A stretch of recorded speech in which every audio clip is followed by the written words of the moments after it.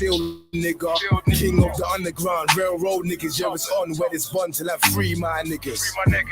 And this is why I pick up the pen, raise strong boys, harder to repair broken men. And brothers rep their ends to the very end, and mum is left mourning, but she's behind rent again. Yo, the fear of death has got me chasing bigger dreams. I want peace, but I also diamond ring, trying to search within. I'm not sure if knowledge or cash rules everything around me. Cream, so I stay vigilant and trust in the God flow.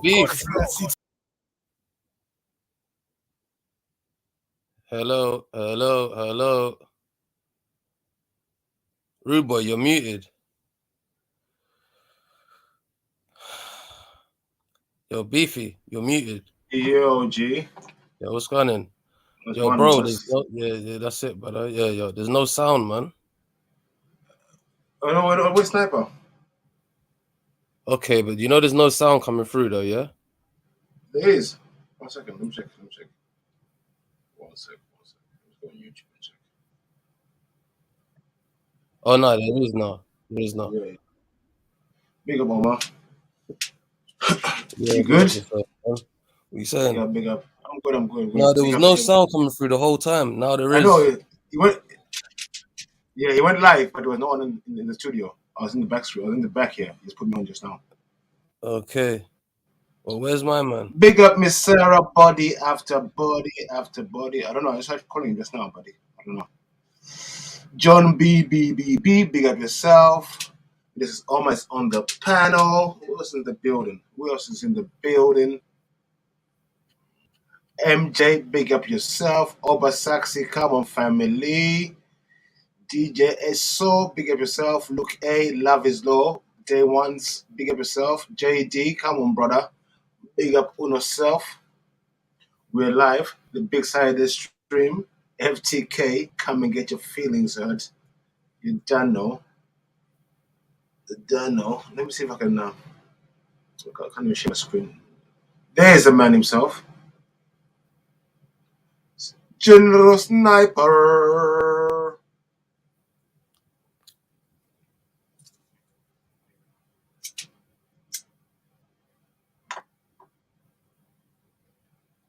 I see MJ on the smoke today. Hey, where are you, MJ?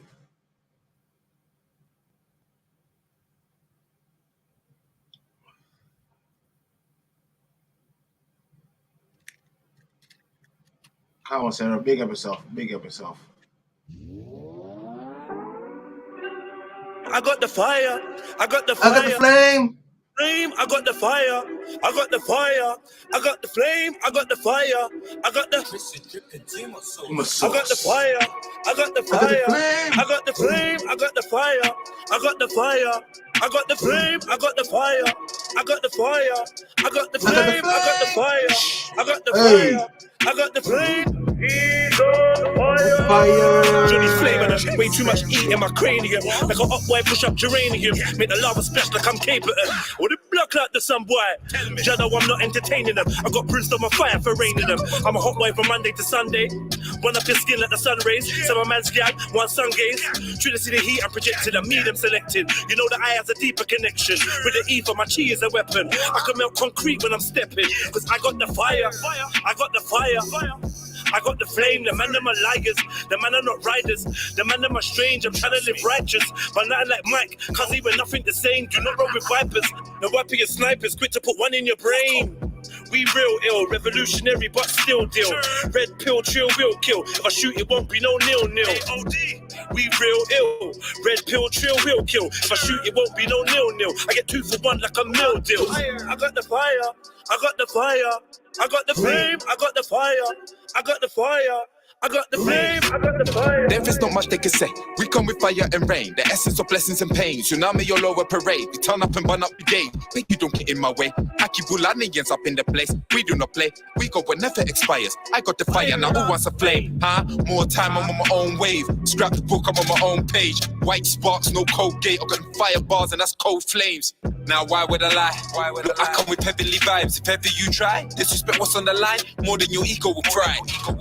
Highly explosive. This shit will damage you. Ether is flammable. Highly corrosive. Don't make me get animal. Move how a savage do. Why'd you provoke it? The flow kicking like kangaroo. Head up and cabbage you. Rip and unravel you. Wait. Big up everybody in the motherfucking building. The big Saturday stream. Yeah, Sniper was busy, man. Sniper was on the phone and shit. You know them way there. But now I'm back. I'm back, man. Yeah, man. I had to cut that off and just listen to the thing. Yes. So yeah, dickheads want to be live streaming. You get me? Talking about it, Our Dinosaurs Real and Tommy Robinson and all of that. We got something for them, fam. Who's this? Wait. Come again, man, selector. What? The Valley. What? The Valley. Can you revive yourself? Nah. Hey, I was cracking up, bro. Are we gonna review this thing? Man had him and Dupes on there. Oh, fuck off. Reviewing the respect thing. I was like, bruv, come on, man. We done that already, right? We done that already, man. You ain't doing nothing new. Unless the whole thing's out, and then we'll play that. We'll definitely play that if the people want. You get me? Dinosaurs, though. The dinosaurs on. I think he should leave it alone. But maybe he might be able to play it on his channel. You know, the video he wanted to play. Did he play it? So we can review his content, and we can review him. Yeah. He's gonna get this wet one. He's gonna get this wet, the dickhead. Yeah. Like, what are you trying it for? You a complete numpty, bro. Stick to plumbing and shit. You know what I mean? Or stick to keeping a graveyard for us. We prefer that. You know, no one's there. A morgue, a G morgue. Bring the morgue back for real. Yeah, so some of these fakers can fuck up. Yeah. Even my 6-year-old grandson who knows every dinosaur going knows they're not real. Right. How about that? We're not gonna do the dinosaurs. It's so simple, man. You know, we got bigger aspirations and stuff. Shit to break down and that. You know what I mean? But anyway, let's get back to the fucking tracks, man. What the fuck, man? Yeah. So early niggas would annoy me. I got the fire. I got the flame. Kill off the dinosaurs.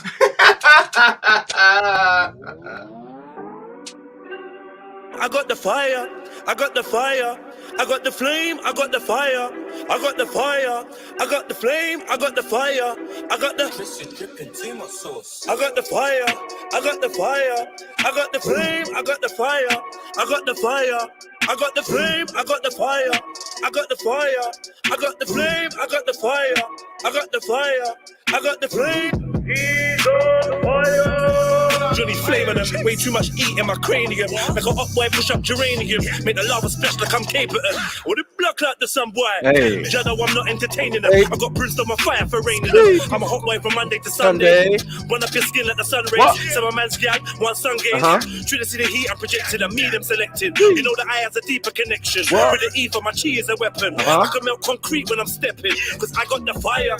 I got the fire. I got the flame, the man them are liars, the man are not riders, the man them are strange, I'm trying to live righteous, but not like Mike, cause he were nothing the same, do not run with vipers, the wiper your snipers, quick to put one in your brain. Hey. Be real ill, revolutionary but still deal, red pill, chill, will kill, if I shoot it won't be no nil-nil. We real ill, red pill, chill, will kill, if I shoot it won't be no nil-nil. I get 2 for 1 like a meal deal. I got the fire, I got the fire, I got the flame, I got the fire. I got the fire. I got the flame, I got the fire. There is not much they can say. We come with fire and rain, the essence of blessings and pain. Tsunami all over parade. We turn up and burn up brigades. Make you don't get in my way.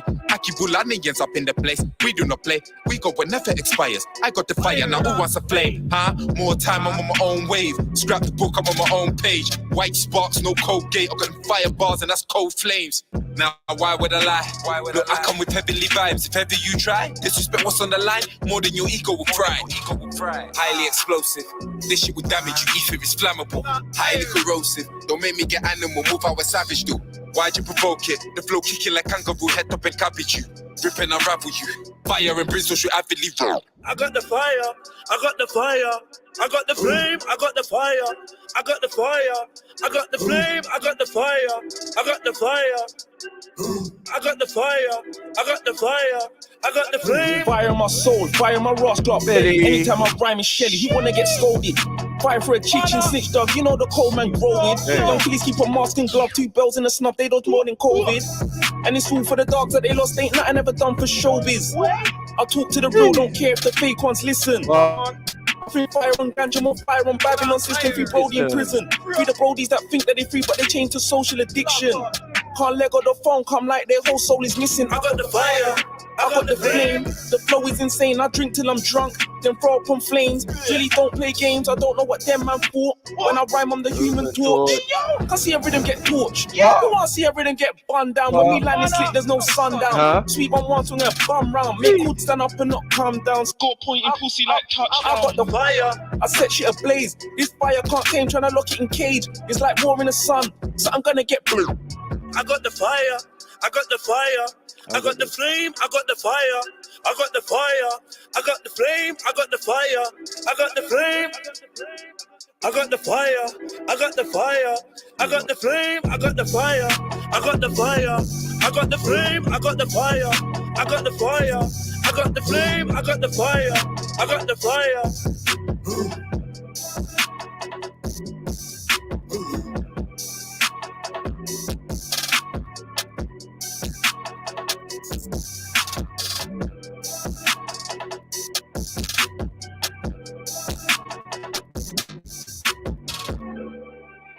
Come on, the Big Saturday stream. Don't worry about what the others are doing. Yeah, we doing what we doing over here. Big up everybody in the building. Mrs. Sarah. Body after body after body. Are you sick of having issues with your webinars? Wasting tons of time on troubleshooting with attendees? If so, you need StreamYard on air. I do. Hey, it's Dana from StreamYard. I do. I need StreamYard. Come on. You know how we rolling. You Come don't on, come know. on. Yeah, Todd's on Red Pill Trail. Send out the big tunes. Venom and Carnage. What? SMFY, Dirty Woke. You know what fucking time it is. Jeez. Alliance of Defiance. Alliance of Defiance. 2000 or something. Come on. Let's do this. F.T.K. Doggies, Venom and Carnage.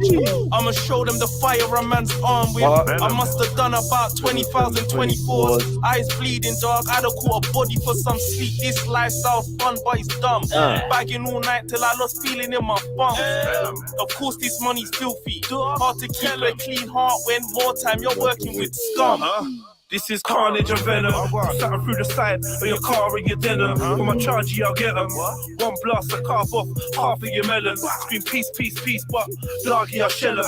We ain't about the game. Made a song about whips and chains, but ain't about the slave. I love your baby mother knowledge. It ain't about a brain. Just screaming fire upon Babylon, but ain't about the flame. Venom. Anytime I rhyme, it's vomit. Guaranteed product, dog, I put my life on it. Flow sharp, bars cut like a Gillette to the jugular. Punch like I can slap in the man, pussy pucker up. Don't pass the mic, cause that's a body. Real speech, I'll leave a mess that you can't cover up. Venom. I know that everybody thinks they cruddy till Keelys run up in your yard while you think it's safe to cuddle up. Make your girl's legs spread faster than Corona. I see a man's aura, disregard his persona. Violate the fam, I put your marge in a coma. Loud the same colour as the arm of an ogre. Every bar's a sting, it's like a bite from a cobra. Venom and Carnage, I'll pull a shellings from my bro dog. Cause it's a massacre. Every time this bread bars. I'm like the dude with a chainsaw and leather mask. They wanna know where I'm from, but they never ask. I'm from where it's forever green, but never grass. Man will cut you up and hide your body parts. Phone crash into your forehead like a bumper car. I'm so hard I make your shadow scream. Bumper cloud. Hella hot. Anyway, they skid up, getting did up. And they won't even claim it, cause they don't need no big up. Young kiddies live wild, minimal smiles. Still they get about, they got hella street miles. And I've been shelling freestyle. Pop up on the up like what you telling me now. Back to the bone, I've forever been down. Red pill Tods, we've never been clowns. Unorthodox brother, I'm no stencil. DODZ, I'm pure truth like a red pill. Run up in your house like a treadmill. I kick you in your mouth while Tods holds your head still. Carnage. Come on. Carnage. It's gonna be carnage. It's gonna be carnage, blood. Bear Venom. Yeah. Every day sticky. Yo. Let's get this. Let's get in. Everyday sticky, you know how it go, dog. And you know how they stay, anybody can go, dog. Anybody can go, dog. 4 liter 4-wheel drive like a go-kart. It's broke.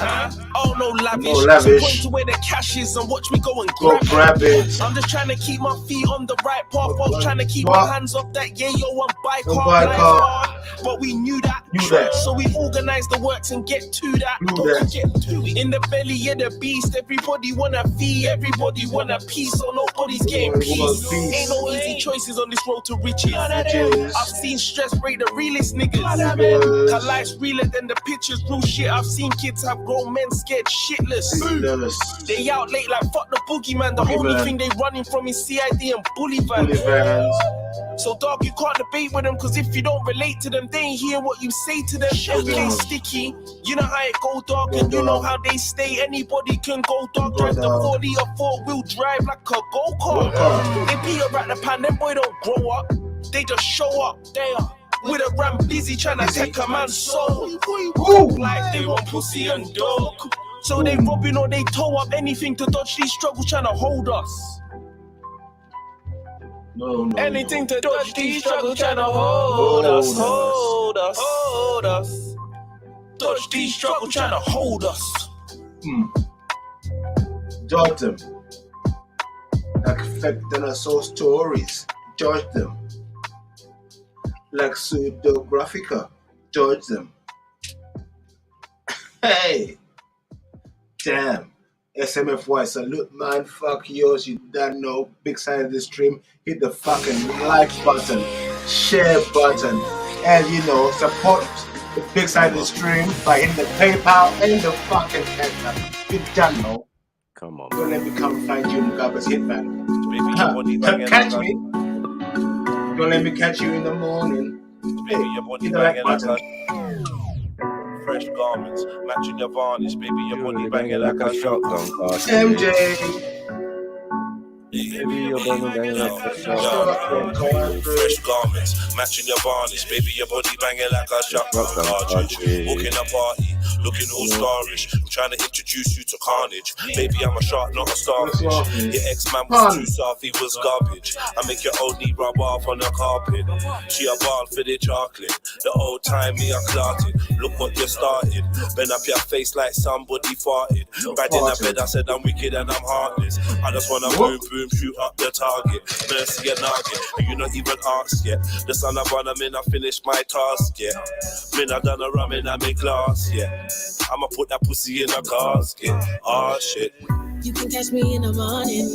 I ain't ever with a solace, so call me darling. You can catch me in the morning.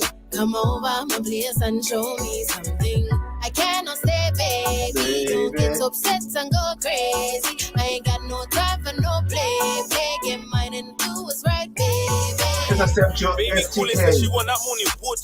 Want me set her morning good. And told her get ready to sit up on his hood. She said, yes sir, understood. She don't want a title, she want twerking. Queen it while I pipe it just to show me how she squirted.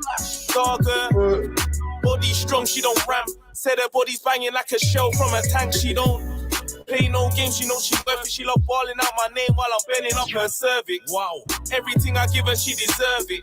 She go wilder than a circus. She want it on the bed, floor, sofa, and the kitchen service. She want it full service. They're not sure if it's loving or murders. All of this before the work shift. You can catch me in the morning. I ain't ever with a solace, so call me darling. You can catch me in the morning. Big side of the stream. Spit out the big tunes. I cannot stay, baby. Don't get upset and go crazy. I ain't got no time for no play. Get mine and do what's right, baby. You can catch me in the morning. I ain't ever with a solace, so call me darling. You can catch me in the morning. Come over my place and show me something. I cannot stay, baby. Don't get upset and go crazy. I ain't got no time for no play. Get mine and do what's right, baby.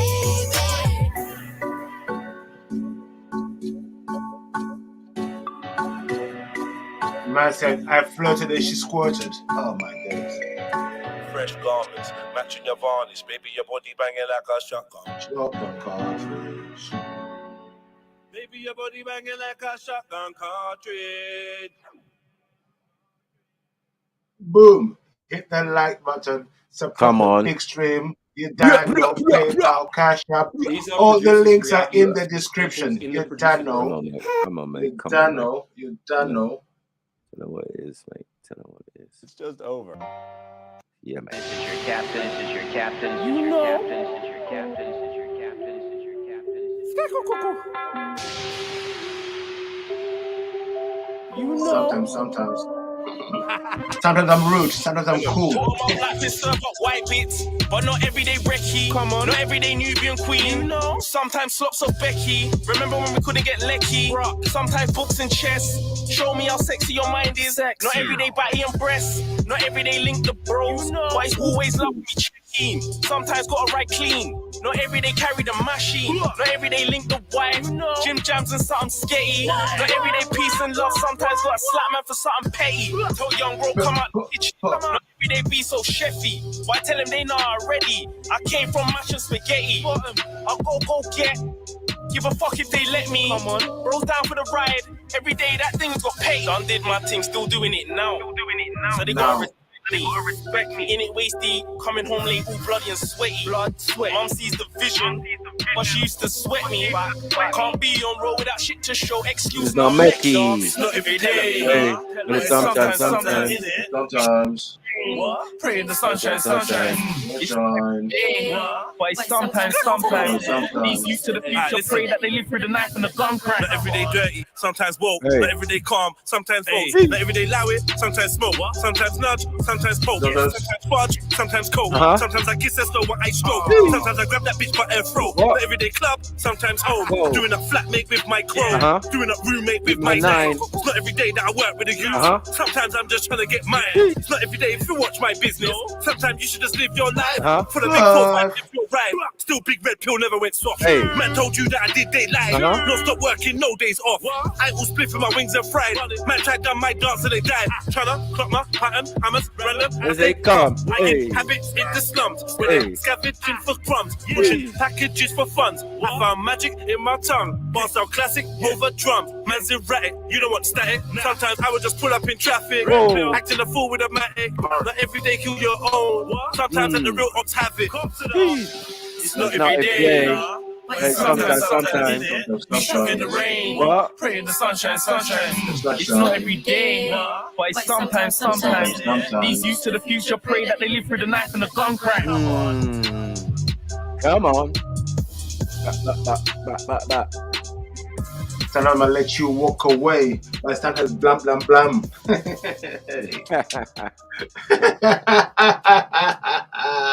Sometimes. Excuse now, Mickey, you know. That's what I'm saying. Excuse no Mickey. Excuse now, Mickey, man. Yeah. Come on. Big up.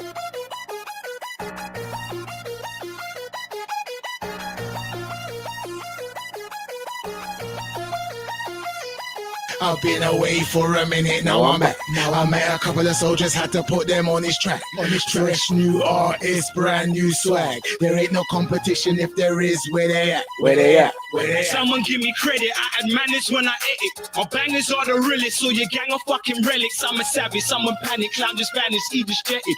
He can keep the records, we can leap and keep the checklist. Capiche, we be the killers on the street like sneaker stepping. We lead the league, you repping. There's need for me, we legend. We breathe for beef, we squeeze the eat to G's, you thought about stepping. You phony, don't forget it. The chromies on the dress, I think I'm Tony, not Montana, man Soprano, take your cargo.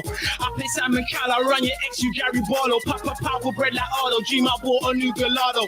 Loving my Grado, Lotto, I could take them all off. J-Lo, Beyonce, no A-Lo, just come spray. Block, I put a ring on it, married to the gunplay. Twisted mind, I'm a pitch tonight. Pure for granny, getting left behind, we're moving. You statues, we trooping, you lads for. Where I'm from, we don't mix business with benevolence. Never. We mash works, we lay low and clean the evidence. Stay, don't even mention them niggas, they ain't relevant. I'm light years ahead and I ain't even in my element. Me and my brothers weigh up food and do the measurements. And we ain't stopping till we're balling like the president. Trying to be flyer than a pelican. Looking for betterment in a better residence. Right now I'm in spring ill. Spit sick like I've been ill. Allah forgive me, I've sinned still, but I pray a lot on my wings still. Tech calling my arse cheeks. Officers walking past me. Touchdown last week. What I got up to, dog, don't ask me. Drama rule in my city, but I guess that's just where I came from. These avenues are so gritty, but I guess we all sing the same song. Still can't believe that the Wayne's gone. Still can't believe what Big Shane's on. So act up on these streets and don't leave half of your face I've been away for a minute, now I'm back. Now I met a couple of soldiers, had to put them on this track. On this fresh new artist, brand new swag. There ain't no competition, if there is, where they at.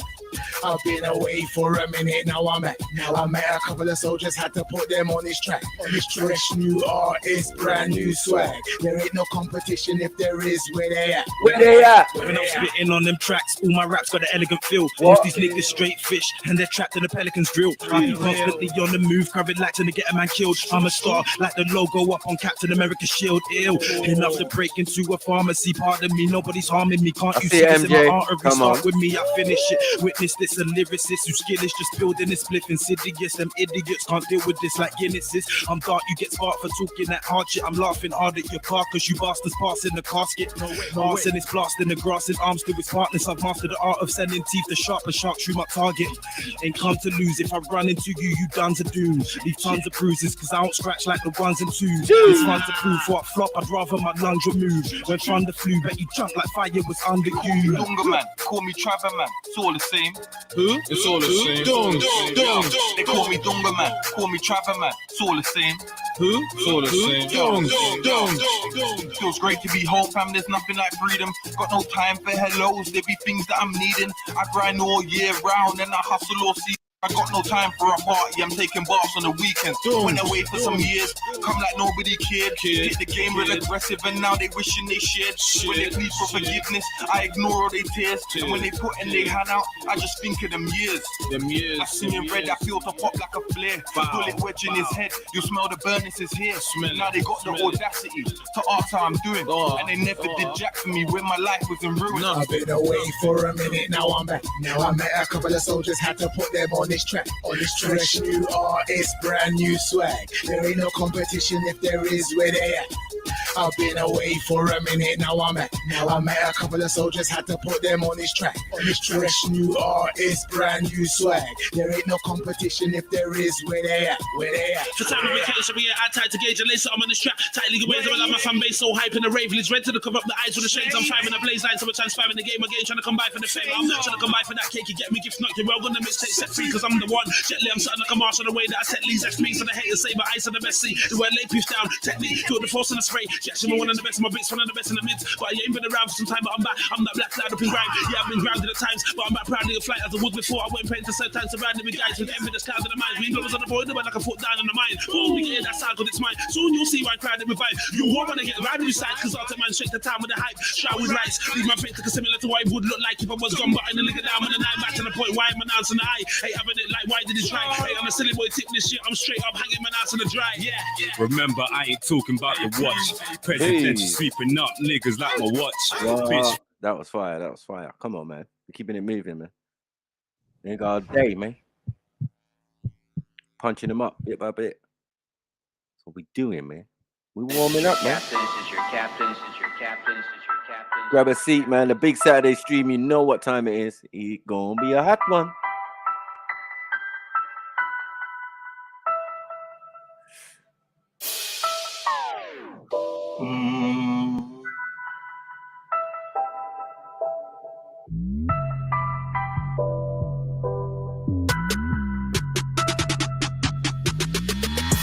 Giving niggas guidance, alliance to the freedom or violence. Speaking my truth, no one's keeping me silent. Sling shots like I'm David when he was beating Goliath. Catapulted into my life, I collided with giants with a mind deeper than a trident, held in a palm of Poseidon. I'm like a tsunami to pirates, get drowned in my way, but I'm fly like a pilot.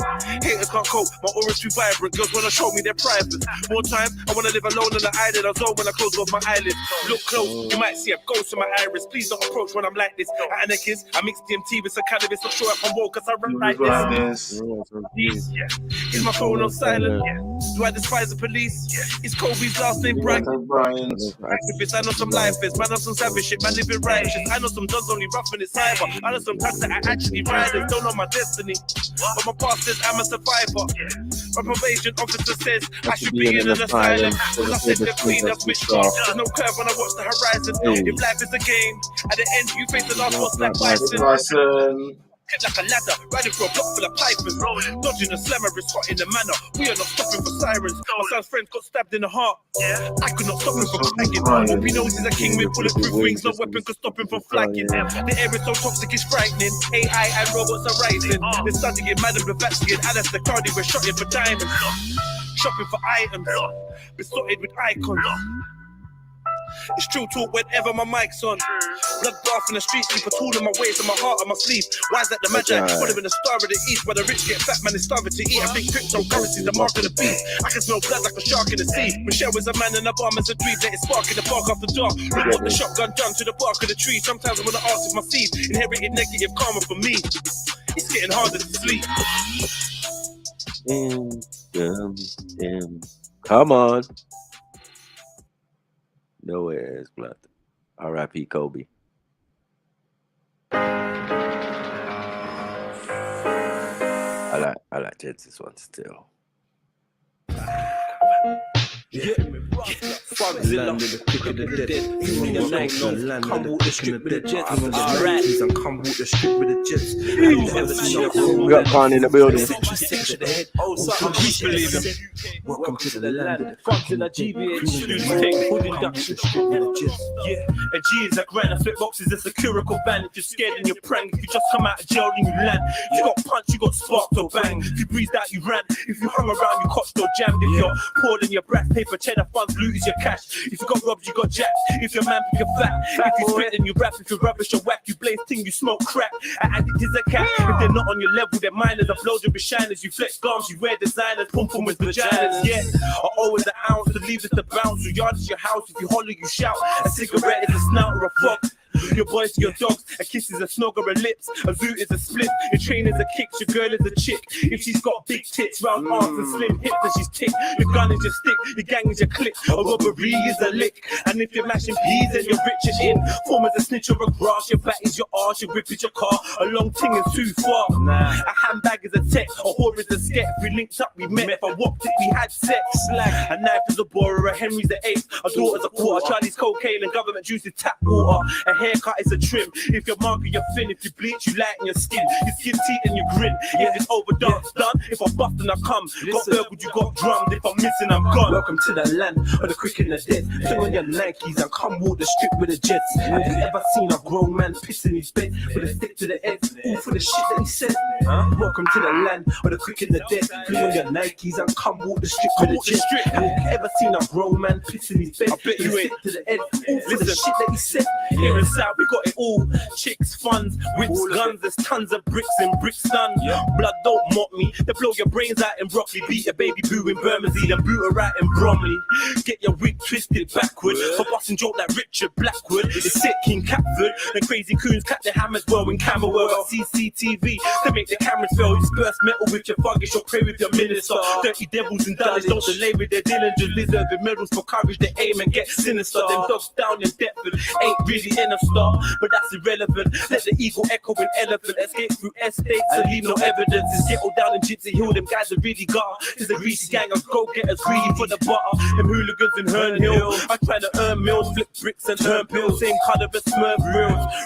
Rude boy, you're on my turf still. The serious out where they stick bricks and burst still. I'm your tour guide. Let me take you through Kennerton. One man will have more food in his mouth than two pelicans. Listen, they love loot. Out a lady well and Lewisham, them fuck shoot and leave your head like a baby build. South of the border, birthplace of my baby girl. We're maniacs and Mitchell with Max. I bust crazy shells, guys wanna bun jet. I'm with my cousin Nunhead, fun and skunks in my eyes come plum red. My niggas in Aubrey and Negroes in Norwood, down to bust like orgies at heroes in your hood. Guns out for Rolex gold, nothing stopping me. I got dogs on Old Kent Road. It's not Monopoly, the game's fuckeries. To play a piece, tack a pump or a powerful pistol in Peckham is not Putney. They pop shells and stuck well. Villains with the weapons, there's some soldiers up in Sydenham.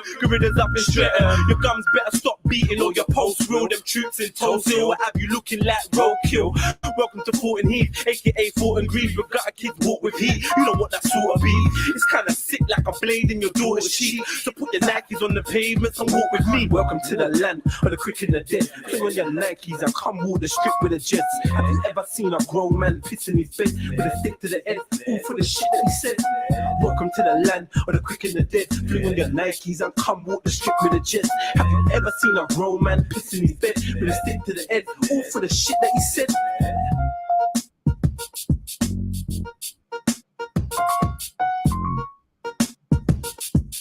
Come on. Come on. We rate Khan over here, man. Yeah, man. What are you talking about, mate? He's allowed to go wherever he wants, mate. Just like most of y'all. You were there. Yeah. Yeah. Big up, I'm bully shower like ring. Come on. Life is a gift from my Life is a curse. Niggas need to recognize what the life's worth. Walking at the cracks out, looking at the earth. Niggas that I rode with, niggas from my birth. Niggas in the hearse for inside with the fucks. Fucks bust them slugs for love from above. 3 dogs fly by, everybody cry. Rain from the sky, blood puddles in my veins. I smoke the grains, my pain in the drains. I can't obtain my man's that I lost. 1 cuss, 2 bloods gone like dust. Shit gets worse, no kids left for birth. No hidden diamonds lying underneath the earth. Head of memories, my thugs in the cemeteries. I wanna live easily, I'm trying to rob a couple G's. I'm trying to dodge police, I wanna leave my mum at ease. Stress it on biscuits, show them how the dick fits. Turn around, frisk it, in the match she flicks it. Phone ring no long, tin money decent. Simple and dirty, nothing long. Like my brethren, I've got a lot of memories. Brother locked down, I've a brother in the cemetery. Our brother gone mad, 2 cousins doing life. Who wants to tell me I'm not up for the fight? What? It nearly maddened me, I thought I couldn't handle. From deep inside, I came back to stay true. I pay my taxes, the government claps it. I pay my bills, it leaves me with jack shit. What is the purpose? This life that is worthless. I know for certain it won't stop hurting. So when I'm sleeping, am I really dreaming? All this bloodshed grief that I'm seeing. All this beef that my brethren's being. So listen up, cause it's not the right timing. Stick to the writing, it's not about the fighting. No hesitating, there's no half stepping. Sick brains rolling with the big Mac 11. The government's possessing the lethal weapon. You heard me out. You heard me out, man. Listen. Lord, why is it like this? So much evil and it's hard to live righteous. That's right. Young and we're black, plus the system don't like us. Brown the crap, we're black on black, man. The streets is really gully, so you better watch your back. I left home at 16, started moving 16s. Lost in between Tottenham and Wood Green. I seen niggas rob niggas that they roll with. Young niggas roughing up their elders, we turn them into soldiers. I'm not a role model, too much weight on my shoulders, too much string in my split. Niggas always wanna take, but they never wanna give. Niggas move like snakes on the ends where I live, and I love them Queen's faces, hustle hard to the PM. 97 rude boy, catch me in Coliseum. Afro-Caribbean, London, European. 5 out of 10 of my niggas is in the pen. I'm trapped in the system, hustling with this gang. All I need is a pad and a pen, bottle of hen, and a pack of rolling paper with the ounce and the length. And I'm good, right? Stifler, it's like a blood clot. Animal Farm. Rats is snitches, pigs is the police, and the dogs is niggas. Cats is the fiends that bring niggas to figures. Chickens are the hoes, but still pigeons get jealous. It's an Animal Farm. No matter what you tell us, the monkeys and nuts in jail. The minor figures. We got one that's in the building. And then you got the eagles. Another top of batters. Animal Farm. Lady in the building. Come on. Don't chat to police. They chat behind your back and act like everything's sweet. Desperado music make niggas wanna eat, cause it's an Animal Farm. Rappers in the street, children of the sheep. I could go on all week. Sky, yeah, that nigga, yeah, he think kinda deep. Don Desperado, Wixplayers Entertainment. Yeah, Jimmy Gerald's, that's a banger. Yep, formula on the board, definitely. Yep. Come on. Desperados, learn something. Nino, Desperado, Simmons, yeah, De Niro, no, and myself. Jeez, got a DZ. Got the man, yeah.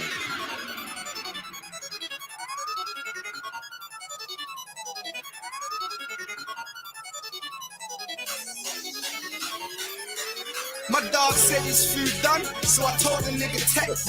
Break down the 4 pieces, see how much you get back. Throw your hands in the air, money don't you get that. 753, it's got a hell of a kickback. So I use 2 hands when a nigga grip that. That's that shit, little go ahead and spit that. That your chick, her brother already hit that. Yeah, I put my mini-me right where her ribs at. Black coupe, chrome rim. Plus it's got a chrome trim. When the sun shines on it, watch it change tone then. Spent the last 2 days trimming down the whole thing. Yeah, niggas zoned in. I'm about to go in. Roads on smash, bring it back to some arty. Quick to charge niggas 3-6 for a whole thing. Bet that met the phone. What's the money roll? Back is where them haters try hard. Clap, everything the clip be hard. Rap for anyone to be opposed. Whether it's beef or beats, we devour that. Squeeze off lead shower, nigga wears a shower cap. Got money and respect, but nigga wears a power at. Pay a fiend to lick you down, that nigga wears a marrow at. All about peas and I ain't talking about marathon. The lemon has got me moving like a paracat. No loose ball and everywhere we go we travel strap. Try run up on the whip, my goony goons ain't having that. Straight clap time, catch them in your back time. 6 feet under the earth, nap time. 9/11 bodies everywhere, that time. You know, seagull and crap, flatline. Bad mind, hating while I'm trying to stack. And all I'm trying to do is put my borough on the map.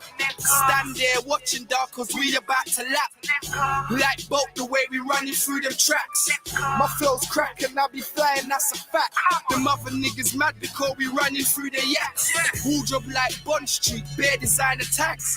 Bedroom like Foot Locker, that's what drives them mad. Mad with the self, cause they ain't getting paper. Pull up in something all black, Darth Vader. Yo, the kush and the Henny's got me waved up. I'm from the hood where you can get blazed up. We got Glocks now with infrared lasers. Love for the fam, but we ride out on strangers. Fucking with the unknown these days is dangerous. I don't wanna flip and do something outrageous. I'd rather make it flip and just count my papers.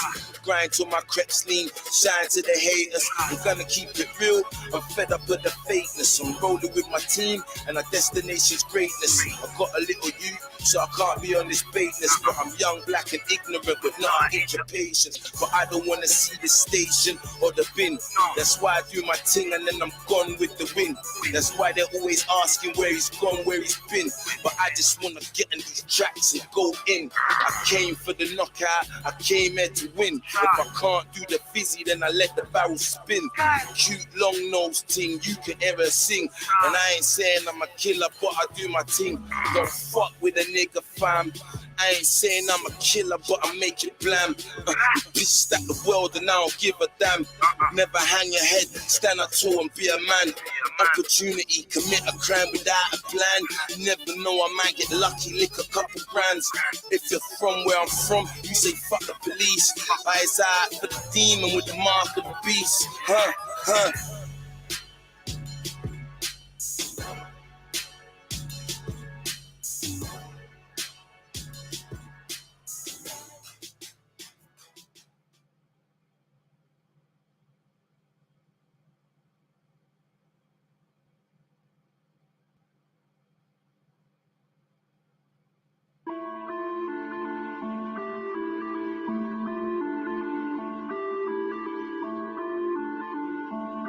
You're now listening to A-Rod Music. Back to the block, what's happening in my flipping hood? Nothing really fam, just trapping, it's all flipping good. Niggas warring each other on my estate, but that ain't flipping good. Get money, my nigga, yeah, it's what you flipping should do. My niggas pray to Allah, but certain niggas doing voodoo. I'm violating my fam, and I'm a shooter. Yeah, you're messing with a killer, and pussy you knew. I don't give a damn about this dude's crew. Nah, everyone's looking for name, but I ain't into that. Nah, they hating on your crimes, cause they know you're spitting facts. And they're just lying on the flipping chats. Most of these guys think they're sick, yeah, but they're the shit, they're whack. I'm one of the best in you. Certain niggas need to stick to getting stacks. I I rap semi-hard, yeah? And I bang my strap. Where some hungry niggas who grew up at council houses and flats. I'm stressed out in my trap, trying to bounce all these raps. My hood's semi-dead for cats, so we have to grind harder. I grab hold of my backpack, cause I'm a line starter. You can call crime to grafter. My niggas are smarter, because the brain in our heads are larger. Before it was crime time, but this is another saga. The best is back. Nigga, what would you rather? One of these fake guys talking about the childish palaver. Certain niggas make me laugh, cause you hear the laughter. Hornsey, units, that's my state. I'm from the city of the great, city of the great. London is real gritty, gritty on my state. We click, clap to the trade, and annihilate. Hornsey, units, that's my state. I'm from the city of the great, city of the great. London is real gritty, on my state. We click, clap the trick and annihilate. I ain't dropped a man, so please don't push me. I'm old school, niggas know I ain't pussy. I'm out here, all the real G's know me. Man, know I bust my chrome G. Rest in peace to my homies. I was raised in Hornsey. I grew up with JV, Crimes and Lambie. I can't forget no money. I'll be doing my thing, they can't stand me. Can't approach me on these ones, so now it's plan B. This niggas set me up when I was in the flats, G. But that's another story, this is another saga. Guns and drugs cause palaver. Dead or in jail, what would you rather? Me? I'll be quiet 4 or 5 plus. When I was on my happy, niggas were fucking. Hornsey, Newlands, it's my state. I'm from the city of the great, city of the great. London is real gritty, gritty on my state. We click, clap to the trade, and annihilate. Hornsey, Newlands, it's my state. I'm from the city of the great, city of the great. London is real gritty, yeah, on my state. We click, clap the trade, and annihilate. You can catch me in the trap with that stinky shot to the bricks. Didn't think you make me fam. I aim to drop a body when I'm spitting. I remember bleaching late night, yeah. With my stick on me, with my line blowing off. Dinging for the bits of each. Crimes never showed up, cause Triumphs had a kid to feed. I'll be on my grind, trapping, trying to get my click on the feet. My niggas aim to eat, that's why I be moving sick in the street. My niggas aim to beat, can't see no faking in me. My aim's to get pace and just leave. I'm aching to G, this life is killing him. That's why I'm chilling in DB's yard, thinking billing him. I need to make $1 million. I can talk and tell you about my life, I'm sickening. Out here, rolling with my knife on this gritty team. Round here, on my fucking sides, we get busy, king. You ain't my dog if you don't fucking ride. You're just a kid to him. If you want it, come and get it, nigga. Come and visit him. Fuck this nigga, killing quick, sending message where his liver is. You know where to find me, I'm always in the bits. Got my fucking shine right beside me, I'm always on this gritty shit. But I'd rather get busy with the bits in the bits. My niggas got the medicine to feed the people that's sick. Ask about me in Hornsey. I put B on that strip. I'm known for running up the yards and putting my heat to these bricks. Yeah. Hornsey, Newlands, it's my state. I'm from the city of the great, city of the great. London is real gritty, gritty on my state. We click, clap to the trade, and annihilate. Hornsey, Newlands, it's my state. I'm from the city of the great, city of the great. London is real gritty, yeah, on my state. We click, clap the trade, and annihilate. Hi, check this out. This is 1 month of my payments that come in from Amazon.com every... Oh, shush. Come on. Where's my killies at, man? Killy. What? We can find the last one. Come on, then. We're getting to the real shit. Shoot at you. What? You better run and hide, better for the shot of them find you. Them find you. Tell me what you gonna do when they you them find the truth. Them find the truth. Tell me what you gonna do. With the young killy, with the big 4-5, and you know him a go shoot at you. You better run and hide, better for the shot of them find you. Tell me what you gonna do when the youth them find the truth. What you gonna do? What's a lion to a dragon? Don't make me open fire with this cannon. Are you going to Zion or Johanna? Jeez. On your CV, just put liar as a talent, lord of the fraud. You ain't idle, you're gammon. You ain't hustled Nathan on these troubled pavements. Undercover brother got the fragrance of an agent. Profiting off pain. The game you play is dangerous. You never had to activate a stain. Never move and I just hear a snake hiss. You switch faces and shapeshift. Generating fame from estate kids. And one day you have to pay for that fake shit. Man, I catch a rocket from a spaceship. Come on. Silly Billy, no, my killies keep it drilly in this gritty city. As a kiddie, I was litty. Can't take bad man for pretty Ricky. Major never dibby made the kitties give me Lizzie. Cause Vicky wants a hickey on an itty bitty titties. But shit is sticky, kids get hit in bricky with a blickies. Somebody's praying for these picnics. How we gonna change shit is a mystery. What we gonna do?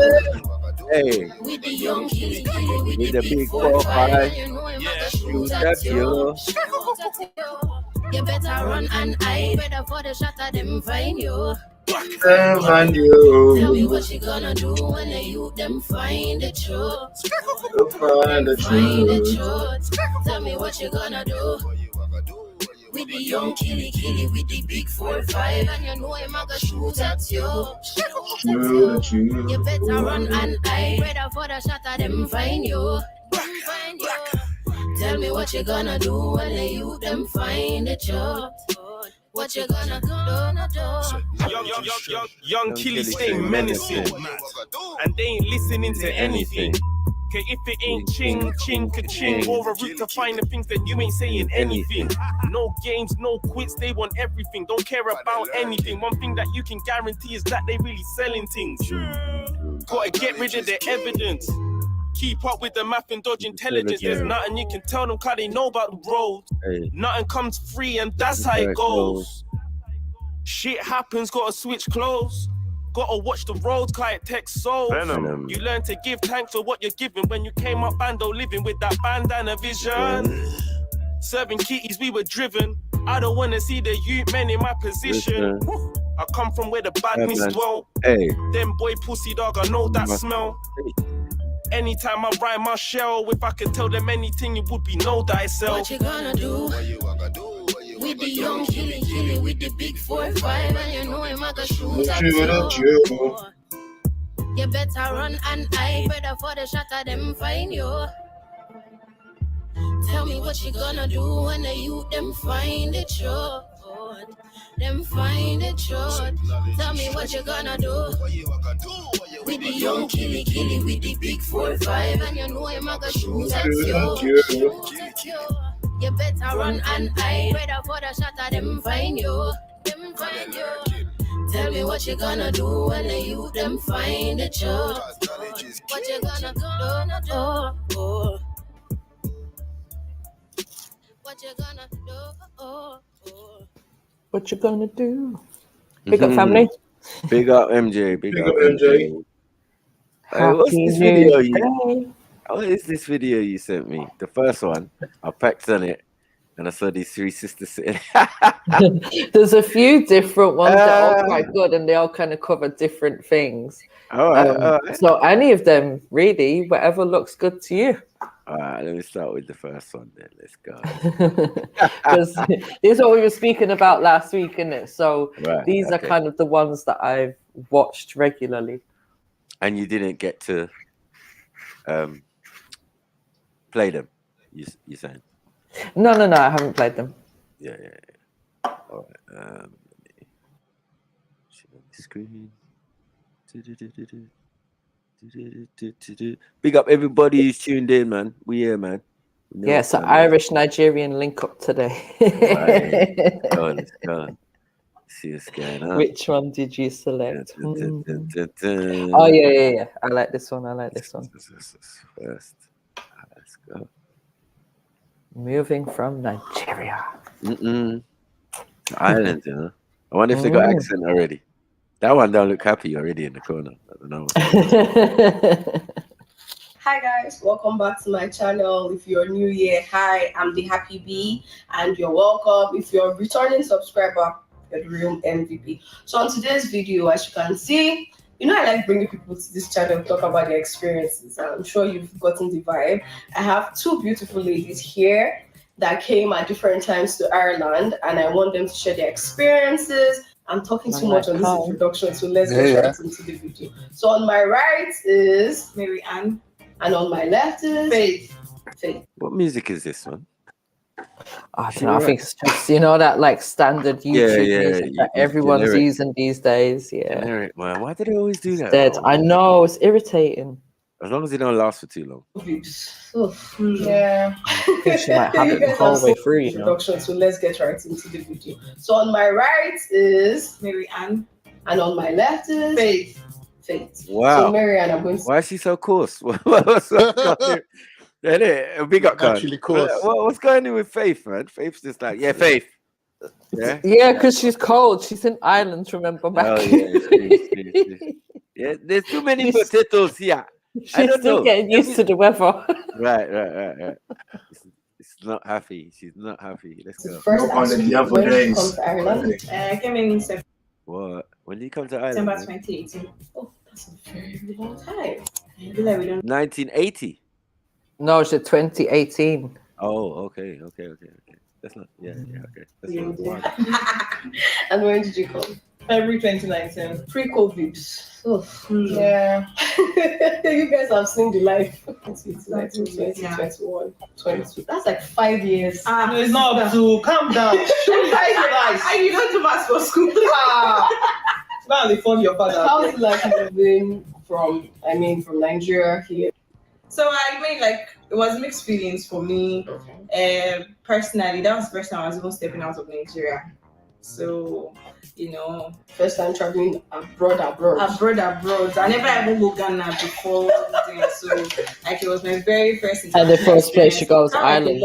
Because I wasn't just traveling to a new place. You know, it's different when you're moving from maybe Port Harcourt to Abuja to start a job. But I was moving continent to, like, you know, across the continent. So it was, you know, kind of like a lot. I remember when I landed, first of all, the breeze first slapped me.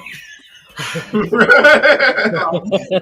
was even like in September, like the beginning of, so it was just like, you know, pretty much in the middle of autumn. It wasn't that cold. I hadn't gotten to winter yet. So I mean, for you coming from Nigeria, it was very cold. It was very cold. I was very excited.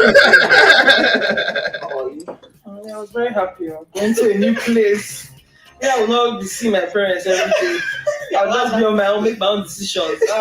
That one alone made me happy. So that was when I came here, I was excited. I was excited. I didn't even feel the cold. I was happy. So Okay. She saved it. She standoffish for 2 seconds and then she relaxed. Like, yeah, listen. Yeah, she's cool. I'm a fully established Irish person, man. I've been living here for a while now. You get me? Yeah, like, yo, come on. Yeah, she just wanted to get away from the evil eye of the parents. The parents, yeah. Okay, because they're actually strong. They are Nigerians. What are you talking about? You know about the strict, you know what parents are like, especially with girls. They're more, you know what I mean? There's a lot more restrictions. There's a lot more things they have to do, you know what I mean, that concern the home, even though they're getting education. They have to all do that like it's in You're still under the watchful eye of your parents every day. I hear you. As a female. Yeah. You're like a prized possession, innit? Because, I mean, they might marry you off and all of that. I suppose it's realistically how it should be. Do you know what I mean? There ain't really anything wrong with it. And I suppose in this case, the parents have trusted these girls because they're all in education or whatever anyway. It's like, okay, it's going to help you to progress and get your studies and get your degrees and your bachelors. Telling you, should be like manager in court council or something. South Dublin County Council, here I come. Who's that? Yeah. I'm gonna put you through to Fifth. Yes, we got MJ on the line. Yeah. Should probably do an Irish greeting or something. You know the ones there. I don't know. Yeah, she probably would as well. You know, we're bilingual like that. We'll go somewhere and we'll learn the language. Yeah. So you've got to pick up the lingo, innit? For real. We're not like English because and because we speak many languages in general, like it's easy to pick up new ones. It is, yeah. I hear a lot of them are like accent. You know what I mean? Wherever you go, you can just pick up. Once you know one language, and most languages are kind of related to each other, so that's why it's easy. You know what I mean? To learn other languages, especially when you're young. If you go to these places young, it's amazing how kids pick it up. Yeah. When my mum used to work in factory, right, some Greek woman's factory, there was Nigerian women there, and they could speak Greek. They learned while they were working. Like my mum. So they come out of there with an education in Greek language, like my as mum, well as earning money. Yeah. With a name like Christiana. Other people are paying money to go to school. These lot are getting paid and learning. Yeah, my mom used to work in the factories, man. Obviously, as a designer and a machinist and all of that, with her own machine at home. Back in the days when there was factories and that. Yeah, that were the days, man. She was the sample maker. She made the samples. Specialist machinist. Yeah, specialist. Yeah. She made the samples from scratch. You know what I mean? She got a degree in London College of Fashion and all of that. So you need at least one specialist. But when I used to go to the factory, that's all I'm seeing. All these my friends, mums and grandmas, even some of my one of my friends, dad owned the factory back in the day, but because of gambling, you know how the things say. You get what I'm saying? Like these are the stories in the ends. I still go to their house and that and check my brethren in Sotos. Yeah. And or Satiri, should I say?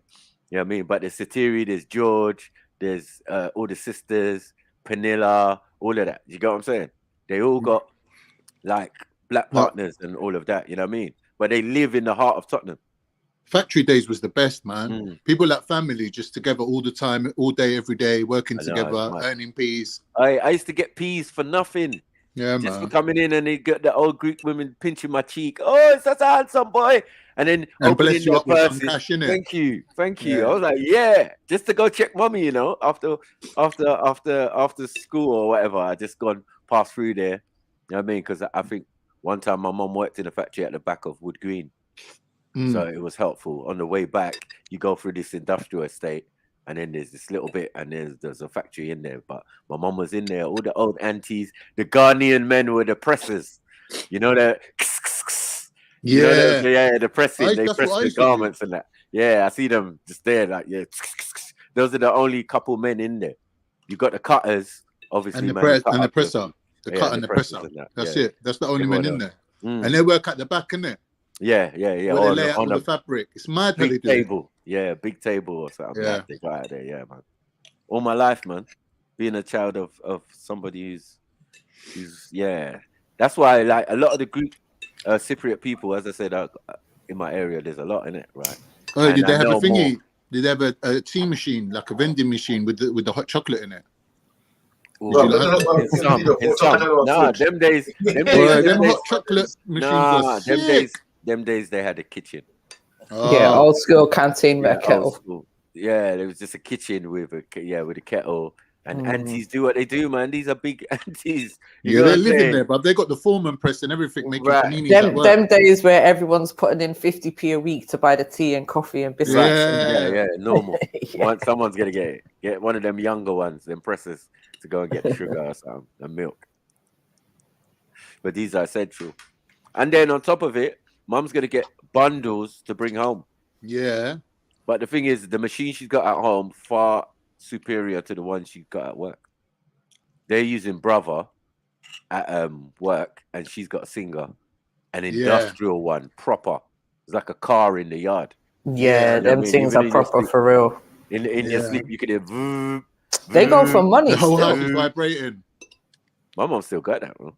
Them things go for proper overlocking machine. She got an overlocking machine as well. Yeah, we had all these things in the yard, Con. Yeah, of course. Yard, yeah. But it's stacked up with all these sewing machines, these Brother ones, and all of these ones that she wanted to sell. So then later on, she opened a little shop in Dalston, where she had these machines and all of that. And eventually she gave that up because my mum ain't good with the. I don't know what she was doing. One, she just done it on her own devices, and then after she was like, "Oh, the bills! I can't pay the rent." I was like, "What? Mom, like, how did you do all of it in the first place? I'm surprised. You know what I mean? Like people just lose interest in it. They just get bored of it. It's a weird area as well. Like, even though you got the shop there, you got to be in link with other people. It was mad. I don't even know what she was trying to do. But I remember she bought all of these sewing machines, and me and my brother had to bring them in the yard.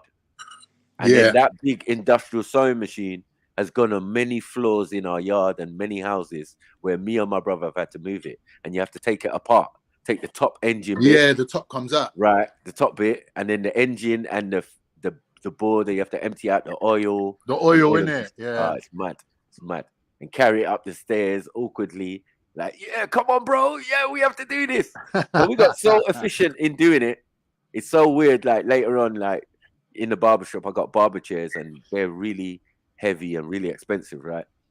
And me and my business partner could lift them up and move them from our shop to another shop if we needed to have a venue or use the venue as something else, right? And sometimes I got some guys who's doing bodybuilding. You know what I mean? They go gym regular. Ask man to move the chair for me. Man's struggling. Man's talking about, it's the way it's shaped. I'm like, bruv, you see all this, you can't lift the wardrobe. That means you can't lift the wardrobe and lift the cupboard, but you look Olympic, innit? These men look hench, like super hench, like, yeah, bruv, I'm supposed this small thing that I standardly lift, this should be nothing for you. You bench press more than this, right? Come on, let's go. Let's go. All of a sudden, it's too hard to pick up. It's too ankle, logistical. Man. It's like, whoa. How'd you lot? Well, we do it. Yes, exactly. Yeah, no problems. Yeah. Mad. But anyway, let's go. I think everything has been going well, Sha. Like, I like Ireland. It's a cool place. And the people here, they are helpful sometimes. So, what did you study in school? I mean, did you come for masters or bachelor's? Masters. Applied digital media, Griffith College. Okay. And how was that? For the first 3 months, if I just go to class, I'm just, you click a button, you do, finish. I'm just like, what's he saying? I'm just trying to go say the first sentence. It's already on the fourth sentence. I'm like, wait, where will I start now? It took me time before I could even understand the English. Before I won't think of what they are teaching in the class. Thank God I passed.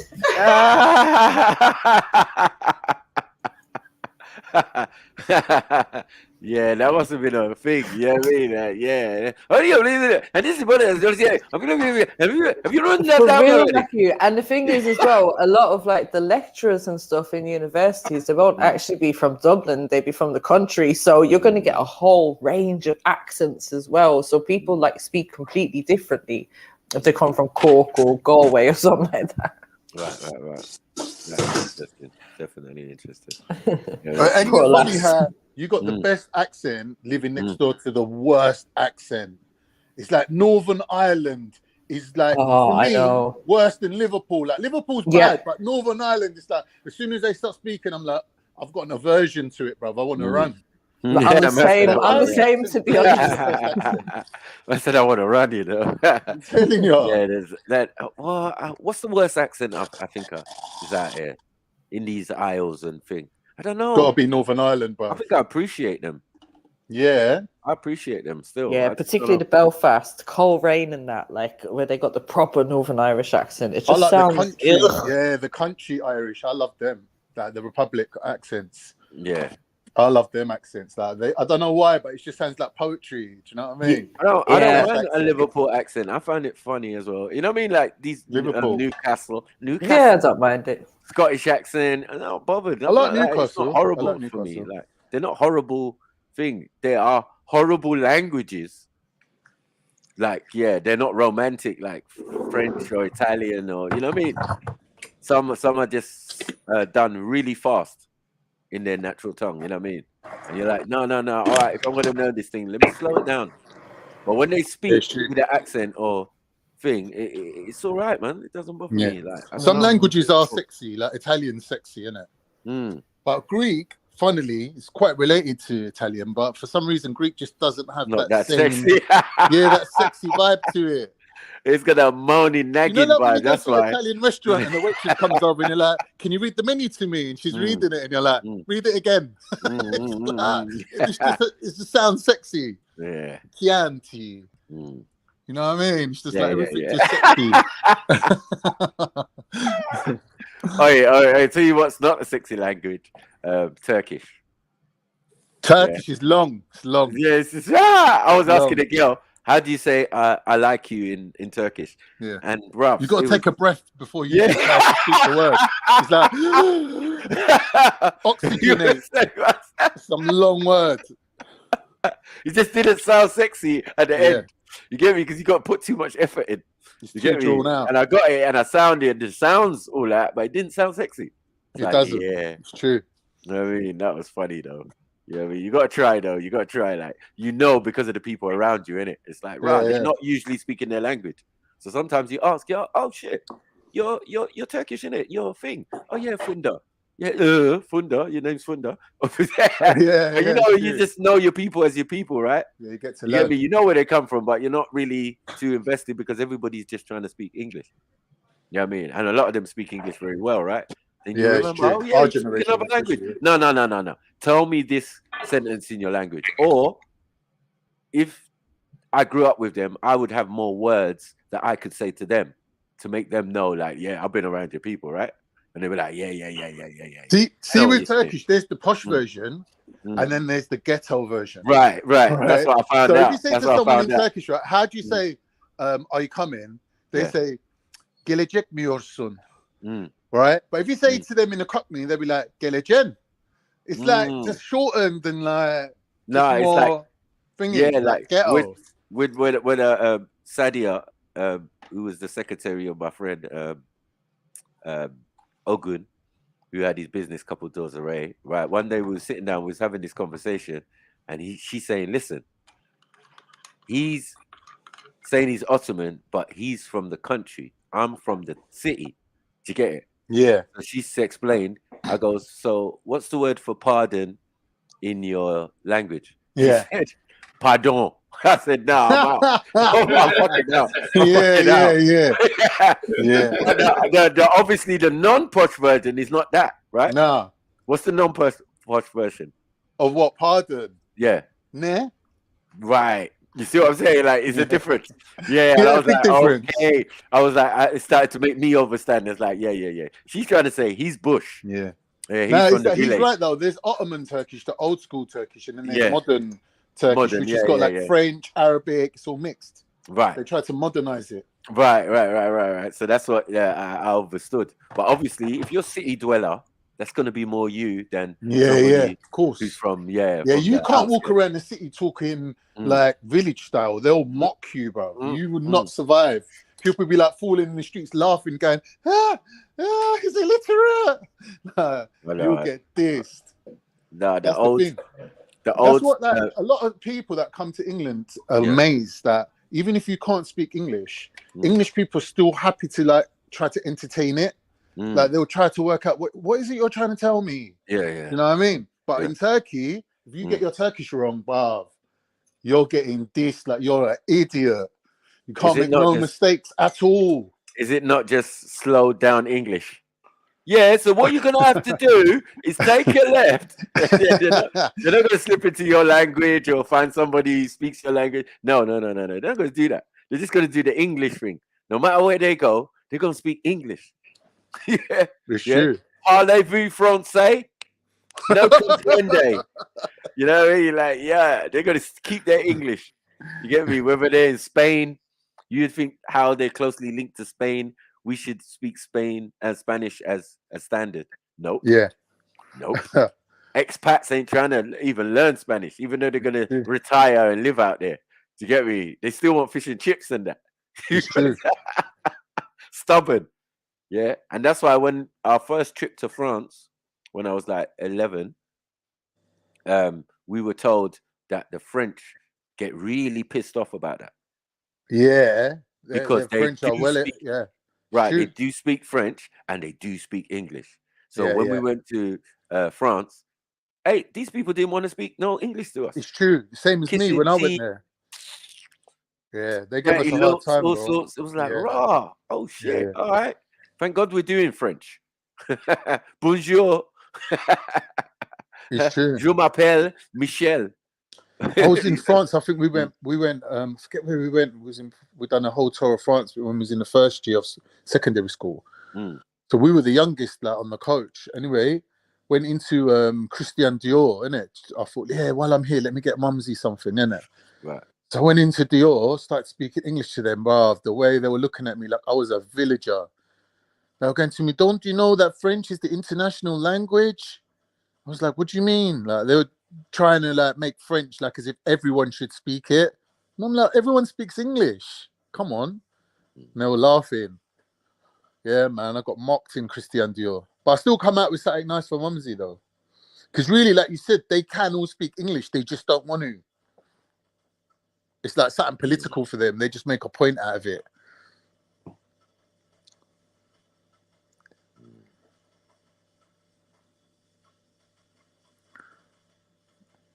I know there's a lot of Africans that speak French as well, isn't it? Like, French is actually, like, internationally is a well-known language. Yeah, there's a lot of people that speak it, but I kind of get them with the whole not speaking English thing, because I know in Holland they're like that as well. It's like they don't like it if you speak English. I don't know. They prefer if you speak their language. And I think it's just because they don't like English people. Yeah, I think that's definitely part of it. But then you think about it, Carl, think of how many people have had their language taken away and replaced as having English as their main language. Do you know what I mean? So yeah. I kind of get the pushback. I expect Ireland would definitely be like that if they weren't already speaking English. Yeah, but I bet if you spoke English in an American accent, everyone would be loving it. That's money, innit? When American walks in, boy, they know that money's getting spent. Whatever shop you're in, whatever country you're in, Americans, like, they get the welcome mat, proper welcome. English, maybe not so much. Yeah, English are rarely ever welcome anyway. It's weird because English people abroad are really rude, but at home they're like the most lovely people. Really? Yeah, I think they are. I think British are very tolerant and lovely people in general. The culture's set that way, isn't it? Tolerance. And maybe I've just not been around enough of them to actually see that behaviour or to understand them on that deeper level. Even if you're living in like proper racist ends, like, all you'll maximum get from English people is a little bit of like secretive eye rolling. Like, if you've done something wrong a bit out of turn, they'll like look at each other and like you see a little bit of eyes rolling, like say, he's new, you don't know. But apart from that, I've never seen English people like being that bad. Compared to, like, if you travel, you go to other countries, you'll see that people are a lot less tolerant, really. You've got to big up the English for that, man. They are quite tolerant, considering that there's not that many foreigners here. You know what I mean? They don't really understand other people's culture too well, but yet they do have like surprising level of tolerance, I find, anyway. I might be wrong. I don't know about that. No? Well, can we really say they're tolerant? They're always trying to kick people out of Britain anyways. Who are they trying to kick out? All the immigrants. Come on. You mean the about the immigrants? All of these things. It's been going on for years.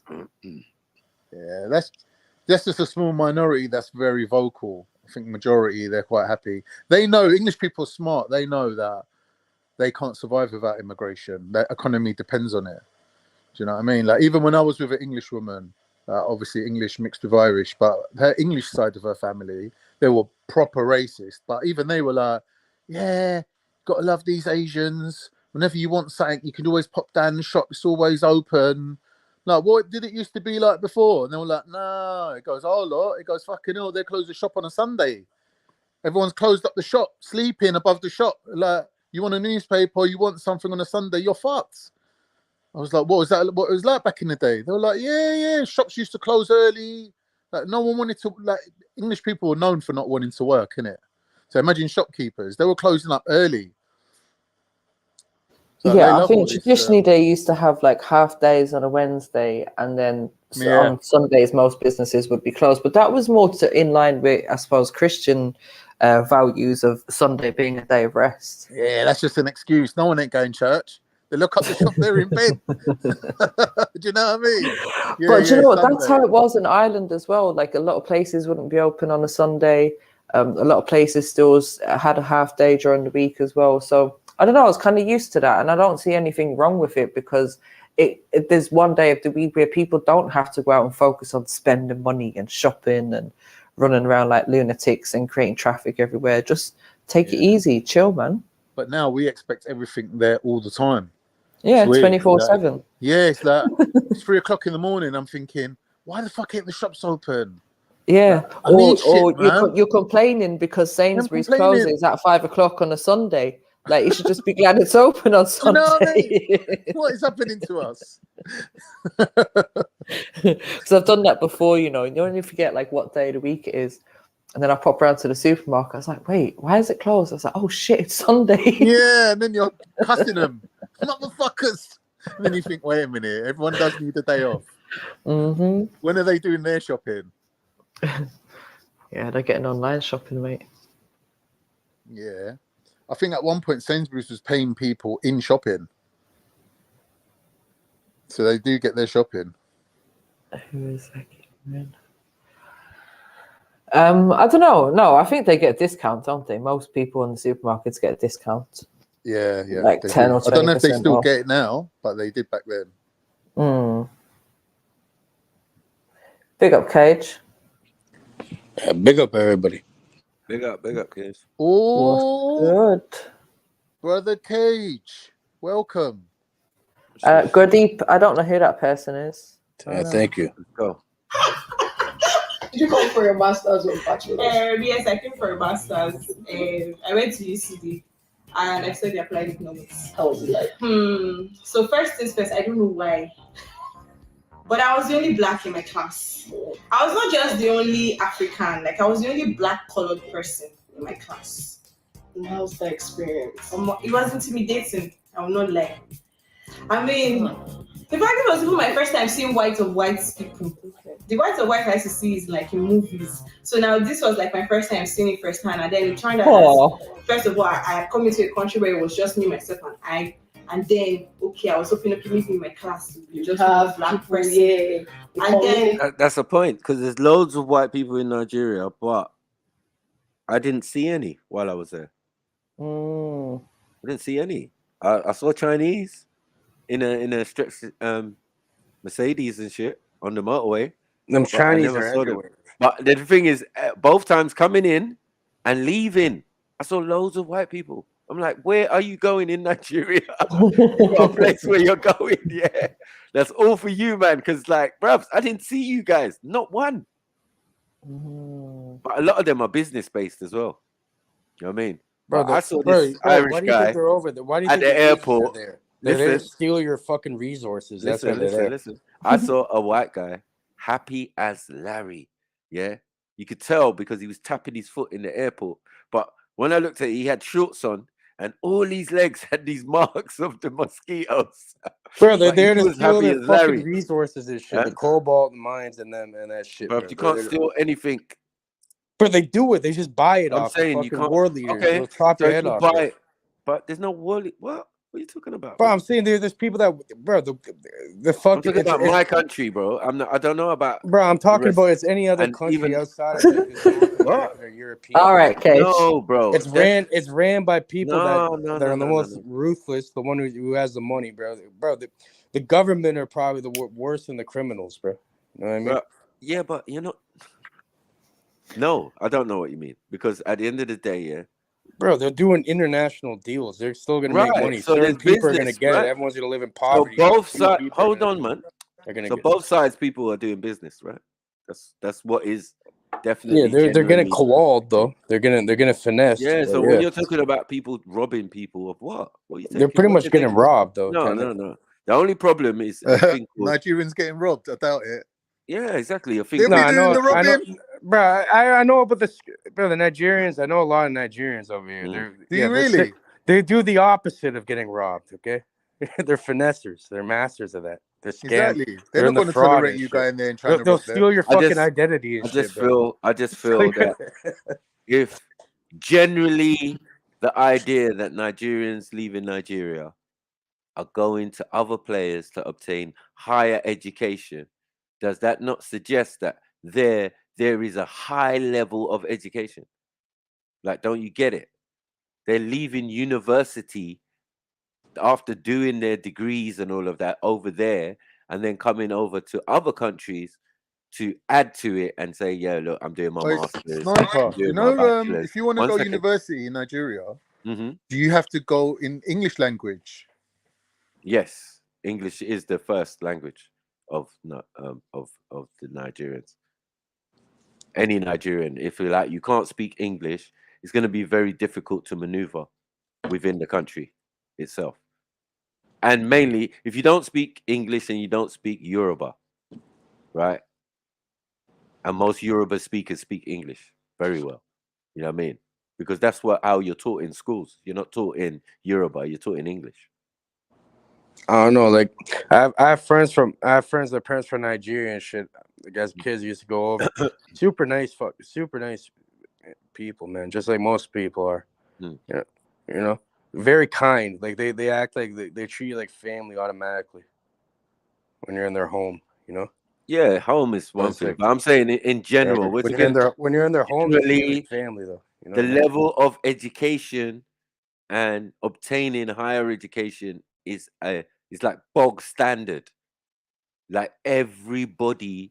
Yeah, 100%. Because most of these, like these sisters and a lot of the people that I've seen on these kind of videos, they're all paying for their education. And there is a lot of programs that are opening up now for people to go over there and get their degrees. But the majority of people that are there are paying, and they're paying a lot of money because in Ireland it's not cheap for education.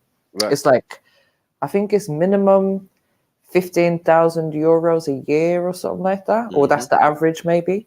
But it's more expensive than what it is over here. And we got a lot of money, Nigerians, as you know. We bring in a lot of money to our countries from these people from outside, and also, so like the trade is and fine. on top of that as well, the cost of living in Ireland is mad expensive right now. So that's why I'm thinking, I don't know why so many people actually want to move. The euro, isn't it, MJ? It's the euro. Yeah, it's just it's going crazy over there. Yeah. But yeah, you're talking to people coming from an oil-rich country, and people are quite wealthy in many different disciplines, and many different raw materials can make you a multi-millionaire, billionaire, whatever. It's not uncommon, you know what I mean? So, as I say, like education level and how you're living is determined the same way back there. You would think it would be different when they travel to Ireland and all of that, but they're used to living in the same kind of living conditions. They're used to going to college, university, and all of these type of things. So there's always an ignorance where people think, oh, they come for the education because it's better over here and all of that. No, they've already obtained the level, but they know if they want to work internationally or do something, you might need to go to Ireland, or you might need to go to Scotland. Yeah, because they're trying to get the best of educations, and depending on obviously what you're studying, Ireland has got some of the best education centres and that. So if you're doing some kind of technology or something, then yeah, it's a good place to go. I got a brother that from Nigeria studied dentistry, right? And then when he wanted to get the higher papers, he came here and then went to Scotland, right? Went to Scotland to go and do the course, that aids his dentistry. And now he's a fully fledged dentist living in Boston in the Americas. And one of my Nigerian friends growing up, we call him Banks. Banks' family, they lived in the hood and shit. Why? Because they owned a business and they were funding all their money back to Nigeria, and they live in like a giant glass mansion. Like I was, yeah. Like I was supposed to go. I got charged, so I couldn't go. But I was supposed to go visit with them over there because they live like kings out there, bro. They had like a giant fucking. I'm not being funny, Cage. Everyone is living like kings, apart from but I'm people saying that's they're supposed to be funneling it living back like to their kings, family. who really ain't. They're moving extremely smart, though. You know what I mean? Yeah, but everyone who owns land and owns their own country and isn't really dominated by the global banking system, they're gonna have some sort of, standard of living. They're gonna have some degree of sovereignty. Do you get what I mean? It's only here where you live in hand hand to mouth. You could be like, it doesn't matter if you're earning £500 a week or £5,000 a week. Everyone's in debt. Everyone's living hand to mouth. All right, you got a better car than me, but you're still sitting in the same whereas traffic other I'm people sitting out in. there actually building and generating wealth. Cross-generational wealth is not going on here. That's it. Well, that's the smartest thing to do. Why would you throw it into this westernized shithole society either way? It's going to the shit either way. You know, it's a waste. All right, Cage, we know what I'll do. I know people in Northern Cyprus that got land, they got mansions. The money goes back to their great granddad, bro. Here, your great granddad can't leave you a ring. You know what I mean? At some point, you would have got poor enough where you have to pawn that shit. Yeah, they'll probably leave you dead or something. That's what they'll leave you. I'm just saying, like, even Northern Everyone's Cyprus, where they've got no international trade, no one recognizes them. You can't really sell nothing to no one apart from Turkey. Even there, people have managed to generate wealth, cross-generational wealth, because it's just how the system's set up. They don't want you to do that for that. Like, the government's not supposed to be taxing you to death. All right, but over here it's set up for the opposite, so you'll never acquire. Yeah, but over here we're distracted by TV. You know what I mean? Entertainment, Xboxes. Like, it's just everything's just momentary pleasure. Do you know what I'm saying? It's all hedonistic. Andrew Tate's got this thingy lifestyle, like he's some big G and he's a pimp. But they said half his cars were rented. When they went to tow away his cars, they said half of them turned out to be rented. Which makes sense, innit? Like, why would you buy a car for that much money when you could just rent it for 2-3 years and then get rid of it? Makes sense, innit? You could always lease it, and then every 3-year lease, and you turn it in for a new one. Back in the day, Cage, you could buy a car and then sell it for more than you bought it for. Back in the days where money was money, where the economy was running proper, people were buying cars and exporting them to Africa. Back in the day. Now everyone's in debt. Everyone's like, it's cheaper to rent a car or lease a car than it is to buy the car. Everything always changes, right? So you have to make a discernment between, things that are actually, appreciating or, depreciating assets, right? So you don't want any depreciating assets. For example, a car, automatic depreciation. As soon as if you buy a new car nowadays, you're an idiot, pretty much. Exactly, but someone is, isn't it? Someone has to. If someone ain't buying the brand new car, how are you going to get it second hand? So some idiots out there buying it brand new. Yeah, they can't afford it. Then you go and buy it after that. After they can't afford it, then you buy it for cheaper after. Boom, 30% off. You know what I mean? Come on. They drive it for like a couple months. They can't even use it anymore. And then, it gets repoed and sold to you for cheaper. I'm just saying, if you want like a proper car or something, that's what I do. I want to buy a new. See, the problem is, Cage, even if you wanted to generate cross-generational wealth, right? And you were saying like, okay, we're going to live in England, save up our money, and then funnel it back home, and then we're going to retire there. Because of the standard of living here, you couldn't live how people live back home, where they only eat when they're hungry. Here, people are eating for about 10 different reasons. I don't eat every day. The whole restaurant. You shouldn't be eating every day. It's a date. We're going to a restaurant. Like, people are eating just for fun. Oh, like, what should we eat? Oh, no, we'll go to McDonald's. What, just for fun? It's just for a laugh. Eating's become like a hobby. Like, spending money's become for fun. Back home, people spend money if they need to spend money. They buy clothes when they need to buy clothes. Here, you wear the same T-shirt 3 times. People are like, well, you still wearing that same T-shirt, bro? Do you eat every day? You know what English people do, Cage? English people buy clothes, they wear them, then they give them all to charity, and then they buy new clothes. But you go to a charity shop, none of the clothes got holes in them. They're not worn, they're not torn, they're not damaged. Just people are giving their clothes to charity because they've had it for too long. They've had it for too long where they're bored of it now. They're giving it away. Back home, people don't do that. They buy clothes and they wear them. Yeah. You have to buy the best shoes from Balenciaga, from the pedophiles and shit, bro. Mad. You're not doing the right thing. It's mad. That's why they come up with new styles all the time. Every year they're coming up with new styles to make you feel that the stuff you bought, the classic stuff that you bought that really don't go out of style, now you need to upgrade it. Oh, I need to give away brainwashing for the fucking sheep. Shoes. It's brainwashing for the sheep. I only wear my own fucking brand and my own shit. Bubs, Cage, the real rich people, people go charity shop to buy their clothes. Do you know why? Because they don't give a shit if you're judging them. They don't care because man's looking at his bank account that's stacked up thinking, that's where my money is, isn't it? And it will still be there next week. It's so true. You ever see that guy that owns Witherspoons? He literally dresses like a tramp. Like you wouldn't realize that he's a multi-million-pound business owner. Even thingy MJ, Simon Cowell, what does he wear? Just a plain t-shirt and just like jeans. Yeah, you don't need anything crazy. That's what I bro. The richest people. But has he hold on. like This whole fashion stuff thing. now? This whole fashion thing is to keep it's a psyop, and they do it through the music. They do it through faceted attack. And what it's used for is to keep the poor. You know what I mean? As soon as they get money, they want to go and like look a certain way.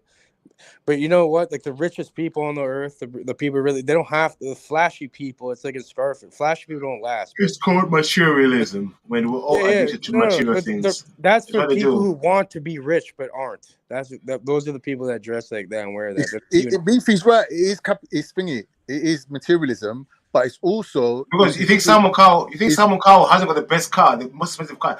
Boy, they might not show. Bro, look at Elon Musk. But there's other things. Let's talk for a second, bro. Fuck's sakes, man. Look at Elon, for example. That guy he wears like a regular shirt and just dresses like a regular person. Like the fuck, he doesn't wear. Just because he dresses regular, but I bet you he's got the best car out there. He's got the best thing. Bro, he drives his own. He drives a regular Tesla. Let's make my own point. Like interfering. Bro, the man lives in like a little house. Paige, can you relax, please, while Beefy is speaking? Make your own point and talk. Not interrupt. Where someone make a point or say something. Fucking cunt, man. Annoying. My bad. Continue. Yeah. All I'm saying is, these people they spend their money on other things we can't afford. We can't even think about affording. Yeah. They're also materialistic in different ways. You know what I mean? We all addicted to material things. What they make us do. That's why there's always advertising and all these things. It's all wants, not needs. All these things we have. That's what I will say. Go on, Cage. Go mad. Let me come in. I was going to say, it's not just about materialism. It's also individualism. Because people don't really care about their children even. Like they all spend their money going on cruises around the world and stupid things when they're old. They'll sell their house and just spend the money like, oh, we're selling the house and we're going to buy a little flat and the money, we're just going to spend it now that we're old. I'm like, wait a minute. Ain't that for your children? Nah. They got their own money. What do you mean? Like everyone else is dying to leave money for their children. But you're going to spend the money in their children's faces as well, just like flaunting it. We're going to Miami. I'm taking your nan to Miami. Like what? That's my inheritance, isn't it? Why are you spending it now? Wait. We can't. So wait. If I work for my money, it's my money. Yeah, but I'm saying if you have an individual mindset, you're not thinking how I'm thinking. I'm thinking every penny that I save is for my children. So if I see it starving. My motivation is that I'm saving money for my children. That's my purpose in my life. No, I disagree. I disagree because I think people should enjoy the fruits of their labor. They don't have to die, and then their kids have to enjoy the fruits of their labor. It doesn't make sense. Earn your own. You should be taking care of your fucking enjoy your life. But the enjoyment is to enable you to get through your life. You already got through your life, bro. Listen. What about people, bro? I'm never gonna get an inheritance ever. But I take care of my family either way because I'm here and I can do my own. All right, but surely you can have a balance of both. Surely he's working 9 to 5 life. So what are you talking about? Look, your pleasure in life is to help you get through your life, right? But not everybody has go out for a drink on Friday because I work Monday to Friday and Friday we're going out for a drink once a week. That means that Saturday, Sunday I can rest. Monday I'm back to work happy as Larry. Why do I have to work 5 days a week and have 1 day off? Doesn't make sense. Tell me this. Why do you think I'm saying as an example, people who work Monday to Friday usually go out on Friday, yeah? Why would you want that? You should be able to make because that's how they get through life, isn't it? Like Monday to Friday, man's struggling and he's like, you know what, Friday we're going out. You should be better than anyone. That kind of thing. You don't need that. You can easily make whatever you want. You're using your pleasure to get through the hardship of life. You're enjoying life, yeah, but with the purpose of coming out of it with some sort of profit at the end of it. You're not enjoying your life. In other words, you're working Monday to Friday, and then Friday you're spending all the money that you earned all week, and then Monday you're starting from scratch again. Grandmother for a little trip. You're like, why the fuck are you spending my money? In your mind, That's my inheritance. Why would you take my grandmother with my dad on a trip? What the fuck is wrong with you? Because the same way how you received inheritance, Right. yeah. I'm never gonna get inheritance. I have an Brother, opposite. one minute. I'm saying to the grandmother, the same way the grandmother received inheritance, then she should leave an inheritance because she did receive it herself. It's not like she made all that money herself. But Khan, why can't she do both? You, what if she's already secured some assets or something that's going to be handed down to the next generations, and then she's just living out the rest of her days, whatever she's got, she's going to enjoy life. I don't see why she should they went stop on herself. vacation with her dad and your grandmother. Why she should stop herself from doing things and treating the rest of. Hold on, Cage. Life. What the fuck? For fuck's sake, bro. What's wrong with you, man? Cage, I beg. Cage. When someone is speaking, Cage, let the Cage. I beg. When someone's speaking, let them speak. Then you can come in afterwards. No one's stopping you from speaking. All right, you don't know how to speak when someone's speaking. Stop. My bad, MJ. Sorry for interrupting. Go on, MJ. What was you saying? I was just saying I don't see why they can't do both if they've already secured some kind of assets or something that's going to be the inheritance for the future generations. Then why can't they just live out their life the way they want to? That's showing you that subconsciously people know there's no point me leaving everything to my children because that's not really giving them an advantage in life. Because in this country, once you've made money to a certain extent, the next level up is so high that it's not attainable. That's why it's called the glass ceiling. Like you can be successful to a certain point, right? This country is set up that way. You can come here with nothing, and within 2-3 generations, you got a nice house and a nice car and a nice job, and you're living this idyllic lifestyle. But really, to really get somewhere is literally impossible. So people are saying, okay, I've saved up all this money, I'm leaving it to you in your inheritance. And even their children would turn around and say to them, Mom, Dad, what's the point? Spend it, enjoy it, it's your money. That's what they will say to their parents because they know that 100 grand or even 500 grand that their parents are leaving them ain't going to change nothing for them. They're not going to get into government. They're not going to be decision makers. They're not moving up a level, really. But hold on, Con. Maybe not everyone wants to be decision makers or in government, but that 100 grand or 500 grand could definitely give someone a better head start in life. It could stop someone from being homeless. It could stop someone from being on the council waiting list or in temporary accommodation. It could give someone an actual head start on the property ladder where they're not paying rent and they're able to then put their money into generating more future wealth for the next generations to come. All right, look, MJ, let me give you an example. I don't agree with what you're saying that inheritance is not helpful. Let's say Nan and Granddad, they died, their house is worth, what's the average house price? 300,000, right? No. But Nan and Granddad have got, No, if we're talking London, let's just say 500,000. Over here, it's 1.2 million for an average shitty home. An average shitty home in London. The point I want to make, the point I want to make. 1.2 over here. All we're talking about, we're talking about leaving our kids material stuff, which they can. Doesn't make sense to me. The only thing our kids should be. One second, I beg, I'm talking. The only inheritance our kids should be left is a clean environment, where they can enjoy nature. That is what we need to be planning for our future kids, to leave our kids, where they can enjoy nature, free, clean water, all this stuff, where it's free from pollution, all this bullshit. Not material stuff. But material stuff changes. Are you going to find that over here, Beefy? Are you going to be able to create that over here in your lifetime to hand down to them? But this is what we should be pushing for. We should be pushing for material stuff. We should be pushing for the opposite. I don't get it. Well, we should be pushing for the opposite. What are we should be pushing for? That's what I'm saying. Not material things. Oh, I'll give them a big watch and a big car. That's shit. What's tomorrow? That seems out of fashion. The more expensive things I want to get instead. What are you getting out of that? Exactly. You're getting absolutely nothing out of that. Yeah, but like Beefy, the thing is, you have to understand the society that we live in. Now, if you want that for your children and your future generations, then you have to find that and you have to introduce that to your family. And so that's what you're leaving to them. But if you're leaving your family here in this society, then you have to find ways and tools that are going to enable them to be able to get along in this society or have a step up or have that, do you know what I mean? That helping hand to help them out in life. Well, of course, like pretty much.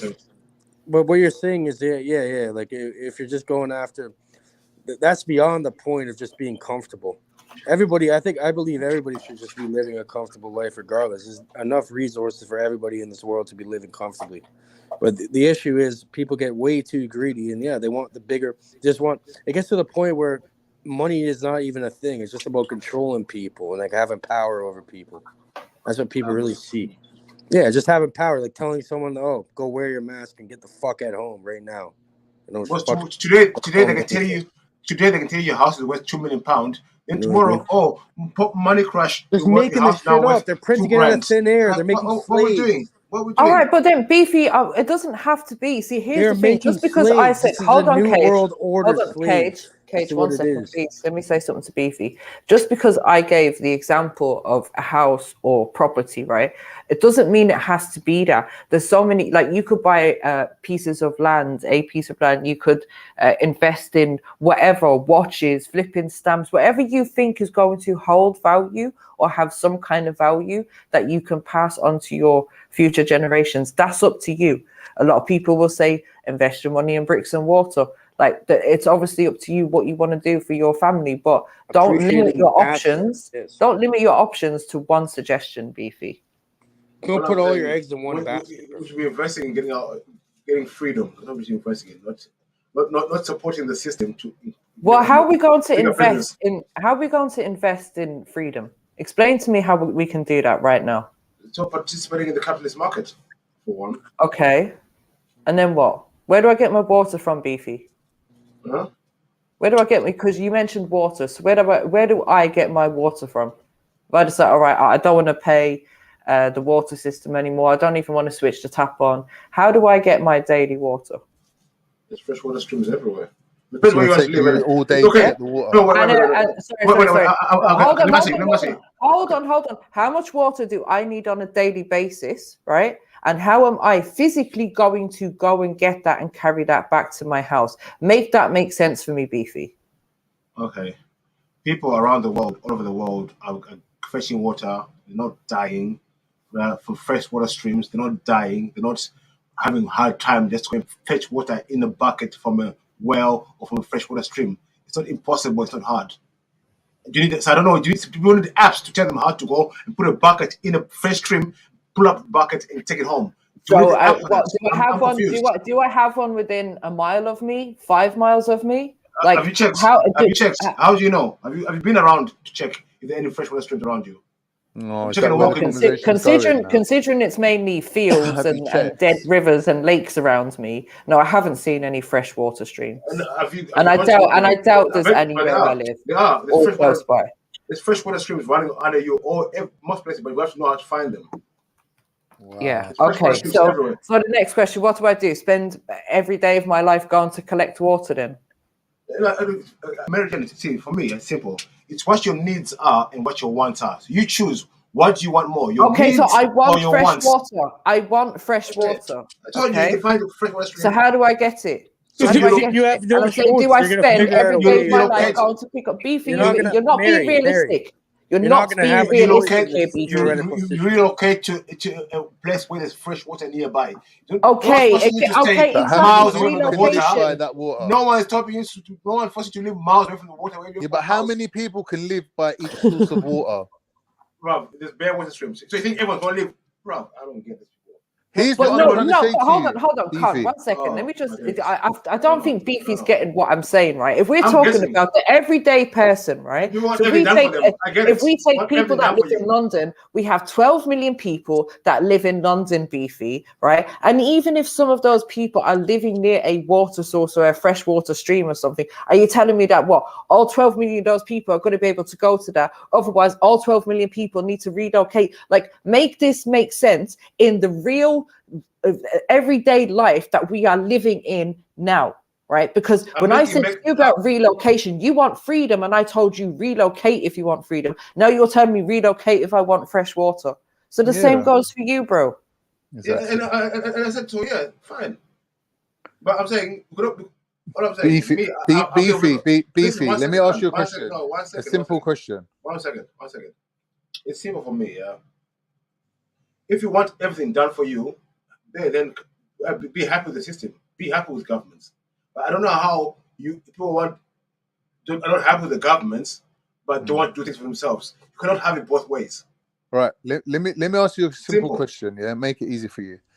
If there's not enough arable land to grow food, enough to sustain the current population of the United Kingdom, right? Take that as a fact. What is more scarce, fresh drinking water or arable land?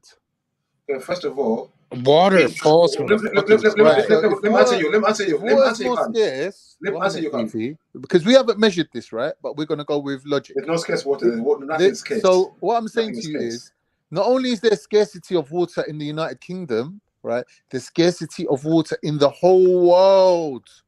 There's no scarcity of anything. Water. Who's the scarcity of water? They're fighting wars. There's no scarcity of anything. There's an abundance of everything. Have you heard the saying? Yeah. No, this is basic marketing. What you do is listen to the words that's coming out of my mouth. Cage. Water is the new oil. Before they were fighting wars for oil, now they're going to be fighting wars for water. Can I answer you, please? Can I answer you?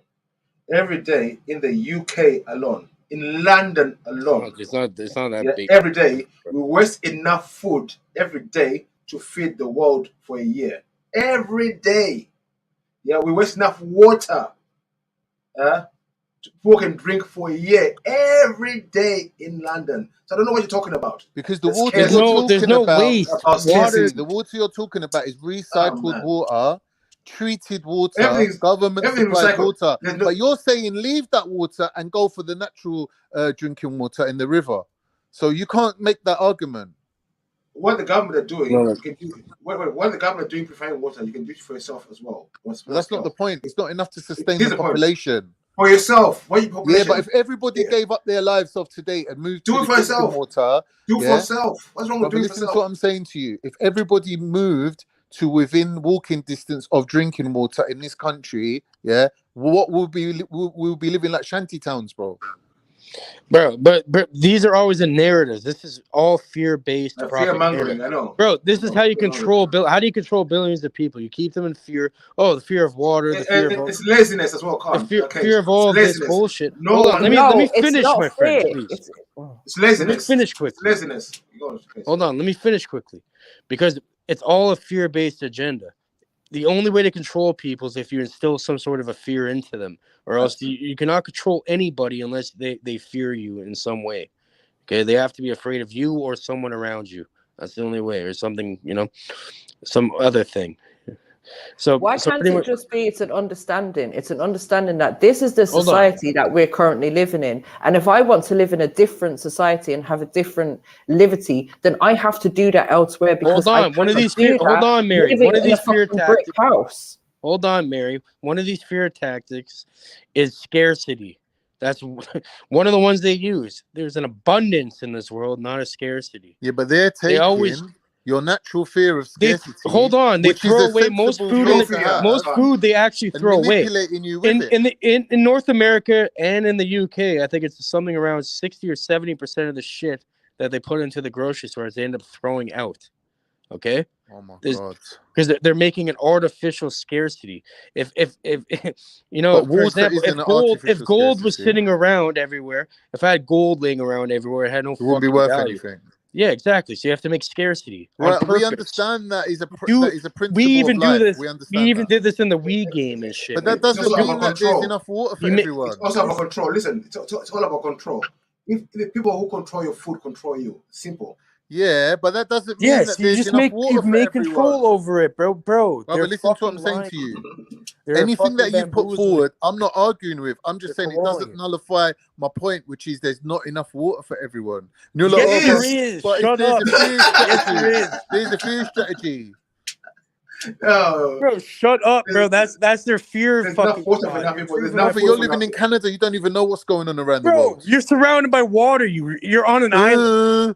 You're on an island. You can just purify water. You can distill the water. Brother, are you dumb? What's wrong with you? So, Khan, can I ask you? We're drinking, listen, the water that Khan. we're drinking through our taps is treated water. Yeah?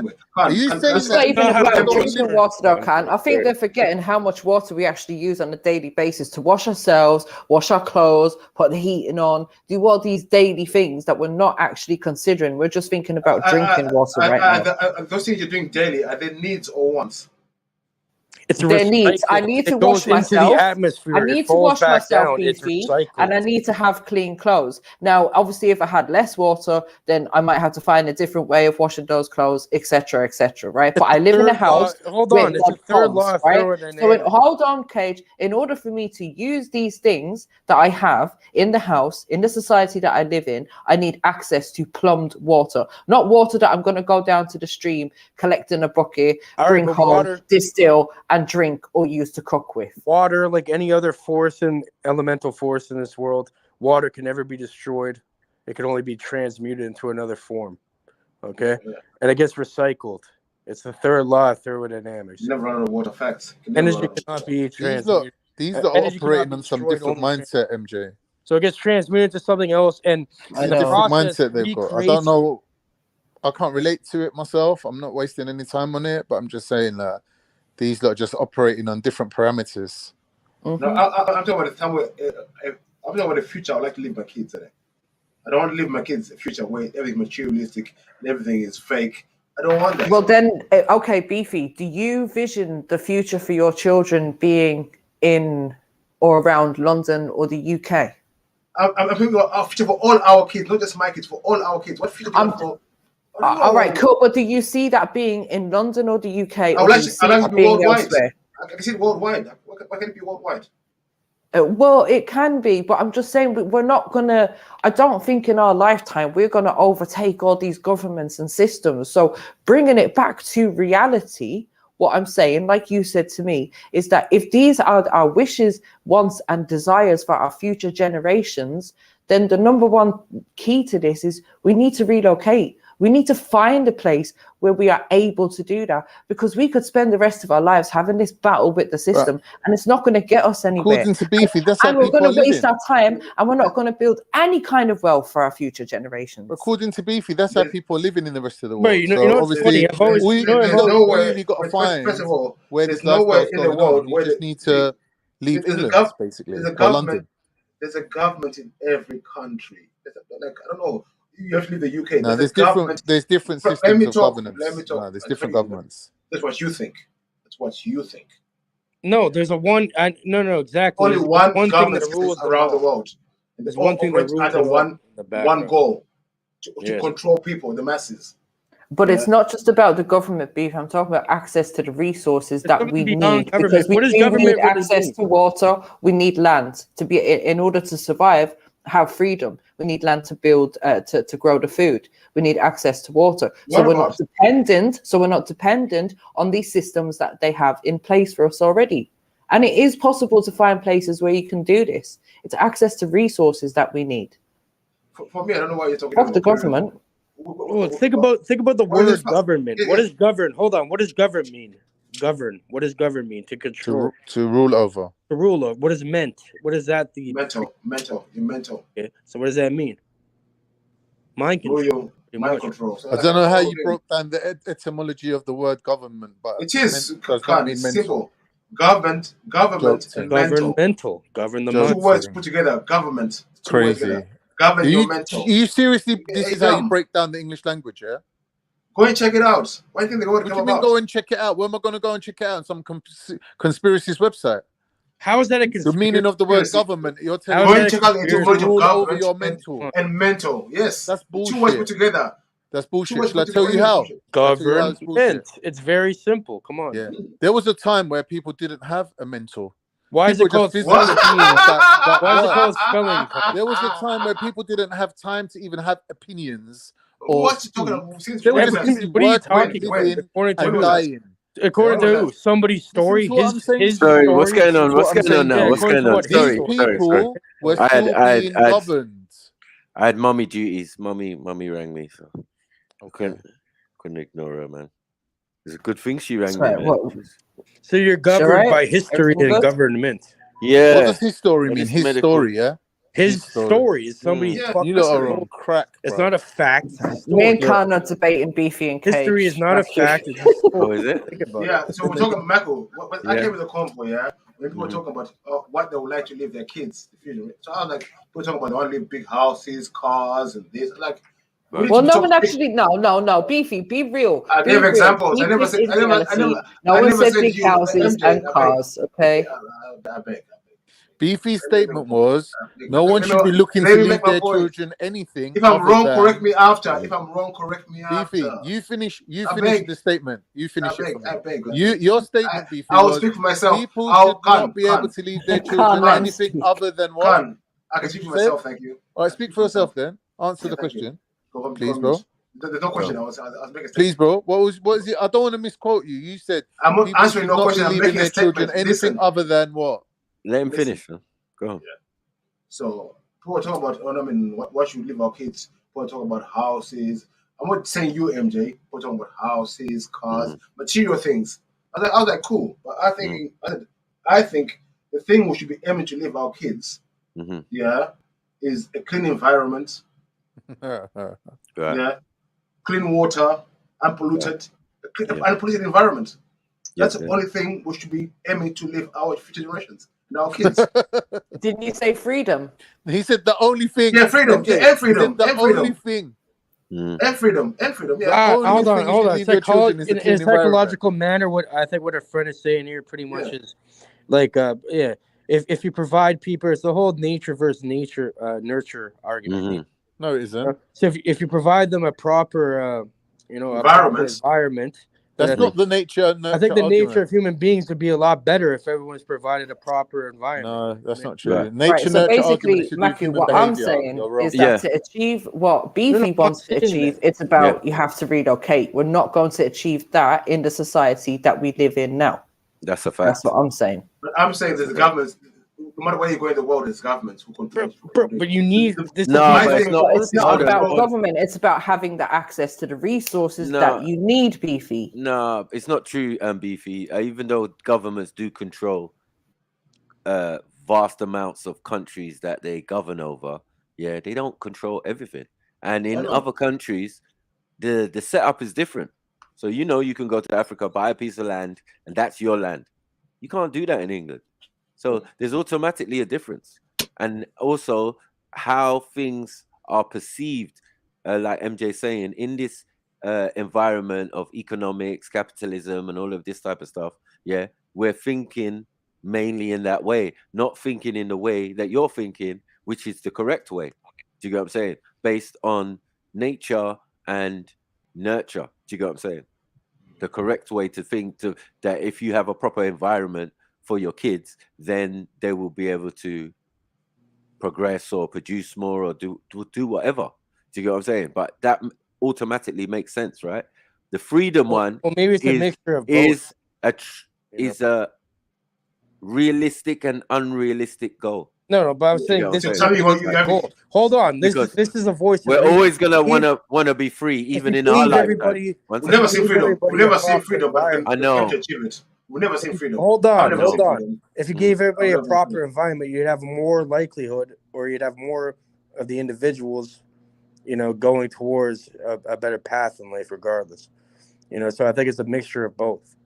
I mean, it depends where you live, because if obviously it has to be for the greater good of the society or the neighborhood or the village or the town or it depends. There's different environments around the world. I'm saying for the individual, good for the individual. But once you say government, that's the big city, man. In any country, those ideas are going to be very similar to what we have here. Yeah, get money, buy a house, and leave money and property and thing for your children. Right? That is the basic. That's the bottom line. Yeah, slave in our society. Slave in the system that's created for you. I know. And how Beefy's talking would be considered liberal or hippie. No, I personally don't believe in. I personally think I don't believe in this system at all.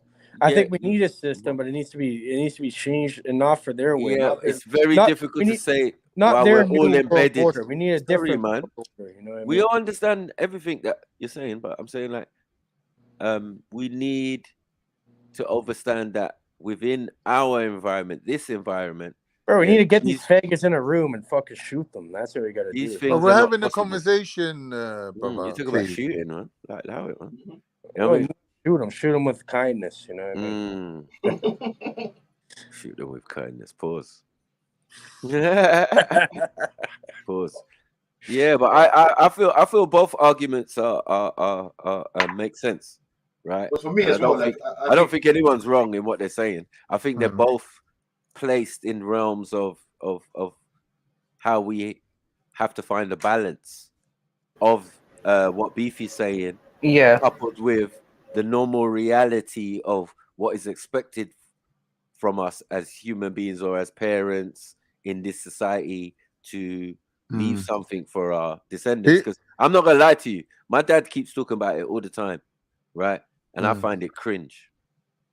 What, running away and living on a mountain somewhere? No, about leaving man something and all of that. That's all morbid. It sounds morbid to me. You know what I'm saying? It's like, but it goes back to that old allegory, right? Well, what is it better to do? Hold on. What is it better to do?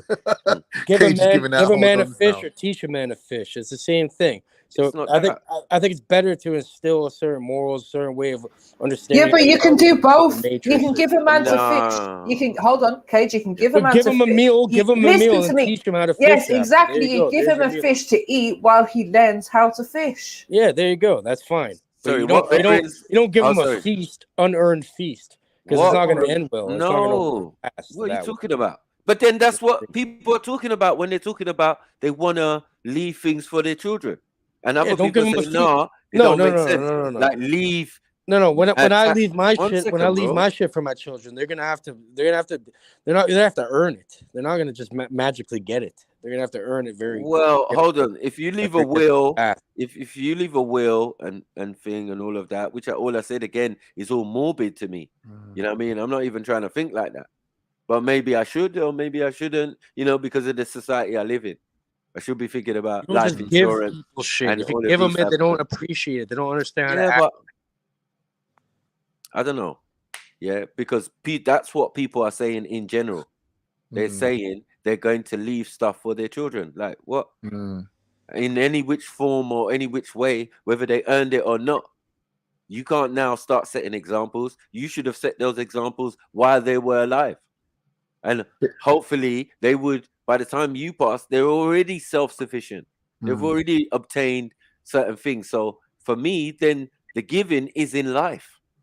How you help them, how you posted them, how you help them into that position to have obtain their own house and their own thing. Can I say something, Sniper, quickly? Yeah. Imagine you get your ruler out, and it's a scale of 0 to 100. At 0, we have zero government, zero control over us. We have complete freedom, complete autonomy and sovereignty.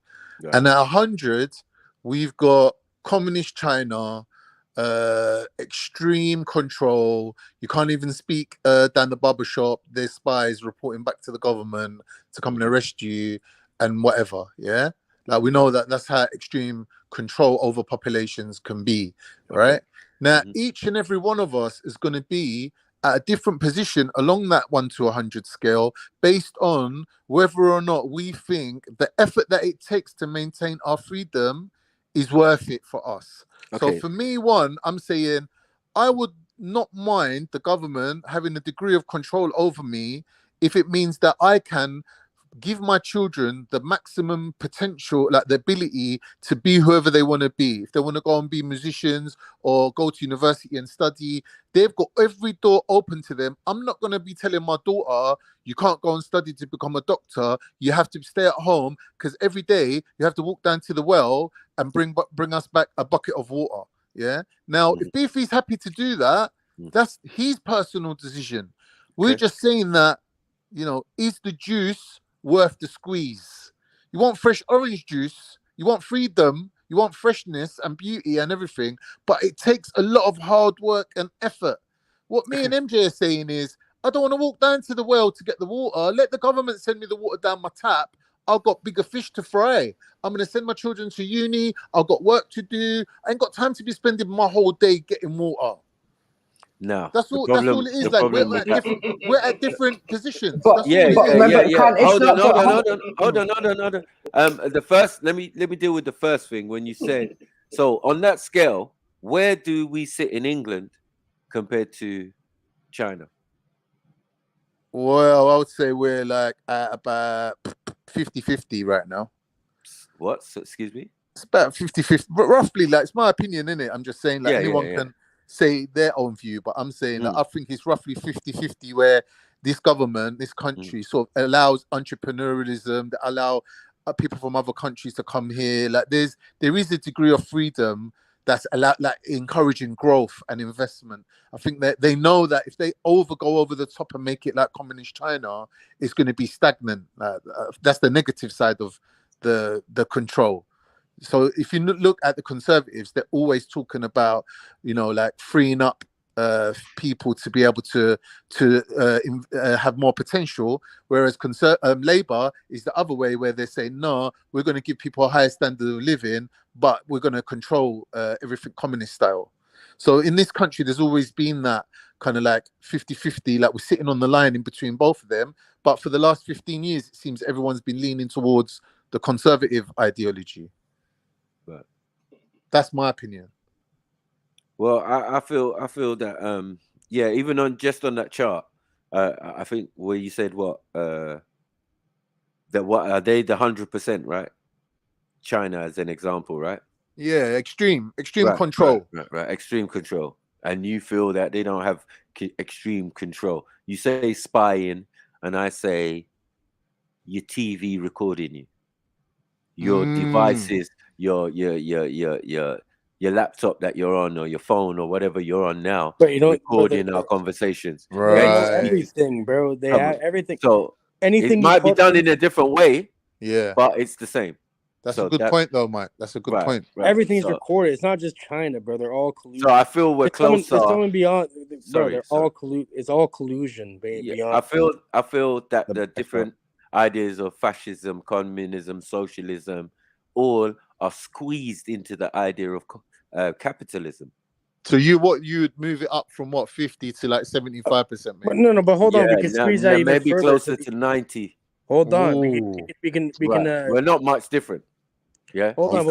What's the one thing? It's just that our leader, right? Our overall leader is a monarch, and the way the monarch does it is like it has a government that does his all the little dirty work for it. It's all an illusion of choice. So it's all an illusion of choice. And then all of them. Any one sort second, of man. government, it's an illusion of choice. 1 second. I'm saying freedom of speech. You ain't even got no choice as a Canadian. Yeah, you are owned by Britain. Like, forget about Canada. Go look the whole point. You, man. Go look. Freedom. Hold on. Freedom would be autonomy from Britain. That's what I'm saying to you, bro. We have more freedoms in Canada than you do. No, you don't. Yeah, you don't. You're part of the Commonwealth. Apparently, freedom in Canada means you'll be able to roll on street. We're not a part of the Commonwealth. With a bit of crack in your pocket, and apparently that's your version of freedom. We're not even a part of the Commonwealth. They're legalizing crack now in Canada. So even if you had freedom, would you even know what to do with it? Listen, the Canadians. Well, honestly, the Canadians. So what's better, making it? So what? The CIA man. brings in the crack and then makes it illegal. Is that better? I think crack should be illegal. Yeah. So hold on, wait. They obviously don't agree. Hold on, British... but I'm saying, why would you make any? If it exists, why would you?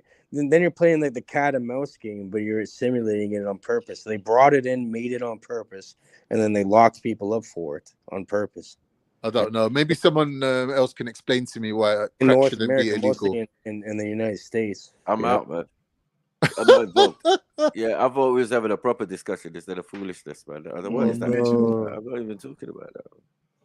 I mean, let's watch the rest of this video anyway. Let's get it done. Saying, so should the government be able to tell you what you can or cannot put into your body? Should they tell you weed's illegal too? All right, Cage. Thank you. We're playing the video now.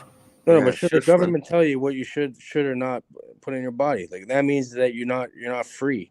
The government can say what they know that. want. We Whether know you listen to it, it's up to you. Yeah, but there's government guidelines. If you're stupid enough to people. fucking smoke crack It's or not inject fucking heroin into your veins, then yeah, you should have that choice without making more money off locking you up. Look, I don't know what the hell you're decriminalization talking doesn't about, mean nothing more than the police have got Allow less it, man. duties to do now.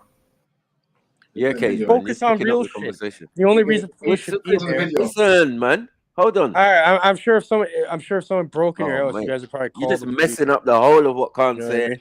and 'Cause what you we guys was are having fucking a discussion pussy. about. You probably run to the police. Oh, someone broke my house. Oh, cry. Da, da, da. I don't understand what you're doing, Cage, man. Relax, man. 'Cause I'll Yeah, just kick you Cage, off in a relax. We minute. don't Go get have to assaulted kick or you, something. man. You're gonna go cry to the police. No, what are you talking about, bro? Don't respond to him. Don't respond to him. And then everybody was intimidated. Cops should be there for Everybody. like certain reasons, not for And fucking. you know, some of them want to be nice. Hi, how you doing? Where you from? And then you answer, oh, I'm from Nigeria. Oh, really? They'll ask you a couple of questions. You answer, you speak I'm good English. That's just what. Oh, wow, your English is so good. And I'm like, I don't know. So what do you think take me for?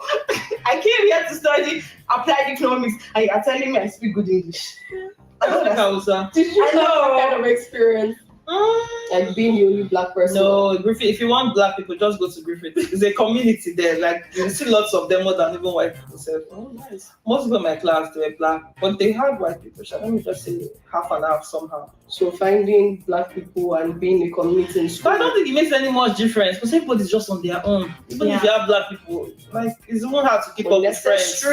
It's hard to keep up because everybody have their own busy schedule, their own life to plan. So it doesn't make any more difference to me, Sha. How was it getting a menial job? It was nice, yo. How many months in before getting a job for you? I think I came in September. I said the first week of September. I think like 4th of September. I only got a job at the last week of January, or the first week of February following year. So September, October, November, December, January. How were you surviving? My sister was the Lord. That's all I can say. Because I don't They even seem like like nice women, but how the fuck is this entertaining, bro? They seem like, fat. You know that fat parent. but how the fat fuck? parent? What do you call it? What do you call it? Allowances. Allowance. That's it. You know that Nigerian allowance, man. It's fat. You get me? Oh, the grace of God. They seem like nice people and everything, but what the fuck? How are you guys watching this? Can I show you guys a proper fucking video for once? No. Can we learn something, for God's sakes, for once, maybe? Shush, man. God damn it. Shush your mouth. You're not supposed to be here, Cage. You know what I mean? So that. No, but I'm just saying, because I'm excited to other people. Listen, we just want to watch the video and then finish it and then move on to the next one, man. Please. God damn it. There is, I don't know if there was, the bias or because I was black and probably because I was a new international student. First of all, you need to get your PPS number, you need to get a tax number before you can apply for a job. So all that process, I had a terrible experience with my J90 as well. It was city center. I have walked the whole of city center that I'm looking for a job. No, it was crazy. It was crazy. I will not lie. Personally, some people they come in and they get a job like this. But for me, there's one of my friends. Then I met him in my class as well. He was like the only good person I was really close to. Me and him. I think like all the restaurants in city center, they have my CV.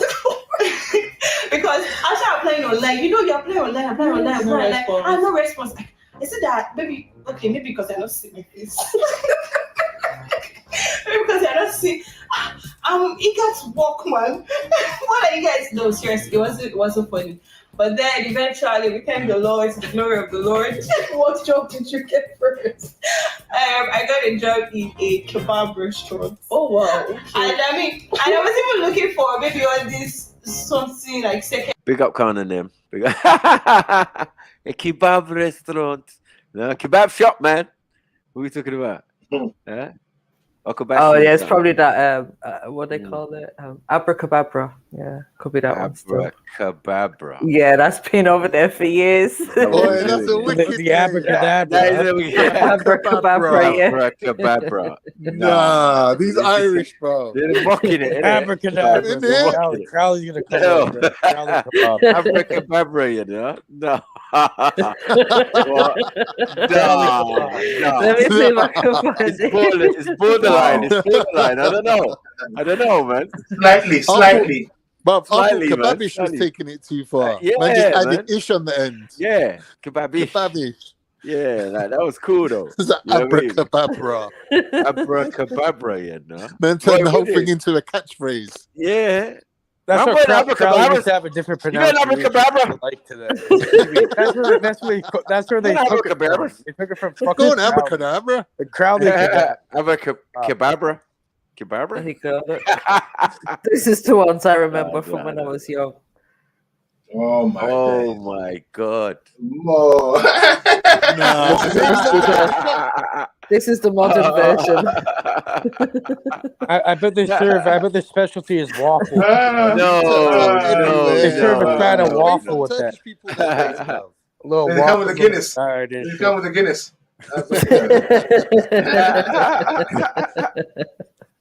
I'm sure Khan wouldn't say no. Yeah, I won't say no to Irish chips either. I bet Irish chips are the best chips in the world.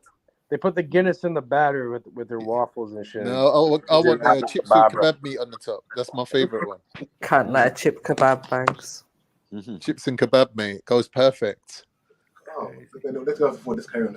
Yeah, abracadabra sounds. That must be. Is there a chain store as well? Like lots of them. Yeah. Okay. Yeah.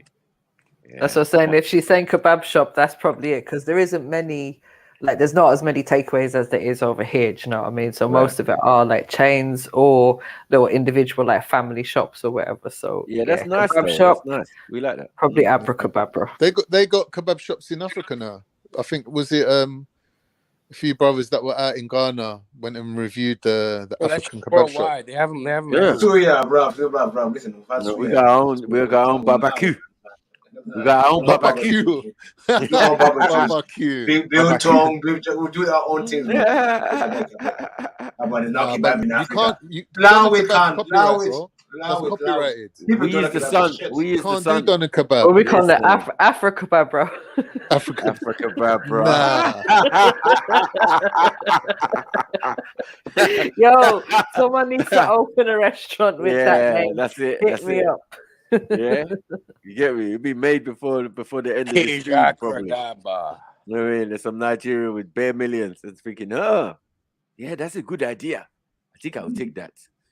Yeah, they do that in Nigeria. That's why, like you're saying in Ireland, it's very similar, where things are, it's just a person's idea. They might have lived in Holland, lived in England, lived in whatever, and they said, you know what I really need is a chicken shop. Yeah. So then man's invented his own chicken shop. It's looking like a baked KFC. It's all nice, pretty. It's got its own name or whatever. And man's getting in there and it's like, rah. But you know what I'm waiting to see? I'm waiting to see a Michelin-starred chicken shop. I want someone to do world-class chicken. That's what I want to see. Because you got Michelin-starred Indian takeaway. You got Michelin-starred kebabs now. You might as well get the whole shebang and go for the chicken shop. I want to see like quality chicken. Like waffle, chicken breast, maple syrup on the top, just a little bit of crumbling of like, you know what I mean? Just take it to the next level. Basically, like an upmarket version of Nando's. Chicken and waffle. Do you want to talk about food in a second? I'm not trying to die after I've had a meal. I'm not trying to die. The level of cholesterol and all sorts going on there is immense. Small job. She had mine, secretary general. Possible, you never know. Some people I was looking at maybe small office assistant. Okay, maybe if we still ask. Okay, we should ask her.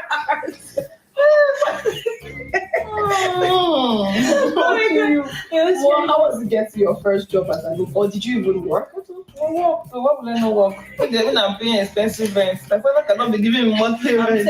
So how long maybe before you like got it? maybe like 3 months. But that 3 months, oh God, I was not happy. So did you like bring in money first from Nigeria? The money will not even last. After you pay rent and deposits, how much is already like the money is gone. Yeah. So I didn't really have much. I was just managing. So when Well, you have to say that on camera because the parents could be watching. You know what's there? Like you have to acknowledge our money at least. Yeah, don't pretend like you never got nothing from us. We don't send people nowhere. You had enough to survive for 3 months, and in Dublin, that ain't easy. Trust. That ain't easy, and you're saying expensive rent, and you know it's expensive. So then what? You came in with big money, right? All right, cool, safe, no problem. You just had to budget, which is something at least like 10 grand or something. Yeah, but it might be something that she's not accustomed to doing. You've got to understand that people are living wealthy in Nigeria. These could be wealthy people's children. Do you get what I'm saying? So they used to be in chauffeur driven, all of the things that we don't even get here. Well, number 76 definitely so, like, eating different good. levels for some number of them. Number 76 is definitely not poor. Look at her. She's eating good and shit. Right. She could be at the top of a balcony asking servants to, oh, just bring my porridge. You know, the way I like it. Yeah, don't put too much milk. You know, like it could be all that. You know what I mean? All of them. So that's how that's how it works still. You know what I mean? Because you can tell. Can't be fat and poor. Yeah, you could tell. Countries, when they come to another country bougie already, no say it's because of those reasons mostly. You know what I mean? Your parents are wealthy, you live decently, blah, blah, Bitch blah. built like a fucking about linebacker and shit. their lives back home, you can understand why some of them are sad in these countries. You're like, why did you even leave? You know what I'm saying? Yeah, you live better over there than we're living over here. Like, allow it, man. And you got sun. Nah. And it's hot over there, exactly. Yeah. That bitch has money. And you got sun. There's like at least 76. Yeah, but there's a greater reason for it. Obviously, the education Not and only that, getting that sun master's all the time might get boring. Trust me, it weighs down on you.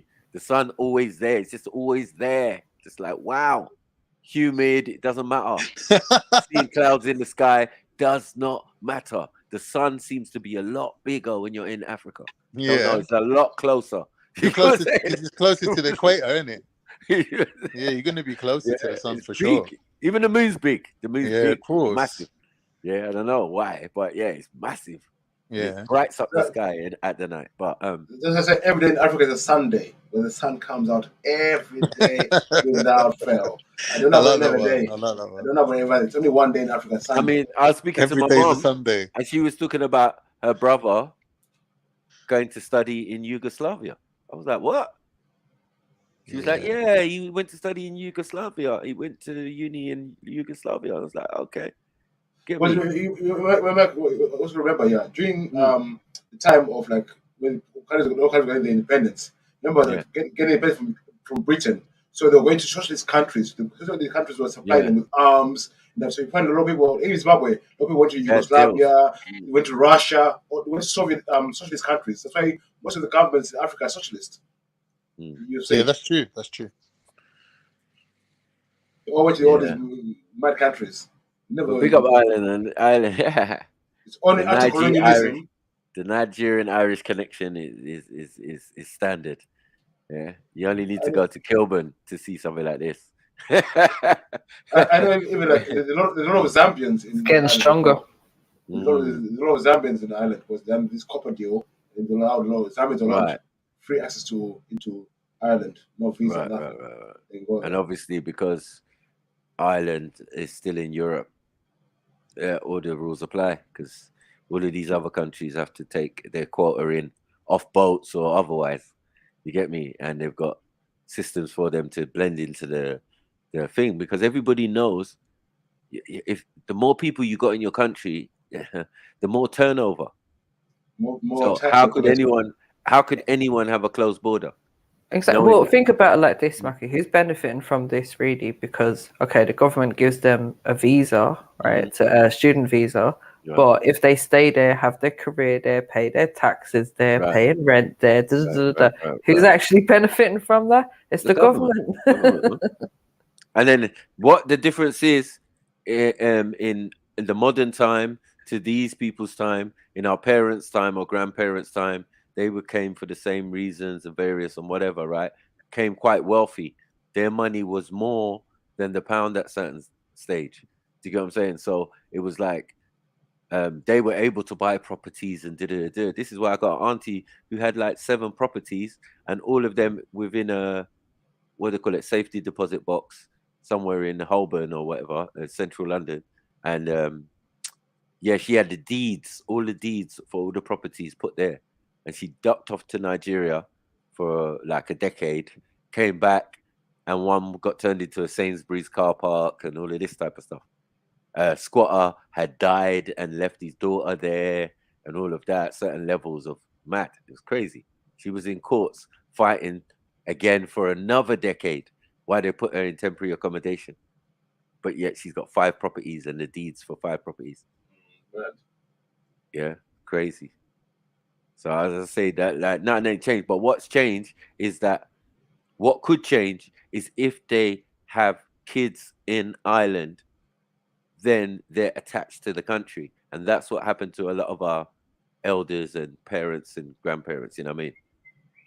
They came here for a reason, for a purpose, but you know, life gets in the way. You see a cute guy from your country, or maybe not from your country, from another country, and then boom, you get together, boom, you have a child, you're attached. That's another hook. You're already paying the system. But this one now attaches you fully. Yeah.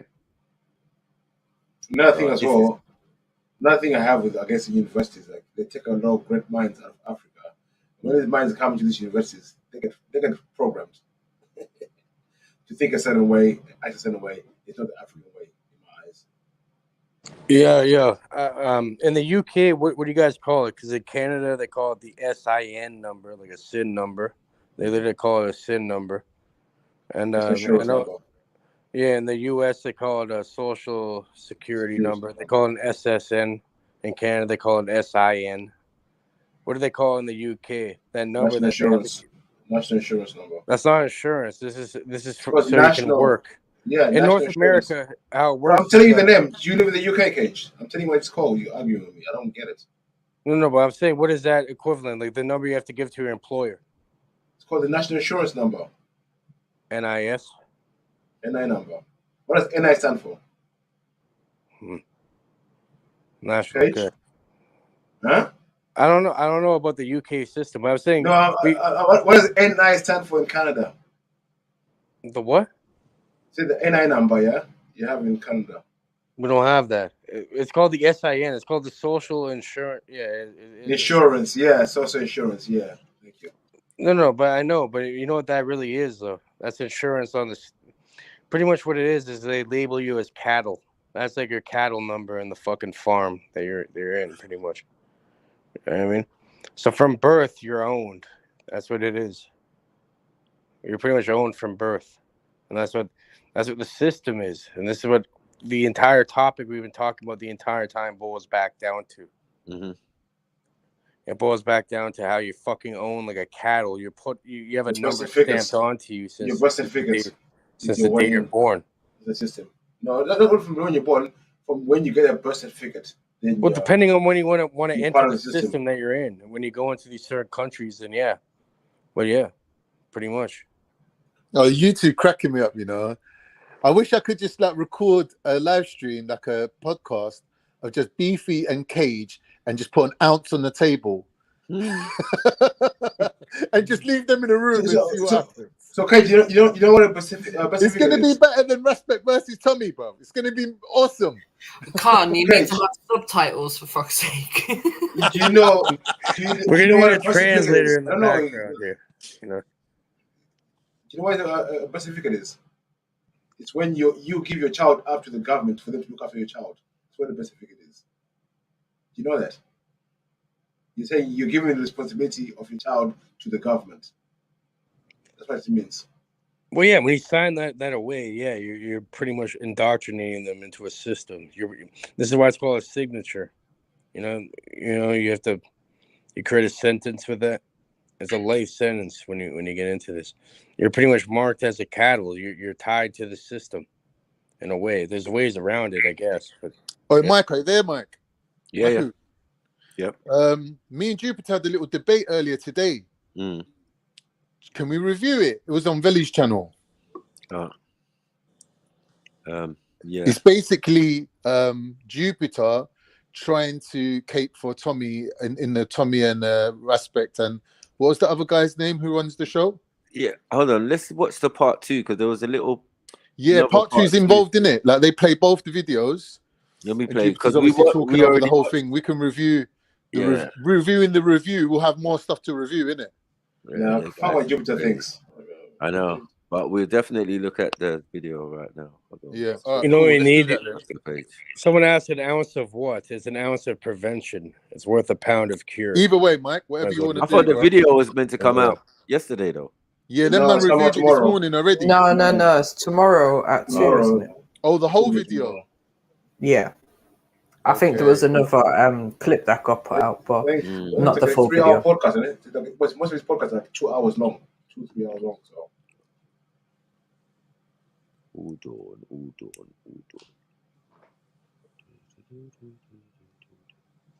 The background is proper. The look, we're right in the matrix. It's fitting for this conversation. You know what I mean? Look at the background. What? The matrix. Proper. Yeah, we can read the code, man. You're in the simulation. Read the code. Created by yourself, pretty much. I wonder what drugs Cage has taken today. I'm telling you. Every man has a right to decide his own destiny. Oh, Cage, can I ask you a question? I do smoke my own cannabis as grown Cage Rooney. Cage. Yes. You know when you smoke marijuana, you're smoking the female plant, isn't it?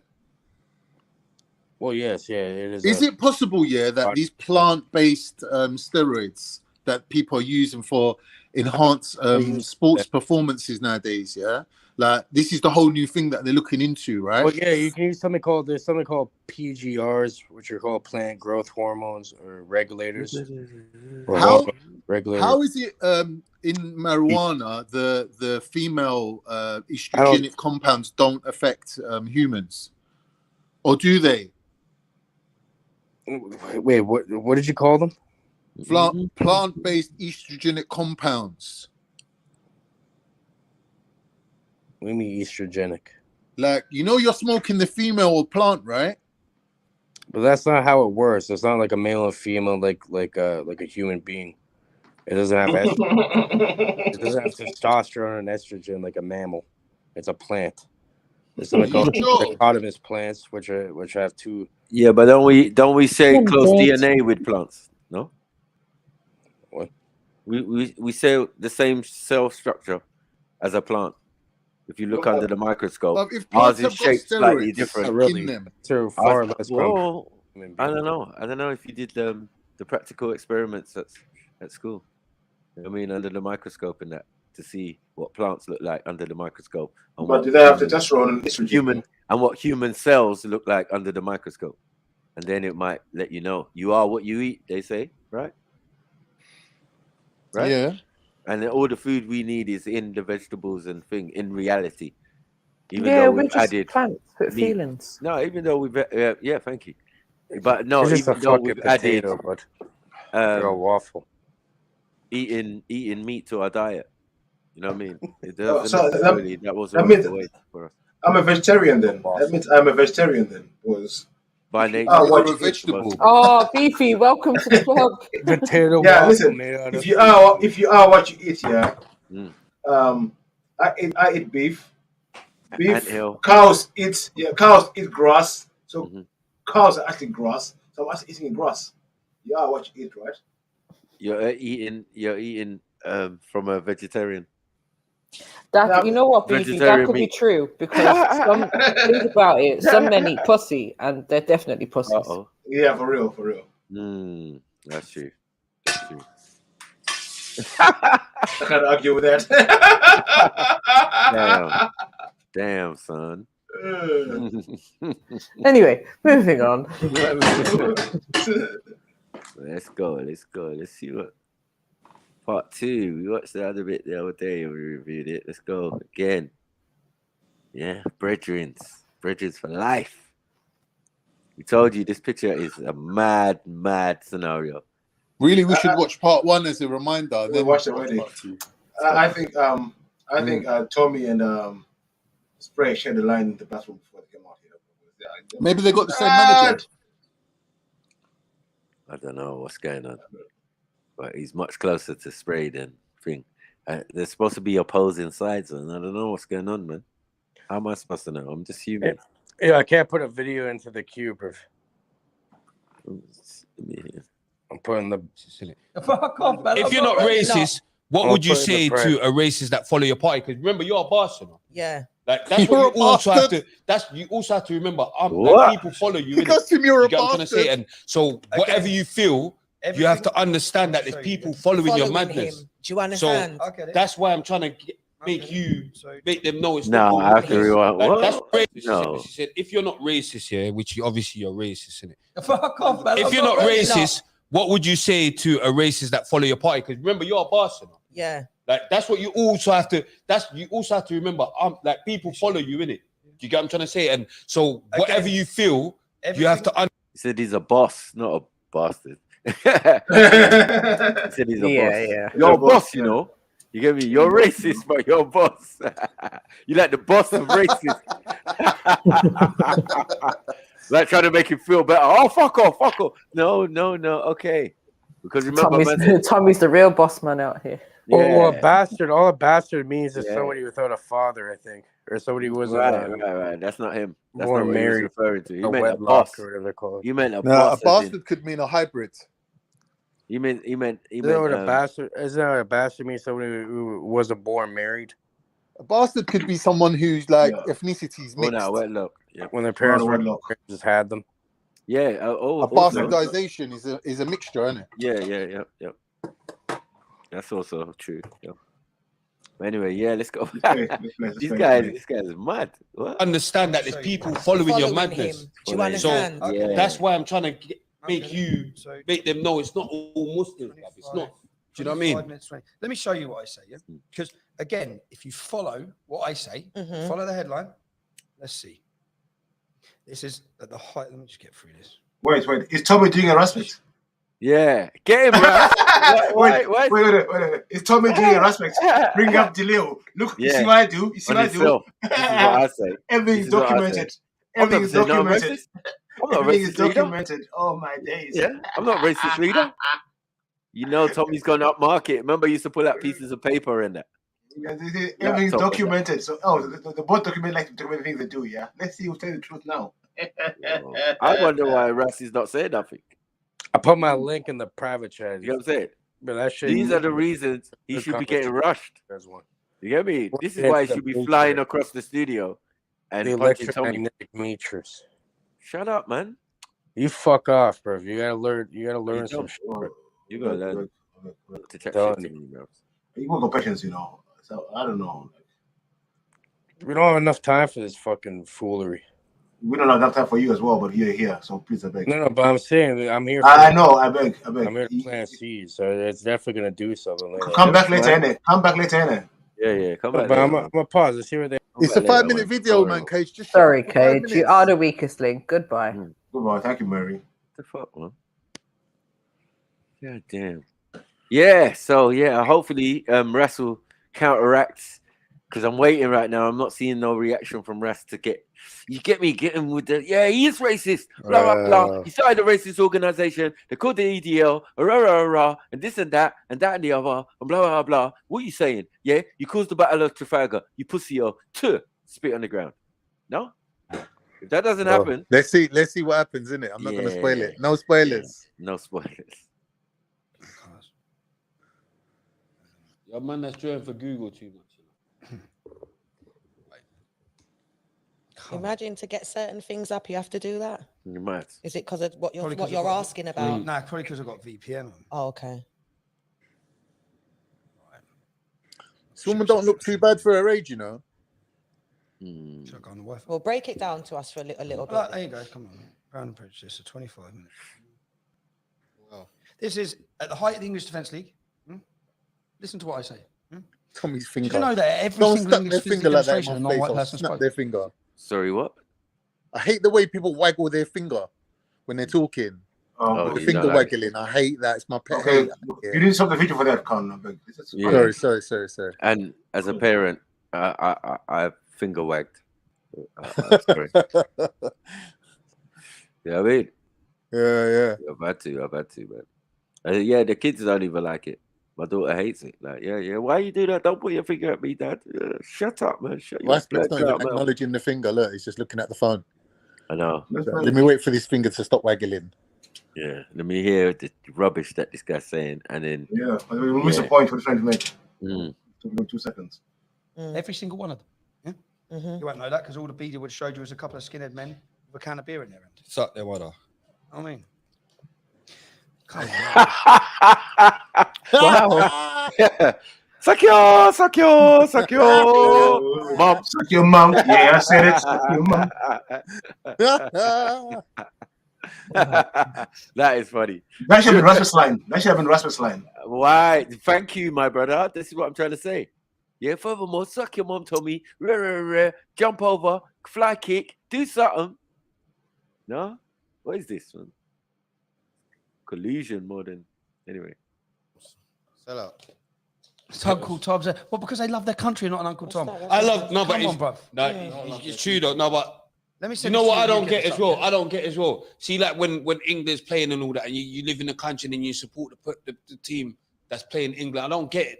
I just think fucking. Everyone in Fuck jail off. supports the other team. Isn't it? I was Fuck listening off. in jail. The Fuck whole off.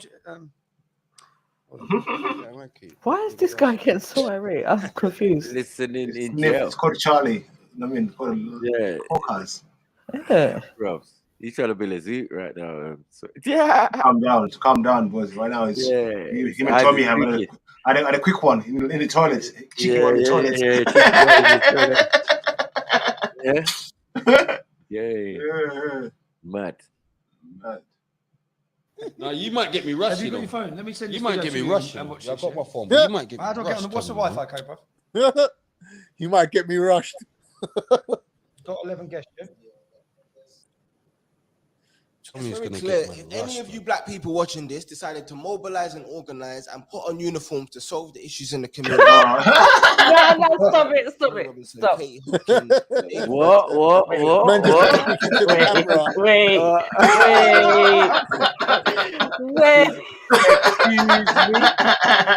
Excuse me. Hold up.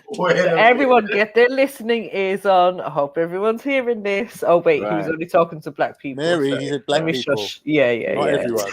We ain't involved, man. Yeah, leave us out. But you're gonna mention Jada, who's at our end of world scenario. No, I'm done at Abracadabra. Yeah, for Kel. I'm done there. Kel, don't you want MJ? Oh, don't you want MJ, Jada Francis? Like, yo, now you talk about Jada Francis. Shush, man. Yeah. What is this? Mobilize. When did you do that? The thing is, he's obviously so frustrated.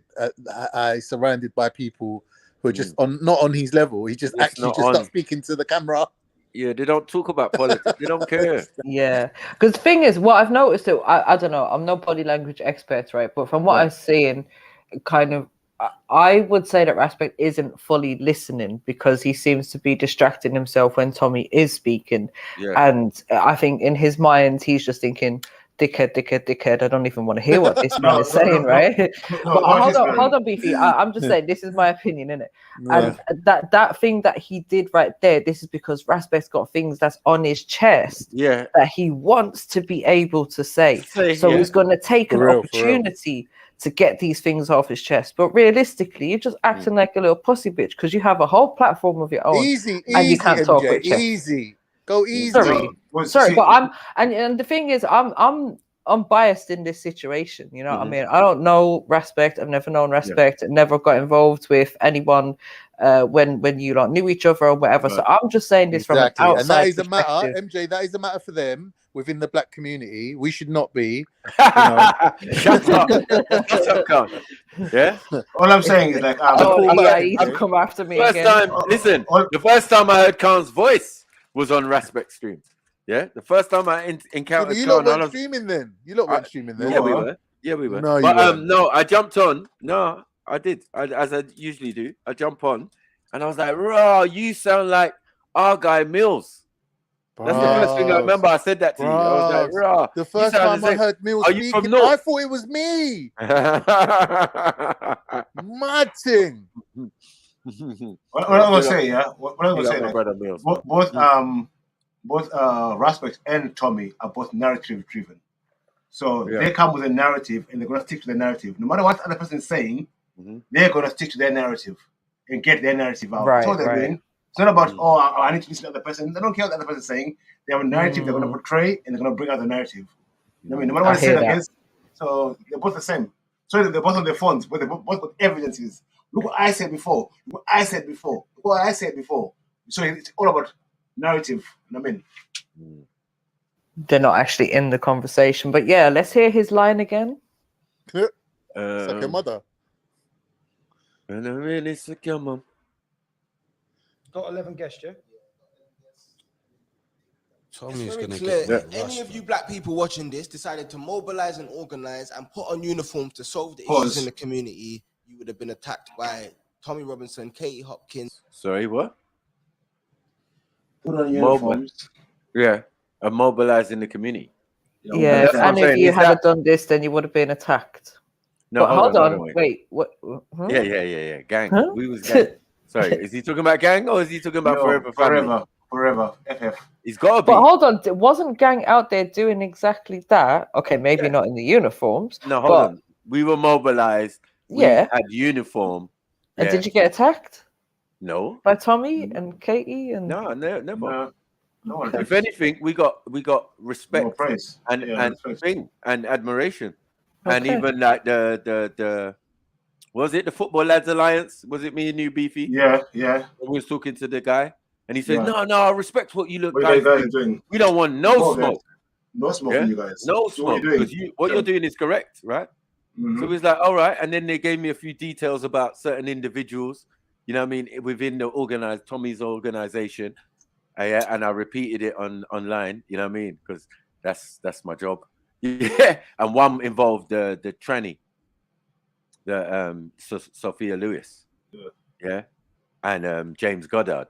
So I exposed that, you know what I mean, to the tranny, and the tranny ran away from Respect Stream one day. He goes, and then man was like, "How did you know that? How did you do that?" I said, "Bruvs, you don't know the depth of what I know, but through this gang thing and all of that, and being at Speaker's Corner, you encounter all sorts." And I think as well, MJ, like for me, gang for me was not a political organization. It wasn't just for the kids who were killing each other. No one else. Yeah. It wasn't nothing to do with politics or blackness or nothing. For us, it was just the kids killing each other, nothing else. No, that doesn't have a color. Not a bad school, not a bad kid was going to go to school. Not worried about that. These gang youths ain't worried about kids that. were killing each other. You know what I mean? Whether they're Turkish in it, whether they're Jamaican, Nigerian, Ghanaian. They don't care. They'll shoot your blood clots. You know what I'm saying? They don't care. They don't go to school. They don't operate the way we operate. Right. So we had to go out of the way because we understand the language to speak. Basically, when you see Turkish with patois plus better than yours, yeah, you just have to it is what it is, man. They are products of their environment. Believe it or not, fam, and their friends they hang to with. Be that you. Right. That was me. Khan was rolling around like wagwan. I have to say worse than that. I have to say, like, I have cleaned up my act. It's product of your environment, right? Like, the people you go out with, you hang with, and and all the same. So that's why we're saying in the gangs, there's none of this racial only black issue. It's not. Definitely, we can identify with our own, but we also have to identify with the other youths as well. But they have parents who are and what the narrative being spun is that they shouldn't get involved in what we're doing. And it's like, huh? Remember when we went to parents, you know what I mean? Of all different distinctions, we don't care where you come from. Yep. When we went to East London, you got stabbed up. Went there, all his friends were from all races. Yeah. Not just black kids there. Yep. So we're saying no. We're talking the black kids. And then we found out that even though my people's little nephew got stabbed to death. Yeah, his white friend that he was traveling with also got stabbed a couple times. Yeah. And because he was stabbed up in the estate, everybody went to him, not knowing that outside of the estate, there was another little boy who'd been stabbed up much worse. And he was just trying to get up to get to his friend. You know what I mean? So these are the things that we had to deal with in gang, and proper stuff, you know, people's personal experiences and all of that. And then deal with the aftermath of dealing with these youths.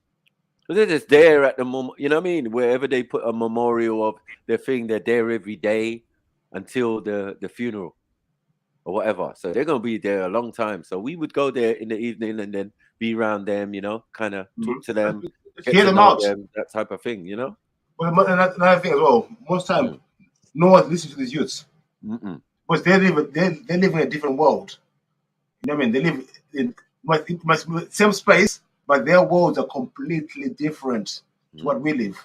Yeah. You know what I mean? So you have to understand where they come from. So, unfortunately, some of us have lived their life, so we can see where they're coming from and what they're doing. But most people, they're clueless of what's going on in front of them. That's true. That's a good point. Clueless. Yeah, it's mad when you're traveling through areas and you see the Chinese husband and wife looking out the window like their kids ain't out here too. You know what I mean? And we're calling to them and saying, listen, come out. It's about your youth. It's about your, you know, it's about the community. It's about your community. I'm not from this community, but we all come to help support you. You know what I mean? Whatever area it was, Hackney, South, West, North, all of it was of the same purpose, to get that community out. When about us? My ends, I can tell when young guys are on crud. I can tell.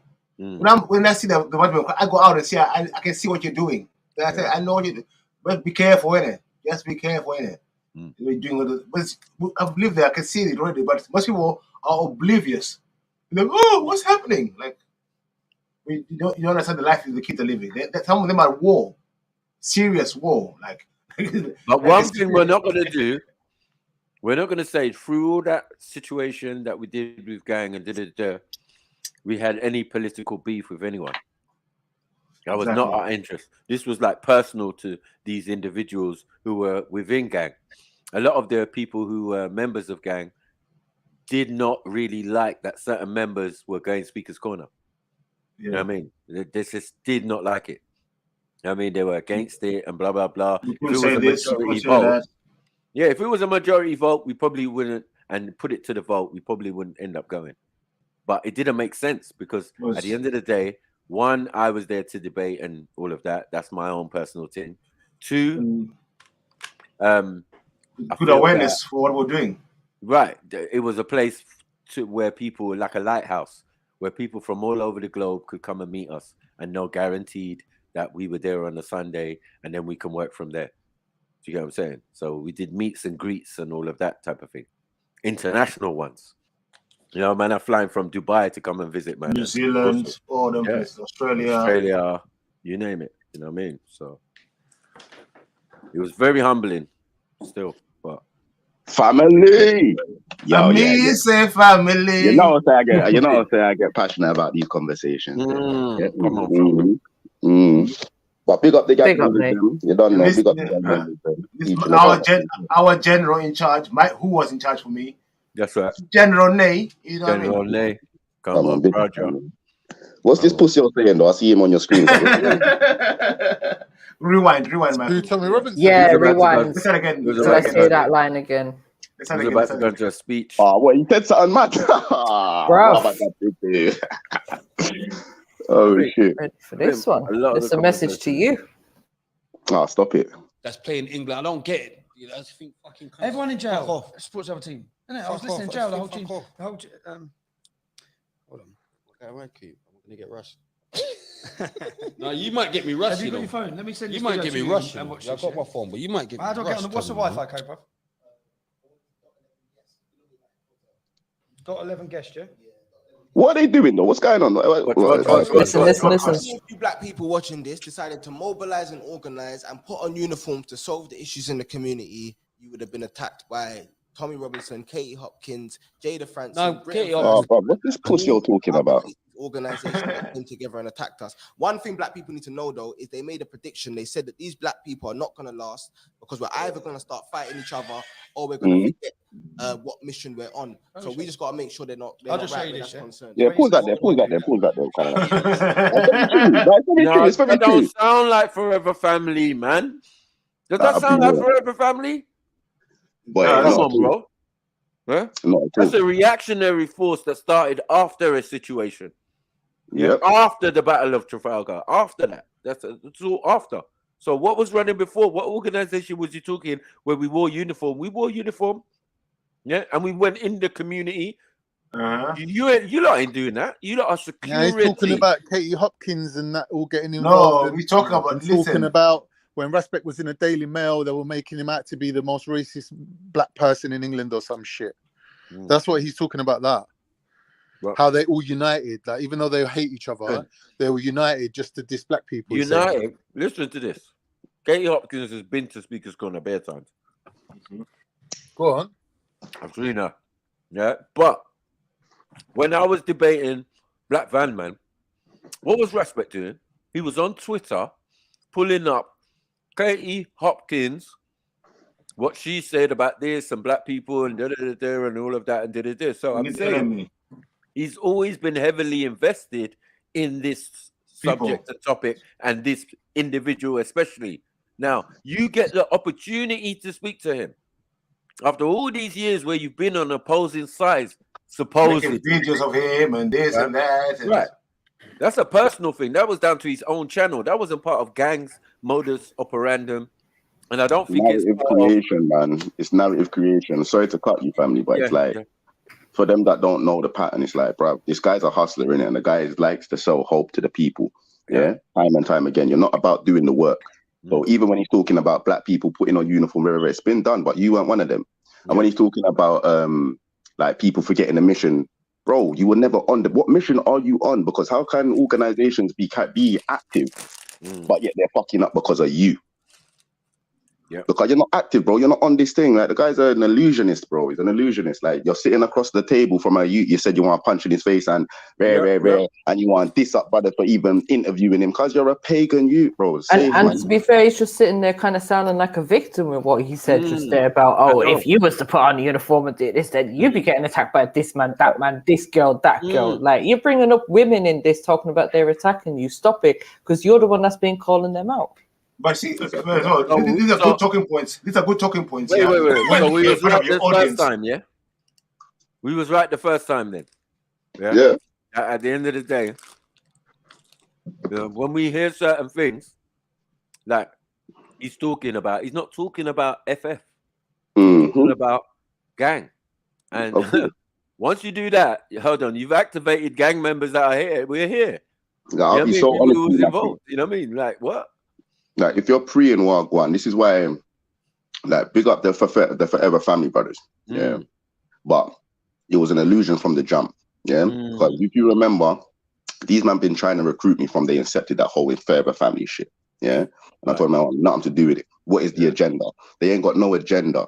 So they were creating agendas, make a youth get rushed. It was reactive. Remember, gang, we ain't about that life. So you've created an organization, gassed up a bag of people to all put their energy in to be something ain't gonna. We done this research from early on in our organization, family. We ain't reactionary. We go there, we build the links, and we remain there to build that rapport. Bro, I've got youths linking, shouting me all till today, Mac, you talking about, because when you look, I'm big grown, 28 now. You get me? Survive life, cuz. Like, these youths link me, bro. Anyways, these youths ain't done nothing except reactionary shit, going to people's schools. How many relationships have they built? They're not about the works, cuz, is what I'm saying. But it's not even them. It's the brother. The brother setting agendas that he knows is just for clout. Safe, man.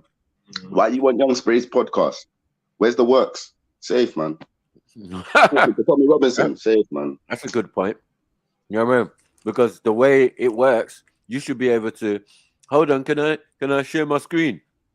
Or can we add this to the podcast, like videos of me doing the works? Exactly what I'm talking about. But to say that we got attacked by Katie Hopkins and all of these organizations. A lot of these people are not in organizations. They're media and, you know, that type of thing. Their beef on Twitter is nothing to do with real grown life shit. You know what I mean? We were blocking roads. Not even the government criticized us. They didn't do shit. Not even the police. It's controlling the narrative, family, because what we know this from jump. We were not a black organization. So he was always trying to lead it into that. Yeah. It was a multicultural organization. Yeah. Man had killies from every nation that man was reasoning with, and he was shook at them. But my point is, it's like he keeps creating this narrative of black. You get me? And it's madness, cuz I don't get it, bro. I really don't like, bro. Bro, let me ask you a question, yeah? People always saying, I'm hearing this a lot, yeah? Oh, everyone's got their own thing. The Jews got their own thing. The Turks, they got their own thing. Everyone's got their own thing, right? Why can't we have our own thing? As a black person, right? You being a black person in question, I'm asking you, do you feel that going your own way is more conducive to getting what you want, let's say, in political terms, like getting the deal signed off where everything that you're fighting for, you get it? Do you think you're better off going your own way, or do you think it's better off going the multicultural way? Boy, if you're doing politics and you're speaking politics, like what about black shit, basically? Yeah, you're gonna have to stand on your own. You can't be concern to the black community, let's say. Like, yeah, you can't be. You're gonna have to be that. You get me? You're gonna have to be talking on black shit X, Y, Z. But my point is, it's like one thing we know, because black history is something that we all, like my circle, study well, and Raspet used to be a part of the circle. Yeah, so knowledge is key. And one thing we know when it comes to movements, the only thing that fucks us up is our people. It's got nothing to do with the white man. The thing is, we put too much power and respect on the white man that allows us to get combobulated and end up fucking up our own movements. Yeah. So right now, when you're looking at this situation here, things are happening in the shadows happily where the work is getting done. People don't care about the clout. We don't need the world to know Wagwan. Hence why but there was a big advocation in this movement saying, why are we in Speaker's Corner? You lot are going there, it's just hype, bare arguments, no works. Like, we're here for the youths. No youths ain't going to Speaker's Corner. What the fuck we doing there? Behind the scenes, from Sunday to Sunday, when the man them are going to the park, there's works being carried out throughout the week, family. Yeah. That no one don't need to see. Because the community's building. Man, I'm seeing man's YGs. Man, seeing YGs linking aunties that they used to bully. Now aunties are able to approach them, and they used to like, yes, auntie, what you need shopping, and the community's building. This is what we're growing, fam. Yeah. And then you've got man that are in the park talking nonsense, like just like what is it? Like you're creating narratives like, yeah, this is it. But you're nowhere where the work is. So when it comes to that, it's scary for me because it's like we know we are our own worst enemy, yeah, because how we look at ourselves. And then when we've got people that are able to present themselves like man, but go against the grain, that is the definition of what you call it, agents, inceptors, all the things that bring down movements. When you look at any black movement throughout history, it's always a black man that was coerced by something outside to bring out the movement. When you're looking at this youth, his focus ain't on no movement. His focus is on outside. Brother, let me ask you, yeah? You know Respect, yeah? I know Respect. I don't know about that, bro. We judge him based on what information he's put out there, right? Like you said, he's saying, let's go this way. Let's make it a black organization. You can see Forever Family, there ain't much white faces in there. It's not a multicultural thing, right? So he's deliberately taking it down that route, right?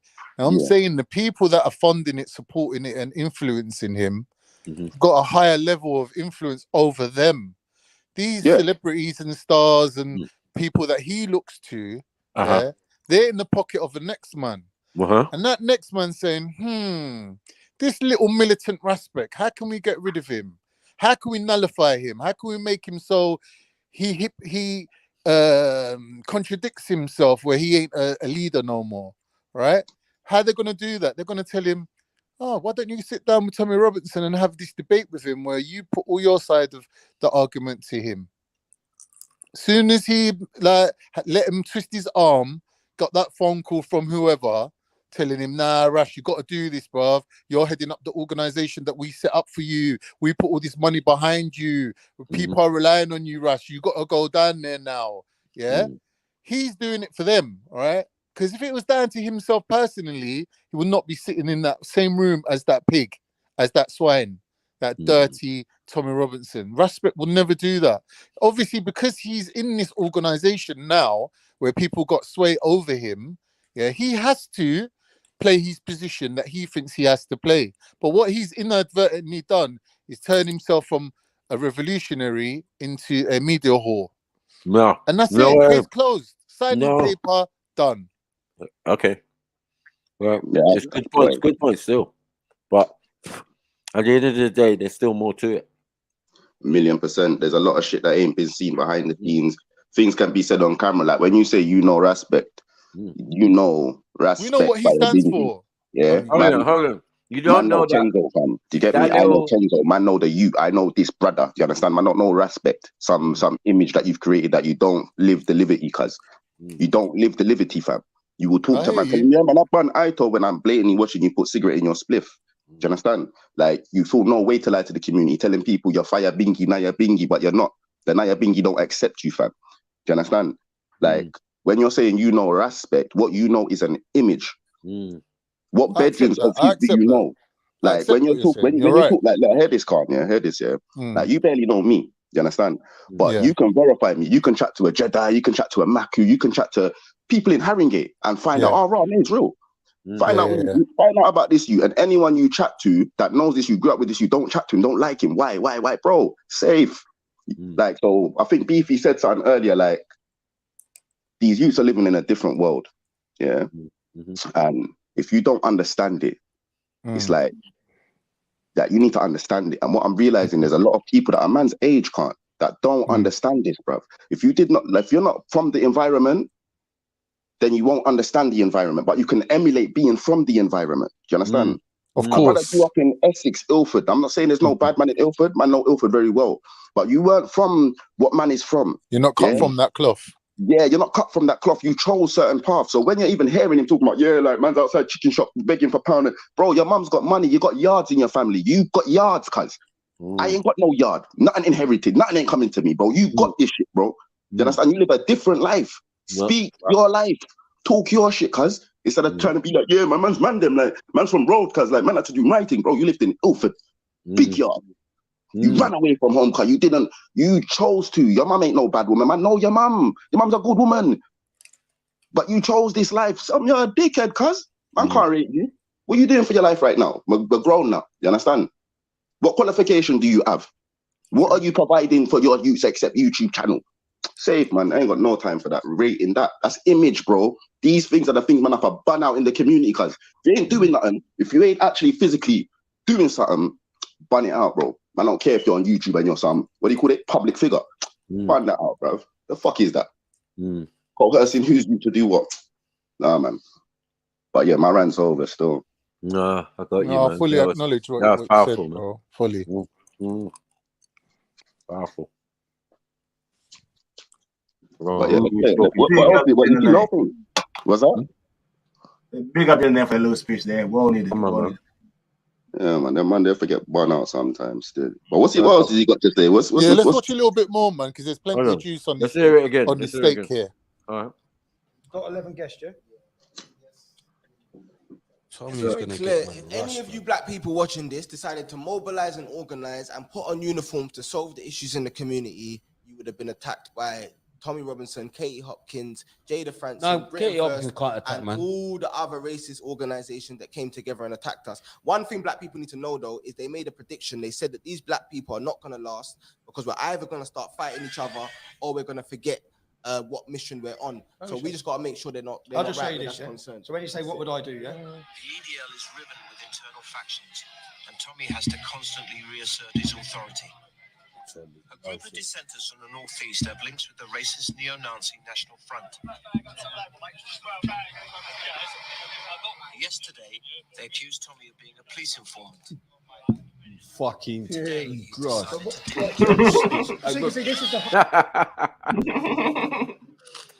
Oh, I like Spray, you know. So But I I can't didn't really take. like him back in the day, but as I said, like I've warmed to him, bro.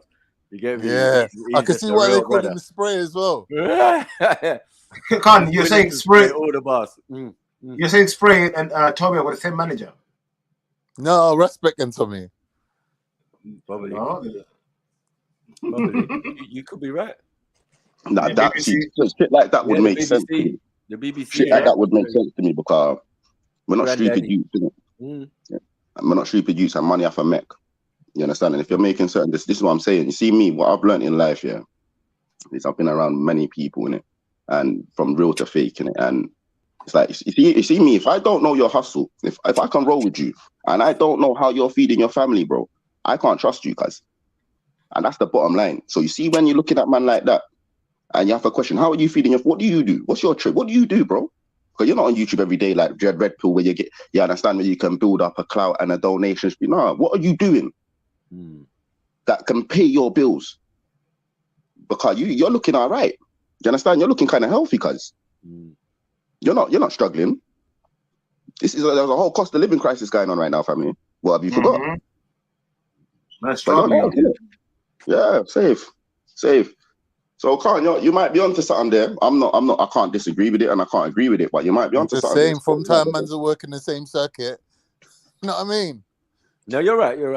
I mean, I was already thinking on that line from via the BBC. Yeah, definitely. Both of them have been on there. He was on there first with a Carla as part of the audience, and then later on, they gave him a slot where he could sit down. This is Panorama in his interview, political aspiration days, right? Early Tommy. Yeah. And he was just in the order, and the Carla ripped him a new one. Rasbeck made a point of it that, every time Tommy wants to say anything, nah, man, you got smacked up by a Carla. Do you get what I'm saying? So, he definitely learned the ways or thing in a debate how you could beat up Tommy. So, I don't know. Even the Sarah thing, we even broke it down and said, you could have asked this question and that question. He was on panel with us. Do you get it? So there's no way that you get Mike, the you're opportunity sort of to speak to them. you're preempting the video a little bit. Let it run. You're gonna see all this comes out in the video. Oh, cool. Who did you fucking inform? Right? Hey, that our clip. Listen. That our clip. Listen.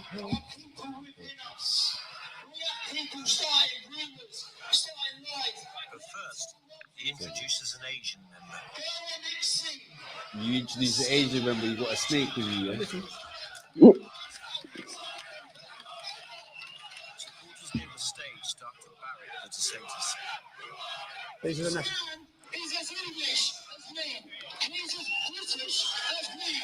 Mind games. It's not mind games, brother. Mind games, yeah. Token. You got mind games, yeah. Token black person to say I'm not racist. No, this is Ras, hold the L, man. This is mad. Who are they talking about? No, it's not Raj. It's not Raj. Well, play and see what they say. Yeah. Is it Raj? No, that's not Raj. It's not Raj. There was a guy.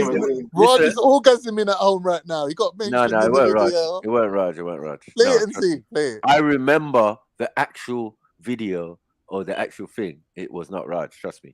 Yeah, they didn't know Raj then. Old school. Old. They got a Sikh though. Yes. They did get a Sikh. You get what I'm saying? A proper Sikh. Yeah, full beard and all of that. And he was, when they changed to BMP and all of this type of stuff.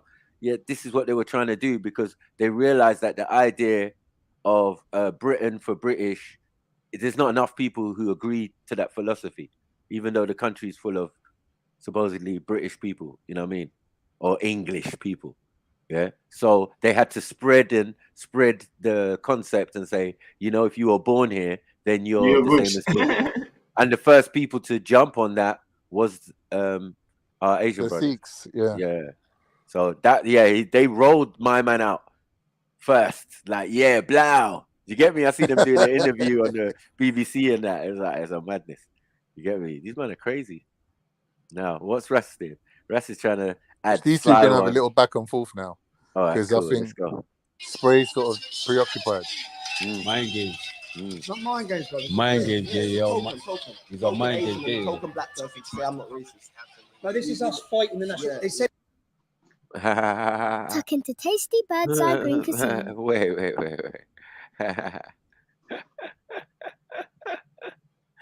So that's to get hot. Hit the like button, everybody, man. Come on, man. You know how we do over here. Let's go. Oh, it's peak. Let's go. Token black person to say I'm not racist.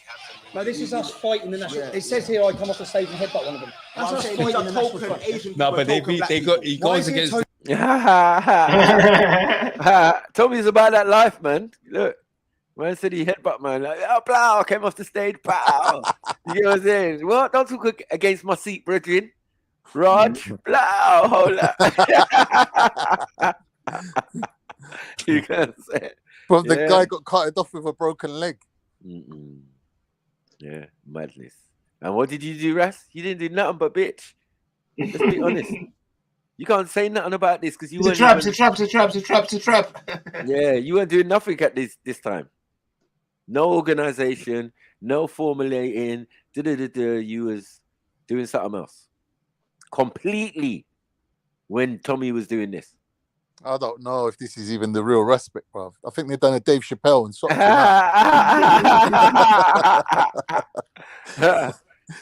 Rush Chappelle. Yeah, what they done to you, respect, bro? What they done to you? Yeah, it's a newly thing. And the thing is, you're wearing the FF chain, but the idea is your security force, is to protect the community and all of this. And how many jobs have you lot got? How many vacancies do you not have that are paying? I just feel sorry for them, man. It just seems a bit mad. As I said, the thing was set up to fuck up. It's like reactionary. If there's no plan, if there's if you remember, policing the police was his own thing, right? Yeah, but it was his own thing, his own baby. You know what I mean? And just like, go on.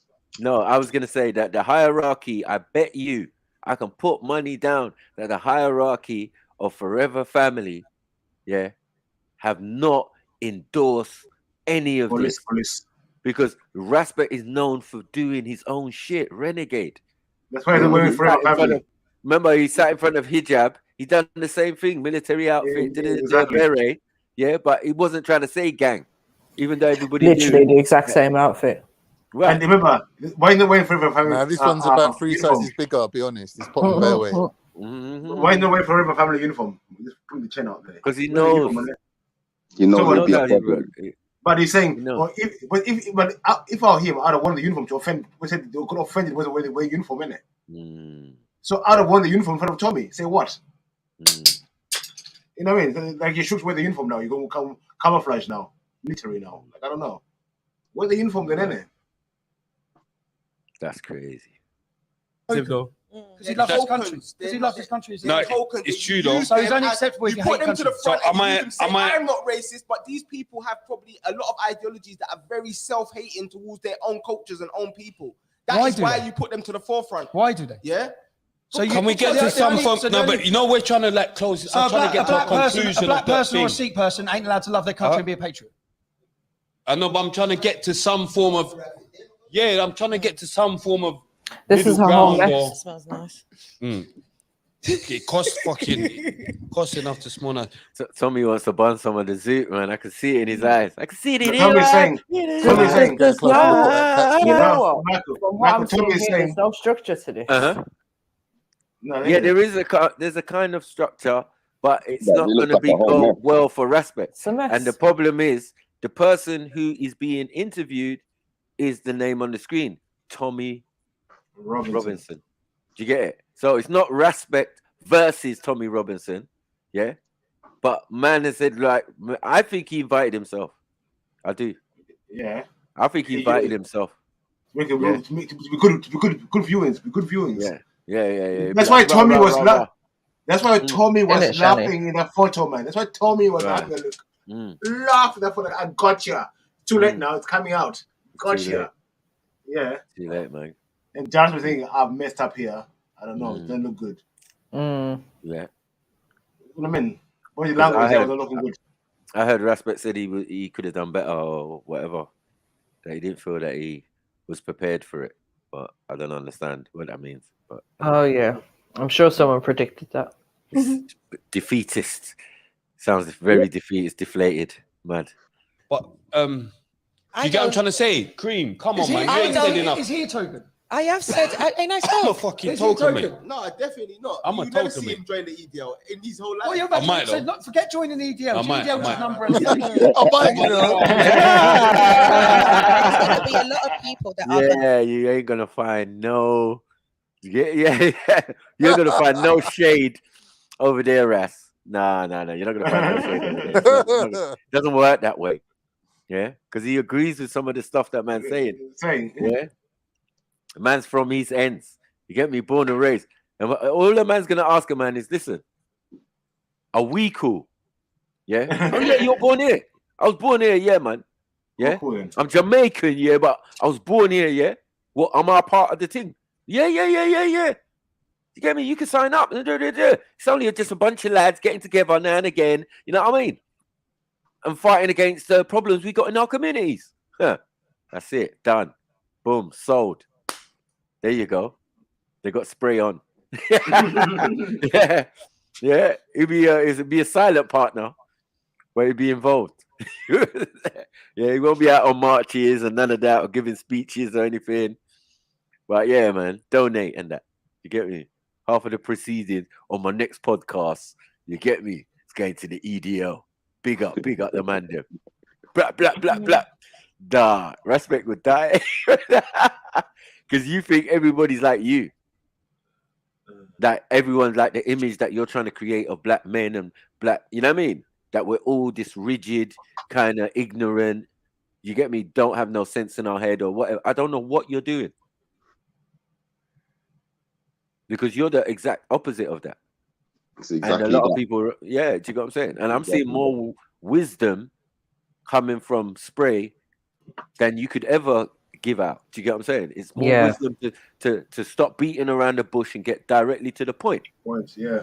Right, that's where we're from. We don't do all this dilly-dallying with words and to suggest and my man over there and what? I don't want to hear that, man. I don't want to hear that shit. Just tell me what you're saying, man. Yeah, you're racist. What do you think? You're racist. It's just president. Right. I think you're racist. Yeah. I think you're racist. It's cool, you know. It's cool. It's all right. It's cool to be racist. This is how you play. There's lots of psychology going on. Man said, okay, I see what you're doing there. Yeah, with the little thing. He was like, yeah, man is working psychology on them. You know what I mean? He's using the brain on mind them. Games, mind games. Yeah, mind games. I see what you're doing. Yeah. Where Ras is like, no. Yeah, too emotional. I told you this. Respect's doing a shiffer. I told you this. He will get emotional. He's been doing that. Yeah, I don't want to bring up his name like that, but he's been doing that from Speaker's Corner, fam. Yeah. Like this is the point. Like, bruv, gang was against these movements. There was a lot of things that happened during. Gang was around from years, yeah, and there was a lot of and the man that went in the park for years, yeah, and there was a lot of things that was happening even in the park with this brother, like. That the mandem, the real core mandem in gang are having to police you now, bro, because you're on some madness. What are you doing? Renegade shit, yeah. Fuck is this? Yeah, because like, nah, it don't make no sense. I told people, like that. He's been a renegade. He's been doing whatever he wants to do. You can always say sorry after and do a public apology. He always does that. And we always used to say, like, refrain from that because it's like dry snitching. If they didn't know there was a problem within the organization, how are you now doing an apology video and letting people know? Like, it's just counterproductive. You know what I mean? But he doesn't listen to anyone. He would still go and do it. You know what I mean? Then he fucked up and did a video on Instagram with the biggest chandelier you've ever seen in the background. Acting like times are hard. It was like, hold on 1 second, Ras. Fuck's sake, that's a beautiful piece of fucking work. That chandelier there. You can't just get that in an average house. Yeah, your ceiling has got to be so high, and then to say that this massive like, bro, we can do the math. Yeah, I ain't David Dickinson, pause, but I know a thing or two about antiques and stuff like that. You know what I'm saying? And I'm looking at that and I'm saying, rascal. Them days in prison watching Antiques Roadshow paid off. You get what I'm saying? You know what I'm saying? When you're bored at home, unemployed and that. You get me? You get it, turn it over, flipping channels and that on your Sky and that. You're like, But what I'm going to say though, where Respect here, he done himself was, see, Tommy is used to going to hostile interviews. He's used to it. Yeah. Where Respect is used to talking to his own audience. Bare yes men. We disagree with him. Yeah. Press one if you disagree with Respect. Bare once, and it just gives him. But when there's no audience for him to play off, it's hard for him to come to himself. That's true. You can't mute anyone. You can't do none of that shit. Exactly. Yeah, 100% agree with but that. Tommy's used to be in hostile environments, hostile interviews. I mean, he's used to it. To him, this was a walk in the park. You know what I mean? Yeah. I've yet to hear Respect say any kind of good argument in this conversation. Yeah, this is the problem. Tommy's Tommy's killing him. It should be all there. He spoke to James Goddard. He spoke to other members. Do you get what I'm saying? And quickly, you know, like supposedly put them in their place, bust every line he could under the sun. Yeah, gave all the statistics and all of that. So it's there within his repertoire. I don't understand why it's not. And if you're saying like, oh, Tommy and all these people attacked him, then that makes them an enemy, and you're supposed to know your enemy. So how are you going to say you're not prepared when you have a history with this man and these organizations for how many years? Right. I think when it comes to presentation, though, MJ, sometimes you got a lot to say, and it's just you ain't timed it right to make better use of the time available. Do you know what I mean? You tried to do too much, basically. No, you know what Ras is like. Hold on. You know what Ras is like. When he's like a dog with a bone, my brother. Yeah, come on. You know this. When he goes in, he goes in. So imagine Tommy Robinson. That's for years, bro. He's done everything. He's got files. He's interviewed terabytes. Every person around Tommy. Other than Jade Francis and but certain other ones and James Goddard and all of these man, all of these guys, he's interviewed them. He's spoken to them. Do you remember, Khan, the alliance he made with him, Ali Dawah, and James Goddard or whatever, or the other one, in the park where they said, we're gonna sort out something. Yeah, the new thing alliance. Yeah, Islam. I don't know what Ali Dawah, Respect, and I think it's Tommy Romo. The other one. No, Danny Tomo. Danny Tomo. Wow. Yeah, Danny Tomo. One time when they came to the park, we was all standing behind the camera, shaking our heads like this. So look at this. Look at this. He'll do this. Shit. Yeah, he was doing some funny alliance, like, and we're like, nah, bros. We're not interested. Yeah. We didn't have no interest when Tommy came down. We were not invested because freedom of speech is freedom of speech. It looked bad because some of our people was actively doing their job, I suppose, as security. Do you get what I'm saying? Because they were getting paid to do so. And then others were just got drawn in because they with the moment. You know what I mean? Just, Tommy, nice to meet you. All of that, Kalam and all of that. Yeah. And these people Kalam was like starstruck, wasn't he? Yeah. Tommy's here.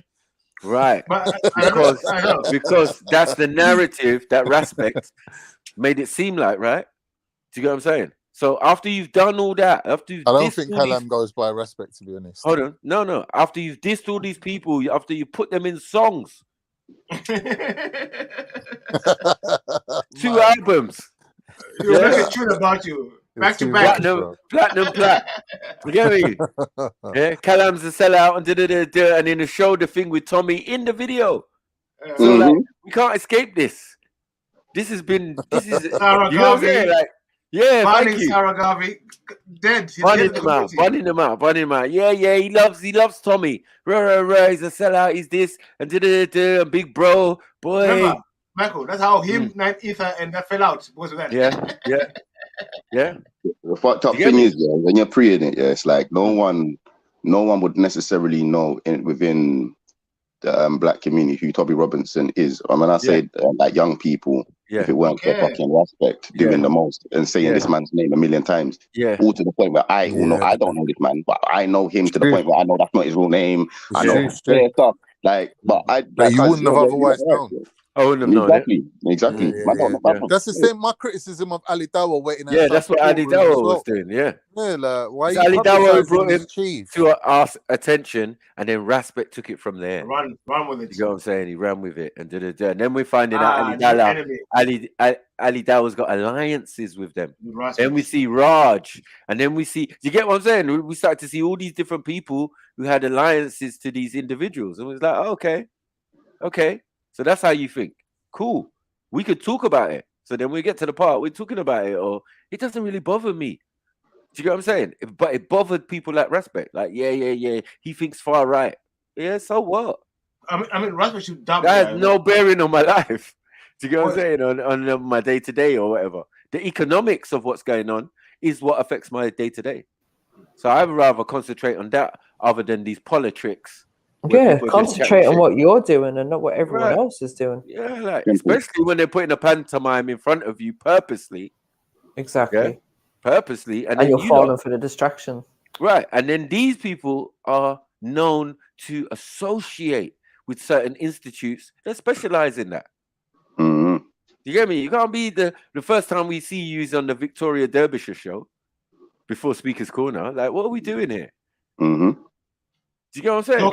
Documented, Michael. Documented. Everything is documented. Right. No, he's almost had 2 documentaries almost by the BBC. 2 panoramas or whatever. 2, or 2 or 3. Right? One undercover. I don't know, undercover in the park. Remember? So. Yeah. So there's about 3. So yeah, and we watched one the other week where they were filming them, the BBC filming them to show you how this thing works out. So a man has not left his position in the BBC. And it's not that easy.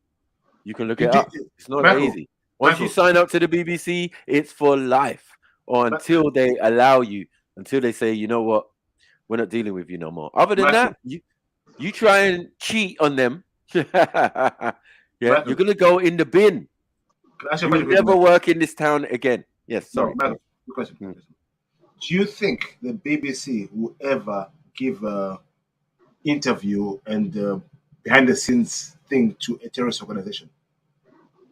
No. Okay. So Rasmus just killing himself there. Because he's saying people media try to say, well, terrorist organization, but the BBC are giving interviews and publicity. Yeah, well, obviously, and makes sense. Thank you. Doesn't make sense. That makes sense. They're against you. How are they against you? How? Yeah, because the biggest institute in this country are the BBC. It's the BBC. Broadcasting. Yeah, they support you. So once you've got them having your back, who can defeat you? No one, man. The rest is just incumbent on you to show your worth. We're gonna. He's our Drake. Yeah, he's our Drake, man. They made Drake. They made Drake what he was, and the image and all of that, and from going from Disney or wherever. From blackface, from blackface. You know what I'm saying? Right. To fake hairstyles to make it look like he's got some afro going on. Yeah, all of this rubbish, right? So as I said, they can make guys now. They can make pop stars. We watch, you know what I mean? All of these shows where they make them now. They manufacture them. So why not our community thing? Why not our what's that? The Grime Minister. Why not? Maybe the Grime Minister was Ras. Who knows? Whatever. Do you get what I'm saying? But the fact that that kind of character exists, and he's on a political stage and they're asking him questions and all of that is demeaning to the people who study politics and economics and all of this type of stuff. So like Andrew Tate, the Modines, they're becoming like the new politicians for the youngers. They become popular when people chat sense get thrown in a bin. I mean, it's unless you stay away. You know what I mean? And as I said, when you're making it up about your life, when they know on file what your life is, and they know you're a good boy, you must be. Hey, well, how long's left of this podcast? Got 5 minutes. Yeah, man, play that, man. Let's see what All right, let's go. Gonna say, man. Hide underneath what he's doing. Do you get me? He's not all of those. You can't really say that he represents what everybody. You're telling me you don't want me to tarnish the whole of the Muslim community. You're tarnishing the whole of the English Defence League. You're doing exactly what you don't want to happen. You're saying every one of them are racist, every one of them are this. I'm saying no, most Muslims are all right. You're just blanketing. You're doing exactly what you accuse me of. What I'm saying about the English Defence League is they are got you there, mate. Got you there, Let's mate. see his reply to that. Let's see what he's got to say about that. Let's see if he's got the Speedy Gonzales. Political structure. The English Defence League hasn't been around since 2015. It's gone, yeah? I closed it down. I came Oh, up English my EDO ain't there no more. talking about I shut the it down BNP 2015. and the EDO doing nigger bashing. That's what I came up with. I came up with my elders specifically telling me about EDL. Your elders lied to you, bro. And Tommy. He got him. There was never no nigger bashing. No, there was never that. Packy, was it Packy? Was it Packy? Yeah. They did the Packy thing. Yeah, they could never do no nigger bashing, bro. And gay bashing. They used to gay beat up bashing. gays. Yeah. Michael, see where he messed up. Michael, see where he messed up. He said, if I said I grew up with the EDL, but he always says he said he was chasing the EDL out of ends. Remember, he was saying that. But then they said, listen, that was a long time ago. And I was saying, my elders told me about the EDL. Right. My elder, and what he said, my elders told me that EDL but there weren't no EDL back then. If I remember, it was the National Front. Yeah, NF, man. Like we all know what it was, bro. Real neo-Nazis, blood. They'll fuck your shit up, bro. Everywhere. NF. Everywhere. All over London. Like, let's not get twisted, bro. There was a say that was standard, bog standard. Yeah, no graffiti from America, nothing like that yet. Yeah, but there was NF. Spray. You get me on your ends like, oh, fuck, man. What the fuck is this? Fuckers are around. Yeah. Yeah, just don't get caught sleeping at night. But see, now, when you tell lies are not getting caught himself. He said he was chasing EDL at the ends. Now, he's telling Tommy, my elders told me about you guys. No, what, because remember he's a wordsmith, because there was occasions when this is the thing, the EDL are young, fam, and the EDL started when man was on road. I remember when they were doing, they're doing this, and I remember, this is before gang and that was like, yeah, let's go on, you get me? Like, man, them in it, and man are conscious in that sense. Is MJ still here? Yeah. When did the EDL form? Please, can we research? Boys, remember, he said they finished in 2015. We're talking that's like 9 years ago. Right. Less than that. What, 2015? Yeah. That's 7 years ago. What, 8 years ago, bro? 8, 9. Okay. So this is what I'm saying. Now, this is what makes sense to me, because back then, like literally, when man was doing the legally. 2009. 2009. To 2015, so they existed for a whole 6 years. How old would Raspberry have been in 2009? 2009, man was I know he's a couple years older than me, but fucking 14 years ago. 30. I'd have been about 16, 17. I'd have been about 16, 14, 15. I'd have been about 15 in 2009. 15, 2009. So he'd have been about 16, 17. Yeah. And the thing is, those years there. Was he even in the country? Boy. Come on, bro.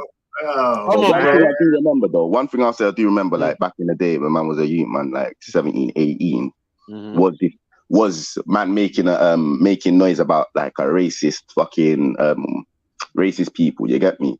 Cause remember, man, where man are living as well. Man living near enough Essex, East London, far out, innit? Yeah. But it weren't the EDL, fam. It was something else, not the NF. It was the BNP or something like that. BNP, yeah. But the EDL was the problem. EDL weren't nothing behind there, fam. And the EDL was more in like Sunderland. Yeah, that weren't around there, fam. But the big football firms are. But Essex, there's no football club in Essex. What football club in Essex? Bro, don't say that, because them hammers will come for you, bro. No, but I'm saying, listen, I know. But West Ham, they don't class as East London, because they're saying, bro. I know, but I'm saying, like, you know what I'm saying? With the English First League, so it's football lads, isn't it? Yeah. Football firms. And most of the time, these football firms are fighting each other. Most times, they go Yeah. different areas. They fight each other. Right. That's You know what I correct. mean? In the old days. Yeah. You know what I mean? Before Thatcher tried to put a stop to it, and the way football clubs changed their rulings and that, so some people get lifetime bans. Not knowing it's a real bad man. He might be a hooligan, but he's also a real fucking gangster. And with the white guys, football hooliganism was a way out for the hard work they've done the whole week. I remember kind of saying, you work the whole week, you're out. And football was a way out. Most people today. It kind of says, you need a weekend out. You need to go out after working hard for the whole week. You need one day the off. worst thing is, man, like, where man, I know a couple racist youths, not racist youths, but like, how can I call them? Back in the day, they were them youths there, tattoos on their head, big fucking hammers and these things. These are them West Ham for life supporters where I live in it. And it's like, fam, it's a weird thing. Cause now, like there's a sense of knowledge in it, but back then there weren't in it. But it's like the narrative. What I've noticed is it's a narrative in it that Raspec's tying onto is trying to keep lit. Do you get me? And that's the problem. But with what you're saying, like there's truths and there's like there's truths and there's misgivings to it, because where he's saying like his elders showed him about XYZ, what he's talking about there is like the 70s and that, where they talk like that's the only times them things they were able to happen, bro. Like late 60s, early 70s. Well, there's truth in it, but we all know that these things happen. You know what I mean? So what's his actual argument here? No, his elders is the other day what he's talking about. Yeah, as I said, once you mention these organizations and it's not National Front, you know what I mean? The BNP and all of these are later additions. They're all more recent. You get me? In most of our lifetime. Yeah, but yeah, the National Front, that's before even some of us exist. You know what I mean? And that's big in France and all of that, where they're more racist and whatever, openly, I suppose. You know what I mean? But yeah, there was a time. But we're talking about racist political movements, and what you got to remember is like another thing that I'll tie into is like the hooligans. The hooligans weren't racist, bro. A lot of them that you had your numbers in it, but when it came to football fights, bro, you can remember. Like, look at Cassius Clay. You get me? They had to make a movie about him. You understand? Like they. Oh, you mean Cass Pennant? Yeah. It does seem that there's a lot of confusion and people kind of clump all these groups together. So the NF, the EDL, the BNP, the football hooligans, and they may have similar ideologies and similar behaviors across the board, but they're not always the same people, essentially. Exactly that. But within that, you can control the narrative and paint them to be a picture, which Tommy Robinson's right about right here, right now. I want to see what Raspec's got to say about that, because it's kind of got him in the corner with that one there still. I know. Smart. Let's go. Because this guy's headbutting people on stage. He's about that life. He even punches up immigrants. Get me? African immigrants in Italy. I remember I watched that video. That was unnecessary, but yeah, he's still about that life though. You ain't got no videos like that, Russ. Your elders lied to you, bruv. And Tommy, they're not lying to me. They're lying to you. The truth.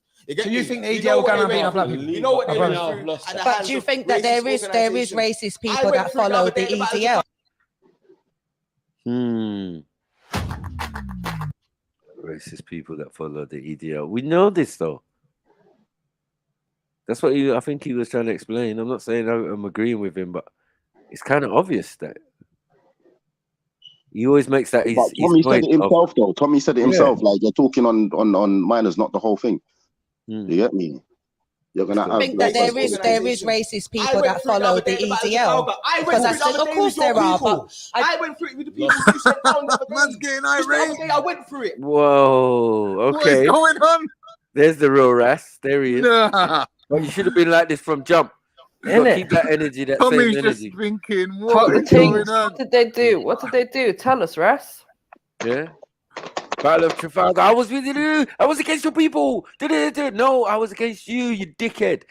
You put out a message. I responded to it and gave out the bird call. Yeah, in another way. So you're talking about them to come down and protect the statues and You never mentioned no other groups, right? But his side is a reaction of a statement or a video that you made. And he also made one. It's crazy. From this angle, yeah. Let me ask you a serious question. Do you think that Tommy gets his hair cut from a black barber? I don't know, man. Probably. Look from the side. Look at the Probably fade does. on the side. He probably does. It might be Turkish. He probably does. He probably does. Nah, Khan's observational skills are on point. But his fade is sick, bro. I know. But I noticed the Turkish guys can do that.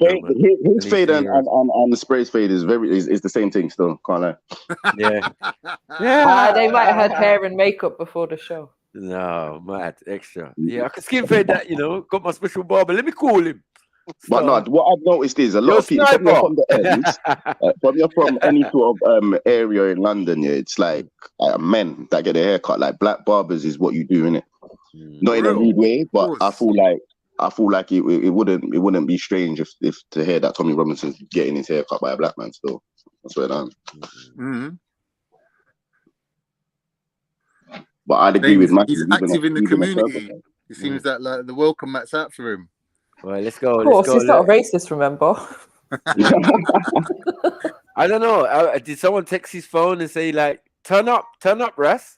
Turn up, because that's what we've been saying from the moment it started. Like, turn up. Well, let's see if that fire continues. Let's see. Let's go. But do you think that there is racist people that follow the EDL? Of course there are. But I went through it with the people you sent down the other day. Just the other day, I went through it. I went through what they went through. I went down to Trafalgar, and people that support you came to hurt innocent men, women, and children. People that support him, or did he send them? Those are two different things. People who support me. So people, okay, so that's my fault. That's my fault. So people who support Mohammed. Oh, why are you getting debunked by the girl? Oh my God. Why is the girl even speaking? She fucked him up though. She's got know. the right to speak. And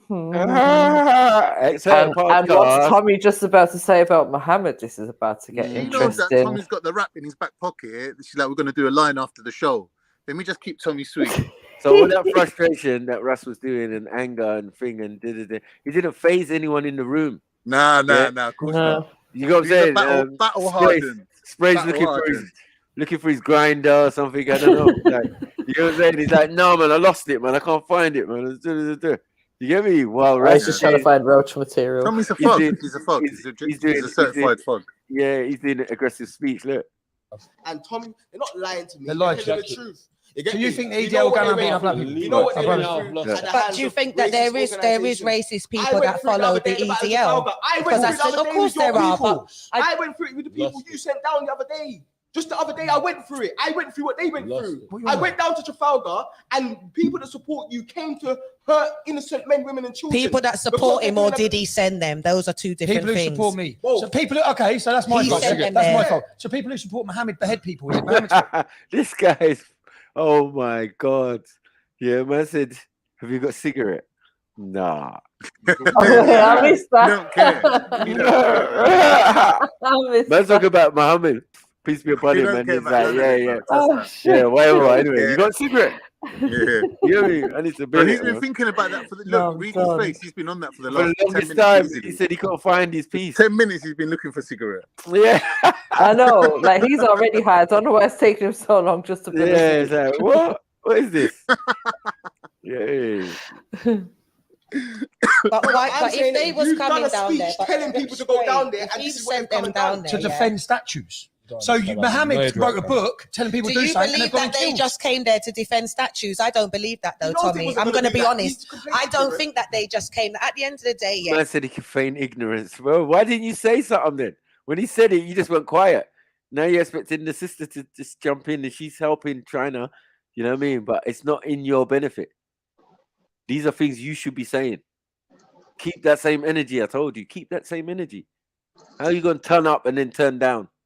Is this what we're doing? Is this what we taught you? It's madness, man. Yeah, throw that military outfit in the bin, because if you ain't going to turn up and get all militant on it, like, yeah, well, my granny, my auntie, uncle, so-and-so, yeah, Shakara, yeah, all of them. He nearly got conked in the head with a stone. You know what I'm saying? By your racist brothers and sisters. Furthermore, why are we talking? Let's fight. Come on.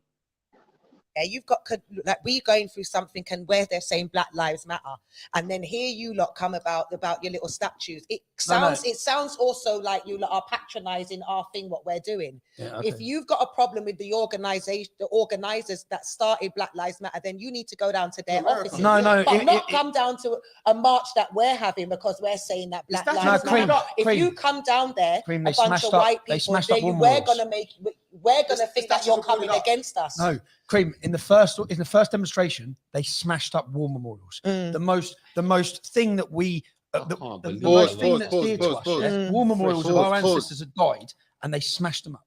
Yeah, it wasn't. And let me tell you the story of when that happened. Yeah, I've been up in Barrow. Sorry. Let's be clear. Wait.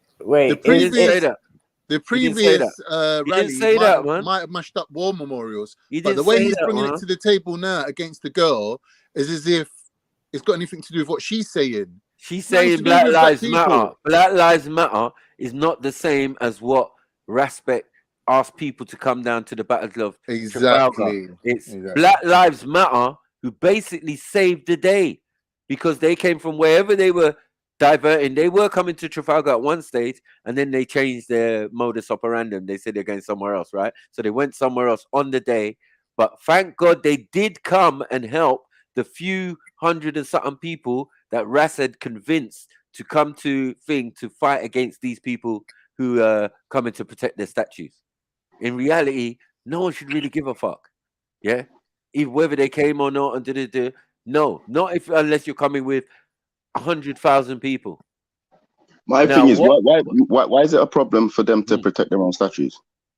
It's not an issue. It's just an issue for some people because they're involved in the political wranglings of other people and what other people say. So he was heavily invested in what Tommy said. This is what the whole situation came about. So again, you're trying to shirk responsibility that you put people in a situation, on a day because you called them out, and they came out because you did. You called them. You, right? And Tommy's doing his own thing and asked people to come down, and he was meant to come down, and then he changed his mind. You saw that. He had already changed his mind and done another retraction video not long after that. Oh, no, I'm not going down there. But, you know what I mean? It's not worth it. It's going to be trouble. You know what I mean? I don't want no trouble down there, blah, blah, blah. So you still went down there, so you can't really blame Tommy. You can blame Tommy for making the initial statement, but he had to retract it. You saw the traction you was getting off it. Probably didn't even know you at the time. But you was using it as traction on Instagram to get, thousands of views and, making little videos, compilation with Tommy saying it and then bringing other man like Rest in Peace Fox. Wait, let me try to understand that you made up. If Black Lives Matter is having a rally, why is Respect having a separate rally on the same day at the same time? This was my point. Like, because if Tommy's saying raw, cool. Black Lives Matter saying they're doing their fucking organized march, cool. Tommy's then saying raw, we need to rally up our white people to go and protect our war memorials, which is miles away from the BLM. Sorry? It was miles away from the BLM thing, wasn't it? Yeah, but why then are you gonna be? I forget because I remember the video. I remember it, but I'm trying to remember the narrative in which the brother was trying to forward with, like, because what was the battle for? What were we needing to go there to protect? Exactly. Because if I'm looking at it right, it was like, Rod, them man, they're going down there to beat up people, but they're going to war memorials miles away from the planned route of this thing, and you're rallying people to go there to do what? I'm confused. Like, that's actually just baffled me right now. That literally just happened in front of man's eyes, and no one ain't even pulled him up on this, like, majorly, like us. Yeah. Like, that's a big It was just all heightened emotions at the time. It was the post BLM and all of that. So I think emotions were high, and everyone was just and remember it was post lockdown as well. So a lot of people are being left indoors, and it's like they had all of this energy and they needed a way to vent, and this was an easy way for people to vent. So when you got someone trying to rally the people like Respect, they was happy to hype up and go outside and make noise and behead, regardless if there was a cause or not, or what that cause was. No, but So listen, really and truly, my point is this, yeah. If BLM is on the very far left or the west side of London doing their protest, and these lot are more in the central protecting their memorials, never the twain shall meet. But for some reason, someone's decided to make the middle ground the battleground, calling people there, and then when these lot from the war memorial run up on them, all of a sudden they've got to call the people who are miles away to come down, and now all of a sudden everyone's in the middle scuffing it out, policemen are nearly dying, etc. It's all a little bit weird, bro. Because No, like really the looking at whole it now, thing is man, it's not keep the even two weird, sides man. separate so they never see each other. Why would you Looking at then it go now, closer to them and have a separate meeting there? Exactly that. Looking at it now, it seems orchestrated. Hella orchestrated. That's how I'm Well, looking when at you're that seeing shit. man It's running a trap. around in It's a red trap. trainers, It's a it's very trap. suspect, isn't it? It's suspect. And then when you think of it, that video as well, because remember we reviewed the video the other day, innit? For those The at red trainer Magpies. guy. Yeah. And then it kind of makes sense that this whole thing was orchestrated. Right. But the question is, did Respect even have a clue of what was going on around him? Because looking at the video, it's like he ain't even got a clue. Somebody's pulling his strings, mate. Yeah, definitely had a clue. Yeah. But he Definitely ain't had got a a clue. I don't You think he can't knew anything go about it. there. You can't go there naked. He didn't go there naked. He had bare people. Do you know what I'm saying? I'm saying like the idea of Forever Family formed after this single event. Mm-hmm. Do you know what I'm saying? And prior to it, you wasn't doing that. So it shows again, you know what I mean? You wasn't in no organization anymore. You were still selling the Hustler's Holy Book, you know what I mean? And doing whatever, you know what I mean?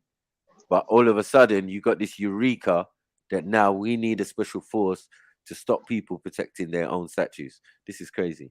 You know what I mean? And we're willing to put our own people's lives and at liberty, and our aunties and our uncles and all members of the public and all of that. Or So anyone remember who's what I was saying before, Mackie, when I was saying it's like his whole agenda was to not only control the narrative, but no, I forgot what I was gonna say. Now it's gonna forward back 1 second. Go on, carry on. Right. Let him play, man. Let me see. Pissed. Because watch on my last documentary, the Phantom Rape Gang, is where Muslims were accused of raping. I proved they didn't. I done a documentary showing everyone it's fucking lies, yeah. And I was arrested for a GBH up there. I was arrested there, Deeks. I was arrested for a GBH up there.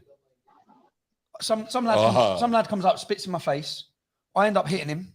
I get nicked for a GBH. I take the Section 20. Yeah, no, I was nicked on Section 18. He broke his leg. But then then as the police come, I take the SIM card out of the camera, yeah, and I this guy just canting for a cigarette. Why for that, man? Yeah, but I've got the footage.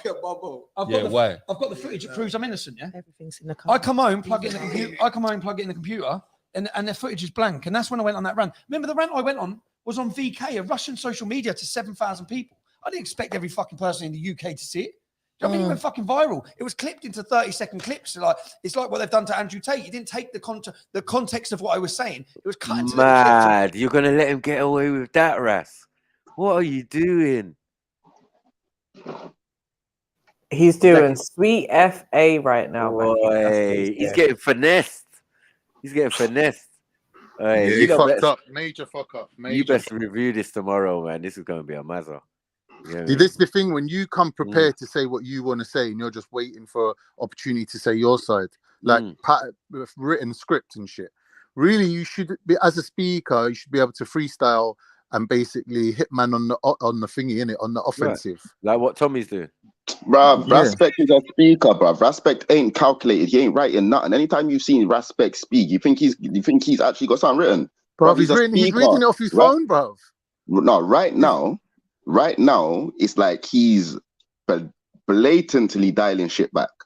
Blatantly. Like, he's nodding. The man saying, yeah, I was on VK, Russian TV, and the brother's nodding his head like, yeah, I know, I watched it. But you're not saying nothing about it. You're blatantly dialing back. Bruv, that's what I'm watching anyway. Like, you're deliberately not going in. And then after the fact, you're going to say, oh, yeah, like, I felt like I should have done better. What? Why do you feel like that? Why didn't you go in? Wasted opportunity. Yeah, that makes no sense. Yeah, you better go in. He ain't even MJ. He Being ain't very even angry, wasting which didn't look opportunity, good. MJ. It delivered This is what totally your whole wrong. life's The been most about. ill-timed. Relax. Your whole life's been I don't about know about this. it. Hasn't. Ain't no... It hasn't. It's just in the last couple of years it has. You know what I mean? And you know this as well as anyone else. You know what I mean? That this youth was fascinated with Tommy this, Tommy that, Tommy that, Tommy this, Tommy that. No matter what organization he was in. The fixation on this Tommy guy, I would have thought that when you met him finally, it would go a little bit different from this. Especially all of what has transpired in between. You know what I mean? If anything, Tommy should be mad. Like you've been a thorn in my side. I don't even know you, mate. Don't even know you, geese. You know? Yeah. Brother, this should have been epic. It should have been like when Vader caught up with fucking Obi-Wan. He should have been dragging him through fire and all sorts of shit. That's what I'm saying. I mean? Over coals and all of that. Yeah, he should have been dragging him up. You know, both of them are using the force on that. Yeah, moving dropping a whole cabinets mountain on his head. I told you, man. Furniture will be moving in that room, man. Yeah. Yeah, I don't know about all this chat. Yeah. You know what I mean? When I'm quiet in a situation like that, it could go left. You know what I mean? Hopefully I just keep talking. The rant I went on was on VK, a Russian social media to 7,000 people. I didn't expect every fucking person in the UK to see it. I mean, it went fucking viral. It was clipped into 30-second clips. So like, it's like what they've done to Andrew Tate. He didn't take the context of what I was saying. It was cut into little clips of me being very angry, which didn't look good, delivered totally wrong and the most ill-timed I could have done it after George Floyd's death. Yeah, but I done it in response to watching people smash up. It was good because it showed the black community. Before that, the whole black community had been believing you when you said you didn't have a problem with black people. It didn't show the black community shit. And what that showed the black community. Shaggy? Sorry? Uncle Scooby? When did we agree with Tommy? We agreed that what? Tommy didn't have a problem with us. Huh? We might have thought that, but you didn't. You was the foremost advocate. Tommy don't like us. Yeah, Tommy hates us. Tommy thing, he's a racist. He's a yeah. He's gone to debates. He's gone to the arguments. He felt he's won so many debates where the topic was, is Tommy Robinson racist? And now you're sitting here telling us what? Nah, let me rewind that a little bit. I don't know. What's it just me? Yeah, it deserves to rewind that bit. Because that Tommy can spin a thing though. He's gangster though. Oh, I've got the footage that proves I'm innocent. Yeah, everything's in the car. I come home, plug it in the computer. Plug it in the computer, and the footage is blank. And that's when I went on that rant. Remember, the rant I went on was on VK, a Russian social media to 7,000 people. I didn't expect every fucking person in the UK to see it. Yeah, right. I mean, it went fucking viral. It was clipped into 30-second clips. So like, it's like what they've done to Andrew Tate. I wonder who done that. The context of what I was saying. It was cut into little clips of me being very angry, which didn't look good, delivered totally wrong at the most ill-timed I could have done it after George Floyd's death. Yeah, but I done it in response to watching people smash up. It was good because it showed the black community. Before that, the whole black community had been believing you when you said you didn't have a problem with black people. The whole, strong words. The whole. Half the bruv. It's only about 3% of the black community that even knows this man. Yeah, does that mean all of us? That's me, you, Beefy, black community. Like what? This is why I don't like that shit. You know, I don't like that shit. I don't like that shit because they're black leaders, bro. I don't know you. I don't trust you, bro. Safe, bro. I ain't joking, bro. I represent the black community. Like who? Excuse me. What community is that? Please explain, man. Elaborate. Oh, the community of making money off black folk. Yeah, like that. Selling them out. Yeah, FUBU. You FUBUing us, yeah? Yeah? Frauded by us. By us. You know what I mean? Whatever. Yeah, mad. It didn't show the black community shit. And what that showed the black community was that, this guy. Do you know where you come at this not as a black man, you come at it as a Muslim. On top of that, that's why you're unhappy. The next you're sitting as a black man, you don't have a problem. You're sitting here and you have a problem with me as a Muslim, not as a black man. Mad. Oh shit. Got him. Oh shit. How you gonna let Tommy Robinson F.T.K you, man? Yeah, man. And remember, when you was doing all this, was you Muslim? Ras? No, you wasn't. So I mean, the only person who's changed their position in all this time is you. A couple times, not once. It's the only person is you. You changed your position bare times. When you started this, you was Rasta. You was a Rasta, and then you became a politician, and then you became a Abrahamic, and then you became a Muslim. Mad thing. You know what I mean? And now you became general of FF, Forever Family, and yeah, what is he now? I don't know. Is he actually still an artist, or what are we doing? He's a Muslim that calls himself Respect. Fire Bingi. Stop it. Really? So that just goes to show you the level of confusion in which it's a bit of a contradiction. These black leaders can confuse the masses. Do you understand? This is why it's a problem. It's a big problem. What under Sinead O'Connor is going on? I don't know, man. Even Jordan M kept his real name. This is not comedic. This is not anything. This is nothing. What is this? This is special. Talking about I got a problem as a Muslim. That's what I mean. Yeah. I only learned about Islam because of you. Because I went to Speaker's Corner and Sarah and all of these people started making me hate Muslims. Hold on, what did he say? Sarah made him hate Muslims. Huh? No. Wait, rewind. You said you learned Islam from what? From who? Tommy. Because of him. Yeah, because of him. Tommy was quoting hadiths, I know, to Ali Dawah and that. But we're not gonna do that. Wheel him up. Let's not we're not gonna do that. We're not gonna do that. No, I'm telling you. Imam Tommy now, yeah. Hold on, wait. There is a video of this me. Hold on.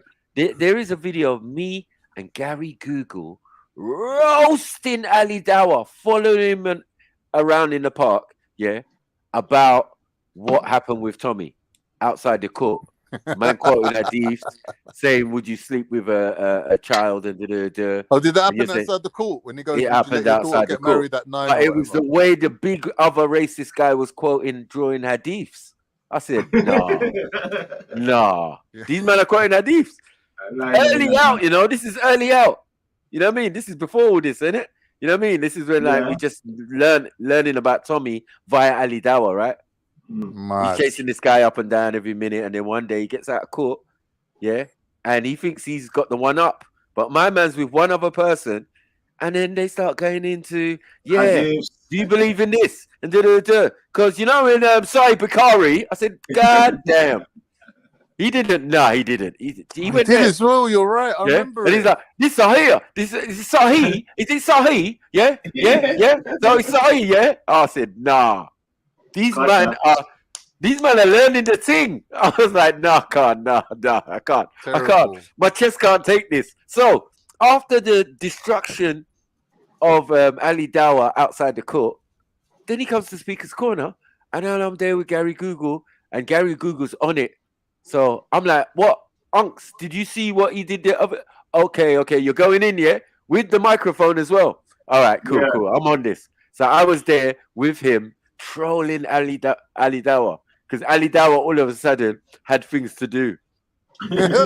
was concentrating on a verse in the Quran and all of this. And he said, hold on, 1 minute. And man was like, nah, Ali, man, you let the side down, man. How you let Tommy and them quote hadith on you?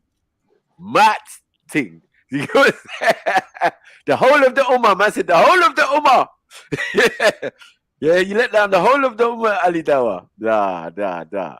And now you're saying Tommy taught man Islam. Nah, this is crazy. Let's go. This was totally wrong at the most ill-timed I could have done it after George Floyd's death. I've done it in response to watching. And Sarah Garvey, hold on. Hold on a second. And see, Tommy Robinson can say he was wrong. I remember Rasmus say he was wrong for anything. Are you talking to Beef?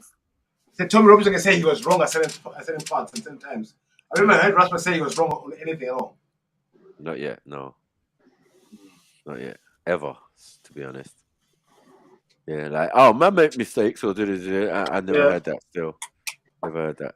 Just doesn't go together, seems. No. You're asking for too much, when does that ever happen? No, Tommy got him, man. smash up our. It was good because it showed the black community. Before that, the whole black community hadn't. No. And what that showed the black community was that, this guy. Do you know where you come at this as a black man? You come at this on top of that, there he's speaking for himself. You're seen as black man. There he's actually just speaking for himself. But it's like this is what I've noticed about this youth as well. It's like he can't speak for himself. He has to do it through someone else. This is what so-and-so was saying, so that's why man's moving like this, or so-and-so, and you get me? Like, bruv, he can't speak for himself. The black community, the whole black community, you know. So what you're chatting to all the different sects of the black community about their views on Tommy Robinson. That's safe, man. Safe, man. It's just crazy. It's like narrative building. 100%. Like to any youngster, any young person, no matter what race you are, from you listen to the way this brother talks, you're naturally going to be looking at him like, oh, he must be a leader of this black community. You get what I'm saying? And what community are you a leader of, bro? Like this is why I'm saying it's dangerous, because man are able to create titles off of us as a people to destroy us as a people. Yeah. In our faces. It's not to our benefit, it's for his benefit. You know what I mean? It's not to our benefit. All of that. It was just to suit a man's... Trafalgar is just proof, bruv. You drew out the community to get battered, and who's in the wrong? Once the wind blows over, why are we there? What did we go down there to do? To what? Who invited us? To protect our what? Nothing. What's our point? You could go there, get your head bust, fireworks dashed at you, all sorts, rocks, stone, can of Coke, beer. I remember having a discussion with you, Michael, and I think there as well about this thing about like, should we go, should we not go? Like now, bandits, go there for what? Yeah. Go there for what? Yeah. I was only going. Listen to the play. When I heard Black Lives Matter weren't going, there's no place for me with my big sword and all the weaponry I was carrying with me to hide no more. So it only made logical sense. When you get me, when the big little broski says to me, no, we're not going no more. So all right, cool, I can work with that because it makes sense. If Black Lives Matter is saying they've changed and they're going to Speaker's Corner instead, then it's no point. Yeah. For me, who's gonna be there? I didn't even think anyone was gonna be there. Yeah. Do you know what I'm saying? Because I felt that it wasn't an organizational thing, even though Raspek was saying, yeah, all the gangsters, all the bad man, all the man them rated in the ends come down and did. I just thought, buffet for one. It's a narrative. This is what people got corn by in Raspek. It's time narrative, which is not there. Because but we could have hid in the Black Lives Matter. Do you get what I'm saying? In that flow of people. Yeah. There's a lot more of them than anyone thinking the way Raspek, as was demonstrated when the people turned up. It's only like 100, a couple hundred max. You know what I mean? When we're dealing with thousands with these man. So you gotta know your enemy and what you're dealing with. This was what you call a typical cloud chasing moment. Was the moment BLM said they're not going to Trafalgar anymore, they're going somewhere else. Raspek took it upon himself to say, no, fuck BLM, I'm not BLM, I'm Raspek Bengi, I'm going to take on Tommy and these people by myself. But he said, but they were coming already before Raspek announced he was going to Trafalgar, Tommy announced he was coming already. So Raspek was reacting to Tommy, saying, no, I want to confront these guys. Confront them for what? Confront them for what? And then, but how you're gonna switch the narrative is we need to confront them. That's my point. Because you got an issue now. Now you're tying people into this issue that you have, which is not their issue. And guys, problem, man, big problem. Black community, what black community? Anyone that I see around you can't stay around you for longer than 6 months because they see that you're not a part of their community. What happened? Remember the week before that big BLM march happened, and you got a bit of clout from that, bit of airtime. Like, if this can happen, let me try to get off the BLM supporters. Let me try to hook them into my thing by, you know what I mean? All opportunists, bruv. All opportunists. Nothing. Right, as I said, it was a sticky situation, and if that someone never put out the bird call for the BLM to leave what they're doing and head towards Trafalgar Square, it would have been a mess. Yeah, it would have been the Trafalgar massacre. Not massacres in people would have got killed, but people would have got seriously hurt and maimed. Do you get what I'm saying? Because they were seriously outnumbered. And some of them didn't even come there for that. There was goons there, there was thing there, there was big the people that he OGs there, said, man. this is the thing. This is the thing now, because he made that call. Yeah, and I'll be real. I weren't around the social medias at that time, so I'm getting phone calls from a bag of YGs. Like literally, I'm talking youths that don't know gang, or you get me, like they were around but they weren't involved. And bro, it's like, cause what you lot talking about? Yeah, this Trafalgar thing, boom, boom, boom. To the point, you don't remember, fam, man, like I was passionate because man's for making a bag of phone calls to deter people, bruv, don't go. To the point where man's got a whole massive energy of people that are saying, yeah, fuck that, fuck going, boom, boom, boom, boom. From Danny Malone's to fucking CJs from the block to local fucking killies like John and Josh. And I spoke to Mosswood, I spoke to Bearman, I spoke to Mosswood, very different guys. And the thing is, it's like, who turned up, yeah, was the vulnerable, bro. Yeah, because the riders could see this is a joke thing. What is this? So you made the vulnerable turn up, bro. Yeah, that's why it would have been a massacre, Maku. And you couldn't protect them exactly. Yeah, you've brought the community to do what? Man are just standing here like, yeah, what's the plan? Like you got man with drums and like, bro, what the fuck is going on here? Cause you've told people to come down here. I heard for what? I heard Stormzy was there. That's later. That's coming with the BLM, with the savior. You know, it's like a savior. Imagine looking over the horizon and just seeing loads of people coming to your aid. You know what I mean? Like, yeah, they're of all different races, but they're part of the BLM thing, innit? So they're gonna back you now. That's how it was originally meant to be. And then you could make your speeches, and then you could do what you think. It was still a more opportunity for him to grab more people to his cause. Do you get it? But it would have been easier to work even if you had a small unit within the BLM crowd, because the BLM crowd is definitely bigger than the Tommy crowd. And the Tommy crowd is still a significant number. Like 5,000 hooligans is a lot. You know what I mean? Compared to a couple of hundreds. Or even 50 you know what people. I mean? Innocent. You get me? Women and children. There weren't no couple hundred. There was barely 100. There was barely 100 vulnerable people there, bro. Safe, man. For me, one thing I've read about all this as well, we know it's the powers that be that push racial divide and racial things. So now I'm saying to the people who are pushing narratives, the Tommies, the Raspberries. Are you pushing narrative because you are or you're working? So I'm going to start now. When I walk on the road every day, I'm not seeing what this man are saying. Both this man are saying. I'm not seeing it. So I'm wondering why is this man pushing it? I don't see it on the road every day.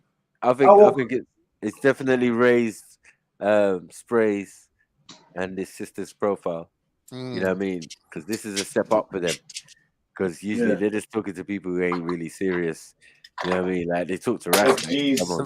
You know what I mean? Like, do you know what though, Matthew? It is, but if from what we've seen from the trailer so far, it's not been as banging as what people have expected it to be. And if it's a disappointment, I think it's just going to be forgotten about. I don't think it's going to be as epic as what it needs to be or should have been. Well, no, it's not. I mean, that's just because of the participant.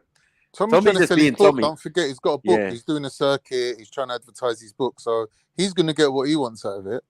Yeah. Raspect's thing out of this is the narrative. That's what I'm realizing. Raspect, his whole thing is creating this narrative. The whole black v white, black v white, black v white. Like no matter how much growth can happen, you're seeing communities are growing. Then you're black v white, black v white, black v white, black v white. It's always that. It's like there's us and them. Like however we want to look at it. You get me? That brother there is about the vision because he likes to create narratives about the vision. And Joy Michaels.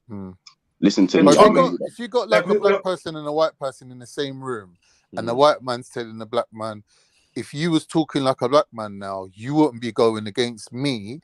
Surely the two other black people in the room are the ones that should be casting the deciding vote and saying, well, actually, and you know what I mean? But no one's saying nothing. They're just letting these two go at it with their own narratives. And it's like... That's what I'm saying. They're not the best hosts for this conversation. 100% they just seem to be stoned.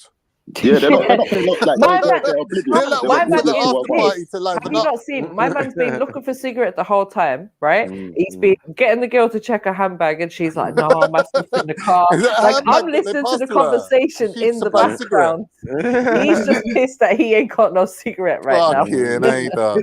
This is the thing, yeah. This is the thing, yeah. Lower These the are guys. quality, boy. RTM is not a political podcast. It's for I roadmen. know. So this man is trying to do politics on a roadman show. It's dumb. Right. No, It's but dumb, what it is create a narrative and a man's promoting his book.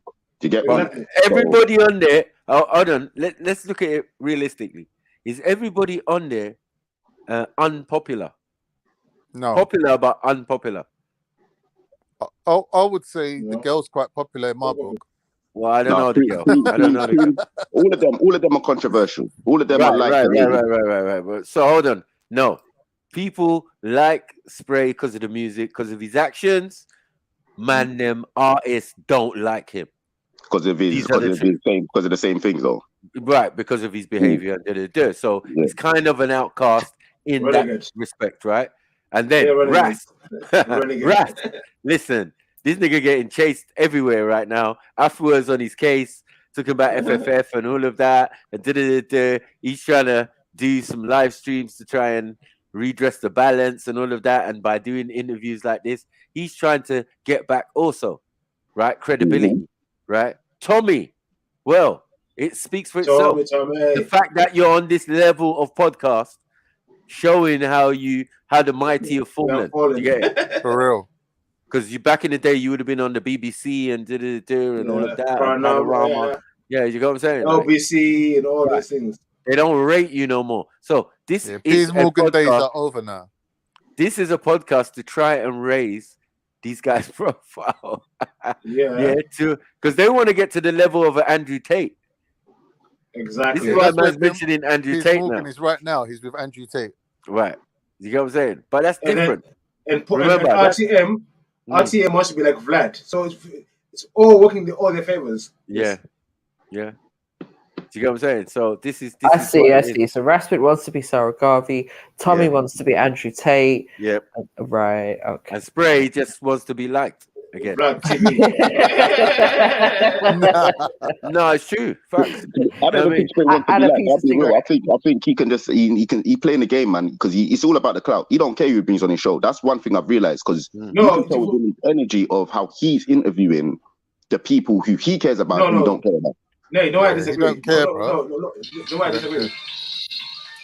Them SM1 niggas will beg to differ. You ain't gonna see one of them or Gigs or the brother on the show. You're not gonna see that, bro. So, like, this is what we're trying to say. Yeah? Even man who was in the room when man got mashed up and all of that, Skepta and you ain't seen these man on the show. No, they're in a different bracket now. You're on a podcast bracket because, like, you're decent. You was a decent artist and had a couple videos, blah blah blah, associated with other people that we know. Nay, you know what I'm saying? Yeah. Once that's done, now all you're known for is fuckery. And having your own opinion. Podcast is actually for real. Now I see what angle you're cut. Yeah. Now I see the angle you're pulling. For real. For him, someone like him, the amount of crowd and that man know in real life and to have Tommy on there, this is only a benefit for him. It's not a benefit for Tommy. Tommy thinks it's a benefit for him, showing he's part of the in crowd or he can, talk to anyone and but no one wants to hear your politics. He just sees it as any publicity is good publicity at this point, isn't it? Right. Yeah. And he doing the circuit. Right, and he's right. He would think of Spray as a controversial character.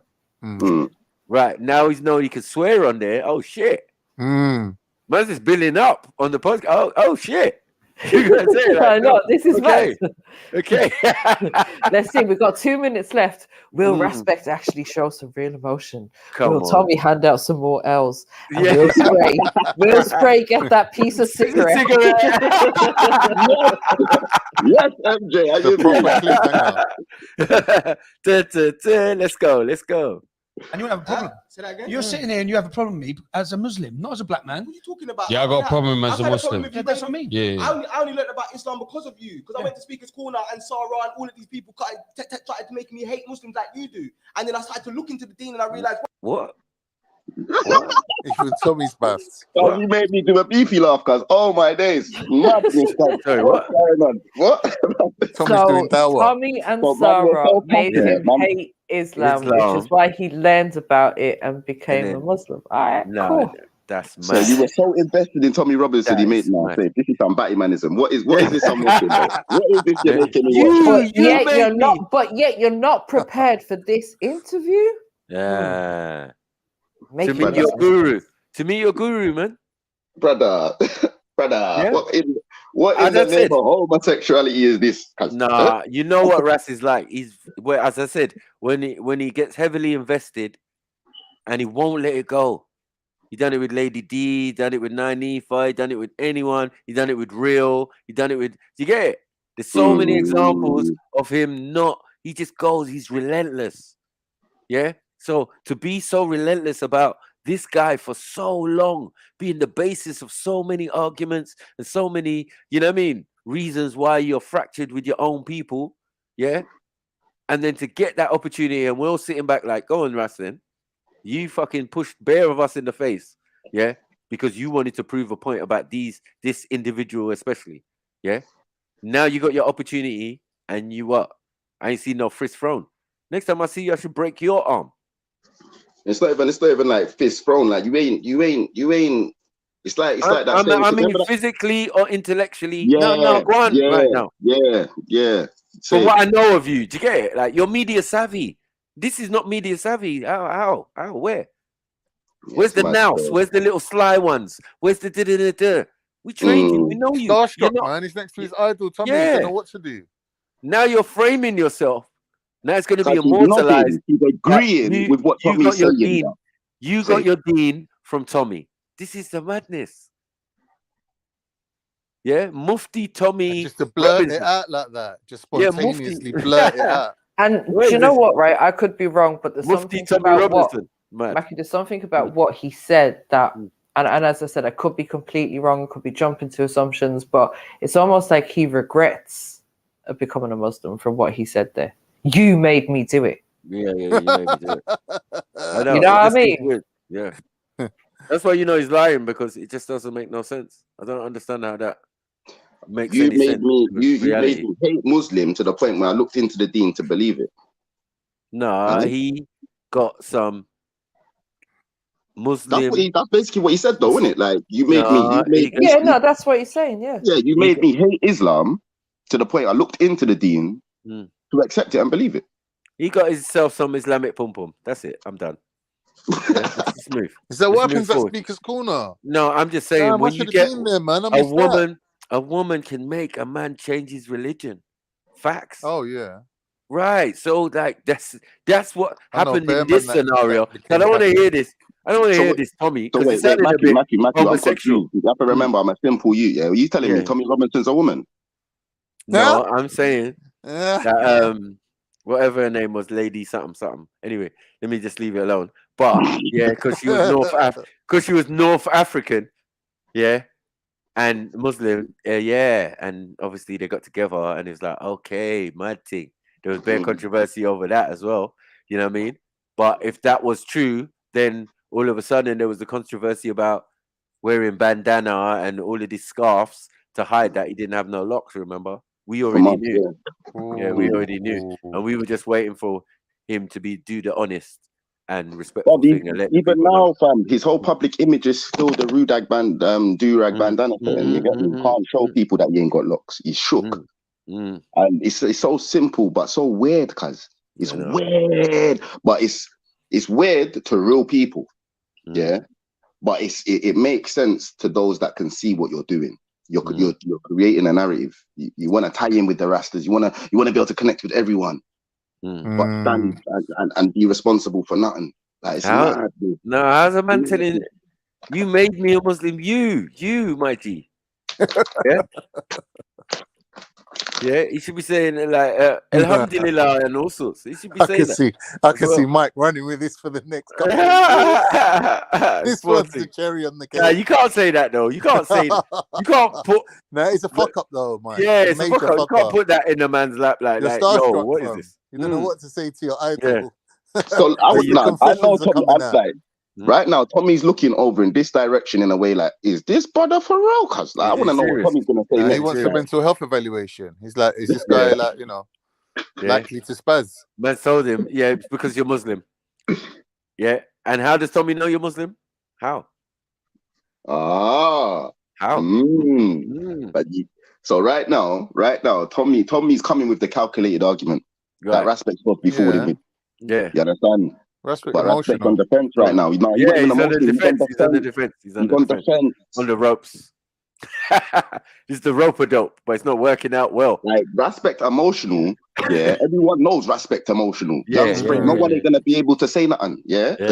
Right now he's on the defense, bro. That girl looks worried. Look at her face. We ain't had 1 minute. We had 1 minute, 1 minute, 1 minute, 1 minute. We haven't heard that. Not once. He's not emotional. Nah. He hasn't reached his normal. He hasn't reached Super Saiyan yet. You know what I mean? Even Super Saiyan Ras is like a machine. Yeah. But you've got levels,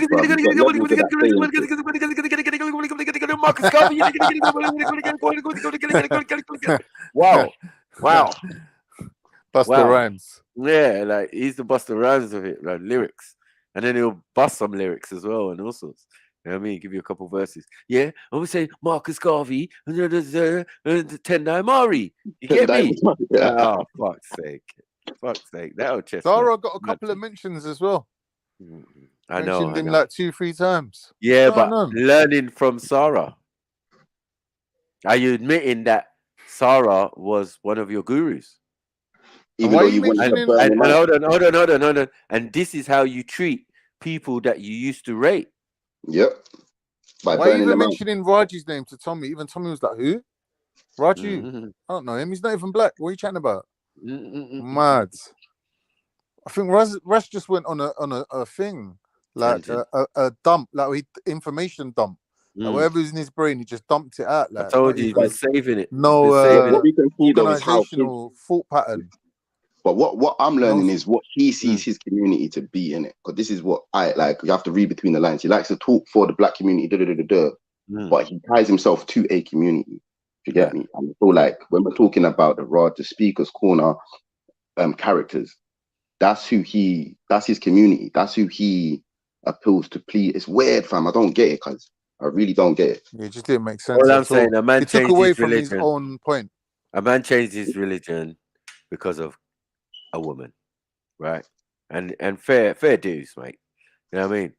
If she was that Chris and that buff and all of that, like you know what I mean? You might do that. It can happen. I was he's a young man as well. One time. He's a young man as well.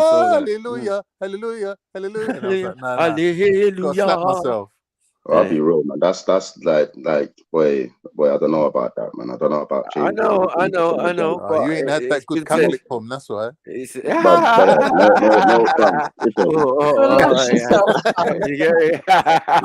probably haven't, cuz you know, like that. But yeah, when the cherubs come down, you hear angels' voices. You're like, huh? Yeah, like oh, yeah. But if I hear that, listen, that girl's number's getting deleted because you're getting crazy. That's all witchcraft in you guys. If heavenly noises are coming from the pump and light, yeah, you're good to go, man. Angels. Yeah. But I swear down though, like literally, for me though, like I don't know, this may be off topic here, but just a slight bit off topic here. But like, bro, like pum can't make me change religion, bro. Like, cause it's like, not, bruv. That means like, cause, bruv, are you so invested in the pum you're gonna change yourself? Sorry. Can pum have you speaking in tongues? Bro, I've heard this. Heard this. Hear what I'm trying to say to you. Possession. Shamala. That's a completely different question. Sorry. Like, that's a different question, cuz you get me. But my thing is, like, to get the pum a man willing to switch their religion just to get a pum cuz.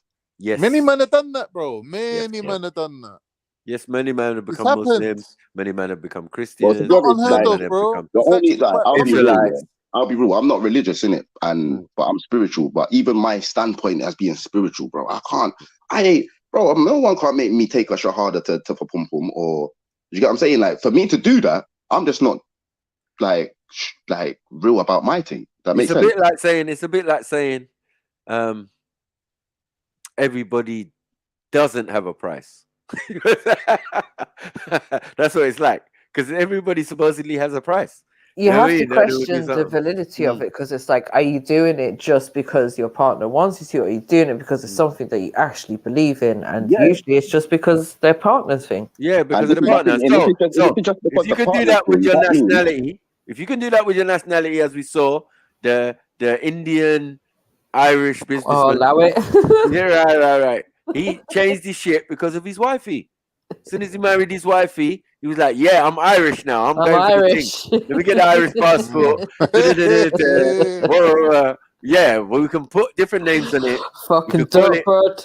You could call it Kuda Matata, but it's still, he was pussy whipped, and pussy can change your life, bro. Who's heard that song, Take Me to Church? Mm. A lot of these brothers are getting dragged to church on a Sunday. They don't care about none of that shit. They're going for the misses. My point is, like, don't get me wrong, I'm not saying it don't happen. It definitely does happen. But my thing is, it's like, you see, as like, if we're to answer that question, we're just not like true believers of whatever we're saying we're true believers of, for us to convert so easily just for pum pum. Do you know what I'm saying? No, if it's just not that easy, and no belief, like you're not real on your thing, isn't it?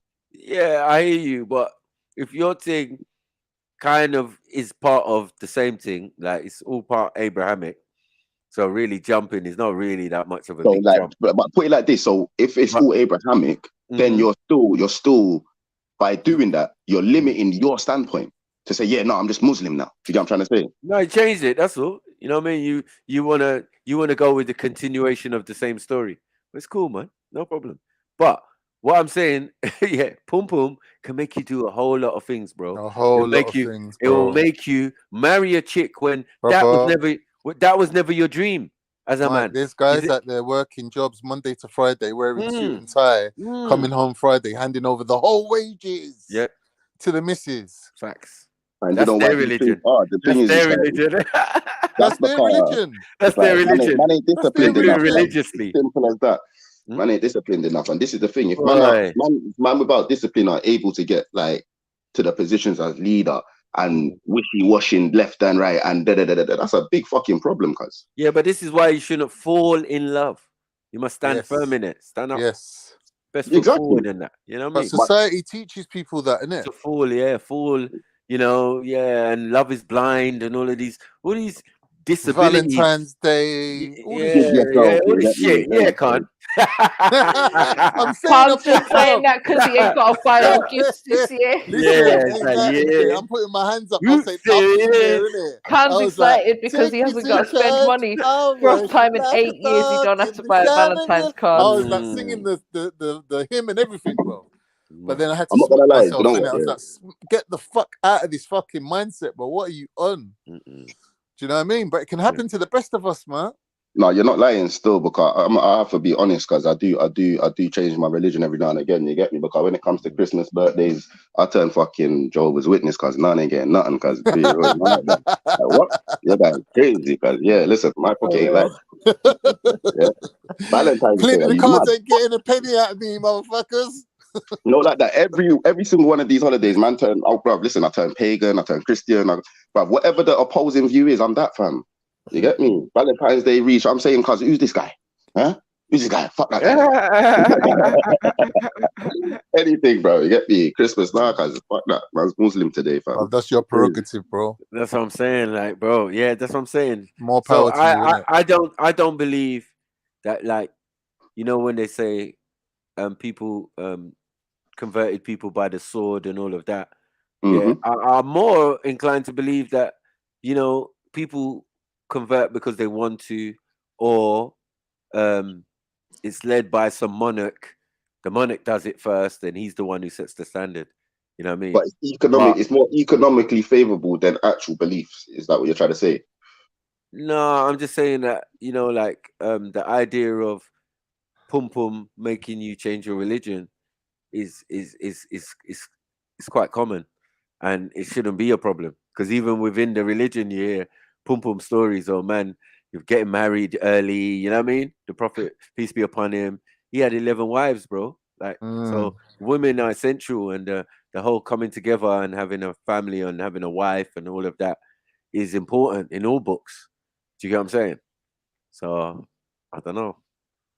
Yeah, But but these guys, what I'm trying to say is, as I said, it's Abrahamic. So you can style it any way you want. But what you're saying is correct, right? But I'm saying you can style it any way you want if you're inside it and just saying, "Oh shit, I changed my religion." Yeah, but it's Abrahamic anyway. Do you get what I'm saying? I'm just saying that thing. I'm not really saying that's my standpoint, whatever. But I'm just saying that's what I told Ras from the off, that you don't need to change your thing because yours comes under the Abrahamic anyway. You know what I mean?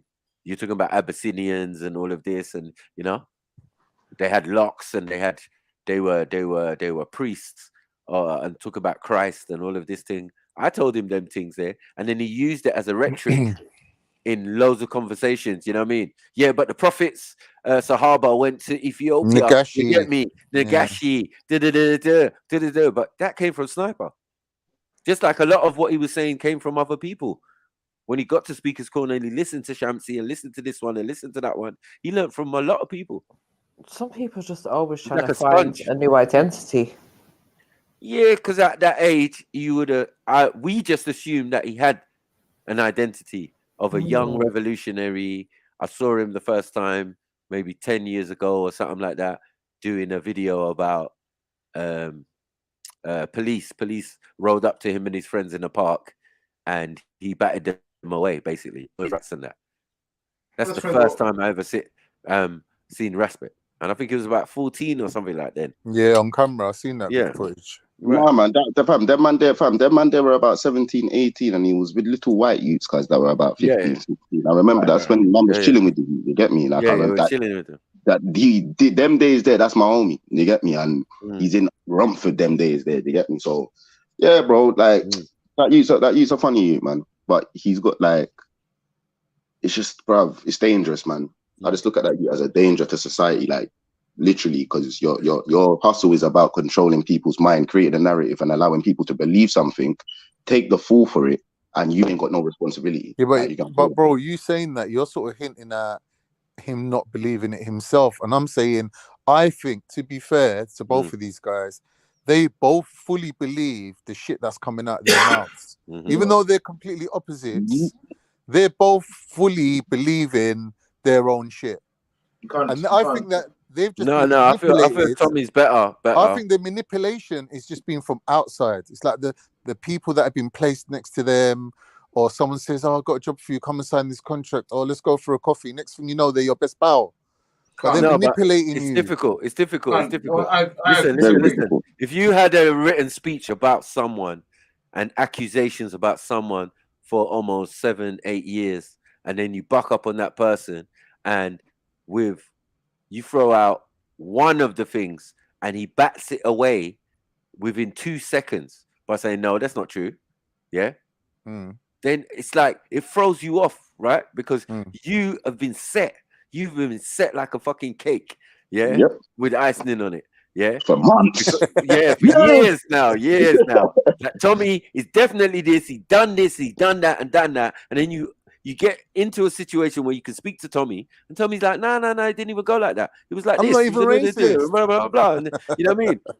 And your response is the same almost as Sarah's, who you berated and crushed and almost destroyed his career. Yeah.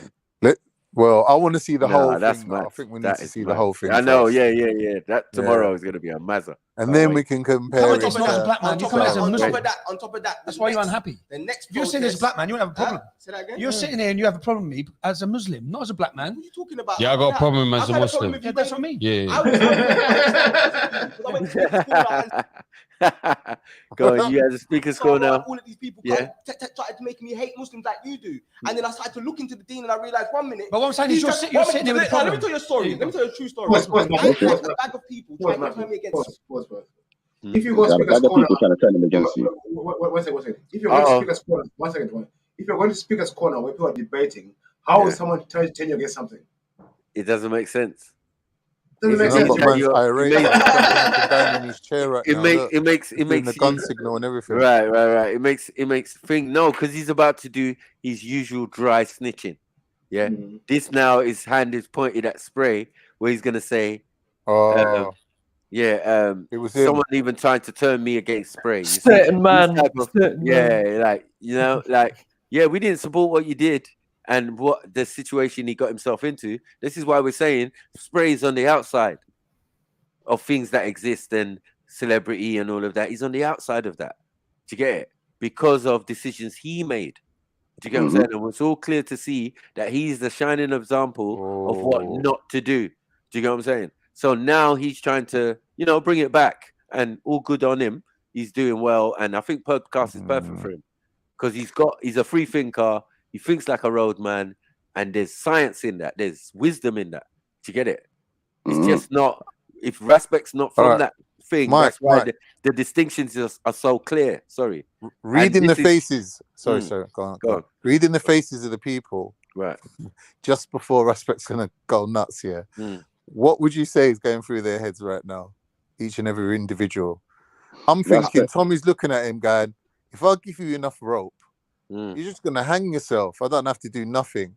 Spray's sitting there thinking, boy, I don't know what this guy's gonna say, but he better not fucking embarrass me on my own shit. Nah. And the girl's looking, thinking, oh, I'm gonna get some juicy gossip right now. He's gonna say something interesting. No, I think that's what Spray's ready for. Cause last time he said, "Let me tell you a story." He talked about £1 outside chicken shop. Yeah. Spray's ready. He's ready. Yeah. Is this? He probably asked the question: is this before the chicken business and the £1 thing, the begging thing? Remember, cuz you were saying. There you go again.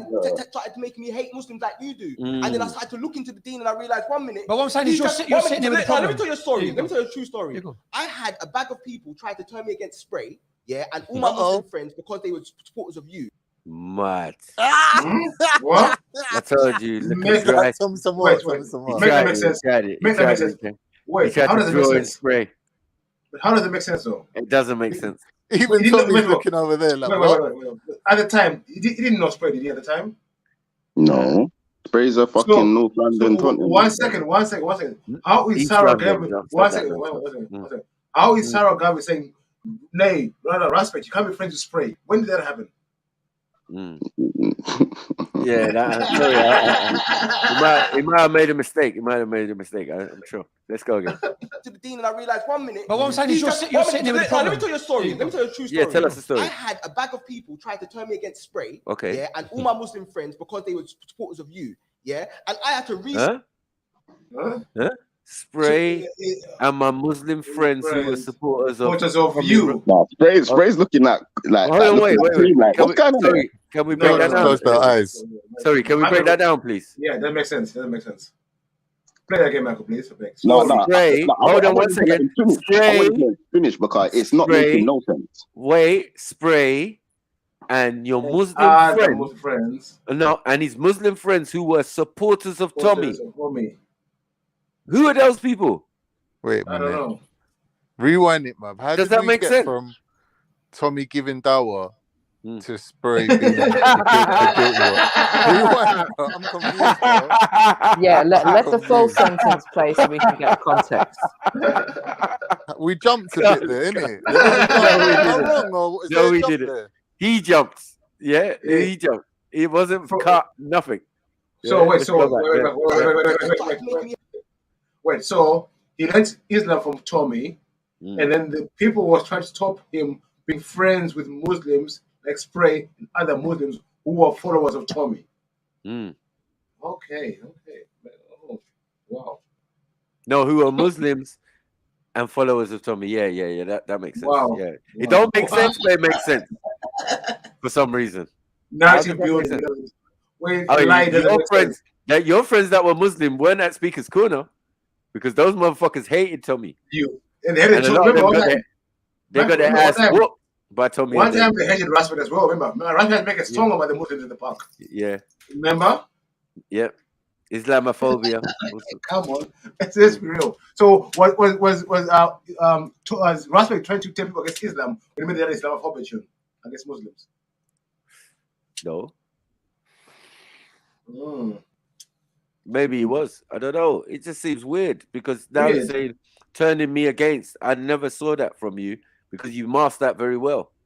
and then the way it looked was like you were always caping for Muslims. This is what most of the black community don't fuck with him, because they felt that he was caping for Muslims before he became a Muslim.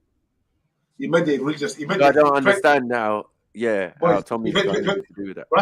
Even with gang, you try to make it from political to religious thing. Now, if you're not righteous, what? I mean, if you're not righteous, what's the right standard? Brother,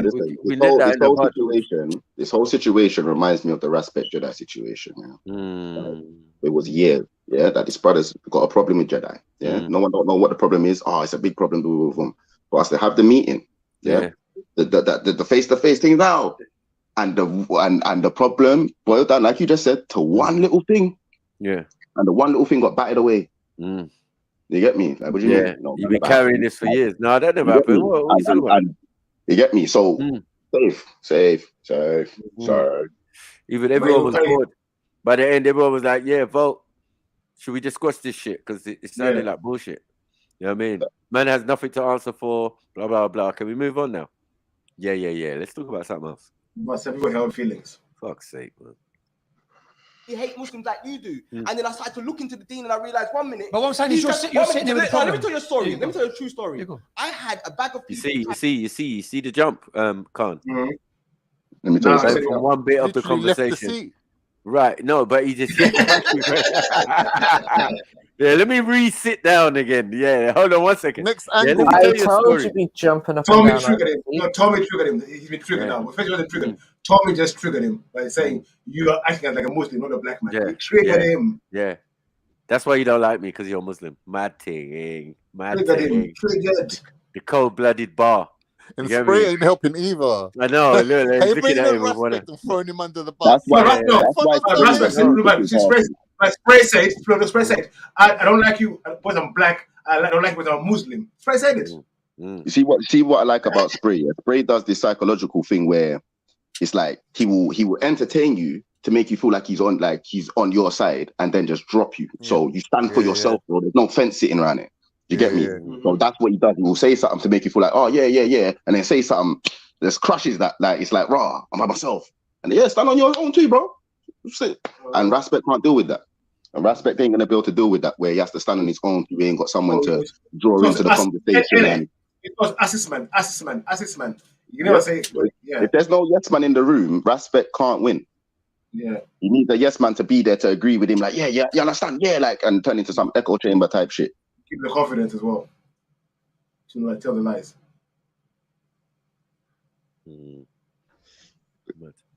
Yeah, let's go. Tried to turn me against Spray, and all my Muslim friends, because they were supporters of you, and I had to research the deen, and the more I researched it, I realized 1 minute these men are lying. Who tried to turn you against Listen, I don't know. What you converted? I was talking about. Well, you got converted, yeah? When did you convert? I was like, what? I don't know. I did my thing in jail, blood. Shit he don't know nothing about. This is mad. Rewind. Yeah, like, what? Need a run up for this. How are you giving credit to Tommy Robinson? This is mad. That's where he got up. Khan. See that martial arts maneuver? Oh yeah. Levitation. Yeah, like, where's what? Sahasi? We need Sahasi on there. You think it's astral projection? Yes, Khan. I don't know about astral projection. This is more emotional damage. Marcus Garvey entering into I only learned about Islam because of you. Yeah. I went to speak to and all of these people started to make me hate Muslims like you do. And then I started to look into the deen, and I realized 1 minute. But what I'm saying is, you're sitting there with the problem. Let me tell you a story. Let me tell you a true story. Tell us a story. I had a bag of people try to turn me against Spray, and all my Muslim friends, because they were supporters of you. And I had to research the deen, and the more I researched it, I realized 1 minute these men are lying. These men are lying. No, that is fucked. I don't know.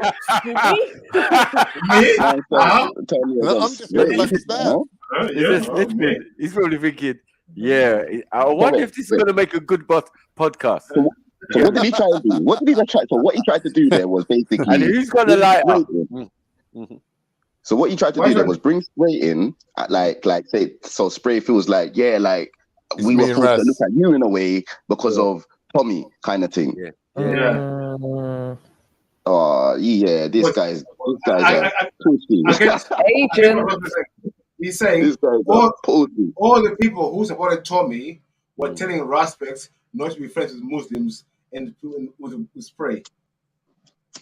Yeah, but specifically not to fuck with spray. Yeah, exactly. Spray's a Muslim. But Spray's a Muslim, innit? That's why. Yeah. From day. Mad. It's probably like, huh? Me? Yeah, I don't know Raspect. I don't know who this dude is. Against me. You know what I mean? Dry snitching, bro. You need it's narrative building. Yeah. Narrative Are you gonna bring man in and he's in the room? Like he like talks about you when you're not there. You know what I mean? That's his usually modus operandi. Stop name dropping.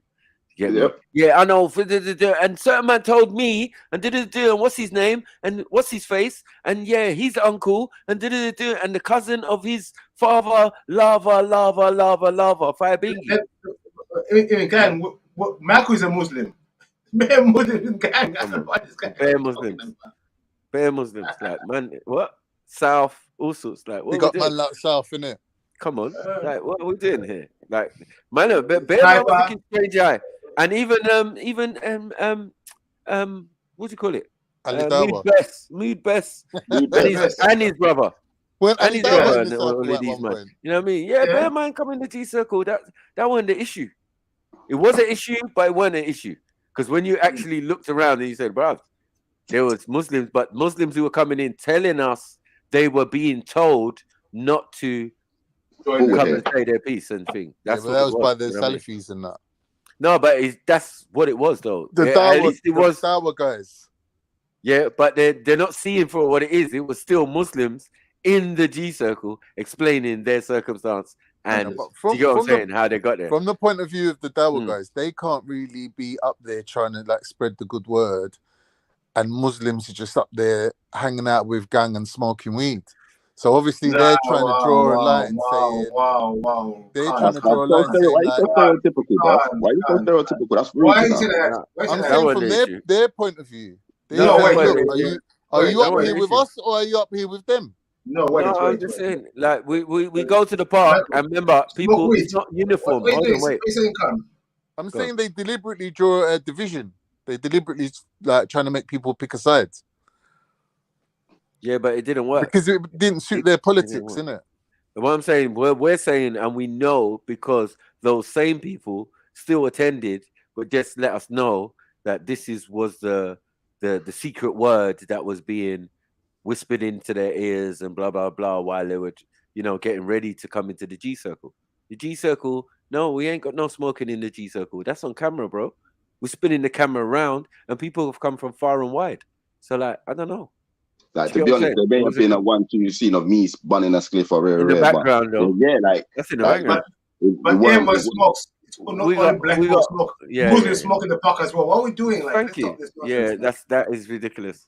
It's just a ridiculous. I'm saying the Dawa guys, in general. No, the Dawa didn't have no beef. The non-Dawa guys are sort of letting them down or showing them up, and they criticize them. My brother, the Dawa team had no. They are free from this. Yeah, it's Ali Dawa. It's just one or two, who even by their standards they didn't even rate them as Muslim. They don't rate Ali Dawa. Tawheed. Yeah, they don't rate Ali Dawa as a Muslim. Who rate him? His own brothers. No, there was a time he was outcasted from them. Yeah. Am I lying, Beefy? Yes, but he talks too much shit and told him. Right. What you mean when they had the little beef with Shamsi back and forth? No. Bro, there's stuff he says out of bro. He said there's no Islam. There's no Islam, yeah. There's people who do it for sure. Yeah. And that one does it for sure. And they clocked it. That's Come on, man. But they're raising up money as well. It's not just they clocked it. Hold on. They clocked that he was doing the same thing that Ras is doing right now, or been doing with Tommy. Do you get it? You made that the focus. You weren't giving dawah. You weren't doing the right thing. And You made this your focus. And you lost your way. And as far as they're concerned, you're a curd. You're wrong. Do you get what I'm saying? So they don't know. This is a fact, bro. This is a fact. These men are coming from Egypt and Bahrain and other places. They speak Arabic, nothing like that. They do get clingy. They do get clicky. Yeah. and of that clique, the outsider is Ali Dawa. They made it apparent when they fell out with him, and he was just doing his own thing. But you know, Ali Dawa's got that energy and that character. He could maintain. It didn't seem like it was a open disrespect thing of each other. No, it wasn't that. They were in the same spaces.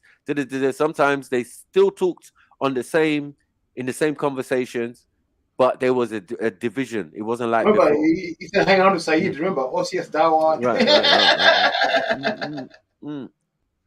I remember that the people saying this, Tawheed and people like that, there was a time after that where they tried to fight us in the G Circle and all of that, you know. So we've been through stuff with them, but in the end, they're the ones who left the park. They left the park for a whole year before the incident where they all turned up for Jeddah. So people don't take those things into consideration that, what's happened here? Yeah, the way we were moving in the park was so enlightening, new, and we weren't scared of, you know, certain man and all of that. You know what I mean? We weren't scared of all this. People were happy to see us around. People were happy to see us around. So what it did, it kind of rubbed them out. So they stopped coming to the park for a little bit and not Ali Dawa or even Muhammad Hijab, because they soon caught on that the best thing, if you can't beat them, join them, debate them. Debate them. Yeah, that's why you see a debate with me, him, and Beefy. We didn't organize that. He came to us. Yeah. Just started, But then remember, we've had previous debates, me, him, and Ali Dawa from before. So before this thing became like, now it was Muslim dominated in the park. Then it became Kemet dominated, which is kind of disrespectful because you've just tarnished us all with the same. Right. We was all Kemet. We had to dispel that and say, that's the Kemet guy over there. Look at him, head to toe Kemet. You know, I ain't Kemet. Fall back, man. Go over there. If you're black with Islam, you're Kemet. So there was a little tension, there was a little thing, but people felt more comfortable and safer once we arrived in the park. Do you get what I'm saying? And I felt it encouraged more people of ethnic background to start turning up to the park. So 1 minute it was dominated by certain groups, you know what I mean? And then it became more multicultural, especially in summer. You had everybody there, wizards, you name it. You know what I'm saying? The atheists, flat earthers, you name it, everything was there. I was standing IC3. He didn't even stand out. You know what I'm saying? The amount of weirdos and things that was there. You know what I mean? Like, he's just a permanent feature. It's one thing you could say, you go Speaker's Corner, you'll definitely see IC3 there. Boom, with his boards out and all of that. You know what I mean? But it was good. Those were the good days before it started to get a little bit sour, as I said, because of what we was doing and revolutionizing the park with all these different activities. You know what I mean? People was like very wary and, we come to debate. Well, we've debated you already. And you weren't really saying much. Remember, and there's only so many debates you can have about the same subject, right? I felt, you know what I mean? We're doing things differently. We're making like a social gathering, all for debates. We're bringing food, drinks. You know what I mean? All these things which were not happening at the park before. Yeah, you know true. I was feeding people. Feeding all groups, all races was eating of my food, and that's my icebreaker. We'll bring juice. Non-alcoholic juice for Aki. You were there the whole day. Imagine standing there the whole day. Come on, have a drink, man. Imagine, have a drink, man. You're hungry. Have some shit, man. Imagine you got a whole thing of Sujuk sausages or whatever. You know what I mean? And just said, you lot try. Who eats? Nah, you can't be tempting me with sujuk, bro. It's like for me, it's where's the girls at? I'm turning up like Wagwan. Yeah, the girls on the other side. I'm like, sweet mate. You know what I mean? That's where I am, innit? Come on, man. That's how I was back then. Who'd you bring in the cups? That's what I'm saying. Whoever's turning up with females, I'm there, innit? The females is there, man. They organize. Yeah, man. I don't want to know about nothing else. I don't care about politics, argument, religion. You can keep all that. And that's what we say. When you come in the G Circle, put your religion or your faith or your way of life in your back pocket. Exactly. And let's deal with the community issue. You know what I mean? So it did rub some people the wrong way, but that was because they never choose to experience it themselves. You can dissuade people, but if you don't experience it, then what are you really doing? You know what I mean? You can say, you can give them advice, but they go in, have their experience, and they realize it's nothing like what you said. And then they can come back and report to you like, bro, it's nothing about what you were saying. As a Muslim, that it wasn't required. You know what I mean? I can only give my knowledge to a situation that's my community. This is the You know thing, because even in this situation, look, Tommy Robinson is using it, Islam against respect at the moment. Yeah. Get me? So when you're kind of using your religion in that way, people can use it against you. Really, your religion's your own personal business. That's your relationship with God. Do you know what I mean? Like, just keep it private. Right. If you come to an organized movement, you cannot bring your ideals, like Rastaman ideals, talking about homosexuality and all of that. Exactly. Because even we're in the generation that these youths in the gangs are all letters. Do you get what I'm saying? It's a generational thing. There's nothing we can do. We either adapt or we get left on the wayside. Because how are we going to deal with them if we can't even connect and understand that some people are liquid, some people are tomato, some, you know what I mean? You just got to be savvy of all that, innit? Yeah. You just know what it is, innit? Like, so when you're dealing with my friend is Jehovah's Witness, and his kid got expelled from school for saying he didn't want the gay teacher to teach him. I think it was a supply teacher or something. And it was like, I ain't having this guy teaching me. And they expelled him just for that. Do you know what I mean? It's not a reason to expel someone, really, but not really. No. They expelled him. Like, they ruined his whole education. They set him back. Like, probably stopped him going college, whatever. Do you know what I mean? So you got to be savvy. Like, even my kids were telling me the other day, some kid mentioned Andrew Tate in school, and they put her on report, going, "You're bringing up controversial subjects at school, whatever."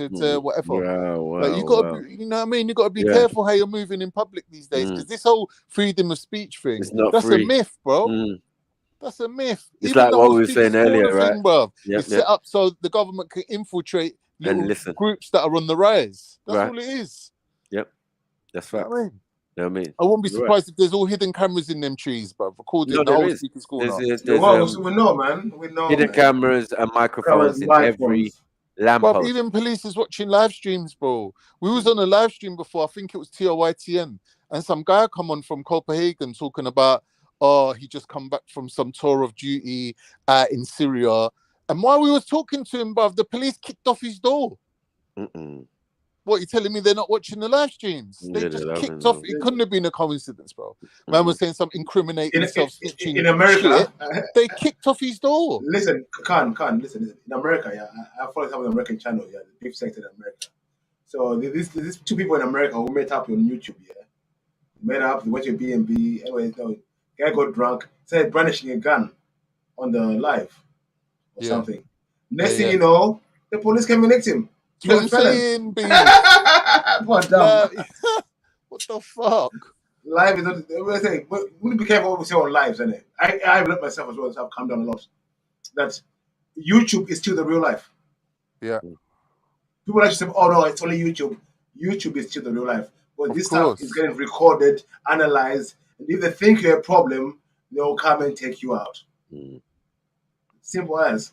And for them, it's easy monitoring. But here we're snitching on ourselves. Exactly. Live and direct. Bro, they're spending money putting cameras on police's vests, right? They're walking around with cameras on. They're already invested in this technology. If you're walking around with your camera phone, filming, and you're putting it on a live stream on YouTube, you're just saving them bare manpower, bare money. They're just sitting at home watching it. They're sitting in the station, having a donut and a coffee, and watching your live stream. We knew from time that Experience Corner that PC Steve told us that the feds watch the YouTube channel. Yeah, he's the one who blabbed it. He's the one. Yeah, it's all like we watch all your channels, man. We watch all this stuff. Yeah, he blabbed it, bro. In a meeting, innit? Was it a meeting or something? He blabbed it. No, he just said in the told park. everyone. We used to chat to him. He used to tell us, like, that's what we know all these things, man. People are just so naive, man. They're dumb. There's all sorts of people at Speaker's Corner, bro. Infiltrated, bro. F-nuts, Combat 18s, all far-right militants are there.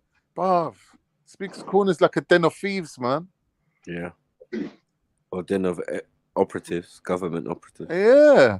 And the thing is, gang was there. Gang was there doing something completely different, community conversation. So it was It was something that was ice. It was ice breaking, bridge building. So those that were there for confusion was clearly standing out, bro. Because like, what are you doing? Why are you telling people not to come here? Like, but I don't get it. Man ain't here demonizing nothing. The only reason gang was there in the first place, why man them were called up Scholar Gang, was because the commissions, man like Maku, man like fucking Sarah and fucking what's his name, Kalam, couldn't even conversate between each other without having a Muslim run over and start trying to debate them about and diss them about being Kemet or whatever, without even listening to the man them. So we came down there to allow man them to have conversation, and then man them having conversation quickly turned into, we need to sort out our communities though. Our communities are multicultural. So then you're gonna have sisters from all faiths, brothers from all faiths conversating about, this is what we need to do. And then you clearly got man that have their agendas, whatever they've signed up to, coming in to be divisive. That's not good. Exactly. And yeah, that's because man was telling the women, the Muslims not to talk to us and all sorts, and free mixing talk, but yet the men were doing it. It was mad. But then we found out that a lot of the women that were speaking to us, you know what I mean, were their partners. So it only made sense. You know what I mean? I was like, but then you lot are doing some other thing, some millennium thing, where you're allowing your woman to come to the park to debate and discuss and get involved in conversations with people of different thought processes. You know what I mean? But then when it's us, the man them, all of a sudden it's free mixing. You know what I mean? Like, no, the women need to do better. And in the end, it kind of put them off coming and joining and having conversation with us. Because they actually fell for that. Remember, even Zubeda, it was us who gave her a voice in the park. I was going to say, I didn't want to be the one to mention it, but do you know how much bullshit that girl had to put up with from like certain Muslims, like attacking her when she first got there? Like, why ain't your head covered? Why ain't you married? How are you here on your own? Why are you speaking to these black guys? Oh, blah blah blah blah blah. No, remember, you fancy Jedi? No. She was swinging with the Shias. She was swinging with the Shias. Listen. When we first met her, wait, Khan. No, Khan, listen, Khan. That's not your sister. That's not your mother. That's not your relative. 1 second. We didn't know her at first. No, I'm not saying you. I'm saying to the Muslim guys that are giving her a hassle. Like, this is your sister, innit? Why are you henpecking her? Oh, don't talk to them, this was Shia. This was Shia. I beg the man to let me beef. Yeah. Yeah. You're right. You're pushing narrative to not exist. So we just come to the park for a month. We didn't talk to her. She was there for Shia beef with Sunnis. That's what she was there for. But what used to happen all the time, she was getting grabbed up by guys when she was debating. So that's what was happening. Else. Then one time it happened in front of us, and then it kicked off. That's what he said. That's what he started speaking to us. Yeah. No, like just kind of speaking to us black guys. No, didn't happen like that. But that's the Shias. I'm not talking about them, though. I'm talking about Sir Faz and all them. But that's the Shias grabbing up. With no time, it's only 1 or 2 Shias. The rest of the guys are Sunni there. Yeah, you know what I mean. Let's be fair. No, but there'll be times when there's like a whole batch will come. Yeah, what I mean, like elders and young ones, and at different times. That's when madness would go off. Especially when the young ones would come. Roadrunner will come. But at the time when Zubeda came, Roadrunner was messing up the Sunnis at the park. Yeah. So the Shia was getting quite a big voice, and you know what happened. You know the rest. It did get a little bit political, but when we met her, she was the first time I met her. You know, the Black Intellect got involved in a fight. They were fighting. They were fighting. Even what's his name? Walid was there with her. They were fighting with the old Shia man. You know what I mean? And then the other Shias was jumping in and all of that. Just crazy. Yeah, so we was watching it, right? We was watching it. We was doing something else, and then Shia, the Black Intellect, ran over to get involed and ended up. We told him, don't do it. You know what happened? He ended up getting bent up by police. I said, he don't listen. That guy don't listen. He don't listen. When I could actually hear, just chill with us. Yeah, let him do their own thing. Man. No, he's a Shia. He didn't get involved. He's a Shia. I gotta get involved. Yeah. Everyone else who looks Middle Eastern and all of that, like, bro, you're the only black Shia there. Like, what? Stop it. Yeah. Flag waving. When the feds came, The first person he grabbed was him. Oh, black guy. Yeah, black guy in a mask. Yeah. Yeah. He got bent up. I was laughing. We were Me and laughing. Jedi was laughing and killing him. Filming him, getting bent up. It was like, no. And then I think she came and said, no, it wasn't him, or something like that. You know what I mean? Otherwise, they were cutting him off. I was laughing. Said, you bitch, yo. Yeah, next time you don't get involved with other people's shit, man. Seeker's going to sticky like this nowadays. Funny. Sometimes were funny in the pub, though. And then one time when she got her bum pinched after we left, you know, we left. Me and Jeds and a few others left, and there was odds there, thing there. We had a race and all of that thing. And then 10 minutes after me and Jeds left, then she supposedly got her bum pinched and there was a big fight. I was like, a few times it's happened, John. A few times. That's strategic, though. Notice it's always when the man them leave. Yeah. And even when some of our brothers have been attacked, it's been when we've left the park. And then man's come back the next week telling me, like, brovs, yeah, all of a sudden Pink Dunya and this man and that man and Ali Jihad. Yeah, trying to surround man and like, yeah. Oh, you're punching next man, yeah? You the guy in the cowboy hat, yeah? All right, safe, man. But you ain't even gonna tap me on the shoulder late after evening and say, yeah, Maku, we got to deal with this thing. Yeah, we feel that you took the piss with what's his name, Ahmed Ali. Yeah, so you go for the guy who only threw one punch. It's a good punch, but yeah, only one punch. Yeah, it's unnecessary. See, with that whole situation, I'm thinking this is like my thinking pattern, right? If some fucking meerkat looking bull trap with glasses done a flying kick on an old man, surely before you lot even got to him and got to talk to him, they should have dragged him up already. That's why we didn't confront him. Because he was being a hypocrite. He was being a hypocrite. Yeah, that's the thing. You were talking about someone. Why does it come down to you guys to fucking wait? Can't wait. He was complaining that someone from Shams's group had punched him up. Yeah. But then the same day he's talking about it, he punched up, he flew kick at his old man. He done a flying kick on a pensioner, bro. So we're saying you're being a hypocrite, G. Because you're talking about how we was only heckling though. We was only heckling him. We wasn't doing no more than that. And we was amazed. We was amazed that you just done that and now you're in a debate with Raj. How are we supposed to take you seriously? Remember this guy used to heckle us. He was a man heckler for gang. Right. Yo, gang, you smoke too much. You smoke too much. Is this guy in a new generation? Black people. Yeah. Even sometimes I thought it was funny. Like, you know that Ahmed Ali said? He's going like this. Zubida, I respect you, but this guy, talking about me, yeah? He's going, this guy, it's him or me. It's him or me. Asking Zubida to kick me off the channel. Mad. He hated me. I don't know why he hated me. Just hated me, bro. I think he must have heard what I was saying about him being a chief and whatever, like when he got rushed. Saying that he deserved it and whatnot. Like, he must have heard, didn't it? People must have told him. The alopecia comment got to him. That messed him up. Something alopecia. It's him or me. Let's watch the rest of this then. Let's do this. All right. I'm saying that I had Tommy Robinson supporters in the black community was coming at me at Speaker's Corner, like who? Trying to Tommy Robinson. Sorry. What?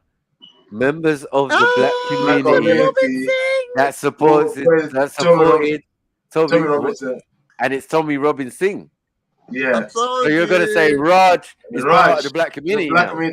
Yeah. Okay. That's what you're doing. He has to now. He's an Aki now. He's an Aki now. So Interesting. So what is he saying? He was influenced. Wheel that up a bit. Let me hear that. What do you say? Now hear the whole thing. Hear Tommy's response as well. I don't believe this. Let's spend the last 2 minutes fully. Then. Now the end, you got to rewind the end about 4 times because it gets. Yeah. Let's do that. And the more I researched it, I realized 1 minute these men are lying. Who tried to turn you against him? I'm saying that I had Tommy Robinson supporters in the black community was coming at me at Speaker's Corner, Like who? trying to Tommy Robinson, Raj, and all of those. He's not black. He's not black. No, I'm Sarah. You sat down with Sarah. Sarah's cool. Yeah, all right, cool. So that's what I'm saying. Oh, is Sarah a token as well? Yeah. So yes, definitely. Sarah is one. He was at the generation identity. Man, he destroyed himself. So all your little I understand what you're saying now, Khan. Exactly what I was saying, right? Yeah. You gotta throw all of these things that you've been carrying in your chest, and then you get to Tommy, and he just bats it away like a fly. Like that's not true. That's not that's not He's not even black. Yeah, that's a black. Yeah, Right. What are you doing? You said black community. You said out of the black community who came to speak. He fucked up. The whole thing was a mess up. You got what people in the black community was supporting Tommy Robinson that you knew? If they were supporting Tommy, they'd just be there at the marches. Right now, you saw a bear of them. Do you get what I'm saying? Like, yeah, so what? Yeah. What Tommy Robinson Sarah Garvey was a supporter of Tommy Robinson? No. That's what I was gonna say. Like, why? What are we going with this? Like, No, the problem is Respect is talking like he's on the lion's den, where everyone's gonna say yes, Respect, fire Bingy, yes. So he's forgetting he's in front of other people. He's not in his own mind. He's not. Respect little Respect rant. Everyone's gonna believe what he says. We have to. You have to. He's doing a Respect rant. Beefy man, you're a funny guy, you know. He does do that though. He's doing a Respect rant. You know he does. He loves the rant, man. Press one in the chat. Listen. You know when it goes off. You know it's peak for you. If Rasmus is on your case when it goes off for one, you know it's peak for you. But you fucked up here, though. You fucked up. Go on. Corner, like who? Trying to Tommy Robinson, Raj, and all of those. He's not black. He's not black. No, I'm Sarah. You sat down with Sarah. Sarah's cool. Yeah, all right, cool. So that's what I'm saying. I said Sarah's cool. He didn't say Sarah's a member. He didn't say Sarah signed up your thing. Like that was a wrong example, man. The two you gave Rod. After the interview, there's only like 2 times Sarah talking about Tommy. Sarah's doing his own thing. Then talk about Tommy every day like you do, Respect. There's no respect here, man. There's no respect. These men are just what? What is he doing, man? Long thing. Sarah token as well. Yeah. So yes, definitely. Sarah is one. He was at the generation identity protest as well. It wasn't a generation identity. Why did they want you against him? Everything is just getting wrong. Generation identity. So when narratives you build, you see when you build narratives of lies to like your people to get support, and give the football club for you, but you don't know better. Now if you take those lies to the person, I didn't do that. You're lying. Now it's peak for you. The narrative you build, it's not truth. You know what I'm saying? Well, if everything Rafa is saying is truth, just show it, isn't it? Look at this guy, your supporter, saying, Tommy, come bring Sarah, bring all your protests, doing all this for you. But he can't prove that. Yeah, this is mad. Let him go again. All right, cool. So that's what I'm saying. Oh, Sarah token as well. Yeah. So yes, definitely. Sarah is one. He was at the generation identity protest as well. It wasn't a generation identity. Why did they want you against him? It was a free speech protest, bro. So basically, what they was trying to convince the whole black community is that all black Muslims are sellouts and are dangerous to the black community based upon Tommy Robinson's rhetoric. So I said, okay, if Young Spray is a danger to me and RA and all these black Muslims in my community, I've got to research it. And the more I done research into the the more I realized, 1 minute, these men are taking this thing. I know, this is what naming the youth does. people like that. Oh my God. Everyone with the same fishing net. Like, what is he doing, man? That's a Schiffer move right there. I know, everyone man. in the mix. Everyone, and motion. You know the ones there like, what? Leave motion out of it, man. Stop it, man. You really like, why are we doing this? Hey, well, even Schiffer knows that this is not the greatest move in the fucking universe. Yeah, Schiffer ain't this bad, man. Schiffer definitely ain't this bad. No way. Yeah, big up Schiffer, At least he's funny with it, though. Yeah, not like that. Like, this brother's something else. This brother is something else. I'm saying the bat might have come out. He might have had it tucked behind the sofa. That's Schiffer. You get what I'm saying? I believe Schiffer's like that. Like, yeah? Yeah? I mean, Shiva, where's your other eye looking? Hey, Shiva, where's your other eye at? Yeah? Schiffer would have bat Tommy Robinson. Bro. Listen, yeah, Tommy. Yeah? You're not a bad man, you know, Tommy. You're not a bad man, you know. Yeah? Let me show you bad man. Hold on one second. Furthermore. Yeah. Brother. Yeah. See this bat, yeah? You see this bat, yeah? It's cool. I'll name it Tommy. Tommy Killer. I named it after you. Tommy Killer. That's it. Big up, Jay Blacks. Huh? Big up. Big up. Come on. Big up the family. Out of context. This thing out of context. Furthermore, if you look at the deen, it's actually promoting marriage. It's not promoting sex outside of marriage. It is. I'll just give you 4 verses, bro. It's promoting 4 verses. It's promoting it, and then Have we just established 4 verses? Then I looked at the Muslims around me, and I couldn't see any of these guys doing any grooming. Hold on, this guy was cracking up. She's cracking up. No, what's going on? She just got anyway.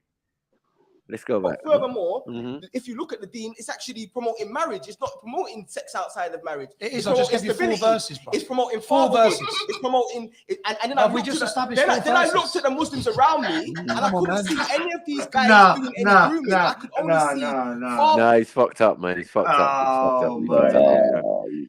What is he doing? He's freelancing right now. Man, I think I gave you 4 verses. You know, man is just freestyling.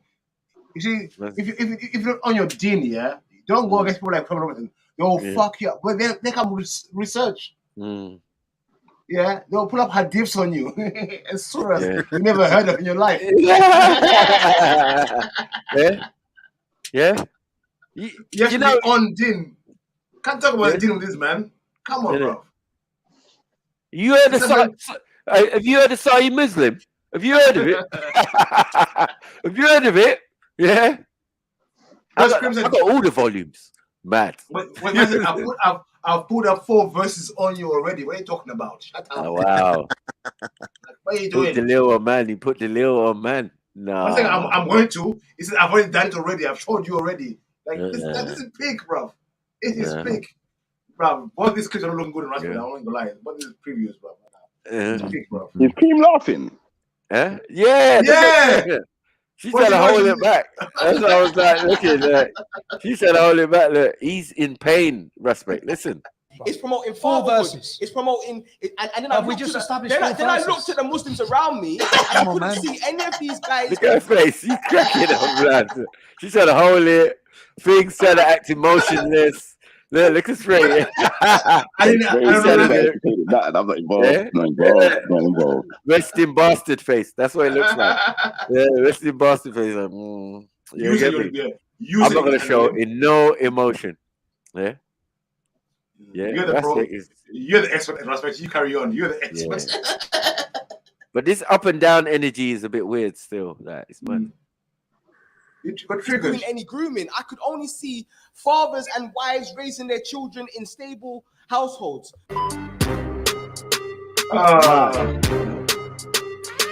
Hey, can't wait. Tomorrow, Sunday. That just seems like I'm not even gonna lie. That seems like a whole career fuck up. Like, you know what I'm saying? Even though the career was a dead one, but it's like, you're fucking because you're just like a grave. Oh my god! Like a big grave for what yourself. in the world are we doing out here? Will this be the biggest L of 2023? Well, even though if I don't know. If the deen is so important, you take on an Islamic name. Why do you use an Islamic name if it's so important, the deen? Why do you keep, when you're in one audience, you're Muslim, when you're in one audience, you're not Muslim but black? It's like, this is a trickery I don't get. You know what I mean? It's like confused. This is what happens when people are just not secure within themselves, whatever the reason is for that. We don't know, Beefy, but man's insecure and he's trying to find an identity and grip onto anything that he possibly can. Any identity that he can.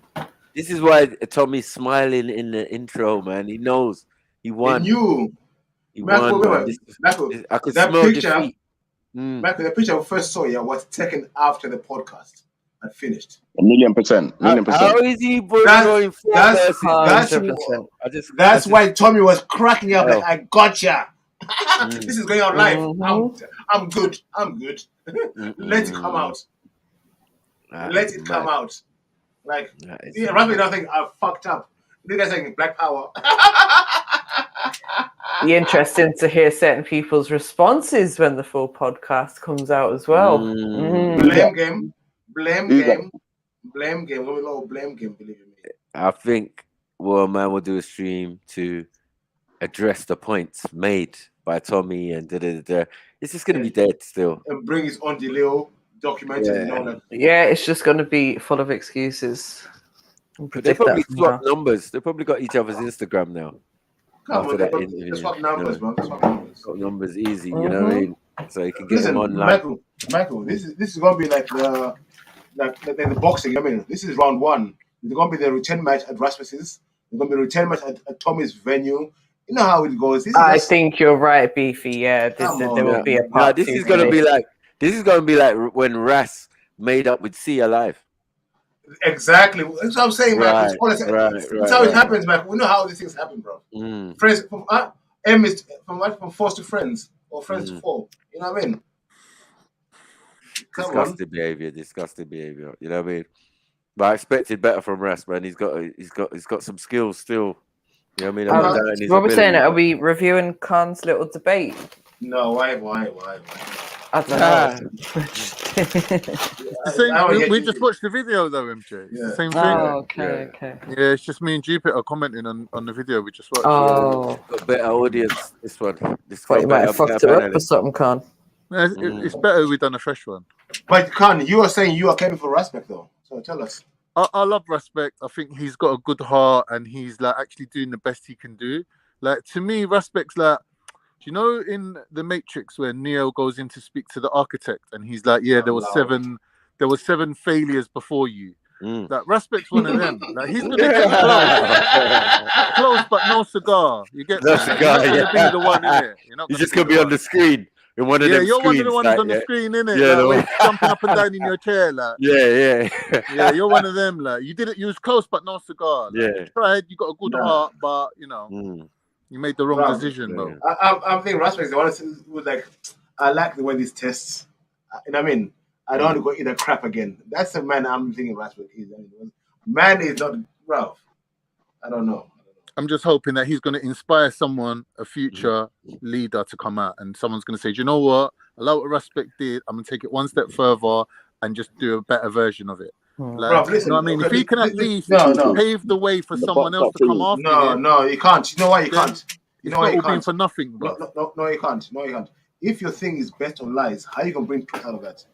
Say that again. And another thing is, it's not about being a leader; it's about being a role model, and that's one thing this brother keeps failing on. He will talk about things, but he can't. There's no credibility or evidence for it. So you're not that credible guy. I think that's the most important thing. It's not about being an image of a leader; it's about actually being that role model and doing what you say, so people can emulate what you're doing. You got to deliver. Yeah, because right now, there's very few things that people will use or anyone can look at to say, raw, like, let me emulate that. Do you get what I'm trying to say?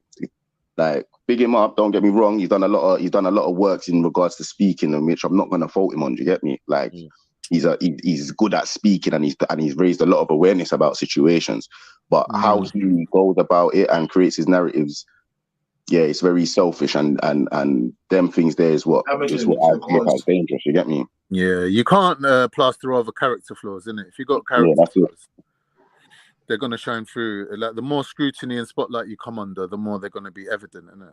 That unfortunately, that's how it is. Because don't get me wrong, like that brother there, I think his biggest problem is not addressing your flaws. Because, like, you know how we, like, as brothers, it's like Khan will say something to me and I'll be like, rah, fuck you, bro, but I'll have to address it. I check myself on what Khan said, whether I agree with it or not. Like, there's that ability. You got to have self-critical. You got to be self-critical, innit? Yeah, like, he ain't got that. You see, if you criticize them, like, I've noticed, like, when you criticize him, it's the thing of he's full on spazzes. Yeah, like, to be honest, he will spaz to people he don't know, but it's like it's a defense mechanism. Oh no, it was this, and like he will make up excuses in his head to believe that, and like feel no way to not address the problem. You get me? And He that, likes and to I play the find that to be victim rather weird. than take accountability. Yeah, so them things there I find weird, innit? And you can't grow if you can't physically grow if you're not willing to do that in yourself. That's a very good point, thingy. So, next though. Yeah, that's going to hinder the development and the growth in a person. Obviously, not taking on information or criticism. That's fundamental. So, when all talking is done, okay, both of them one-on-one in the ring, who would win, Tommy or Respect? What? Fisticuffs? You mean punch-ups? Battle Trafalgar. Let's get it Bruv, on. Tommy, listen, Beefy. Tommy is a seasoned thug. You know them people when you punch them in the face and they don't even bruise because all the skin cells are dead. He's one of them, bro. I think you're right. One of them. Smash the bottle over his face and say, "Let's have it." Yeah, standard, like normal behavior. Yeah, let's not have it, mate. Yeah, let's have it, mate. Come on, like Respect ain't that guy. Respect like to show he's that guy, but when have you seen that happen? That's when Respect is going to try and start chatting now. Tommy's just going to punch him in his face. Listen. I don't know. I've seen Respect do Andrew Tate in the park, fly over 3 men to get to someone. I've seen him do that. You seen him do what, sir? You seen him do what? I've seen him.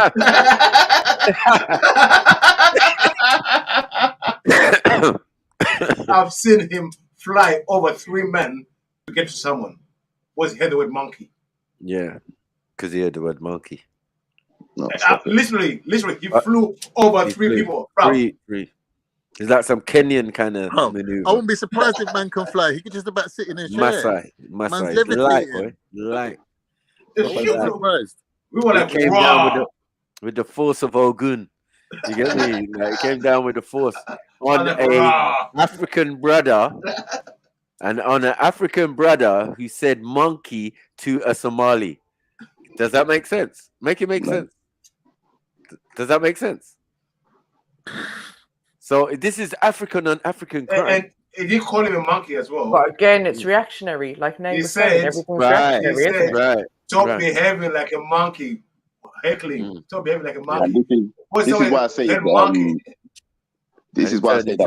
brother's the journey in which he's gone on. It's like it's very confusing because you learn mistakes. You know, when you see a mistake, MJ, and it's like, okay, we need to learn from that, and then you go and set up something completely separate based on the mistake. It's like what? Because look, when you're looking at Forever Family's whole principle is to be reactionary. It's to only stand up when something's happened. What are you lot doing? Where's the patrols? Do you understand? Like, that's what FF should really be doing. But no, it's about cloud. Where's the education and everything that these youths really need if you want to try and protect them mentally, emotionally, and physically? I was going to say, MJ, why you say thing? Then I remember to Irish. I'm going to say here of a Forever Family. Respect, from what I know, I'm going to try to be balanced here. From what I know of Forever Family, it's many branches to it, and Respect is only the security branch. Yep, that's facts. Yeah, so that's why I say but he makes his thing look like he's the whole thing. No, he's just in charge of the security. Right, but security for who, where, when, how? Exactly. That's what you're working out. Yeah, you got to work out the kinks. It's not like gang. It's not gang. But there's a few members, you know what I mean? There's a few members, including Respect, obviously, that helped the formation of it because they'd been in gang. So that's what gave them the basic framework. So it's crazy. But yeah, they went down the security angle, SIA, and all of that. It's crazy. So, beat the feds. If you can't beat them, join them. Right. Right. But all these things, you like when you're doing all the things, you need the OCI. Then you can do legal protesting and stuff like that. They allow you. The government will allow you to say, yeah, you can go buy this. Yeah, you can do a protest. You got this permit. Yeah, you can do it. So you're just conforming to what the government needing to conform to be able to be a legal protester like Tommy Robinson. That level, you know what I mean? BLM level. You know what I mean? With those things, you need permits. Gang, we were renegade. We were in the camp police act, you know what I mean? But now when you're doing planned protests on this day, we're gonna have so many people here, they're gonna say permit guy, permit police, you need to get paid, come police your shit. You know what I mean? And you can only stand here We found out this at Libby protest. Like, fuck this shit. We're gonna stand wherever we want to stand. I mean, how are we gonna conform to the people who are protesting against? Doesn't make sense. They won't give us permission to protest. Doesn't make sense. That's not a protest, then, is it? You're getting permission to protest. Jedi said something years ago, yeah, which just resonates with me all the time. It's like, man, just want a better cell in the prison, innit? And that's what man are selling, fam. Man are blatantly just trying to sell different spots in the prison, but moving like they're here to take man out of jail. Yeah, man's taking up officer's position in the prison. You know, like that. Like, yeah, I'm the guy to break you out, but shit, I just want an office. Like, man wants to be orderly in the prison, but man, not doing this. He wants to be trying orderly. to take my job. I'm the ice warden. Yeah, that's what I find dangerous, man. I'll be real, man. Like, it's all good being that good-hearted person, but once you start like coercing people to move a certain way in which you're not moving yourself or you're not willing to do, yeah, that's a big fucking red card in my eyes. You get me? Them kind of people, they forget bun out. Like that's why I always tell people, like, freedom, you're not gonna find freedom in someone else's voice. You're gonna have to go and get your own freedom. I can't tell you what freedom is. Only you can find out what freedom is for yourself. Okay, people, how are we going to do this? I can't tell you. Do it how you want to do it. Don't let me tell you how to do it. Do it how you want to do it, and I'll do it how I want to do it. You don't have to worry about how I'm doing it. I'm just doing me, and you just do you. And people find how to take that. They have to be in other people's business, or one people in their business. I don't get it. See, the thing is, Beefy, like, when you're looking at black issues, yeah, you got to remember that things have moved on a lot. Like, if you rewind it, yeah, back to, let's say, Windrush, when them lot come here, right? They were undergoing some different level of racism that we don't get nowadays. So nowadays, if you see times are better, right, and life's easier, then how are you going to motivate people and mobilize them? It's difficult because everyone's on their grind, everyone's working, paying their bills, a lot of people in mixed relationships. Things have moved on like massively. Do you get me? So them old school methods of raising up people into some sort of frenzy with some hype talk and jumping up and down in your chair and all that, it ain't gonna work, bro. Like, it's gonna take more than that. I get what you're saying. I get what you're saying, Khan. And the worst thing that's happened of late was what? George Floyd, didn't it? That was the worst thing that's happened. Like, do you know what I'm saying? Do you not agree that that's literally what, like, of recent memory, that's the worst thing that's happened? No, I think that's people into action, I'm saying. No, it's the thing that was blown the most in the media. George fucking Floyd. As an event, I'm saying, as a media event. As a media event. Yeah, 100%. Yeah.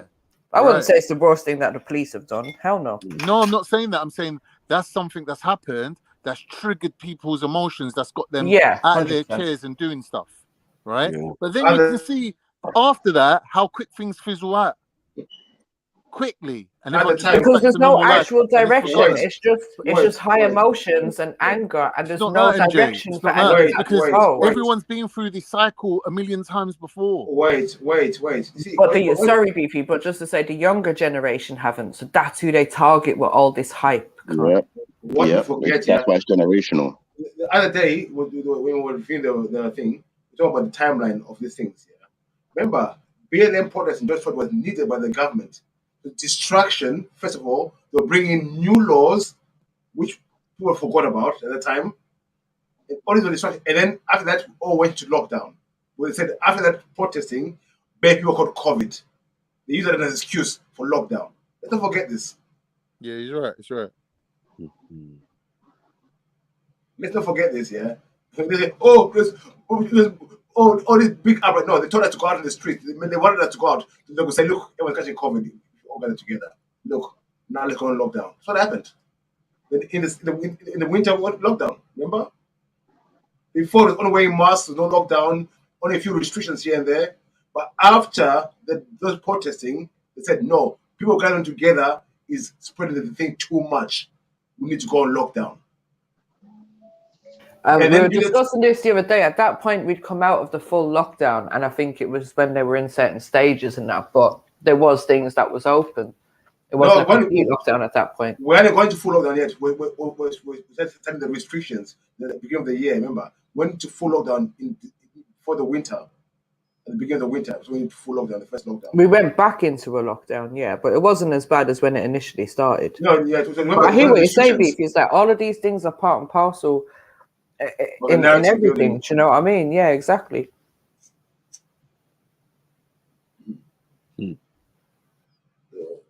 That's mad. We get played all the time. We, the public, get played all the time. When we get something played, we don't listen to these fucking people. Oi, he remembers Cat. Mm-hmm. Yeah. Where's Cat gone? Who Cat who fell off her chair, landed on her head, Cat? Yeah, what's she up to now? Well, obviously she's been running around the internet doing the same old madness, yeah. Does she? Does she do other shit? But apparently, you know this man that she supposedly has? Oh, yeah. And the guy that we questioned her about one day. Remember, he was like, "Oh, is this your man?" Yeah. Yeah, he's missing apparently. What, in real life missing? Yeah. Real life missing. Well, I mean, YouTube missing. Who's this we're talking about, sorry? Do you remember that woman, Kat, that was jumping on the live stream a few months ago, getting drunk and all of that? Yeah, so there's this guy that she was apparently seeing. He's an American guy, another YouTuber. And what was his name? Okay. One Community. Okay. Yeah, One Community. So apparently he came over here, and I remember Kat saying something like, I don't know, some kind of charges, federal involvement, something like that. I don't really know. But yeah, apparently he's been missing for the past like 4 months or something like that, and everyone's looking at Kat like, "What have you done to him?" Well, so finally came here or something. He was supposed to come here to see her or something, you know? Right. Yeah, and then since then he's gone missing or something. Yeah, and then everyone's saying, "Oh, she's been acting more erratic and all of that ever since his disappearance." So obviously, you know, people are putting 2 and 2 together and coming up with 66. But I don't know, it's a bit strange. Like, is there any videos of this? She's a bit cray. Not really. Lady Snoop was doing a video last night, but really just talking about it, asking people for information and showing the madness that Cat's been up to, which is very similar to the behavior that we've already seen. Wow. Wow. These YouTube streets are crazy. Okay.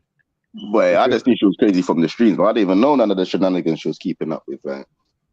Okay. Bro, listen. I see, like, I watch a bit of YouTube myself. I ain't gonna lie about it. Hey, some of these characters, man. I see some people in weird places saying some weird shit. That's what I'm saying. YouTube is a massive. It's a big world, you know. YouTube. It's a massive world. Boy, Marvel ain't got nothing. Marvel ain't got nothing on YouTube. Yeah. I was like, yeah, Khan, I saw you there, man. How did you see Khan there? You were there. You know what I mean? I used to bring up someone being somewhere, but you were there as well. Huh? That's creepy. Makes sense. It makes sense. It's a big world, YouTube, man. It's a big world. It's good to explore YouTube, man. Gives you insight and growth, different perspectives. Nothing wrong with it, man. Come on, man. Nothing wrong with it. That's jokes. Big up everyone in the building. Booga Boonga, Randy, the Mr. Randy the Pedo, Topzilla, Blue Red Trail, Gaza Finest. Which Gaza? Gaza Yard or Gaza, Palestine? Hey, you gotta be PC these days, you know what I mean? You gotta ask, you know what I mean? Before the I know. It's a case study. Mental Universe in the building. J Blacks. Yo, salute the team, salute Maku. You get me, Gentleman Smith. You mean? Cheers. Big up the family. Big up everybody in there, man. Yeah, man. That was interesting. Oh, let me see. What else you got for us, MJ? What are the topics have we got? Big Saturday. Yeah. What have we got? I don't know. What's Cage's video? Fuck Cage, man. The mantra. Why are you asking, Michael? Why are you asking? Because I can see it in the back chat. I know why you asking what it is. You know what it is, bro. Yeah, it's gonna be gematria, mantra, man, real shit, man. Talking about the occult and the Freemasons, man. No, Cage and Zulu, I'm going to worry about the things that we need to get into. I ain't gonna lie. Yeah, we're getting some weird books in that. Cage, yeah. I'm not even gonna try and defend that you there, man. That's a straight madman. But but why do you think Cage is the way he is in the first place? Brother, I don't, bruv. There's many reasons why I don't know. Reading them, many potential reasons, but Zulu, I can say, yeah, like I can scope you and sauce you a little piece. You get me? Kabbalah, all of them type of things. That's dangerous stuff to be reading. Them things ain't Zulu, man. That's what I'm saying, man. So some things are not for you, and people will go mad. And look at Cage. Cage is a good example, boys. Look at the stuff he talks about all the time, Gemantra, because he's not going into things he shouldn't be looking into, and now he's telling me Gemantra. Maku, we can go with one of the other videos that I put in if you want. Let's see which one takes your fancy. I had one still for Zulu thing. Let's get Today's Shabbat, isn't it? Where is Kemo, Zulu, all my Hebrews at? They're acknowledging their thing, man, I think. No, what do I need to? Sabbath just finishing. Yeah, man, to see Rasper get F.T.K'd by Tommy Robinson, cuz I listen, the world's changing. Man, don't know what's gonna happen tomorrow, guys. But see, Tommy Rasper is not the one to debate Tommy. Tommy is out of Rasper. This is Tommy is like someone like a Jedi, a color. He doesn't need Rasper is too. He ain't got the thing, bro. He ain't got the knowledge. The concentration and the focus. You're easily triggered. You're not playing the game. I think that's why I was saying even Shifa. I think even Shifa would have batted him at that. Shifa would have batted him. Yeah, 100%. Because I would have said, okay, but if you can't prove Tommy saying anything racist, you can't call him a racist. But if you say you have a lot of followers who listen to you and are racist, you just point that out to him. That you or your voice makes racist. You mean? But calling him a racist when you can't prove it, it's long. It's very simple. Like I don't know the full history on this guy, but even if I was going into an arena like that, I just find a few things that he said that I could just keep repeating and just keep honing in on that and not let him talk over me. That's the mistake that Raspek made as well when he was speaking and he had a little bit of like anger. He's shown a little bit of actual proper emotion, and then he just let Tommy overspeak him. Raspek knows this guy. Yeah, this guy had pedophiles completed pedophiles. Peters in his thing, and was defending them. I don't just say that. Well, wait, listen, you're defending Peters, bro. Shut up. Exactly. That's what I'm saying, Beefy. There's so many things you could have getting him on. Game over. Forget about BLM. Forget about Trafalgar. Just get whatever you can and smoke him. Smoke him. I mean, get them. You punch that guy in Italy. Boom. I mean. Yeah. Listen, Schiffer would have smoked him even though he was talking about Elamites. You know what I mean? Like, Schiffer still would have made him look like an idiot. Yeah. You're racist against Elamites, man. You know what I'm saying? So I got this back for you. Remember, Dian? Yeah. I'll come and meet you right all now. Over the place. Yeah. We can take this outside if you want. I don't mind. That's what Schiffer would do. I don't mind. We could do it right here, right now. Yeah, because he's probably 100 times taller than Tommy. It'd be peak for Tommy. You know what I mean? But Rasper, you're bigger than Tommy, man. You should have just given a little. You know what I mean? Intellectually, you should have just. Black power. You should show the black power fist. You're complaining about. Punched him in the knee a bit. Yeah, man. Black power. Punched him in the kneecap. Showed him that it's not a game. And he's big man for this team. Right, bro. The only way you're not gonna hold your points for Tommy Robinson is if there's something that's on your mind, or two, you're in defense.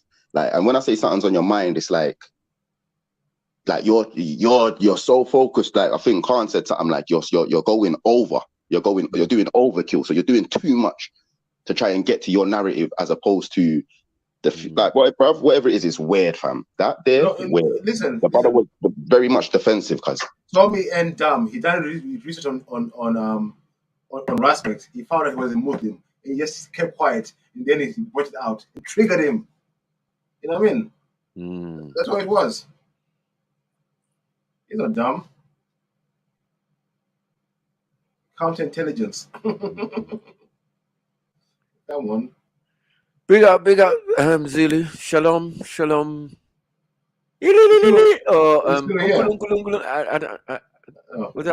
did I do? I'm confused. I'm a Zulu, which one came first? The chicken or the egg? That's Zulu. Big up Ungunis, man. Big up the Unguni, man. But even Cowboy him and listen. Cowboy, I tell him, listen, when they belly and you have to pick up the shona. You have to tell him. You have to tell him. But let's go on. I want to learn about the Zulu. Let me learn. I'm a student. I'm a student. Euro say, because I don't want to hear it from Zulu Zanussis and stuff. So we have to go to the Euro. Sorry, mate.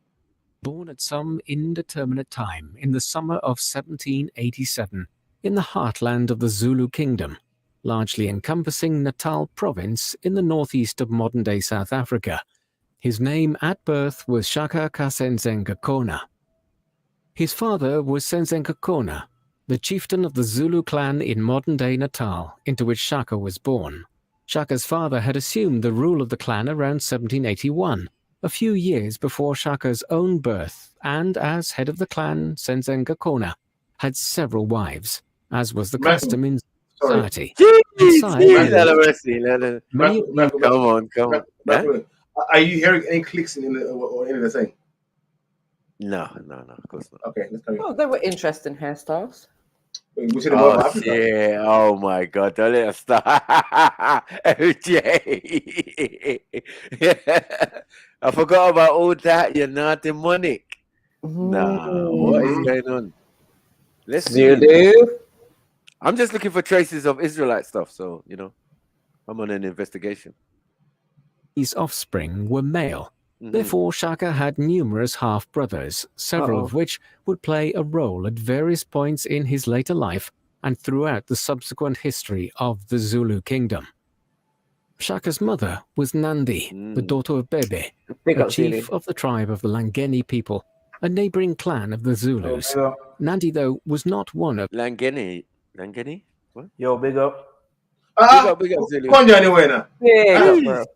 There's a lot of slander on my name, but a lot of slander, but we move though. What slander? He slandered you. Like Chris said, they hated me, they'll hate you. So it is what it is. Anyway, you said that? I'm here now. You said that though. You said that? Apparently, me and Cage are in the same category. Apparently, I say, which is hilarious. Snipes. What did I say? What did I say? Anyway, let's watch the video. Don't come in your feelings, my G. I pick up yourself, Zulu, man. Come here in your feelings, Rude boys. Loud. Big up, family. But you can't compare Zulu to Cage. Stop it. I say, that was a big one, beefy. Still, I had to comment on that one there. Still, it wasn't comparison. I was just showing something. I said, look at Cage is. How did he get there? By reading certain things. So let's play the video. Okay, let's go. Yeah. I'd smoking a ton of weed and taking a bag of drugs. Anyway, owners' wives at the time of Shaka's conception and birth. This made Shaka illegitimate in the eyes of the clan, and as a result, Nandi and Shaka were cast out during his childhood. After a nomadic existence for a period of time in the late 18th century, Nandi and her son eventually settled with the Mthethwa people. Here, Shaka excelled in his youth as a fighter and soon joined the warrior class of the Mthethwa. It was not unusual for males in the region to involve themselves in military affairs once they entered their teenage years, but Shaka's abilities were nevertheless precociously advanced for his age. Yet there were also worrying signs concerning the level of violence Shaka displayed even in his youth. At one time, the head of the Mtetwa, King Dingiswayo, a mentor of sorts to the future king of the Zulus, sent Shaka and several others to attack the neighboring Ama Mbata people. This was intended to be a simple cattle raid, one which would only involve limited violence. But Shaka had the troops he commanded attack the tribe, pursue them and kill many of them, before returning to Dingiswayo with the stolen cattle. The king was extremely critical of Shaka afterward, reprimanding him for his excessive use of force, and stating that it was not Mtetwa policy to seek to exterminate any people. The Mtetwa and the Zulu, both then and now, are a subgroup of the wider Bantu people who dominate much of sub-Saharan Africa, from the Congo, east to Kenya, and all the way south to the Cape of Good Hope. It is necessary to understand the dynamics around which Zulu society and wider Bantu culture was organized. Hold on, once again, from where?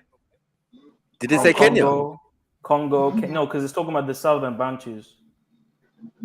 That's what it's talking about. But I've always said that.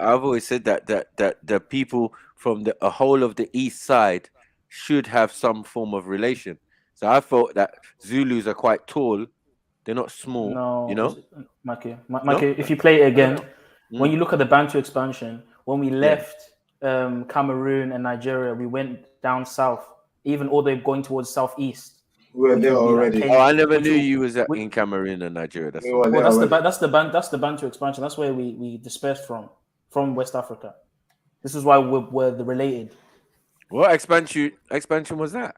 Because it's not the same one as the one coming from the Kemet region down towards the Great Lakes region. I thought it was more the Zimbabwe area, like the Bantus were at, like Zimbabwe. Yeah. All over. No, the Bantus migrated and just went to those locations and went further down, all the way down to South Africa. Some went to Kenya. Kenyans are Bantu. Kenyans are not like already. When I say Kenyans, I don't mean the Maasai, because there's many tribes in Kenya. I'm talking about the average Kenyan. They're not Maasai. They're Bantu. Yeah, they're not Maasai. Yeah, those are Maasai and Nilotic. Like Kikuyu or whatever. Captain Allen and them. Captain Allen's not Maasai. He's Bantu. Why? He's looking Nilotic still. I'm not even gonna lie. Is he? He could be. It's just a mix and blend. We're Africans.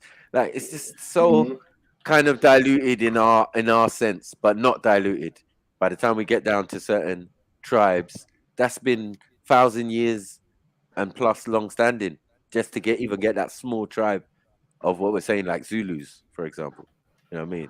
When you've got so many of these other different tribes, and we know what the story's gonna be, you're just gonna be Zulu by name, but not necessarily by blood or DNA. You know what I mean? Because you had the Ngwenyas, you had the Sibandas, you had all these different clans that joined together because of Shaka Zulu. They all joined and called themselves Zulu, but we have we're all in Nguni, but we have different clans. Yeah. Okay. Well, they're gonna get to that Nguni bit as well. Like it's definitely true that you all of that. But... Yeah, and then the Bella smoked the Shona. But yeah, let's play the video. Oh fuck. And functioned in the early 19th century, before exploring further Shaka's career and the establishment of the Zulu kingdom. For example, the Zulu, as well as the other Bantu peoples of Africa, are united by the use of the Bantu languages and largely based their economies and societies around cattle. The Zulus resided in the northeast of modern-day South Africa, occupying the lands between the Tugela River in the south and the Pongola River in the north. Interesting. In the 18th century, the Zulus were not a unified people, but were divided into several small clans, each of which controlled small swathes of territory, just large enough to support their people and livestock, with adequate pasturage for their cattle. These cattle provided a huge part of their diet, in the shape of meat and milk. However, by the second half of the 18th century, the Zulu population and the herds of livestock under their control had expanded so much that their traditional lands no longer sustained them. Therefore, they began expanding to the southwest, displacing the Khoi people who lived there. Okay. The thing is, this narrative needs to stop. Like, remember, we had empires in South of Africa before 1800s. Of course. Yeah, the Mutupu Empire. Wait, let me make my point quickly. So how are we now expanding into this area in 1800? Do you know how long ago the Bantu? Hold on, guys. Let me show you how silly that point is. Do you know how long ago the Bantu expansion was? I'm just saying what the guy said in the video. What the guy said in the video. It was 3,000 years ago. That's way before no 1800, way before no 1700. That's even before Jesus' time. Do you understand that? So that point you made was silly, bro. What the guy said in the video? Rewind, man. It's only 1000 BC. Rewind what the guy said in the video. Play the video, man. Play the video. No, I heard what BP saying. BP was saying it. BP saying what the man saying in the video. That's right. No one's denying the kingdoms that were there before Zulu. I even just said Mutupo, Rosvi, but these are way after the Bantu expansion. He's trying to say, oh, if there's kingdoms there, how can there be a Bantu expansion? Zulu. I'm talking what the guy said in the video. I'm talking what the guy said in the video. I'm talking the guy in the video. No. I'm talking what the guy saying in the video. What are you talking about? That's fine. So you were not disagreeing. Let him finish. What do you mean? I let him finish. I'm responding to what he said. He's saying he's not saying that. He didn't even let him finish. I think he was half done when you was, you made your allegation. I don't recall cutting him off, but I'll redent if I'm a problem. Yeah, for the minute. All I was saying in the video, the guy said the Zulu in the 1800s, whatever, they got so big, the kind of got so big, they started expanding into the Khoisan region. That's what he said, not me. Yeah. The video said. I said that's a lie. We were there already, had kingdoms there already. That's what I said. Yeah. That makes sense. You're saying it's a lie that we expanded from the Bantu expansion. No, the Bantu expansion is not the same time. He's saying in the 1800s, Zulus became so much that they did their expansion then, basically, into other lands that are now going to be called Zulu lands, because it seems where they originally were was not Zulu land of today. You get it? So it makes sense in a kind of way, yeah. There's small migration from where they were at an earlier time into just a little bit down the region, and they're going to do it again. Even after becoming Zulus and established and some are going to move and go to Zimbabwe, right? Right. The Mfankani, when Nandi died, they left him. Yes, yeah, right. So the union of all these tribes in a sense kind of broken up, apart from the established ones that are by a clan, as you said. You know what I mean? Yes. Yeah. When they got there, did they find the Khoisan Which would make sense. Bantu? Michael, when they got there, did they find other Khoisan or Bantu people when they got there? When they got where? I mean, when they got where and what time? Remember, there were other kingdoms in the time of Shaka Zulu. The Great Zimbabwe was there before that. I mean, he's working under a king, no? Is he not? He learned to train under another king in the region. You know what I mean? It was a great thing, and then the great general of that became his advisor.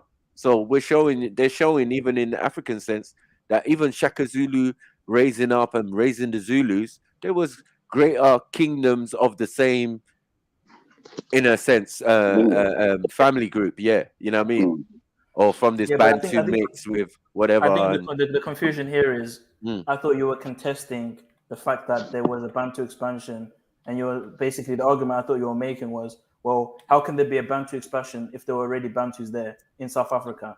But the problem with that is the timeline is wrong, because the Bantu expansion is way before Rosvi, Great Zimbabwe, Shaka Zulu. It's way before any of this. It's 3,000 years old. So he's right. So he's right in what he's saying.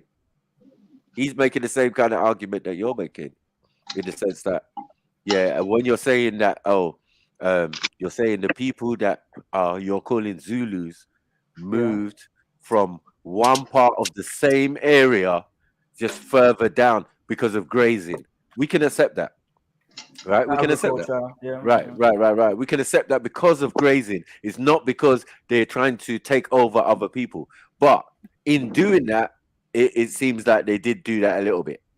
Which we know, right? It's one to contest, It's one to contest the narrative about. This is all recent, though. No, about we can find a documentary on Zimbabwe, Beefy. We can find a documentary on that. Yeah, we can. Listen, all I'm going to say is, I was some evidence which could contest this thing that the Bantu people came into Southern Africa and wiped out the Khoisan people. This is a lie from the pit of hell. People who actually wiped out the Khoisan from the Transnatal, were the Boers and the English who came into the area and wiped them out. That's a fact. That's a fact. I agree with that. Yeah, not the battle. And most time when you see these pictures you see here are people running away from war. Where are they running from? These are people who are living in settlement. These are people on the run from war. Who are we running from? These pictures. I agree with you, Shaka. I mean, Beefy, because I remember reading something where even Shaka Zulu didn't mess with the Khoisan, they just allowed them, like didn't see them as a threat. So this is another we need to change. As I said, we migrate, we don't expand. We come together. We don't kill people off.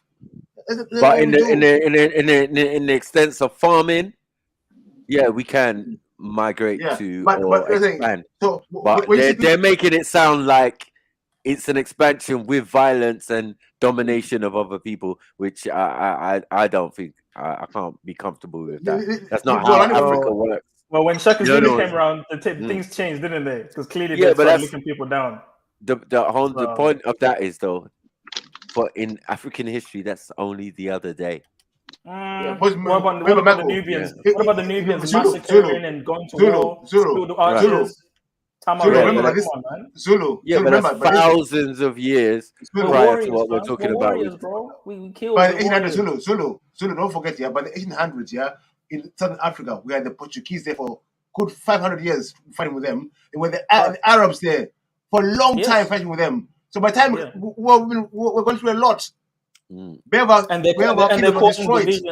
causing divisions amongst us so that we kill each other off. The Bear Kingdom they're discovering now in South Africa, which they're digging up now, which were destroyed by people. They say there's no one here.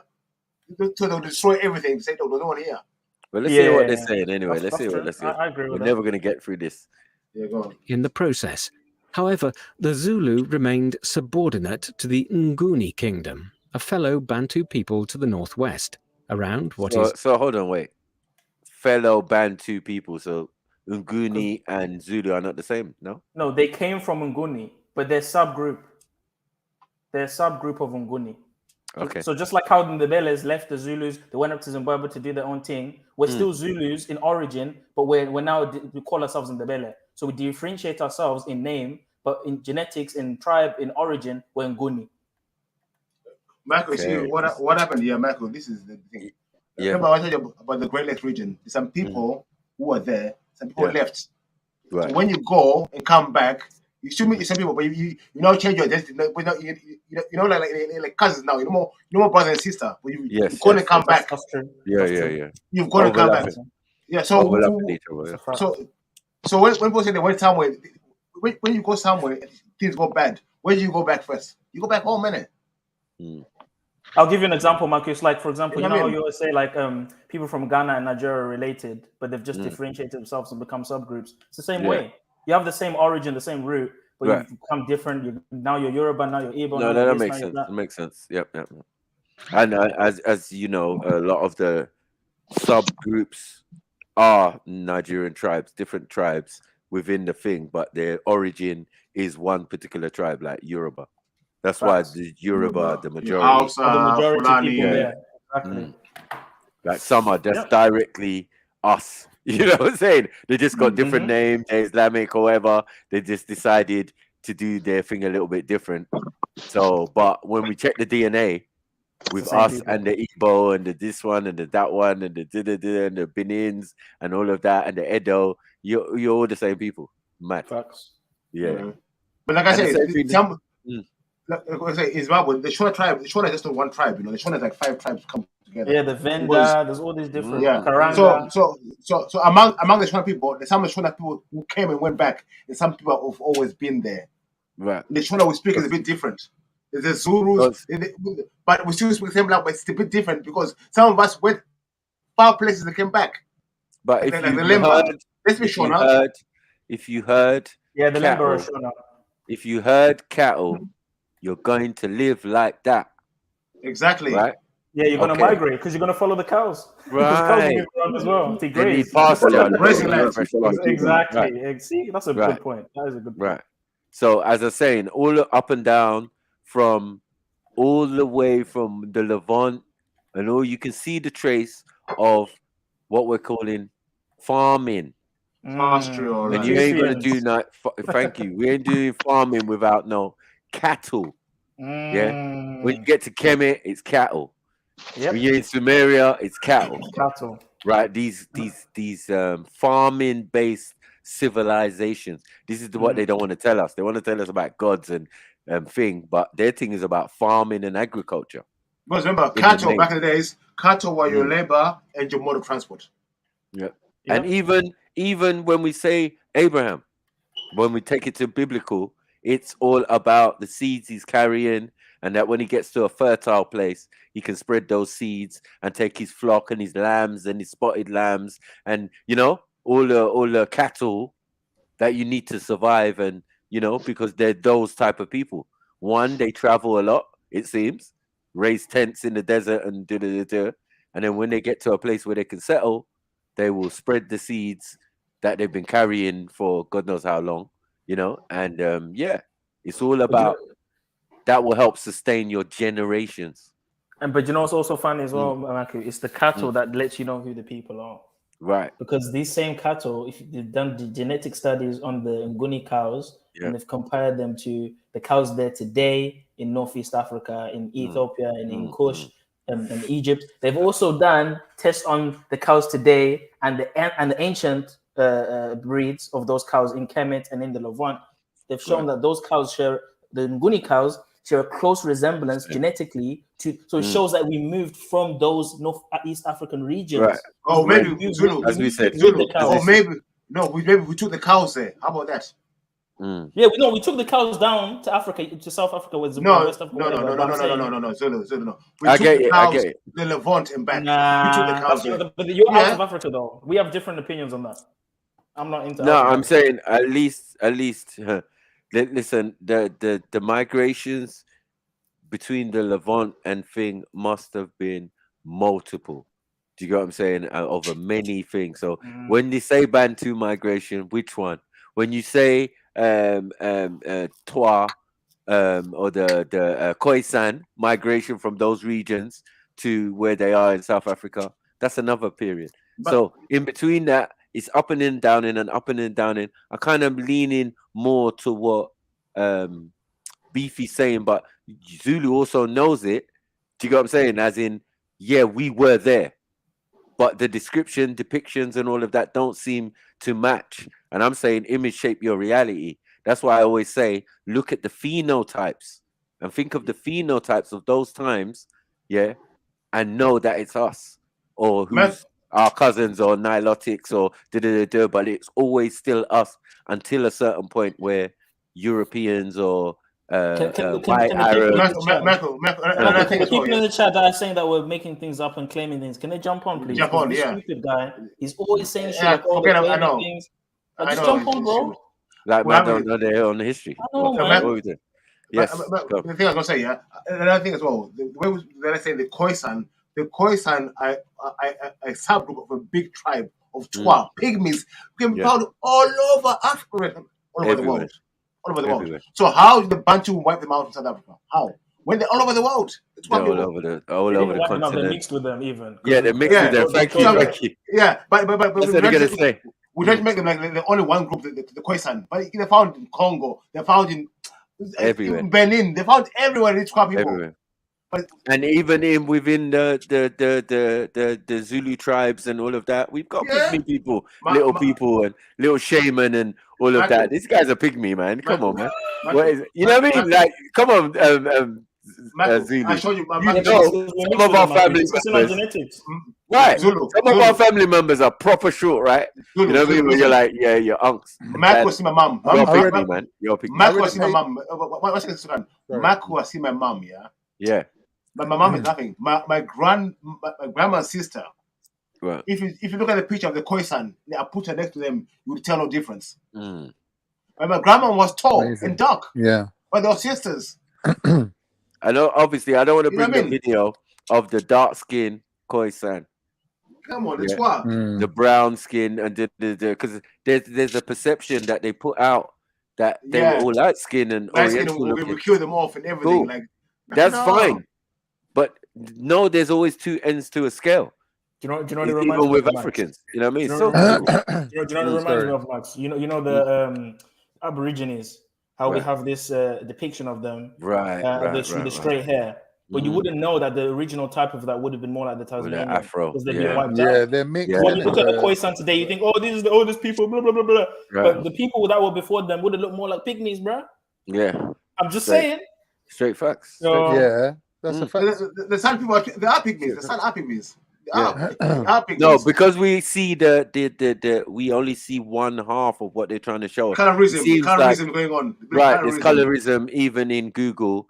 That when you pull up the images of the Khoisan, it just looks weird. Like it's just all the fair ones. Yeah, and we have that in our normal as Africans, no matter what tribe we are. Thank you. We have that in every single tribe. That could be your brother, your sister, or your cousin. Like that's the red normal. sibling, Like, and I'm dark skin, and the red sibling. My mom, my cousins are all light. Yeah, I've seen Mama Beefy. You get me? Like, yo, beautiful. Even in Kemet, Matthew, they were like that, right? You had the light skin ones, and then you had the right. It don't mean we was different. Okay, I'm not saying I believe it's wrong, but they're saying the only person who can make any other race is the black woman. Right. What? So a black woman can give birth to a white child today. Yeah. She can give birth to a Chinese child today. Obviously, God made it that way, innit? So it means we can in our family, anything can pop up in our family. My cousin, Michael, China eye. Proper China. Yeah, but that could be Khoisan though, beef. That could be Khoisan though. Yeah, exactly. He's toying for Khoisan. Yeah, that's what it means. I don't know what happened. But the growth pattern of these Khoisan. It just can't be that. They got China to mix with something. No, but outside of Africa, the closest people to Africans, or the closest people to the original Africans, would be the Mongols. So they would have high cheekbones, a reddish complexion. Not the Mongols of today. The original Mongols would have been much different. So the Mongols of today are mixed with Chinese, Indo-European. They're very mixed. They look more like Uyghurs now. The original Mongols would have been black people. Is that based on haplogroups? No. What's that based on? DNA. Our closest relatives Yeah. are actually Sri Lankans, and our closest relatives outside of Africa. No. Sri Lankans. No, it's not true. It's not true.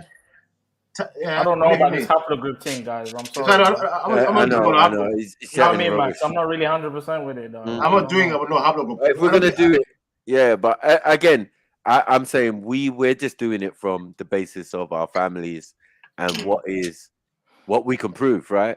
So you can prove your family members, you can prove if they're light skin, dark skin, the brown skin, all of the colors of the rainbow, that you can get in black or brown or that we come in. You know what I mean? It's nothing for us.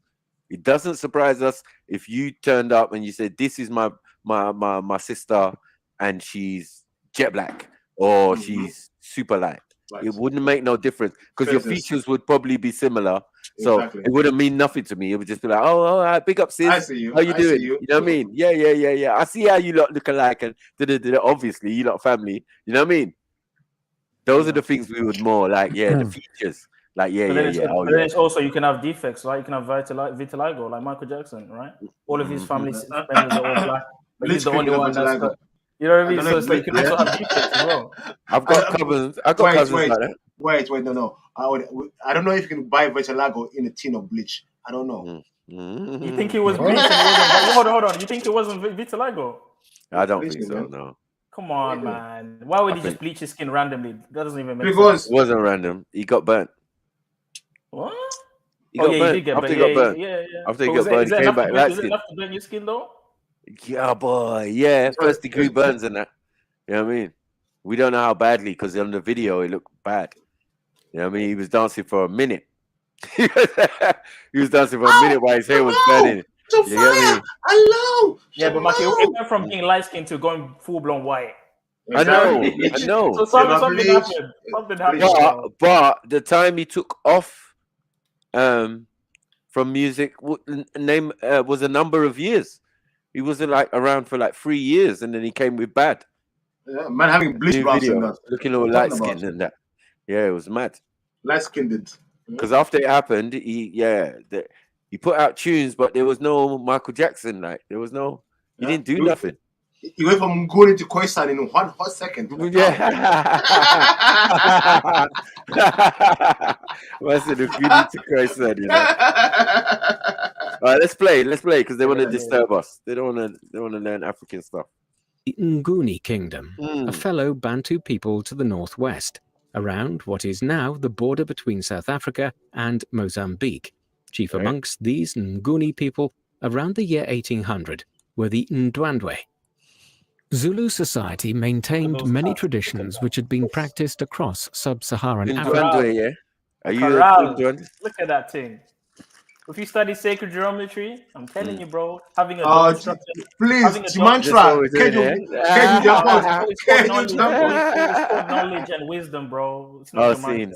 Like, come on, man. I'm reading other things as well, not just the Bible, bro. Like, come on, man. Anyway, when you look at sacred geometry, even a lot of modern architects are trying to model this supposed primitive way of living. When you look at the idea of living in a dome, right? When you look at the idea of having echo, having sound being transmitted equally around the room, all of these things were done strategically. It wasn't because of lack of technology. The way the home was shaped, even what they used to make the huts. This is technology. All these things. This Come on, is man. technology. It's technology, bro. It's technology. And cost effective. And cost effective. And eco-friendly. Eco-friendly, exactly. Yeah. Facts. Boom.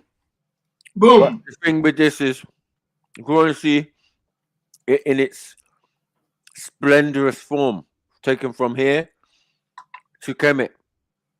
And I can prove it, that they have chambers that deal with sound that they built, and they would just beat a sound into the room, and you would go in it and they would diagnose what was wrong with you. Then you would go to another chamber and they would hit another thing with sound resonance and heal you. Yeah, this is what the ladle, you know, that guitar that has that kind of curve to it, the ladle, it would rest. If you think about it, our ladle shaped, it would rest on the curve of your back. Pause. The thing called Baira. Basically, you would lay it on your back and you see how it curves, the ladle. It would fit in the small of your back, basically. And then what they would do, it'd be on the back of your neck and thing. And then they would pull the strings. Boom, boom, boom, boom, boom, boom. And if it just sounded off, then they could say where was wrong with you and what was wrong with you. And then play another resonating sound to try and heal that thing. Mad. That's just saying you're off center. Can I just say, looking at these houses from the sky, what do they remind you of? Some alien shit. No, they remind me of igloos. You know where it's like a dome building, and the door goes in, and then obviously they've dug out the ground, so there's like a lower level where you can go down the stairs into the house. So these houses, I'm assuming, will be a lot bigger once you go inside them. No, it's not houses. These are living quarters. You've got a kitchen there, bedrooms. Like, I mean, it's not like one house. And have you noticed when you look at the where the animals stay in the corral, they're strategically designed to be the fences circular because they've done studies to show that this is sacred geometry, that it's more peaceful for the animal to be in that type of shape or that type of fence versus a squared fence. And they've shown that when they've done animal slaughtering with these type of structures, the animals are more calm. So even the shape of the closure, everything's strategic. It's not primitive, bro. I'm telling you. Have you read the study on Thingy, Zulu, about water? You know, saying that when they force water into pipes with 45-degree right angles, that it changes the nature of the water. And then when you run water out of your tap, you're supposed to fill up like a jug and let it sit for a while to get the water forgets the memory of those square angles, because apparently it makes a difference to the water. Water has a memory, they're saying. Yeah. And the 45-degree angles of the pipes, they're saying, disrupts the water. They should put it like in a bowl or something circular and just let it sit. So then it will adapt to that shape and it will forget the previous ordeal that it encountered coming to your tap. Do you actually believe that though? Well, water has memory. That's the study. A Japanese guy wrote the study, like. But how sanitary was that study, bro? Because some people, they will embellish things, and you know what I mean. You have to be careful with some. Well, it's a peer-reviewed article. Like, it's they're saying that water that's forced through right angles, they're saying it changes the makeup of the water for some reason. I'll check it out. Yeah, it kind of correlates with what you were saying about circular things being more like nature friendly.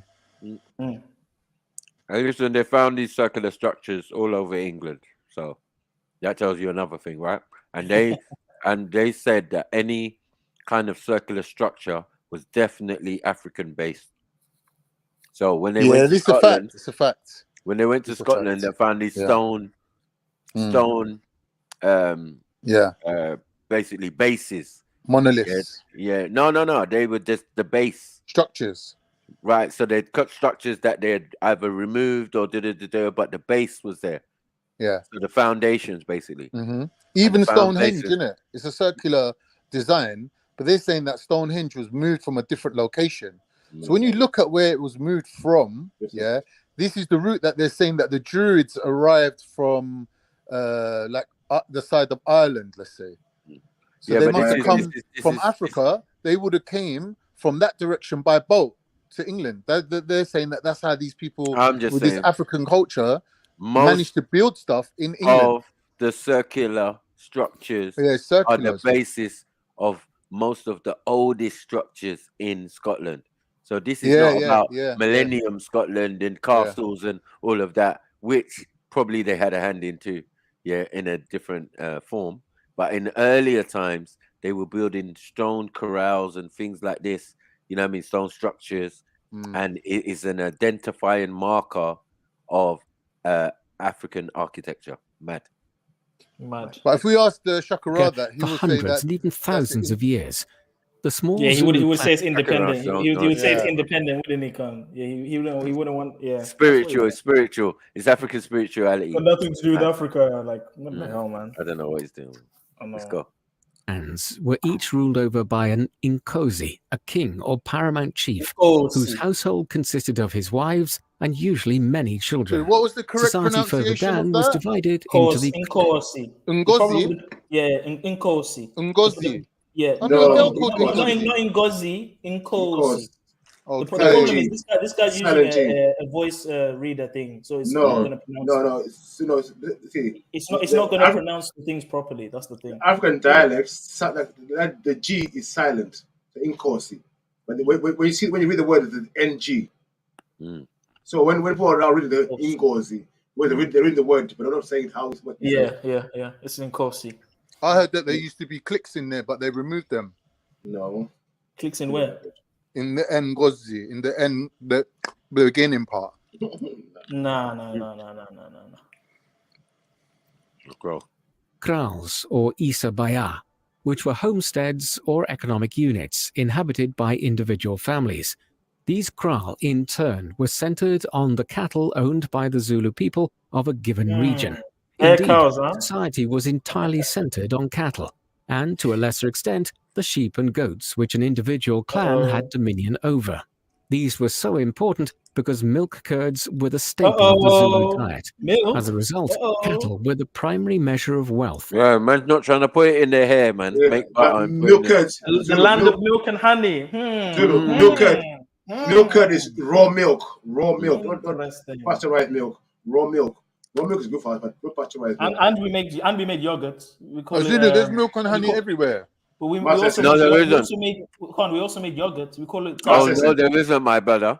What, you man make yogurt? Yeah. Yeah, we call it milk and honey. amasi. That's not true. We call it amasi. We make yogurt. I make honey wine. Honey wine. Like it's honey and sounds and very milk. Levante. Wait. Sounds very Levante. Just saying. When you say you make yogurt, you're basically saying you use bacteria to turn milk into yogurt. We ferment, we curdle milk. I mean, we have yogurt. It's cold. Intentionally, that's a traditional Zulu. But is there a culture? Is there a particular bacteria that you normal? use? We can get. It's natural fermentation. We leave it to ferment in certain conditions, and then we. But we got frozen yogurt, blood. Oh, that's not yogurt. That's not yogurt. You can buy it in a triangle. Amasi. Oh my gosh. No, it's yogurt. It's not yogurt. Yogurt is a specific bacteria they use. Shut up, man. It's yogurt, bro. I promise you, it's yogurt. If you were to try amasi, you're gonna say this is yogurt. You're gonna taste and say this is yogurt. It's yogurt. But does it contain the bacteria? These are proper farmers, my These brother. are naturally occurring, Con. And with the hot African sun, they know what they're doing, man. Come on, man. They've been doing it for thousands I'm not of saying years. they don't have their own products, but I'm saying, why are you saying it's yogurt? It is yogurt. Amasi is yogurt. That's just how we call. That's what we call yogurt. We call it For me, amasi. let me look it up because I love yogurt. Oh my god. Pause. Carry on, please. Carry on, please. I'll put it in the And also the form of currency within Zululand.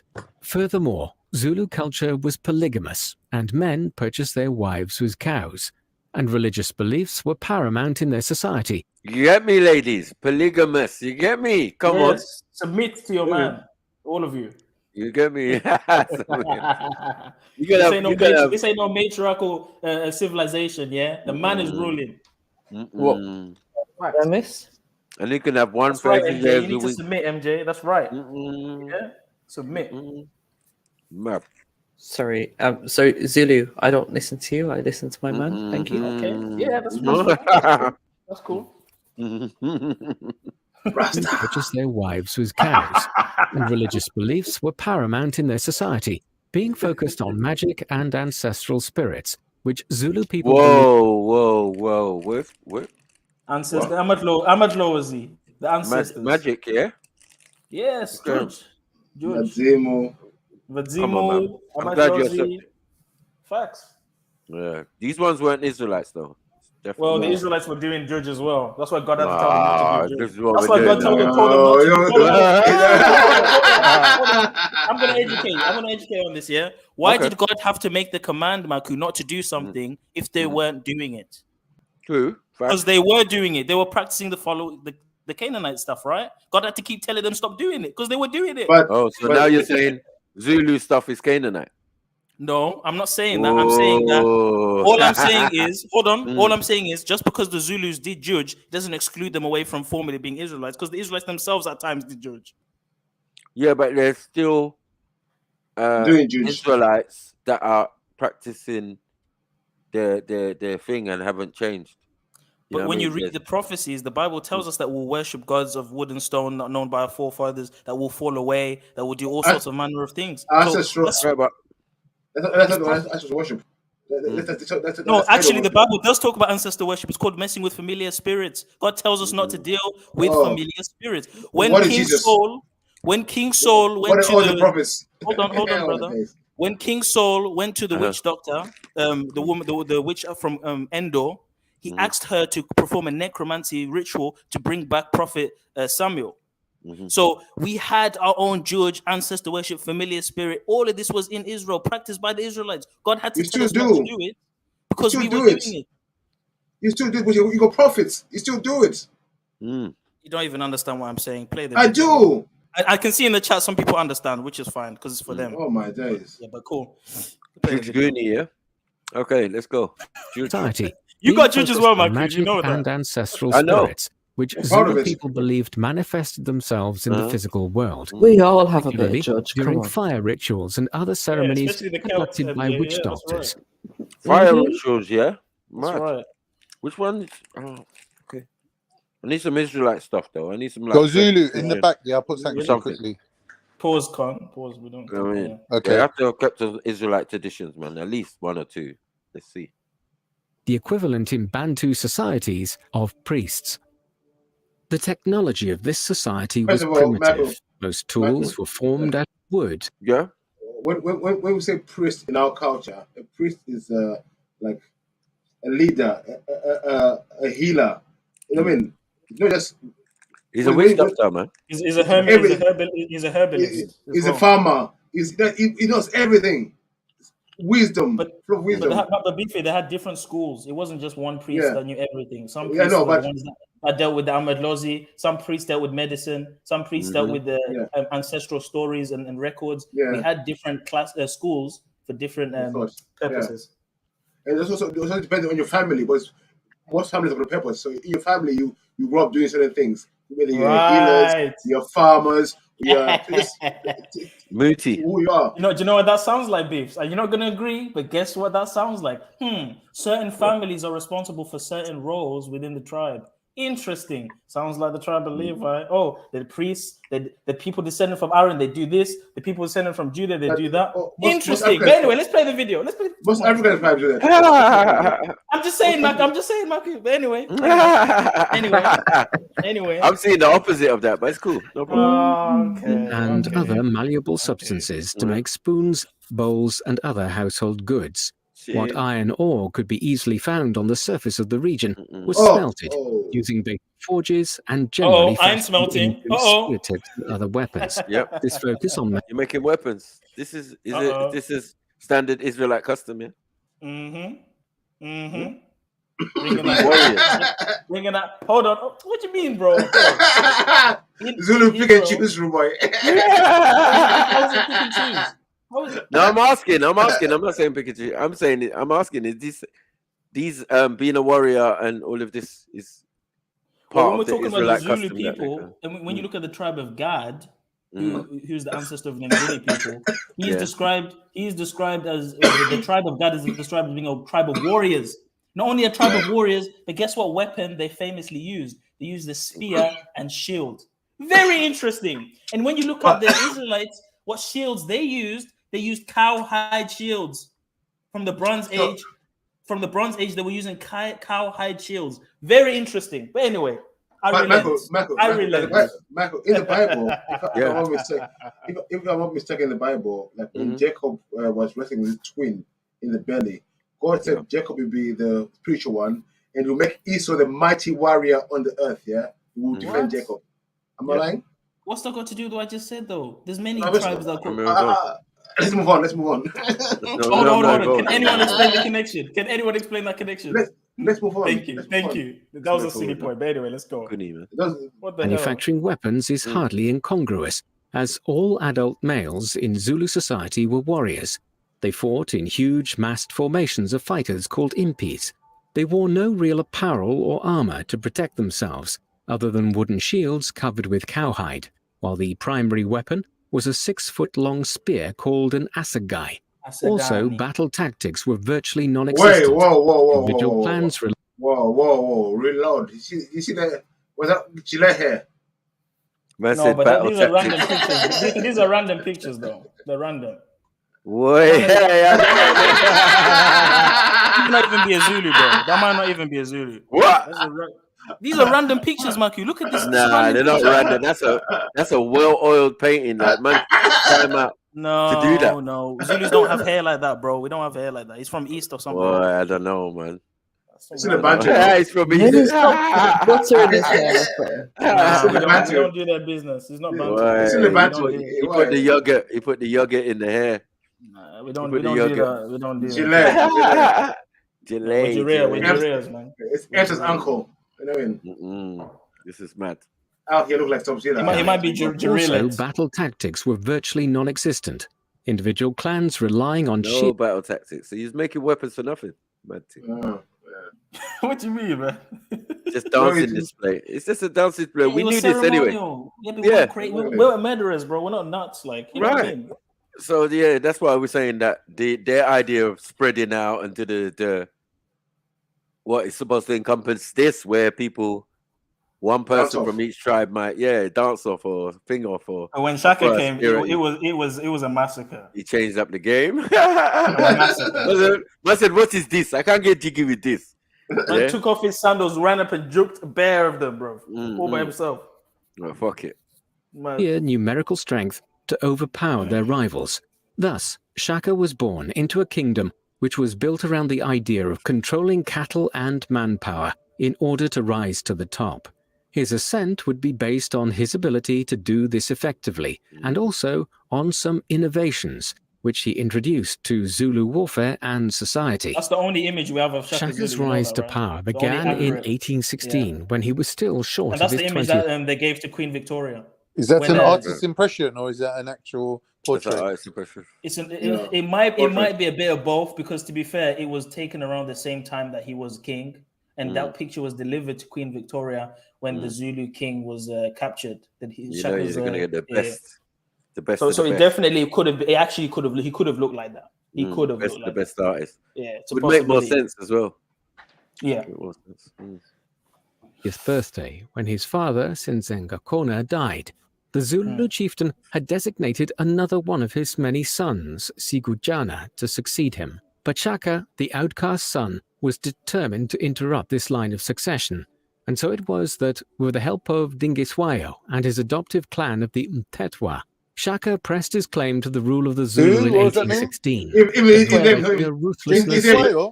They're not saying the names that they're not saying the names. He said Dingiswayo. No, Dingiswayo. No, come on, man. What are you doing? Wow. He's trying to bring himself in. He's trying to take everything back. Goodness gracious, man. Dingiswayo. Yeah, I'm everywhere, fam. I'm everywhere. I'm everyone. Involved. This is cultural appropriation beyond like what you should be doing. Name appropriation. Like what? Did he say what? Genghis? Oh my god. You said Genghis? Hey, that's Turkish. Hey, he might be a sky tech. No, stop it. Zulu text now. Why are you doing Zulu? No, like Zujuk. Yeah. Zutuk. Why the Scooby Zulu is going on there? Yeah, we're not having it. No, The Zulu, next time he goes on holiday to Turkey. My brothers, I have a Yeah, I'm a Etruscan. Which would characterize his rule for years to come. To do this, he employed the services of another half-brother of his and Sigujana's, named Ngwadi, to assassinate Sigujana.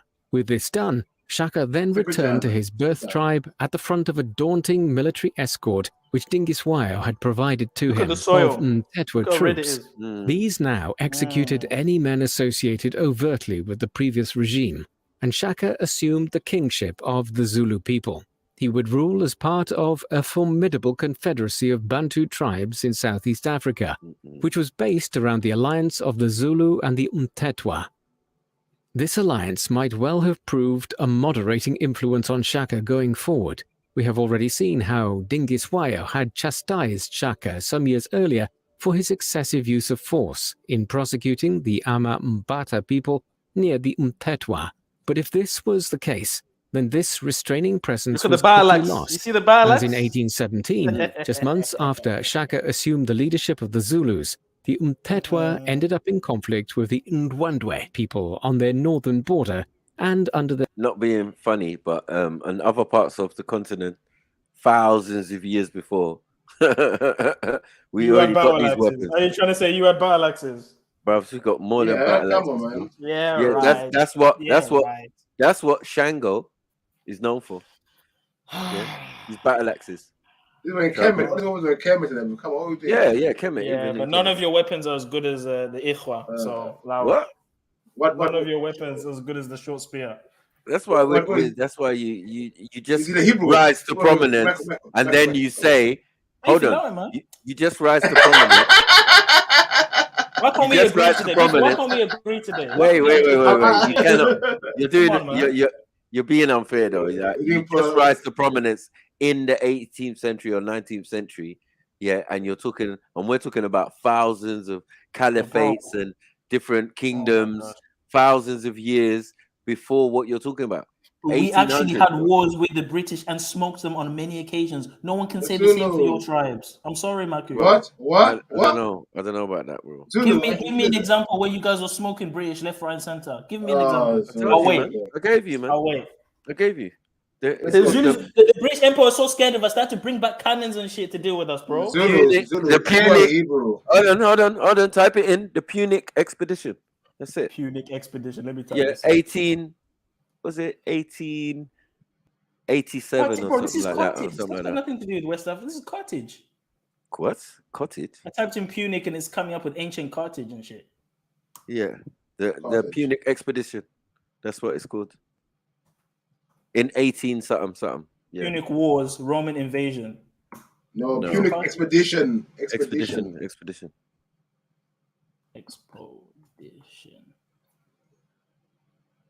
The video though. Yeah, this is not showing nothing about West Africa. It's showing Romans and Carthage. Oh man. I typed in expedition. I promise I typed in expedition. Punic Wars. Roman victory, destruction of Carthage, 264 BC. Carthage. So I'm not seeing what you're asking me to look for. I said, yeah, it's called the Punic Expedition of 1880 something. I think it's 18 or 1890 something. Yeah, something like that. But yeah, once you do that, you see. You know what's funny? If I typed in Zulu versus British, I would have got it straight away. But yeah. But anyway, yeah, I typed it in, still not seeing it. So maybe we'll find a video. I'll show you in a bit. Yeah. I've already played it like bare times and shit. Like, it's mad. Yeah. The King's The Wiederlanga. English, a whole troop of an English general came to the King of Benin, and he came with a whole platoon, and they got murdered, bro. Got sent back packing. It ain't quite. And the general. Hold on, and the general. Yeah, it's around about kind of this. Where's the documentation though? Where's the video? Where's the movies? You know they made movies on the Zulus. Bro, come on, bro. Where's the movies? Where's the documentary? Yeah, they don't want to make movies on where they lost. Nah, they just record it, they document it. Yes, they do. They record it, they document it, and you can have many versions of the story from the Benin. Lost against the Zulus, though, didn't they? The thing, but the Zulus lost. Also. They did, Kwan, and they made bare films and documentaries. They made bare films about smoking them, but I ain't seen none of them in West Africa smoking British. That's all I'm saying. I'm not saying it didn't happen. What do you mean? The Zulus smoked them, bro. No, I'm agreeing with you, Kwan. No. I'm saying that the Zulus are badder. I'm saying the Zulus are badder in it. That's just my opinion. Yeah. So it is what it is. I'm sorry. That's what it is. All I want to say is there's a lot of bad as Bantu tribes all over Africa. All I'm saying is while you were hold on, when you were having beef with Europeans, we were way past that in some cases, and in some cases, hold on, and in some cases, yeah, we weren't in beef with them. So yeah, you were working with them against us and against everyone else. Yeah. No, we just got our own relationships with certain ones of them. When they decided to, yes, Zulu, get over it. It's called being on the winning side. Yeah, man. That's not. It's the late 1800s that they even came to invade us and really like move to us horribly. You know what I mean? They had certain parts of the country, but yeah, there's other parts of the country. No, bro, it's not gonna happen. Yeah, but let me ask you a question though, Maku. Did it get so peak that the report had to go back to the king or the queen of England at the time to be like, yo, let's send cannons, bare ships, bare troops to deal with these people? Did it ever get like that for you guys? Because we beat them so many times that they had to do that. They had to bring cannons and shit to deal with us. All we had was spears and that's shields. what's gonna happen. That's what's gonna happen in the 14-day war after that, because obviously you can't just take out a whole platoon of British and thing, because when the report, as you said, goes back to England, it's gonna sound very thing. They call it the Punic Massacre or whatever in the British paper at the time. So you're just right, saying. Someone put in the chat the correct pronunciation of Ashanti is actually Akanti. I'm just saying. Oh my gosh! Goodness. Oh my god! Who's causing trouble? Who's doing all that? Like, no, that, man. Wait. Who said that? Wait. Hold up. Khan is got a point, but it's not Khan. It's a Khan. Like Cannon. Yeah, that's how you say my name properly. Wait, hold up. Ask my mum how. Shall I call my mum to say my name properly? Can I finish my point? She's gonna go Khan. Wait. Yeah. I can't. No, I'm not having it. All I'm saying is, Max, we beat them with cannons and guns. 1 second. Yeah, same. A Khan. And we had them before you even thought about energy. Where you weren't even using the weapons you're talking about now. We already had these things, and I'm saying before we used them, we beat them with just spears and shields, and they had cannons and guns. No, we had cannons and guns. Through trade. Yeah, of course. But if you're a mighty kingdom and you're trading stuff and you're going to take things to advance your kingdom. You're building great walls, the great walls of Benin. What do you think is mounted on the walls, if not cannons, to show people that you're great in nation? And probably you won't have to use them until you had to use them, and that's That's what The happened. problem is you guys were on making money and trading and merchanting. You weren't trying to fight for your freedom against the British Empire. We actually went to war with them. It went back to Queen Elizabeth. It got mad, bro. It went back to the king. It went back to the throne. Yours went to Elizabeth. No, yours went back to Victoria. But Victoria, anyway, right. So same as ours went back to Victoria. It's a beef with Queen Victoria. It's not a beef with Elizabeth II or anything like that. Yes, you're right. It's Victoria, definitely Victoria, Queen Victoria. So yeah, we have that in common. But I'm just saying, when they was attacking us after they had settled South Africa, this is the time, because this Cape is the Town, middle. only Cape Town. Hold on, the middle 1800s is when, or the beginning of the 1800s is when Shaka's born. So what we're saying is that 1800s, the late part of it is when they start send the expedition and send a company to Nigeria to start their campaign of kidnapping and taking us to other places and all of this type of stuff. But prior to that, we were already traveling to the Brazil, the Americas, and wherever by ourselves, because we were merchant traders already. Was that you, or was that the Moors? No, that was us, as in the kingdom of Benin. When you could look up Benin, that the kingdom of Benin, the stories are there for you to see and read. You know what I mean? Yeah. Up until the modern time. But while all of that was going on, like what we're saying, Zulu, we weren't getting attacked on all fronts and all parts of the country. They had, like you said, like Cape Town, they had Lagos. But that's got nothing to do with the Southerners, because it's not their thing. The only hold on, is that not close? Is that not close people. Is Lagos not like close to Yoruba land and all the other lands where you guys were living? No, Yoruba land stretches all the way down south into the Delta, right? Okay. It stretches all the way down into the Delta, right on the door of the Edo people. So us who are we're that bit that stretches into that region, known as Ishakiri. But Ishakiri are only Yorubas who move down to that region. Do you get it? But we're gonna mix and be with the Edo people, Igbo, and all the different tribes that are down there. And through royalty, we all become one in that sense, if you're part of that lineage. But the people are still essentially what they are. Because if you hear the Shakiri language, it's just like a broken form of Yoruba. Do you get what I'm saying? It's mainly Yoruba based, but there are words in there that I know are from other thing. You know what I mean? Like Igbo, I can hear Igbo words in there. I can hear some Portuguese as well, and all of that. Yeah. But the main part of it is still Yoruba. So you can tell. Because that's another point to make, Maku. We wasn't just the British Empire. You had to deal with the French. You had to deal with the Portuguese. For us, it was the Dutch, Portuguese, and the British. I don't know if it was like French and other people's. I know for you, it was French and Portuguese and British, right? And British, yes. And maybe German. I don't know if German and Spanish. The German are involved in. Well, mainly for us in the beginning, 1400s, Portuguese. By the 1500s, it was Portuguese, British, France, and whoever else were trading with us. Because remember, the Africans had all the produce, all the commodities. We've never been the other side of trying to get something from someone because we don't have it. Yeah. And their main thing was food and fuel and oil. Do you get what I'm saying? Up until the 19th century. They were still using lamps and shit. So you need palm oil. You need all sorts of things that you can get oil out of. Maybe coconut oil. I don't even know. But any type of... Right. And as well as food and produce, remember? Yeah. So that is the real gold or the real thing, because that sustains life. And they're coming with big ships and doing deals with us and blah, blah, blah. And then on top of it, we've got gold, silver, copper. What do you want that we can't give you? The problem is greed. Always greed. Because Africans' generosity allows you to have Cape Town. They allowed you to have Cape Town. It's not that, we just said, okay, you can have it. No, you occupied it.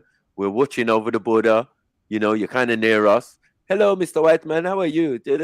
No problem. Can you get me this? Can you take me on an adventure inland into Zulu land? Oh, what's this Zulu land? Oh, you're gonna have to cross this river and do. The first thing that happens, pichoo! Now warning shot. No, I'm talking about warning shot with a rifle. Early. Yeah, this is what the white folks said. Yeah, when they first tried to cross over the river into Zululand, yeah, gunshot. And it wasn't like no one got licked down.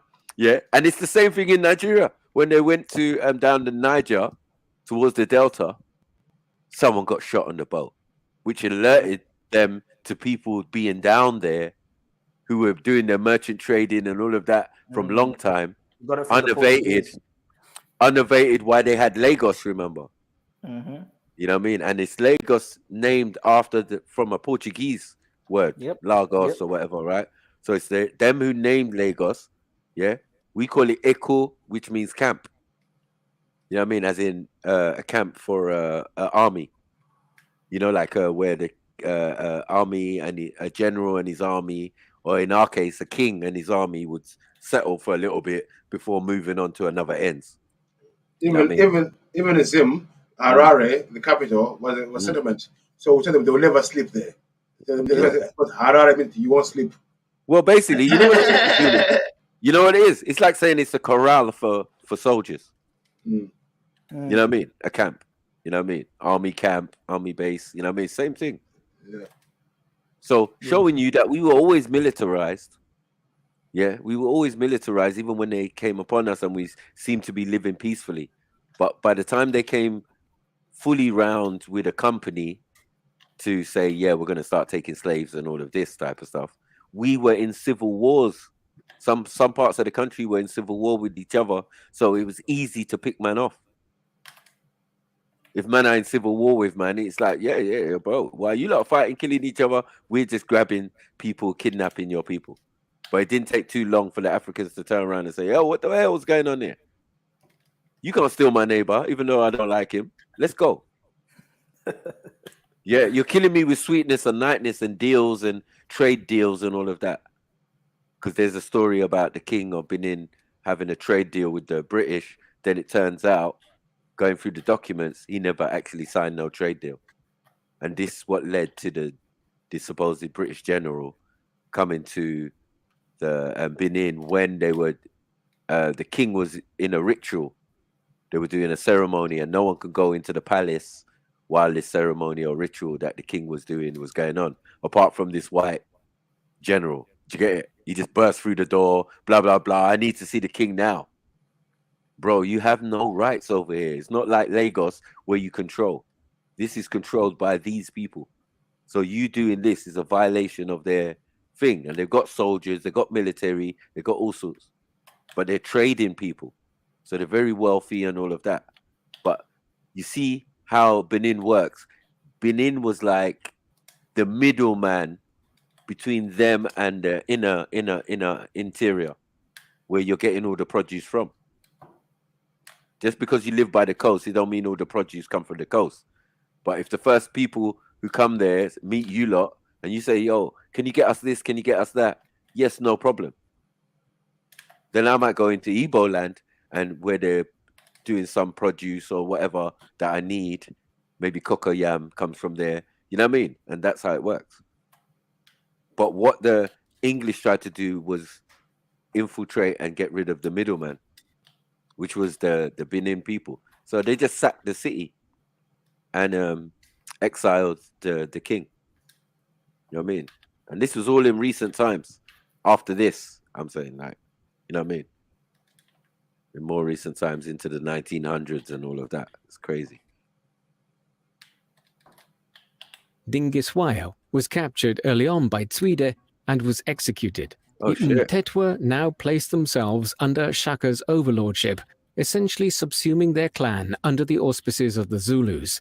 These events not only robbed Shaka of his friend and mentor Dingiswayo, they also signaled the expansion of the conflict between the Zulus and the Ndwandwe, the latter of which had exercised some control over the Zulus in past times.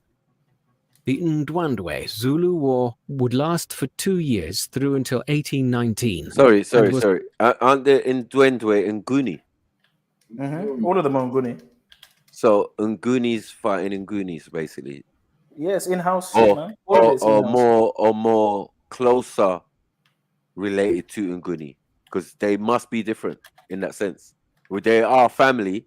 You get what I'm saying? They're like cousins, right? Yeah.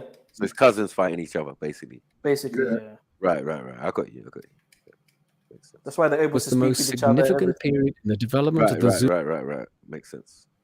Zulu kingdom, as well as the establishment of Shaka's predominance in the region. Following minor skirmishes in 1817, the two sides, which were the Zulus and the Mtetwa led by Shaka on one side, and the Ndwandwe and their allies to the north led by Zwida on the other, finally confronted each other in a major pitched battle in April 1818. The Battle of Ockley Hill took place in April 1818. Did he do it? Ockley Hill. Ockley Hill. Like, what? What are you doing? I've had that done to me in real life, Zulu, where I met a priest. He came for a haircut and he was like, "Oh, I got to South Africa. I've lived in South Africa. Do you know about a Xhosa?" And I was like, "Excuse me?" He's like, "Xhosa. You have to click. You have to, like, this is the white man telling me, yo, you should go. I kiss my teeth. You know, I was so vexed. Like, this white man coming in my shop telling me about Africa. You know what I mean? And how long he's lived there. And every time I bump into different type of European individuals, they tell me like, "Oh, I lived a decade in your country." Like, is it? Oh, that's nice. Yeah. Oh, why do you lot have so many middle names? If you lived there a decade, you should know that. You're found up right now. Like, this is with the nonsense. But yeah, a lot of Europeans definitely try and encourage Africans to go to Africa. I'm just like that. This is nuts. I don't know how this is working out, but yeah, the first time I heard Xhosa, it was from a European guy. Mad. Yeah, there's bare boys that can speak the language still. If I think, missionary, Mzungu. There's missionary, missionary. Funny thing, the white man will say, "Oh, out of Africa." People like Chibo will say, "Yeah." But they say, "Are you Bantu?" No. Yeah, when they say like, "Oh, that African," you're not really African though. Like, you came from Dutch land, you came from the Portugal, and you're not really African. Oh, you got Saint Lucia, in South Africa. I'm staying out of it. Oh, yeah, crocodile. Burundi, in the northeast of the present-day country of South Africa. Shaka and his allies were badly outnumbered in the engagement. Zwide brought perhaps as many as 12,000 warriors into the field and was advancing south into Zululand, where the confrontation took place. By way of contrast, Shaka and his confederates had as little as half as many warriors, but owing to a number of military innovations, the Zulus and their allies were able to win the day. To countermand the Ndwandwe advance into Zululand, Shaka had already placed guerrilla units at strategic locations to harry Zwide's advancing troops. The countryside was devastated and emptied of cattle and other livestock to ensure that the Ndwandwe could not acquire additional resources as they marched south. Shaka then placed the bulk of his army around the Ockley Hill, hoping to make up for his numerical inferiority by occupying the high ground and benefiting from a greater defensive position in the confrontation which eventually ensued. When Zwide's commander, Noma Hlanjana, and his troops reached Ockley Hill, the numerical superiority of the Ndwandwe actually proved... He needs to stop doing that, right? He needs to stop doing that. I don't like it. Ockley Hill, you go Ndwandwe. Like, I don't know if it's said like that. It just doesn't have that African... like a black trying to think. Yeah, it doesn't have that African base to it. You know what I mean? The authentism. Yeah, it just sounds a bit off. It sounds painful. Commercial, isn't it? No, man. Yeah, this is what we get though. Hazardous, forces becoming overtly bunched together, thus becoming an easy target for projectiles which were hurled down the incline by Shaka Zulus. As the fighting wore on, the Ndwandwe's lack of supplies also became an issue, particularly fresh water supplies. Weakened and frustrated by the situation, some hours into the conflict, Shaka signaled for a reserve column of his most elite warriors who were hiding nearby to advance and attack one of the exposed rear columns of the Ndwandwe. The result was a catastrophic breaking of the Ndwandwe's lines, which were pursued mercilessly by the Zulus in the hours that followed. By the end of the battle, it was reported, perhaps with some exaggeration, that as many as 7,500 of the Ndwandwe host had been killed. Wow. A striking military victory for Shaka, and one which established his reputation as a warlord amongst the wider Bantu people of sub-Saharan Africa. After a subsequent military victory for Shaka at the Battle of the Latuza River in 1819, the Zulu king and his impis advanced northwards into the lands of Ndwandwe. The fate of the war was wholly clear. Shaka established Zulu suzerainty, while rulers such as Zwide contented themselves with carving out new principalities further to the north in modern-day Mozambique and Tanzania. Thus, the Ndwandwe Zulu War of 1817 to 1819 had resulted in Shaka carving out a large kingdom of the Zulus, which stretched from Natal all the way north to near the present-day border between South Africa and Mozambique. Exactly how had Shaka achieved such an extraordinary series of military victories in such a short period of time against such a numerically superior enemy? The answer lies in the military revolution he introduced into Zulu society, which quickly spread through Bantu society in sub-Saharan Africa. Shaka's military conquests were driven by a series of military reforms, which the Zulu king initiated in the late 1810s and early 1820s. As we have seen, for decades, the Zulu people had largely fought using the long javelin-like spear called the assegai, a 6-foot-long spear with an iron or steel tip, which could be used in close quarters combat, but which was primarily used as a long-range throwing spear.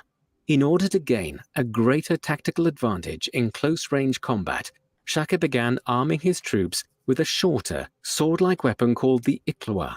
This was used extensively at the Battle of Ockley Hill.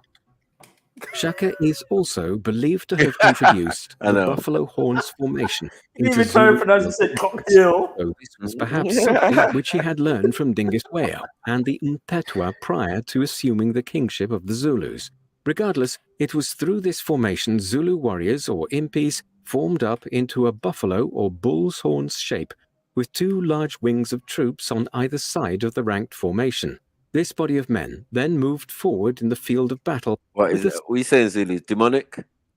Nah. Okay. Listen, did you know the Pentagon studied this war tactic? No, but Zulu, the horns. You know what I'm saying? Like things that we think, but things that are normal to Africans, and now take it from a European lens, and then they will say it's devil, demonic, a cow and horns is now the devil. These are the things that steered their imagination in early times with us. You know what I mean? They would see a Zulu with the horns and the leopard skin around the head and the beads around the neck and all of that, and say that is the devil as far as they're concerned. There's positive and negative attributes to all life. So even in any culture, the snake can represent evil, but then the same snake could also represent fertility and wisdom. So just because we think the bull or the cow represents, power, chiefhood, whatever, it could also represent, wickedness in some respects. So it depends on the culture. But in who's from whose point of view? From the Europeans' point of view, yes. From our point of view, no. No, but it can't be from the European because they had the gods with horns too. No, they're the ones who also came up with the concept of the devil and Baphomet and Behemoth and all of these type of things. This is solely down to them. This ain't nothing to do with us. They just took on what's our us concepts. Is us. Some of our concepts, and even that is at a distance.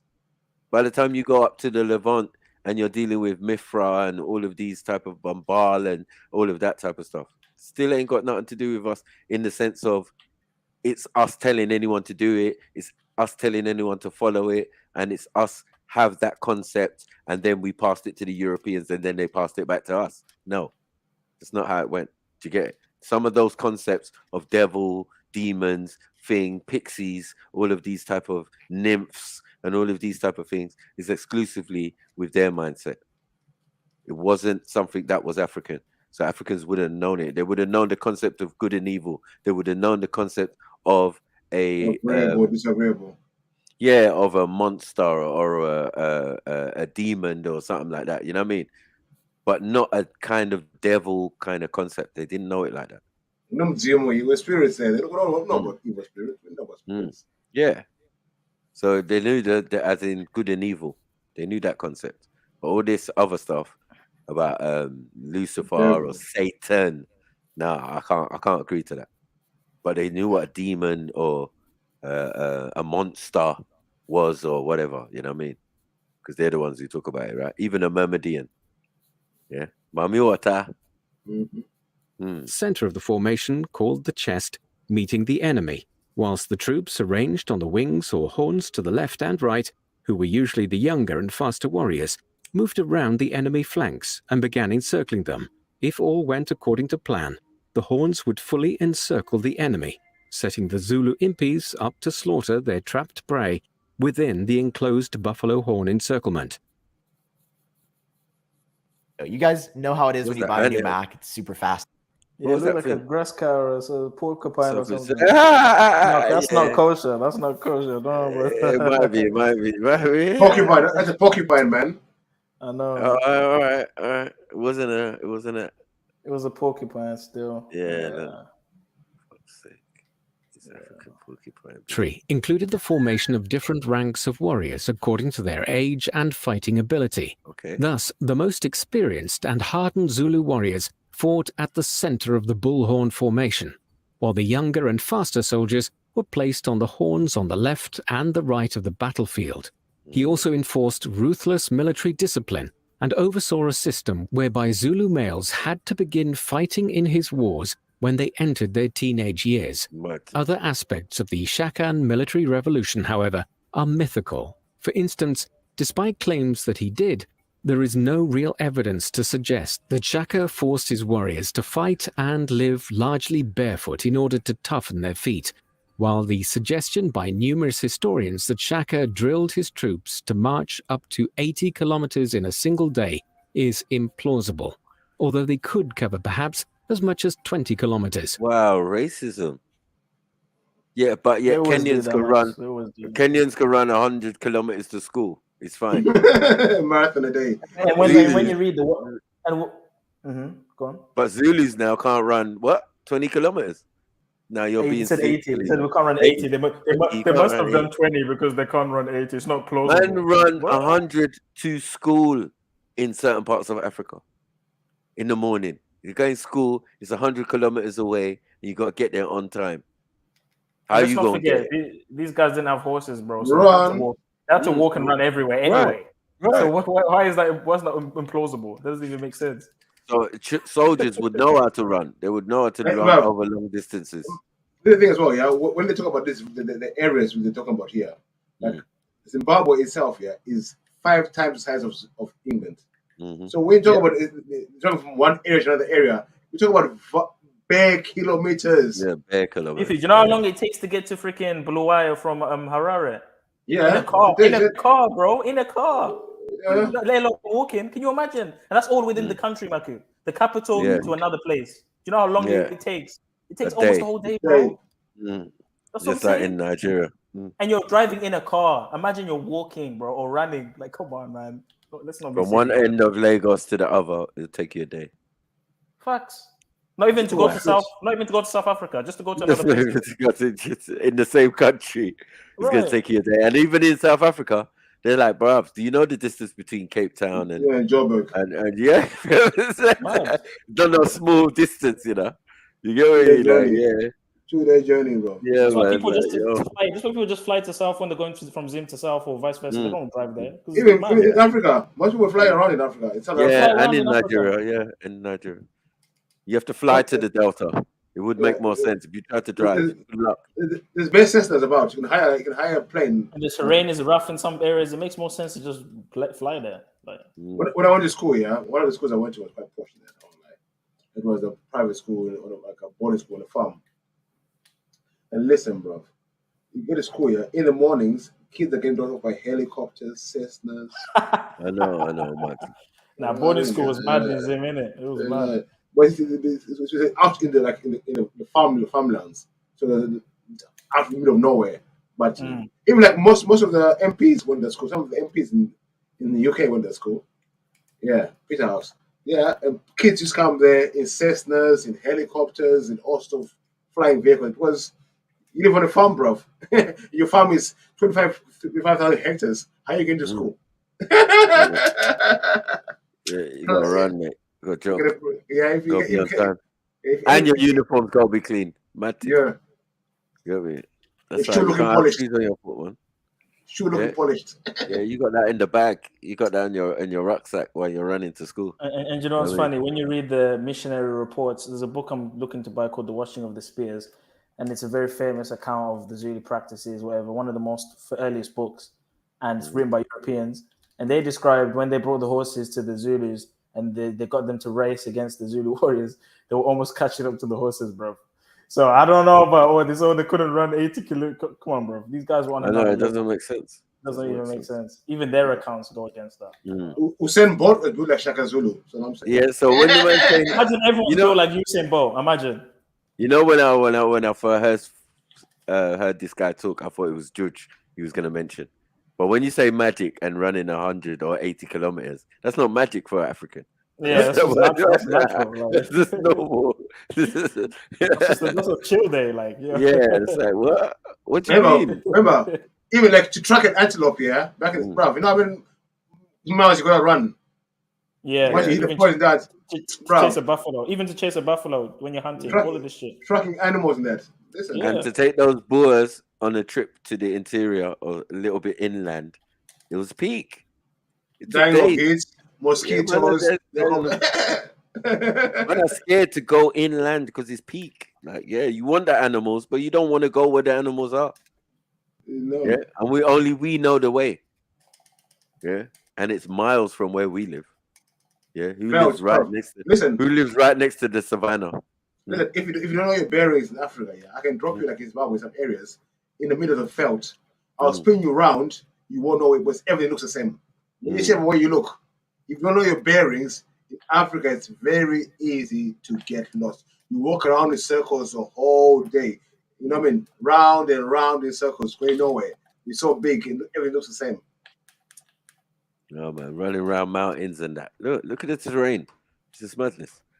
You know what I mean? It's so huge and vast. Big up, man. A not inconsiderable level of mobility for a society which did not use horses to travel or have carriages. Shaka's military reforms could only be achieved through a simultaneous... Was that soft racism? It sounded soft. Yeah. That's what they did. Like, you couldn't build the Great Zimbabwe. Alexander the Great built it. Like, what kind of shit is that? Yeah. Queen Sheba went down and built it, not the actual Shona people that lived there. Just because, what? Just because I ain't got shoes? Like, this is ridiculous. Yeah, but we blatantly know man got rid of the sandals. Yeah, on purpose. To make a man's quicker as a soldier, as a thing. A farmer's not going to do that. But now they're even saying, if you want to get like healing, walk around barefoot on ground. That's facts. You see all these white people walking around with no shoes. Oh, look at my toes. They're growing properly. Everything's growing right. My foot's tough. Right. Interesting. Science. We knew about science is happening. We knew about this shit, man. Facts. Good point still. Reform of Zulu society to make it more conducive to supplying the army. Shaka reformed Zulu society to move away from the more traditional hierarchy whereby individuals were promoted according to blood. Is that beefy? Shaka beefy. People, Zulu. Those are your people. No, these are random pictures, bro. We don't even know where this guy pictures. Random pictures. He's showing Gillettes and everything. This ain't Zulu, man. Come on. Clan structure to one in which people were promoted to senior positions within the military and administration based on merit rather than blood birth. He also confronted the powerful caste of witch doctors and gain control of the Zulu church, even reform of the social structure imposed on children living in the temple. Come on, man. The guy could have done better. These are not even Zulus, bro. Like, what is this? Yeah, that's your cousin, man. These are not even our people, bro. Why does he look like that? He looks mad. He looks crazy, innit? This ain't no Was he? Wow, what the hell? What's going on? Original Japanese. Looks like Sentinelese or something. Why are they just getting random pictures? I don't know. You know why? Because all black people look the same, right? So you just got these random pictures. You couldn't even get. Well, I'm saying, yeah, well, not all. I can't even answer the question. I can't. I'm sorry, Zulu. I can't help you on this one now. No, but you can see how someone that's not African could make a video like this and get just random pictures and say, "Oh, he's African, all right." It's just, is he in the right part? Was this in the wrong pile? You know. No, I'm saying the guy that made the video. Who just edited it. He might not be African, so he might just be getting random pictures that look African. Of course, and saying these are Zulus. I'm seeing a bit of F.T.K in him though, but I don't know. Mm-hmm. I don't know, man. I don't know what. I'm seeing a bit of tax. I'm seeing a bit of F.T.K there. He looks proper confused. Like his eyes. Like, he's looking right in the camera. I've never seen this shit. You know what I'm saying? It's weird. You're stealing my soul. Like you guys are stealing my soul. I know. Like, what is this? I've never seen this before. Camera. Yeah. Huh? What's the birdie? What birdie? What bud? What? Say smile. Smile. Yeah. Huh? Oh cheese. Cheese. What is cheese? Yeah. Butter. If you were to guess east, west, south, where in Africa you think? East. Yeah, I think so. Where is? Got that horn face. East is very big. So. But that's what I'm saying. East is encompass south as well. Mozambique and all of these. Yeah. So like you're gonna get these type of looks in that combinations. In that yeah. That's what I'm saying. That when I say like, bro, some of the Zulus that I've seen depictions of, they're dark skinned, bro. They're like tall as well. And picky, nappy hair and thing. I've never seen this though. Never seen that like this. He's looking a bit Native American. I don't even looking like something like I don't know. Wait, hold on. Is this a ritual then, Zulu? What do you mean? Not cutting your hair. Yeah, but our hair don't even. Our hair don't even. If I didn't cut my hair would not look like that. So, that's what I'm saying. I don't know. He must be mixed or something with Indian or something. Maybe he's half Indian, half Zulu. Is that what he's doing? Is that what Possibly. we're doing? Yeah. I doubt it. He's direct. Maybe it's Jure and Gillette. I don't know. Maybe the people who also resided in that region are cousins and ended up being Sri Lankans and other people. You know what I mean? Like, the untouchables. Yeah, man's looking proper. If you look at, don't he look like what do you call it? Dravidian? Yeah. Right, that's it. Mad. Yeah, and we said they're African anyway, so like. Well, they named the city people, right? Mm-hmm. It looks like that. Remember, Zulu children as carriers of military supplies for the armies. All of this improved the mobility of the army and created a more regimented and centralized state, headed by Shaka and his close followers. Okay. It was this which allowed him to unite the lands controlled by the Zulus, Mtetwa and Ndwandwe, within just a few short years of establishing himself as the king of the Zulus. Thus far, we have seen Shaka's ascent largely occurring within a vacuum of African tribes, largely those of the wider Bantu people of sub-Saharan Africa. But having consolidated the Zulu position in the late 1810s, Shaka and the Zulus would increasingly find themselves having to engage with the newcomers to southern Africa in the 1820s. These were the various Europeans found to the southwest at the Cape of Good Hope, and increasingly further north and northeast. European contact with the region was first established in the late 15th century, when the Portuguese had reached southern Africa in their ongoing naval expeditions to try to round the African continent and find a sea route to Asia from Europe. The Portuguese established small settlements here in due course, in line with their policy of creating supply and trading stations along the coast of Africa during the 16th century. Like a great proportion of the Portuguese colonies elsewhere in Asia and the Americas, these subsequently fell prey to attacks by the Dutch Republic in the late 16th and 17th centuries. As a result, the Dutch East India Company established the first major European settlement at the south of the African continent in 1652. Like the Portuguese earlier, this was originally a waylay station for ships undertaking the voyage around Africa to Asia, but in the decades that followed, the Cape Colony, as it became known, grew into a substantial colony in its own right, one which drew increasing numbers of Protestant refugees of Germans and Huguenots from France, as well as Dutch settlers. By the late 18th century, the Cape Colony had expanded to well in excess of... Protestant, you know, in South Africa, this is mad. There's white people who hate each other. You see, the Dutch don't like the English. The English don't like the three groups of Dutch Boers, and they don't like each other. English speaking, Dutch speaking, and the French speaking. They don't like each other. Yeah, they don't like each other. They hate each other. Yeah, the British and the Dutch hate each other, which is so funny because you thought they would join each other against us. You know, we've joined the Dutch against the British sometimes. Or vice versa. We went to war with the British. Yeah, they said that. We traded with the Dutch. They gave us some of their guns. To get weapons. Against the British. Yeah. That's why a man got gunshot when they tried to cross the, the first time, first interaction. Like, pew! Like, what the? No, did the African just shoot at me? Did the Zulu just shoot at me? But then it's the same Dutch with the apartheid that was just doing some racism and madness. So. Later on, that's later on. It's just time as times change, and as British start to exert their dominance, it's gonna come after Shaka. Remember the Boer War, where they fought each other, the English and the Boers. The water red. Dutch and Afrikaans word for farmer, but the rule of the region was soon to shift dramatically as a result of developments back in Europe. In the 1790s, Britain and the Dutch Republic found themselves on opposing sides in the French Revolutionary Wars. As a result, in 1795, the British invaded the Cape Colony, and after a swift victory at the Battle of Muizenberg in the early autumn, the Cape Colony fell under British occupation.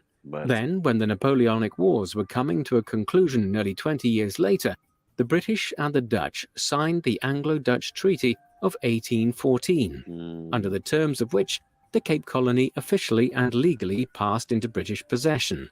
As such, the British had become the main European power at the Cape of Good Hope by the time that Shaka ascended to power. Yet the Cape Colony remained something of a problem for the Zulus, as much more pressing was the knock-on effects of British conquest, with their loss of control of the Cape Colony. British, man, I told you, man. The way they take over their own family. Huh? Look at the comment. Bantu's hardly moved. Look at all this hate. It's all right, man. Oh. I'm taking notes, though. I'm taking notes. Don't worry. When we find out where you guys are from, these are the same people that don't tell us where they come from. Yeah, it's interesting. But anyway, see. They definitely bowed, but they bowed to Italians and stuff. So, you know what I mean? We'll find a documentary on the horn because you want to laugh encompass it on the menu. Look at you guys running around in clogs and all that. Yeah, we'll go to the east. Don't worry, we'll go there. Oh, is that what man's saying here? Disrespect, bro. Look at the disrespect in the chat, man. No. Stop that. You know, I'm concentrated on the video. I've been looking at the chat. You lot are rude. I've been moving reckless, acting like we ain't watching. Like we can see what you're saying. Like what you doing? Let's watch in silence, bro. Yeah. You get me? Don't make the horn. Don't make the horn take an L because of some individuals. You know what I mean? Collectively as a group, you need to sort that out. Yeah. But one of you is messing up. You know what I mean? You know there's bare deal on you lot, so stop it. Big up Sri Lanka. So I gotta say. Anything there? Bantus did not fight Zulu. You're lying. Shut up, man. We're here now. We're here now. So shut up, Terence. Many of the Boers, the largely Dutch settlers, began migrating north and northeast away from the Cape Colony, where they could move outside the jurisdiction of the British and establish new independent colonies. In the course of the 19th century, this would bring successive generations of Boers ever closer to the Zulu kingdom, with implications both for Shaka's rule and especially those of his successors. Signs of this European encroachment into the regions dominated by Shaka and the Zulus occurred from 1822 onwards.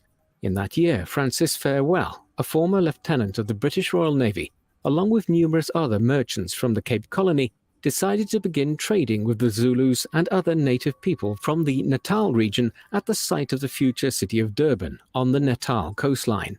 This was formalized into a trading station in 1824, cementing the first concrete lines of trade and communication between the Zulus and the growing European population in southern Africa. The station here and the Europeans who arrived to the Natal region as a result are highly significant for the story of the Zulus and our knowledge of Shaka's reign. Much of what we know about Shaka and the rise of the Terrence, Zulu please kingdom. Jump on. Can you I swear down. I swear down. So, Michael, see, the Natal region, where these people say they just walked into empty, is actually the Khoi people's land. Right. Yes, the Khoisan were there, and they took them first. Okay. Yeah. So is it now? The priest are saying the walking dead was empty. That's a lie. Absolutely. There were probably thousands and thousands of them, bro. Was people would have known Natal land is Khoi land. Yep. It's still called Natal land today. It's Khoi land. No. The San people are more. The San people are more Namibia, but Natal is Khoi land. And this is why when what's his name, Julius Malema, were having the conference in the parliament, the Khoisan people came up independently like, yo, I don't know about you and Guni and Zulus, but we were here before all of y'all. Like the Khoisan was standing in the parliament saying, we were here before all of you. The Khoisan people. Yeah. So I watched that as well. Yeah, I think you saw that. Yeah. Yeah. So this is the point I'm trying to make early on. Zulu. They keep on saying the Bantu people wiped out the Khoisan, but they're trying to push the blame on us. It was them who done it.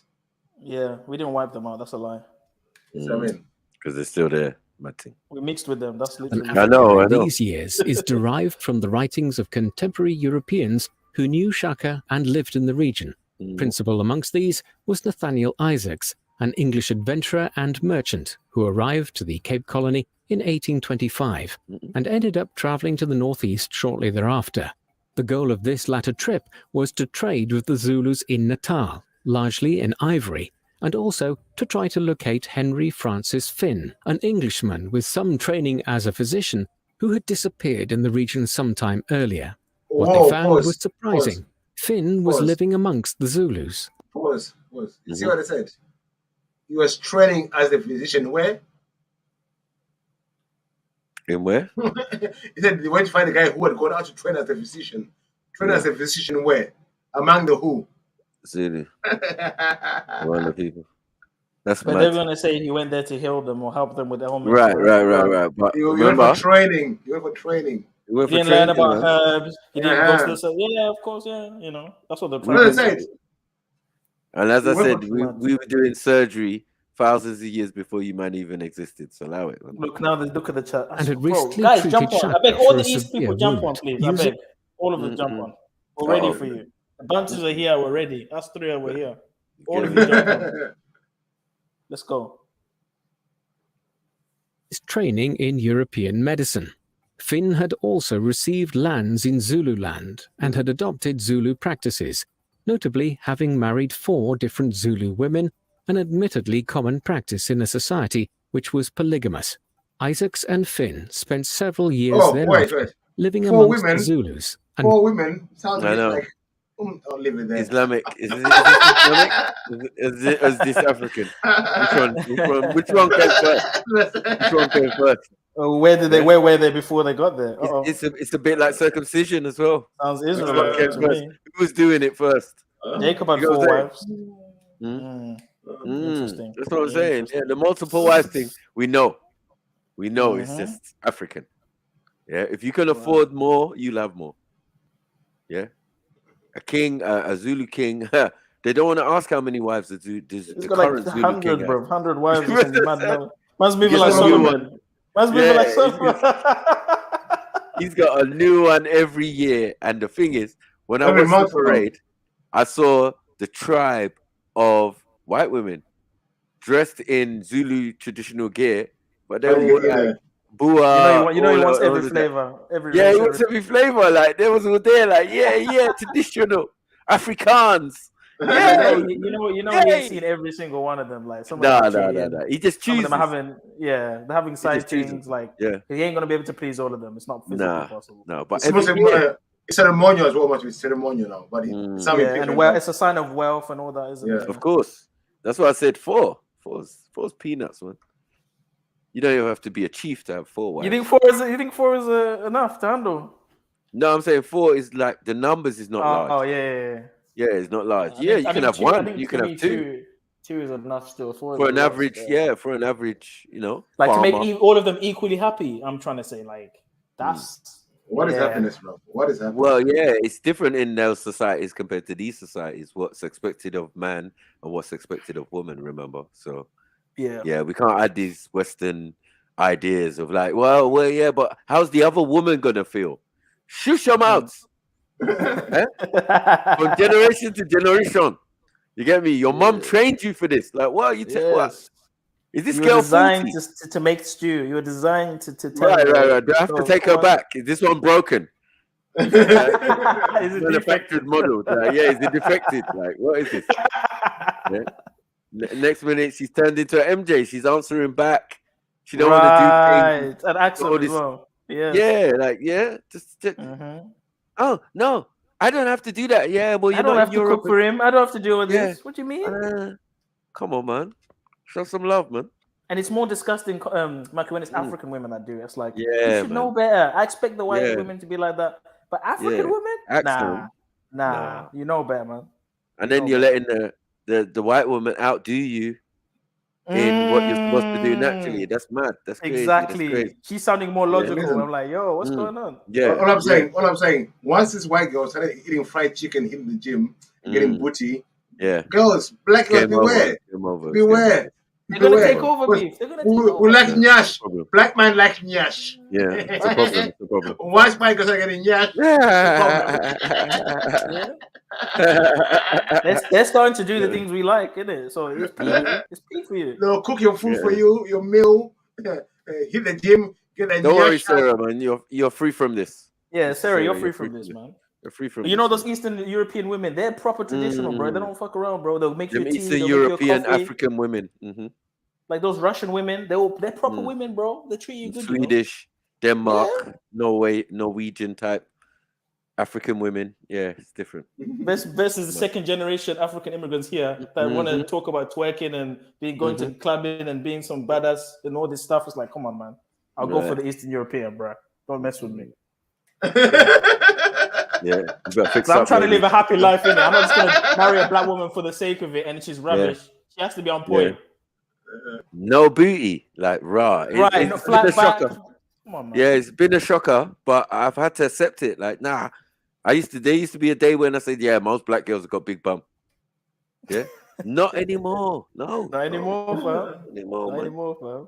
They don't want to hit the gym anymore. They don't want to squat. They don't do nothing. Making man them look stupid and that. You know what I mean? Unfair.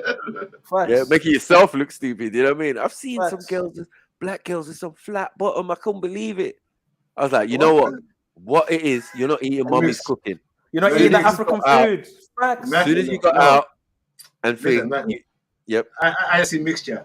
Some DNA mixture going on there. Because you know what's funny? Even the it's showing the lack of us. Yeah, but you know what it is with beefs? Even the slim Africans in women in Africa, they got back. They got curvature. They got curvature, fam. So what's going on with the ones here? What's going on? That's what I want to know. It's definitely diet and not listening to mommy brings on the curse of no bum. I think it's a curse.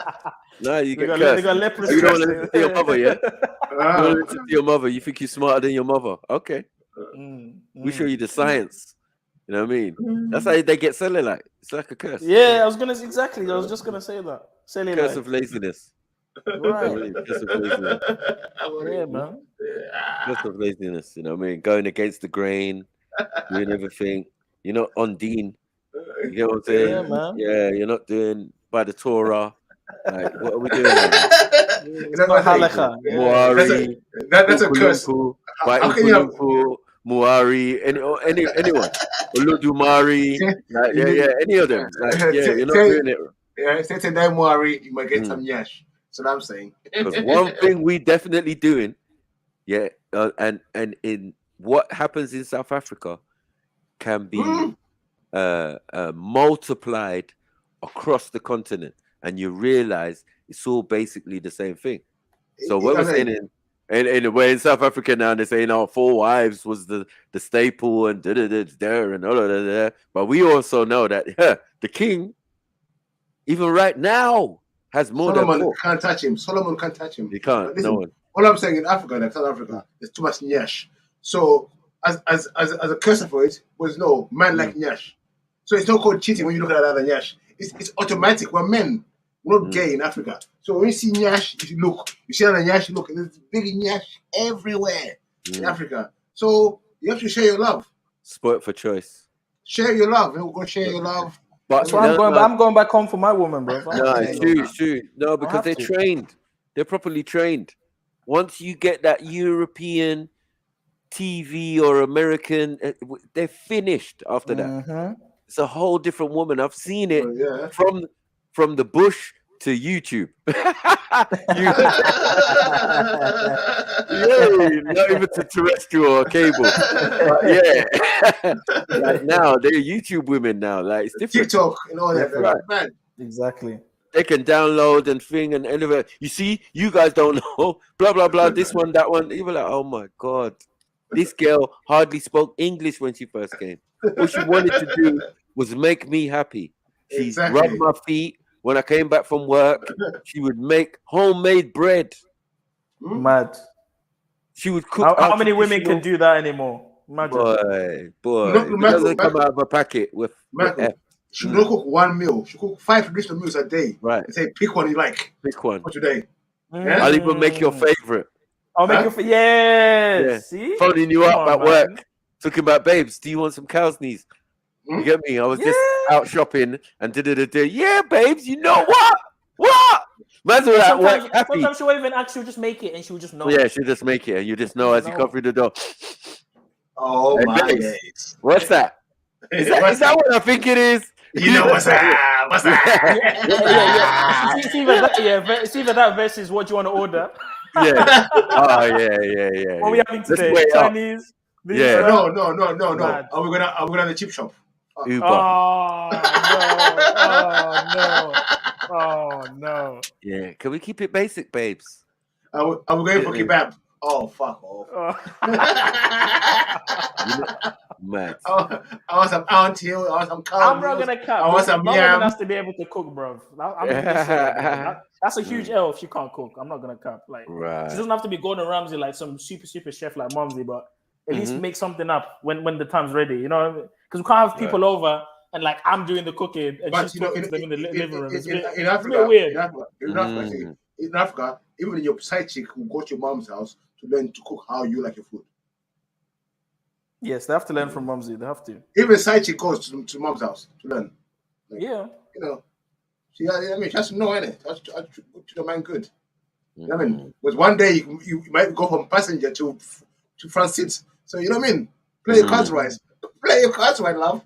But do you see why people like me are hesitant to pay lobola and dowry? Because what am I paying for, bro? Like these people can't do basic. They can't do basic things, fam. What am I paying for? It's true. For women long nails. It's like getting a prostitute paying for pussy. Why women long nails? You're paying for women long nails. You're paying for. This is why the women won't defend this. They can't defend this argument. Yeah, they can't even complain about going to collect water from the well. Huh? You're what good are you? Can't even fetch water. What good are you? Can't even buy bottled water from the shop without complaining, let alone water from the well. Like, come on. Now I'll put it in my Asda order when they deliver it. You're like, wow, you don't even go shopping no more. Wow. Yeah. You have to ask a girl, when's the last time you squeezed fruit or vegetable? Go on, be honest. Can she even make orange juice? Yeah. You know the old African way of picking up an onion and feeling it to know that this is ripe and this is ready. Or shaking the watermelon to know. Come on, right, man. Thank you. All of that. No more. Yeah, this looks good. You get me? Throw it in the basket. That's what they good at. Virtual basket. Yeah, it will take 3 hours the to come. bruised up. They're not even checking it. Like, yeah, man. Come on, man. You have to go to the market. On the bread. Like, you have to go to the market where the food has come from the ground. You're picking like, yeah, this one is fresh today. This is going to taste good. This is going to taste potatoes. good. When's the last time they had a potato with mud on it? You get what I'm saying? When you had the potato with mud on it. MJ, when last time you picked your own potato, MJ? Right. Grew potato. So give a potato gang. No, you don't favor potato like that. Yeah, these old genetically modified potatoes. Yeah, but it's cool. Yeah, you be eating Spanish ones, Spanish potato. Do you know what's so embarrassing, fam? Sometimes I go to my friend's place, and the girl's in the kitchen cooking, and he's cooking with her. Ideally, she should be cooking for us, but anyway, she's like, and she's cutting the chicken breast, and she's like, "How do you want me to cut it?" And then every time she's asking, "How do you want me to cook it? How do you want me to cut the onion?" Like, what do you mean? What do you mean? How do you cut an onion? Cut an onion, bro. What do you mean? How do you cut an onion? What are you doing? The only question you're asking me is, do you want another beer? That's the only question you're asking me. Right. Do you want another beer? But not even to cook for other people, even for yourself. Could she cook for herself? Not even for other people. You heard Axum what she would cook for, man. It's terrible. Bro. Odd soup, like, get out of here. Odd soup, really? Yeah. Bro. Easy, get away. You know the get out clause. It's like, man. If you can't make the basic shit, you're not gonna be able to cook me giraffe. That's what I'm saying. Because when I bring that 5 pound of giraffe, like, you better know what to do with it. Yeah. It's not cheap. My giraffe, the giraffe meat. How are we doing it? Jump on, Axum. I know you want it. I know. I like antelope, so you better go get that antelope. You know what I mean? Antelope. Yeah. Fresh antelope every day. Come on, man. Garnish with antelope. Are you mad? I said garnish with antelope. We're not endorsing that, but yeah, me was Zulu, because we might end up in a Mazwa later. I know. People start blaming us. You not eat antelope? No. Yeah, got me all timid and that, saying no, you know what? I don't do with antelope. No. In 3 years' time, people will come and say, Biffy, everyone's talking about eating this thing. You are right. Yeah, activated charcoal. Oh, try this, try that. Yeah, it's true. Yeah. And you know what's funny? We were eating charcoal way before activated charcoal thing was going around. We were eating that shit. When you had a stomach ache, you put some chocolate and water, you drink that. We were doing that shit. From a long time. Yeah, you're right. 100. So, when I give you science, I'm trying to teach you, man, but people don't get it. Yeah, as long as we're not bathing in urine or nothing like that, like the Nilotics. You know what I mean? Drinking cow piss on that. I don't know. And then using the cow milk in your hair. Right, come on, man. What are we doing? Yeah, let's talk about that shit. Yeah, what are you doing? Putting butter on your head, man. Putting flora on your head, huh? Mad. Chibadi. I don't want to talk about panny worms. Can I talk about panny worms? You guys eating raw meat? What are we doing, man? No. That way, man. Roast pag ball, like, drop me out. I was trying to get a rump steak while the cow's still mooing. Like, but first of all, what is their African meal? I want to know. When the man's got panini, spag ball. Have they got an African dish? Where's the African? Especially when you're Somali, you really need to be quiet. Yeah, like this is not your arena. Like a beast. Like, what's going on? Especially if you look Sri Lankan as well. I'll just stop right there. Don't let me pull up some pictures. I've got screen share. Don't let me start. I'm dangerous. Yeah, their restaurants are moving like Italian bistros. I know, man. Straight. Yeah, I remember the first Somali restaurant I went to. They had had these little thin strips of pasta. It was like a rip-off of a pizza, but they were like in strips. And then they put a bit of tomato paste on it and a bit of cheese. And you could buy it and they could twist it. They would twist it as well. It was mad. It was like, difference. African touch, little twist. And even back then, I was like, right, this is African food, yeah? Even cheese. What Africans are making eating cheese like that? Like, what? Yeah, like sprinkling it on. And he was coming out like a pizza guy. You know what I mean? The whole thing was pizza-ish. I was like, but I was moving like Papa Abdi instead of Papa John.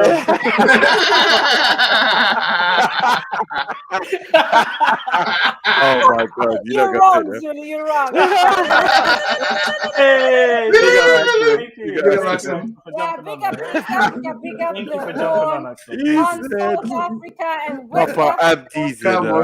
That's the line. That's the line of the night. Wait. Is Papa Abdi to Abakababra? You can get the team. Oh my! Have you ever had injera lasagna? Hey! I told you guys, don't disrespect the injera. No, injera. Allow it, man. No. You can't have bread with everything, though. Zulu. We have injera with everything. Wait. Yeah, you can't have bread with everything. Wait, guys. Injera is African, guys. It's African. Have a meal, though. Wait, guys. Injera is African. That's its trend. I want a Somali African dish. I beg. Somali African dish. Right. Ethiopians have got more on the menu, African even though the banana. That's what I'm saying. That's the only thing African on the plate, bro. Wow. Spaghetti is not African. Noodles are not African. Tuna samosas are not African. Yeah, maybe the mint. Samosas. Wow, stop. They have maybe the mince Am I lying though, Axel? Tell us, what is there any African? Maybe the mince meat. Maybe the mince meat is African as well. That they're using for the lasagna and Yeah, but I swear they put mozzarella on. No, it's probably camel. Probably camel, man. Yeah. Camel samosas. Camel meat. Yeah. Yeah, it's mad. Mad thing. Yeah, you gotta respect Africans, man. Yeah. Stupid has exposed himself fully. You're fully Somali. Exposed. Man are eating dogs. Okay. We know man are drinking camel urine. That's another story. Jump on stuff. But it's okay. There's samosas in national dish as well. Samosa, yeah? Samosas, bro. Even remember the Kenyan that day that jumped on? A Japati. Japati. What is this shit? Oh, yeah. Where's the pounded jam? Where's the Where's the salsa?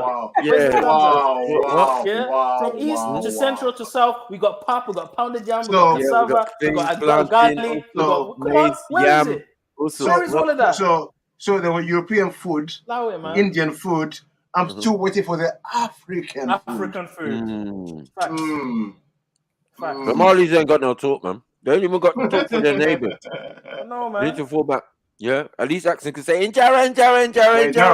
Don't what? Don't who? Don't yeah. Hey. Zigny. Come on. Zig me up, man. Zigny me up. Even the Moroccans, listen. Even the Moroccans have got more African dishes than you guys. That's a fact. Wow. That's a fact. How about that? Wow. Even the Arab. Mad.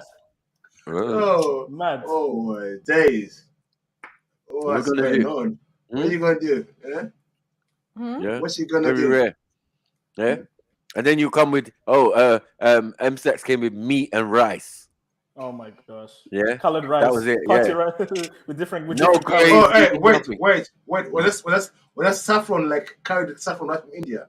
Could have been. Could have been. But pilau. Pilau rice. Yeah. There we go. Pilau rice. That was pilau rice. Pilau. Wow. You could tell it's that type of rice because they're all thin. You know what I mean? When they're thin, it's not gonna make you like hench or nothing. No, but the women not though, Maku. What? The women are not thin. No, the men. Yeah, the women are. Whoa, the women. Hey, listen, Somali women. Boy, hey. God is good, you know. God is good. I know. God is good. God is good. It's nothing like but beef, it's nothing like the National South, though. It's nothing like the National South. Oh, come on. Hey, listen, Zulu. That's on another level. Another level, man. Listen. That's the prototype to Arte. That's the prototype. Like Proto. Paleo. Paleo.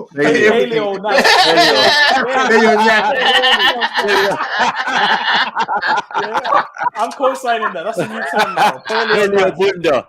Yeah, all of it. Paleo Bunda. Prehistoric Nash. Yeah, prehistoric Nash. Yeah, that's it. That's it. Too big. Paleo Nyash. Like what? Nyasasaurus. Homo sapiens, sapien, Nash. Nyash.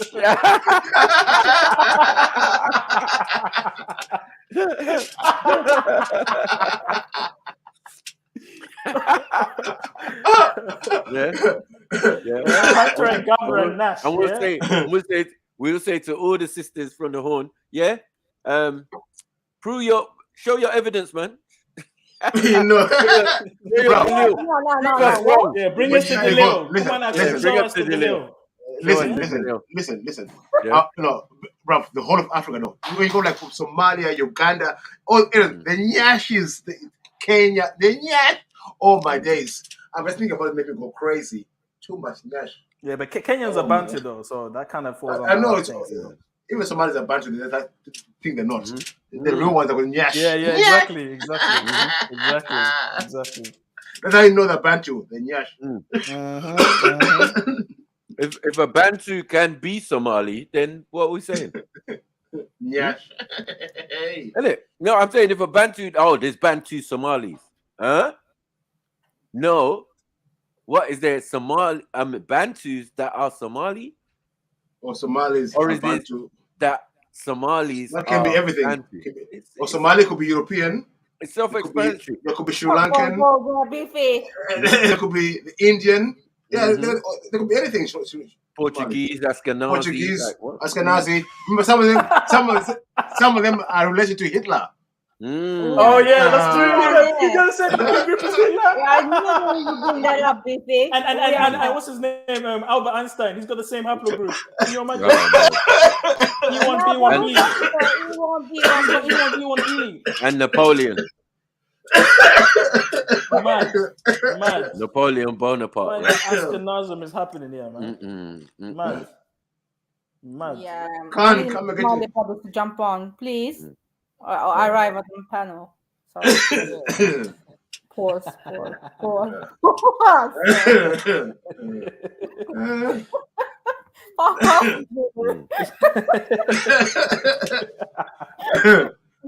We're having a good Zulu dialogue here. And man, that's what shows in the chat. Firing. Exactly. This wouldn't have happened if you weren't throwing shots, man. This wouldn't have happened. It's F.T.K. Central. Are you okay in the head? Who throws? No, I didn't do nothing. You not just people in the chat. No, you know what it is. You know what it is on this channel. Stupid. Definitely that Africans hold sway, and we try and be humble more time. But when we get that to the reality, it's kind of peak out here. Rent. You forget rent. Everyone owes us money and rent. You forget. Yeah. But when we said rent for a while, you think you can talk shit in the chat? Are you mad? But you got Kel, where are you? Kel, come and collect some rent. Yeah, where is Kel? Yeah, man. Come and collect some Kel. Kel, today you charge your rent. Rent? We're not playing today. I didn't say shit, Sarah. And as you women, you only take the L because you've strayed away from your African culture and way of being on how to be a woman properly. Now you think you've got the delusions of grandeur being kind of millennium European-y type Afro Swedish. Afro Swedish. I'm not I'm deeply rooted in my culture. Lagashiba. Yeah, my name is Makeda. Yeah. Makeda. Yes. But even she had to bow to her husband. So no, but I didn't say anything against being bound down to my husband. No, this accent brings up a culture. She shows things. You know what I mean? Not just panini, spag ball, or I mean, and some mousses every day. African. We know. Yeah, we know. Their thing is African, bro. Fully. But some of the others, it's like yikes. Some others there in the corner, stupid. Yeah, I see you. Kel said he's not paying no rent, fam. I'm Stopzilla. He's been throwing some shots. Oh, you eating punny worms? Oh, you guys eat worms? But man's eating Italian food. It doesn't Italian make food. Got Mussolini stamp all over it. Like, it doesn't make sense. Kel, those comments. Kel, Kel, you make those comments to people like Topzilla and people like Stupid. You can't make those comments to Beefy, you know. But I will say rent right now. Don't push your luck. Yeah, Mr. Jordanian. Mr. Jordanian. Don't. Man, it's true, Beefy. This man's all Jordanian, man. He's Jordanian, Friendly man. fire. Friendly. Today is on our side. It's collecting rent today. Sorry. Yeah. I misinterpreted that situation. My bad. I take that back, man. Shit. Misfire. He's collecting for all the black Jordanians anyway, so you know. Yeah, exactly. The black African Jordanians who have been disenfranchised. Man, I'm going I still can't believe you wouldn't sleep with so Stupid. Look how stupid. Look how stupid is. So we talk about African food, yeah. Then it goes nothing wrong with Italian food. Italian food. Does that not prove our point? Come on, man. You're done out here, man. It's all you know. It's all you know, my G. It's all you know. I wish we could clip the chat. So like, but don't call it Somali if it's Italian. Right. Why would you call your food Somali food when it's Italian? How are you gonna plagiarize food? What are we doing? You know what I mean? Tagliatelle is tagliatelle. He's not tagliatelle. You know what I mean? He's not tagliatelle. No, it's not. You didn't even try to style it out. Yeah, you just kept it the same. Mad. And just added banana, naked banana. How dare you, man? Yeah. Oh, my days. A banana and rice. Come on, family. Guys are finest. Did you see the way we lived in Africa? The corral system and the houses we built, the ecosystem we lived under. I beg. Yeah. I just ask you, where are you from? I bet you're not from Gaza, Jamaica, or Gaza, Palestine. You're probably a F.T.K Gaza. You know? Look by those comments. You know what I mean? What are you talking about? That's probably Caleb. No, it's not him. That makes sense. Caleb, Caleb. That makes sense. Nah, I think Caleb is Terrence. You think so? No.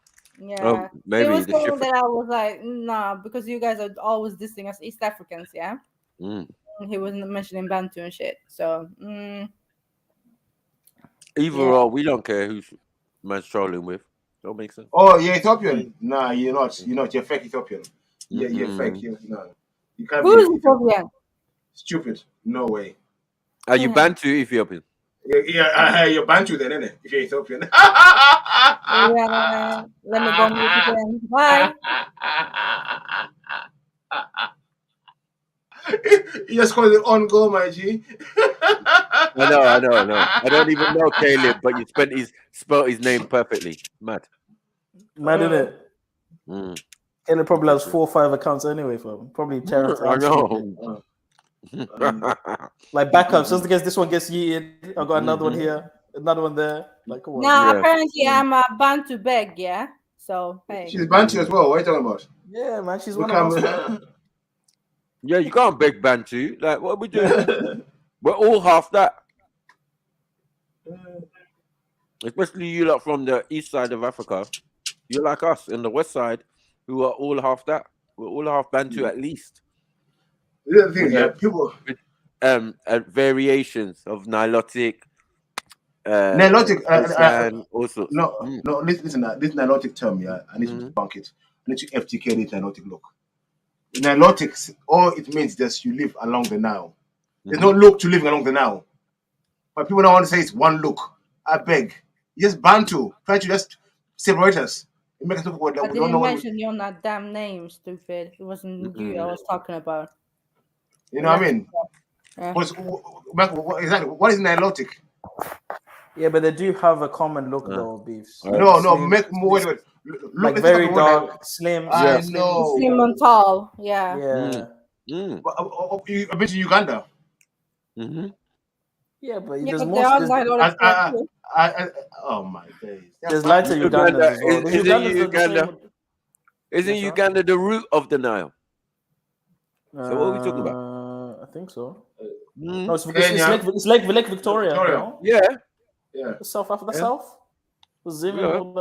Uganda.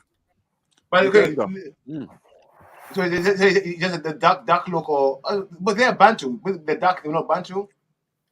They're now separate, different type of Bantu with the dark. Yeah, I think they're older than Bantu. I think that's the claim. Because they're more Watutsi. They're more like original. Yeah, they're more Watutsi in origin, like too dark. They look more Cometian and Nubian and that. And because of the No, we're farming, talking about Nilo-Saharans, yeah? Ugandans. Yeah, they're older. They're more Cushitic and Kemetic. Like, they're all the OGs. same people, basically. We're mix up though compared to them. They are too, but it's just a different mix. Different mix. But one thing that's universal in it is Bantu. You're right, 100. And Pygmy and thing, and because the Pygmies come in shiny black and all types of colors as well. Yeah, now we're getting all these other stories, but not realizing they're all just from the different variations of the different tribes that exist in Africa. I mean, over thousands of years, that's millions of different tribes, man. Fuck's sake. We've had enough time to do that. Bear breeding. No, a bag of black deaths and pestilences. Just bare vegetation, bare animals, bare abundance, bare growing, bare migration, bare breeding. Yep. Of course you're gonna get the numbers. Leads to bare civilizations. Yeah, even I talking about it the other week, like even like the Shona people until like 1860, there used to be over 40 million of us, but now the number is down to like 15 million. Mad. Who done that? Else as well with the numbers? Was it the Bantu people? Was it the Khoisan? No, it wasn't. But you know what it is as well, Beefy. After the Great Zimbabwe, a lot of the Shona people they dispersed and went, like when it got when they counted the market, a lot of them went to different places. So people also left. So the population would have went down in that location. No, but remember, you have to look at like remember the first construction camp was in Zimbabwe by Sister Rhodes. He killed like 5 million people like in a year, like nothing. That's what at the beginning. You know what I mean? And then you have ZANU PF and all that as well. That's later on. That's late. That's later on. Yeah. That's after they killed off a lot. You know what I mean? So the Matabele Wars. That's minor.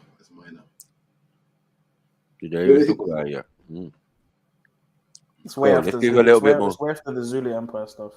Yeah. Much of our information about Shaka and his rule is derived from a 2-volume study, which Isaacs subsequently published in 1836, entitled Travels and Adventures in Eastern Africa, the first account by a European of King Shaka and his Zulu Empire. You see, wait. You're calling South Africa of where? Europeans who were arriving East Africa. East Africa. We East Africa, nigga. I told you. See, look at that accent. I told you were related. I told you were related, accent. I told you. Yeah. Wait, no. See, I told you, you my younger brother Zulu. See? That's why when you look at the older. Yeah. No, to me. DNA wise, older though. He's your uncle, basically. I don't know about that, man. I don't know. DNA wise, before you became European a little bit. Yes, my niece. Don't worry. Yeah. That's very common in Africa, you know, accent, to have an uncle who's like 50 years younger than you. Yeah, I know. I have family like that. I have family like.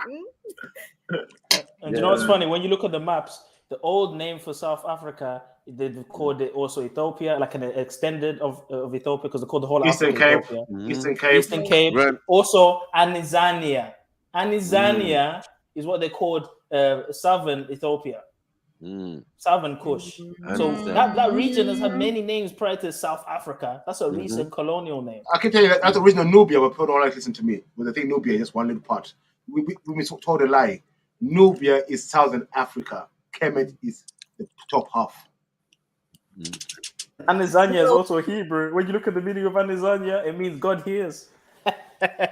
Interesting. But anyway, and when you look at Solomon's Mines, we know they went down to South Africa anyway. But anyway, it is what another places, Yesterday, King Solomon's Mines is there, and also in Ghana. Mm. Stopzilla. I beg you, stop, because I'll pull up a gay. I'll pull up a gay Somali imam right now. Don't push your luck. You see, Axel, they're starting on us, Axel. They're doing it to us. You see, we didn't start on East. I'll They pull up started on a us. gay Somali imam right now. Don't push your luck. I'm out. Let's go, Axel. Let's go.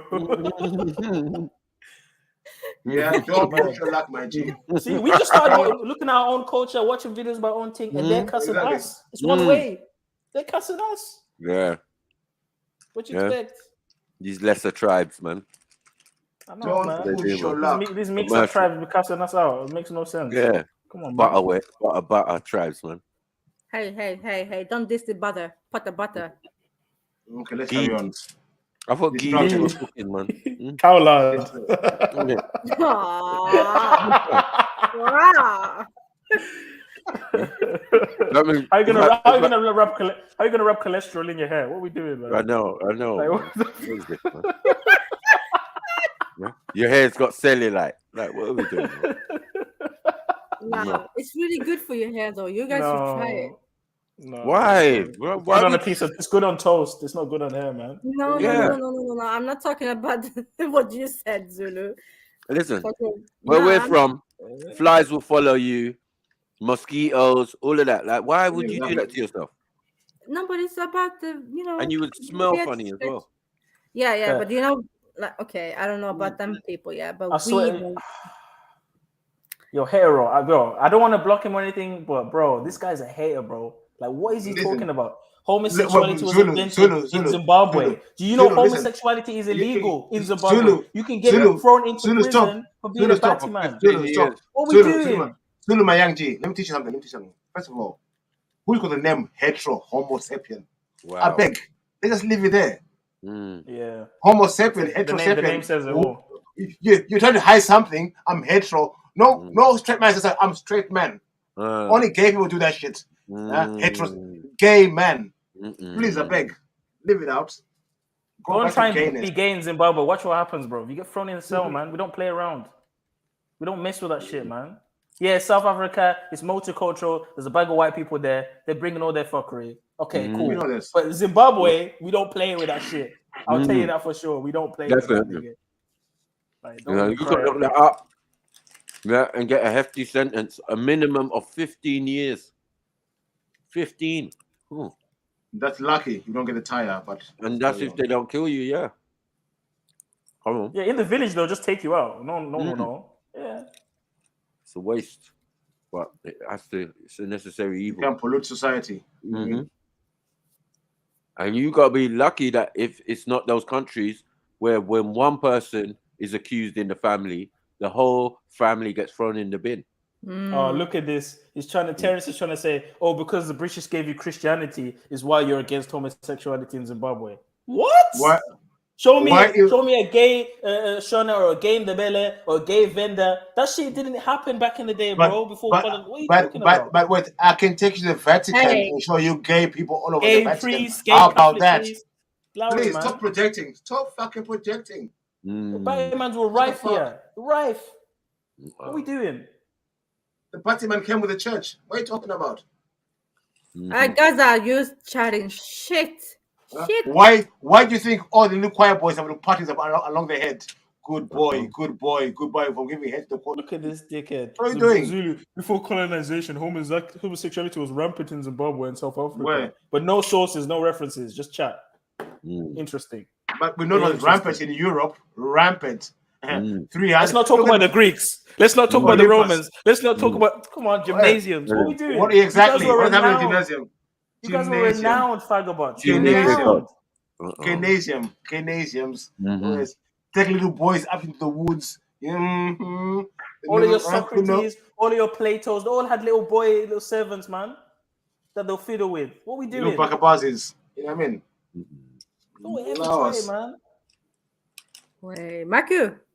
Well, it's interesting this year seeing Zulu and Beefy No, it's the truth though. Like, well, they want to be picking on I'm Africans. actually Man. quite like, I'm proud of you me and guys. Zulu, me and Beef are on code. You ain't gonna Yeah, do no, bro. proper Me and Beef are synchronized. This is it, man. It's happening, bro. It's Zimbabwe against the world. Yes, Try. It's always been. We used to this. We used to this. You know what I mean? I know people like to diss South Africa to get to me, but that I ain't really South Africa. You know what I mean? I'm Zimbabwean, so you say what you want about rainbow, whatever. But I'm Zimbabwean. We don't mess with that shit, bro. That's a fact. It's against the law. So if you don't know that, then you're barking up the wrong tree. That was an incorrect statement. You know what I mean? To say it was outlawed. No. Yeah. Like I said, Subzilla, I'll show you a gay Somali imam. Oh my God. Go back, Subzilla. You could be in. Fall back, bro. Fall back. Could be your end. Eating bananas for your main dishes. Fall back. Why do you guys like bananas in the first place? I'll leave it there. I'll leave it there. Every meal has a banana. Kenyan say to me about being a Bantu beg. Like, what I know.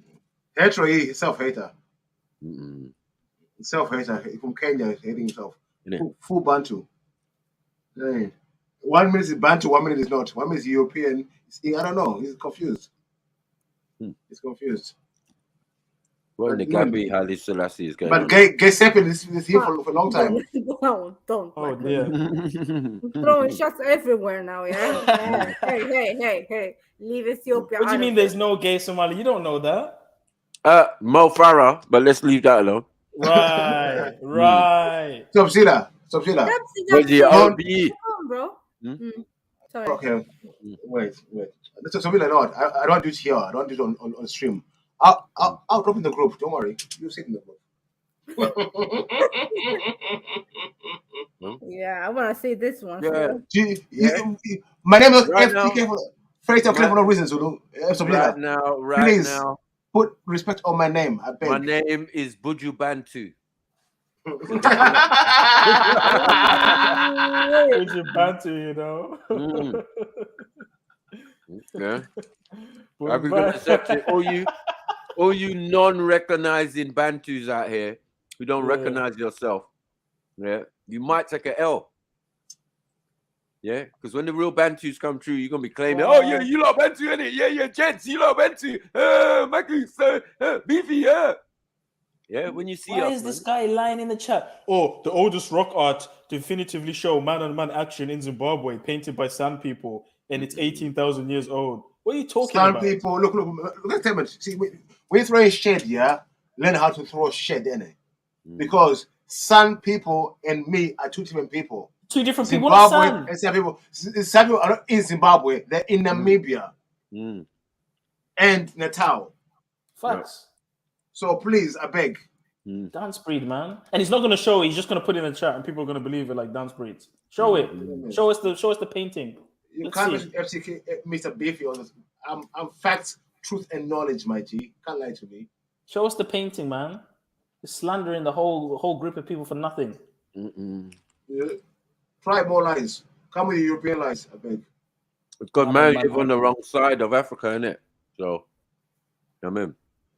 They're only just getting out of their doldrums, you know what I mean? The Ethiopians are doing the best over that side. But as for Somalis, you gotta respect us, man. I don't know why they're not jumping on. They actually fully can jump on as well. I don't know what they're doing. Like, what is this? Don't do this one. Big up a bunch of Somalis. The real Somalis. The real ones, yeah. The indigenous. Not the Sri Lankans who came in later, the Europeans who came in later, and other things who came in later. Yeah, stop. You know the real ones. Looking like Mowgli out here. You forget we've seen you. You know what I mean? Man looking like Mohib. I couldn't tell what's the difference. I said, hey, Mohib. The story stops. This is stops. I thought it was Mohib.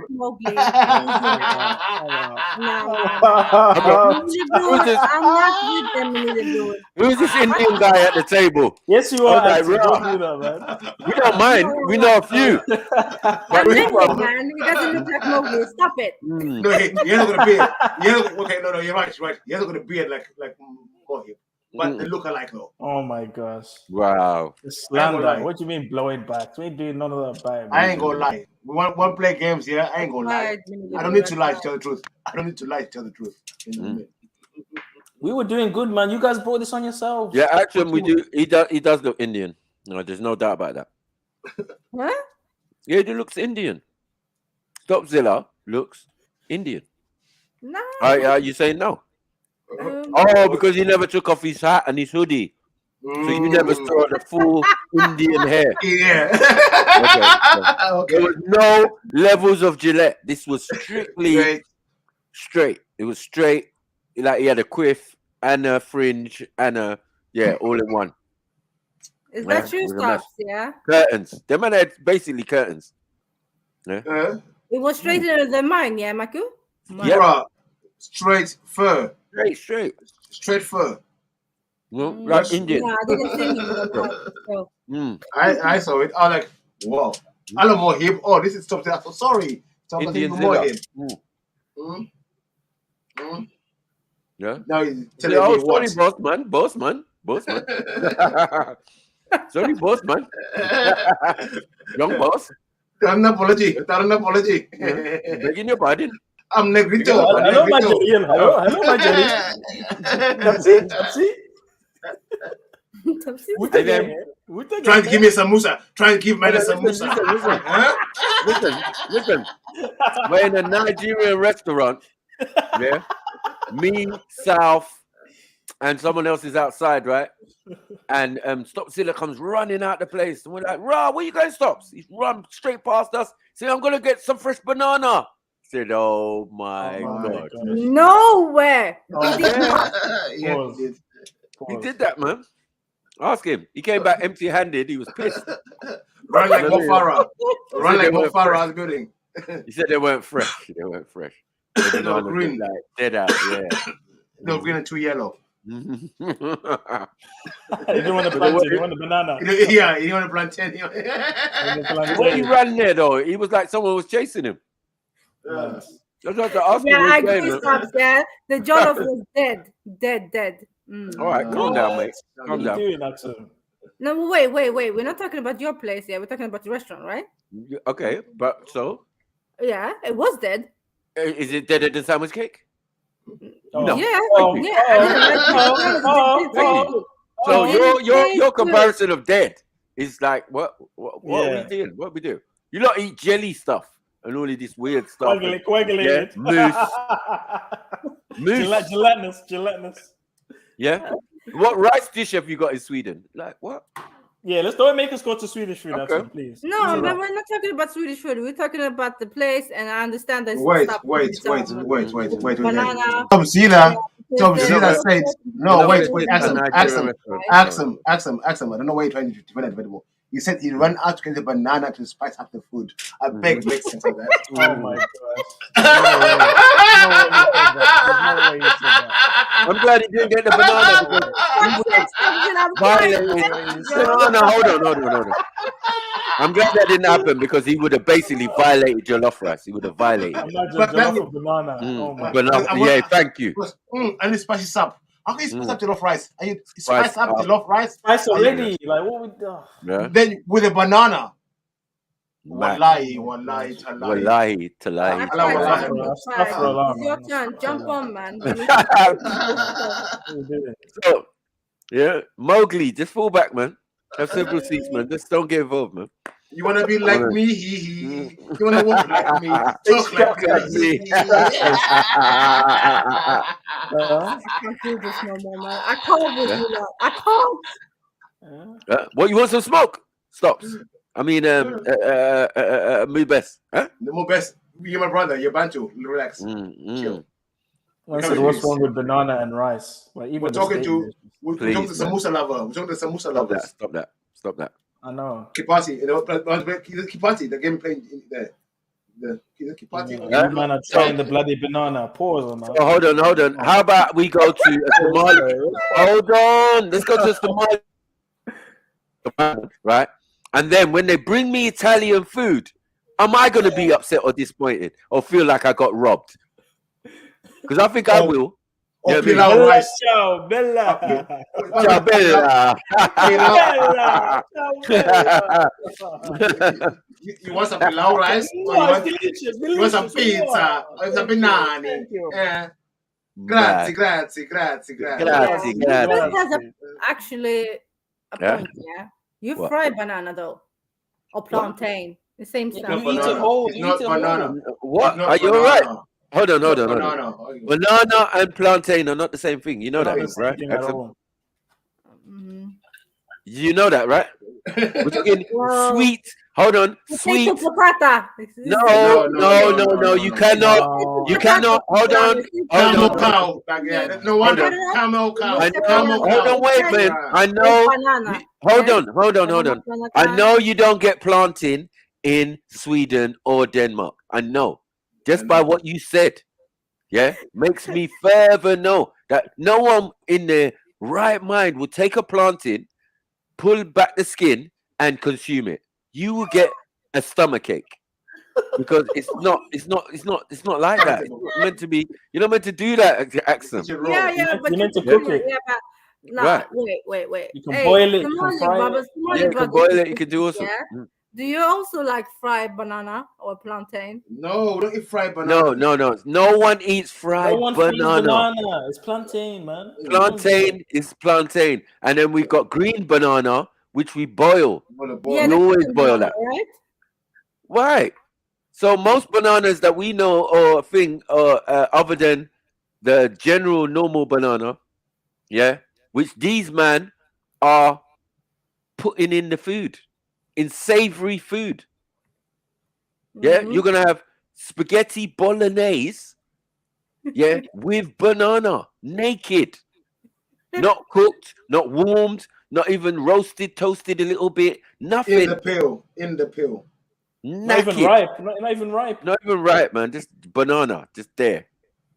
Mad. There you go. Doesn't go with the dish. Like I would have expected, like, okay, you could have the banana before or after. That makes more sense, right? Yeah, like it's an appetizer. No, so you just think you eat the banana, but these men are slicing it and putting it in the rice, plain rice. Are they fucking stupid or something? Yeah, and taking us for dickheads because no, we're not doing that. We're telling you, there's no sliced banana. Yeah, the ones that the monkeys eat. Yeah, near jollof or any type of rice dish that we're cooking. It just doesn't go. Yeah. Now you add the added spice of it all being an Italian menu. What are we doing here with a smidgen of Indian? Samosa on the side. Samosas and different stuff and all of these fritters and all of that. That's yes, we have this in our thing. We even have Indian words in our language. Don't go there, man. Don't go. Dow. Everything is dow. And ghee. What's all this? You have ghee. That's the same as Indians. Welcome. That's the same as Indians, man. What are you doing? Yeah. That's what we did. Ethiopia, cool. Yeah, Ethiopia got allowed. You're lucky. We're not involved in this. Like, thank you. Out the way. We got a peace treaty. We got a peace treaty with you guys. Don't worry. We're on a peace treaty right now. Yeah, no, but this had nothing to do with us. We're dealing with right now. The fact that hold on. You do know that a banana and a plantain are two different things. I don't know about this stuff. All right. So anyway, if you did eat bananas, mood best. No. Hey, stop Zillas. Listen now. I tried. Are you saying you boycotting bananas? I did try, but no, you need to jump on and defend. No, just banana. Like eat rice like that. Jump on and defend this shit, man. We did. This is the mood best defense, man, and brother Omar and come through, man. How you can have banoffee pie? How you gonna have banoffee pie for dinner? What we doing?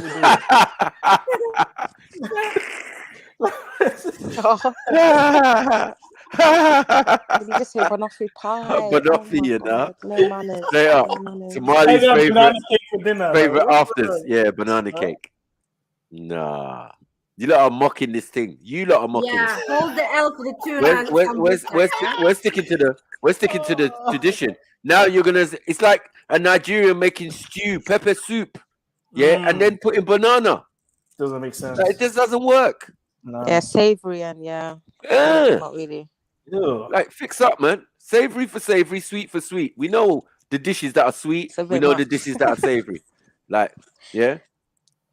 You lot got one sweet dish, kind of pudding kind of thing. Yeah, with the sauce in the middle and all of that, looking like a volcano. Yeah. If you said you chopped up banana and put it round it and do because it is No. You start talking about that now, yeah? Yeah? No.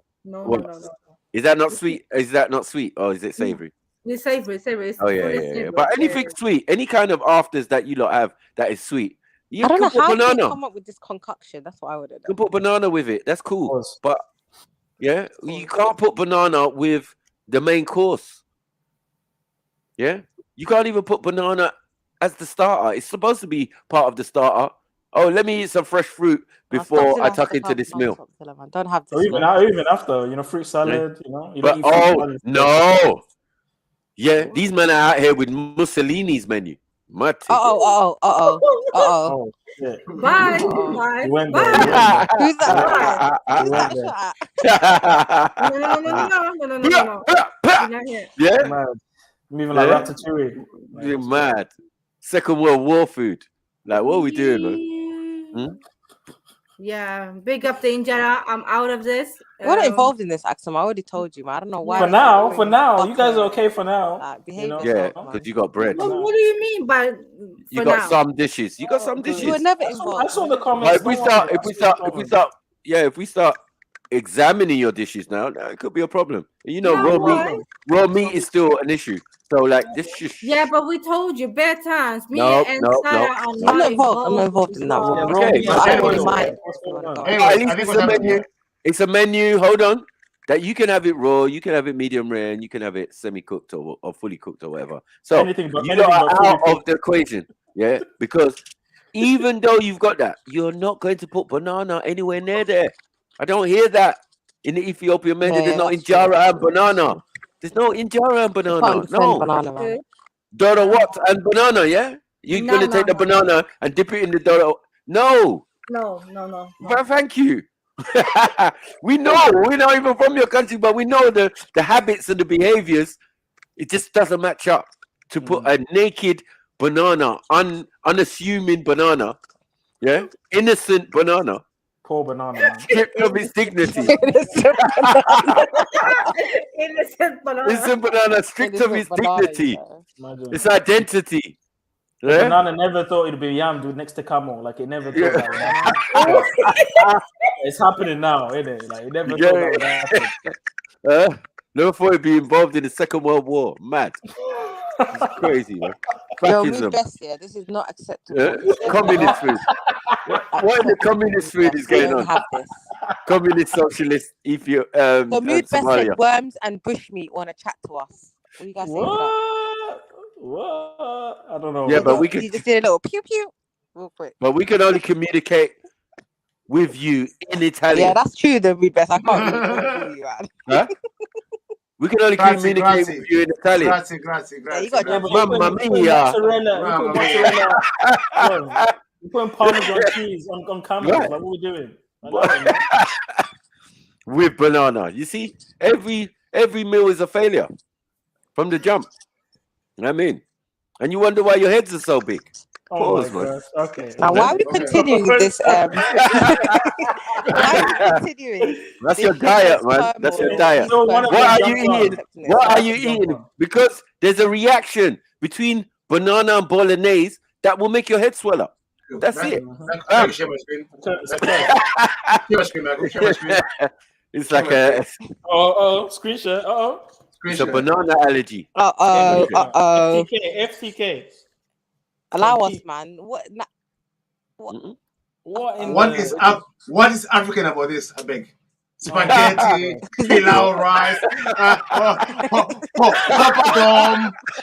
You know what they said? Let's have the whole menu. Let's have the whole menu. Nah, that looks nasty.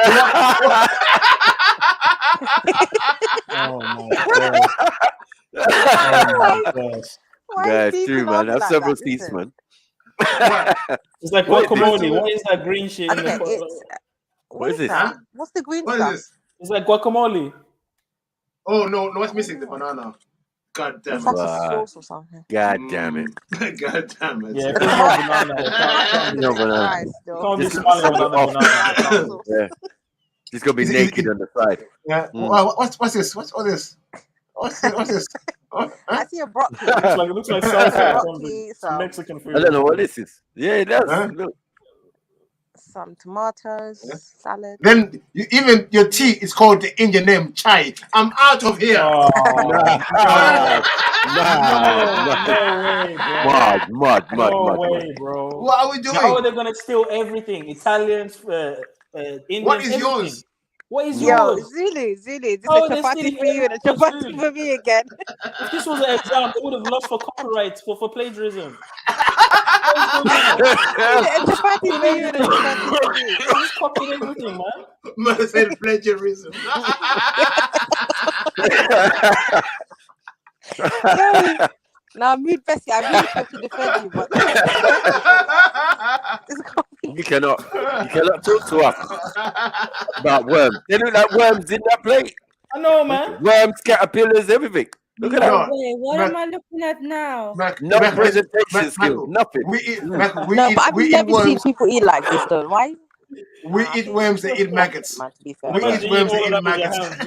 This is a buffet. Why is it Chinese writing there? Each one is a meal. Oh my God. This is getting worse, man. I think this needs a sauce. It needs some sort of sauce. It looks a bit dry. That's It does.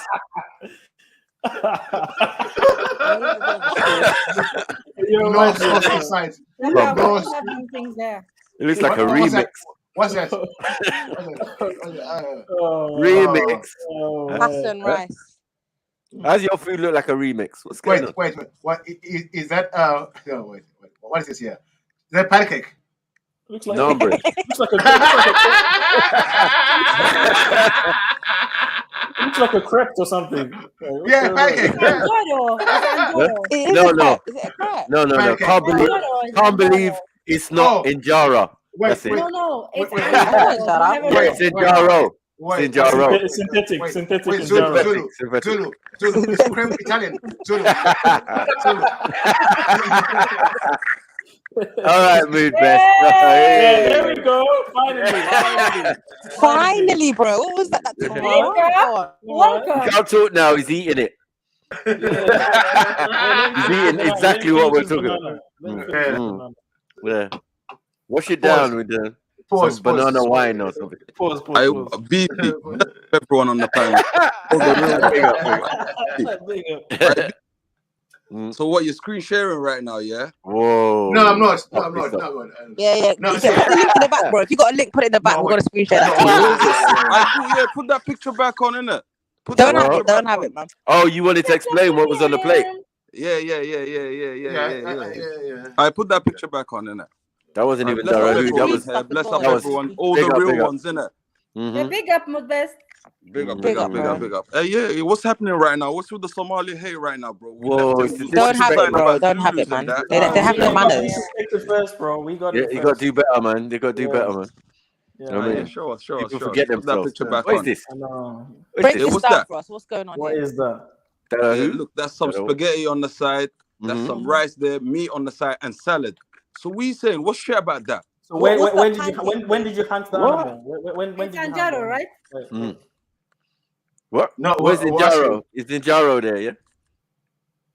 There's some Injaro. There's some other what stuff. Sauce, though? I don't get it. Why do you? Yeah, there's no sauce. There's no meat. Nothing. What's going on? I was gonna say, this is pilau rice, Indian. Yeah. Spaghetti, Italian. Right. Italian. Yeah. Right. Crepes, Salad. Italian. Yeah. Feta cheese salad.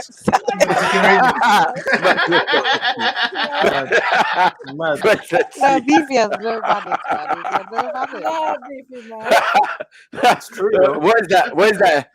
Caesar salad. The green sauce. Greek salad.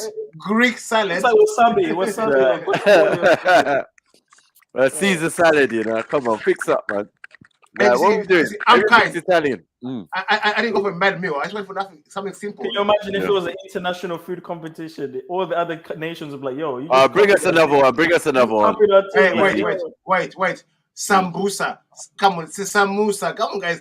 Plagiarism. Huh? Look, sambusa. Mad. What we say? It's like McDonald's and McDowell's. Is this what they're doing? Mad. You said Burger Prince.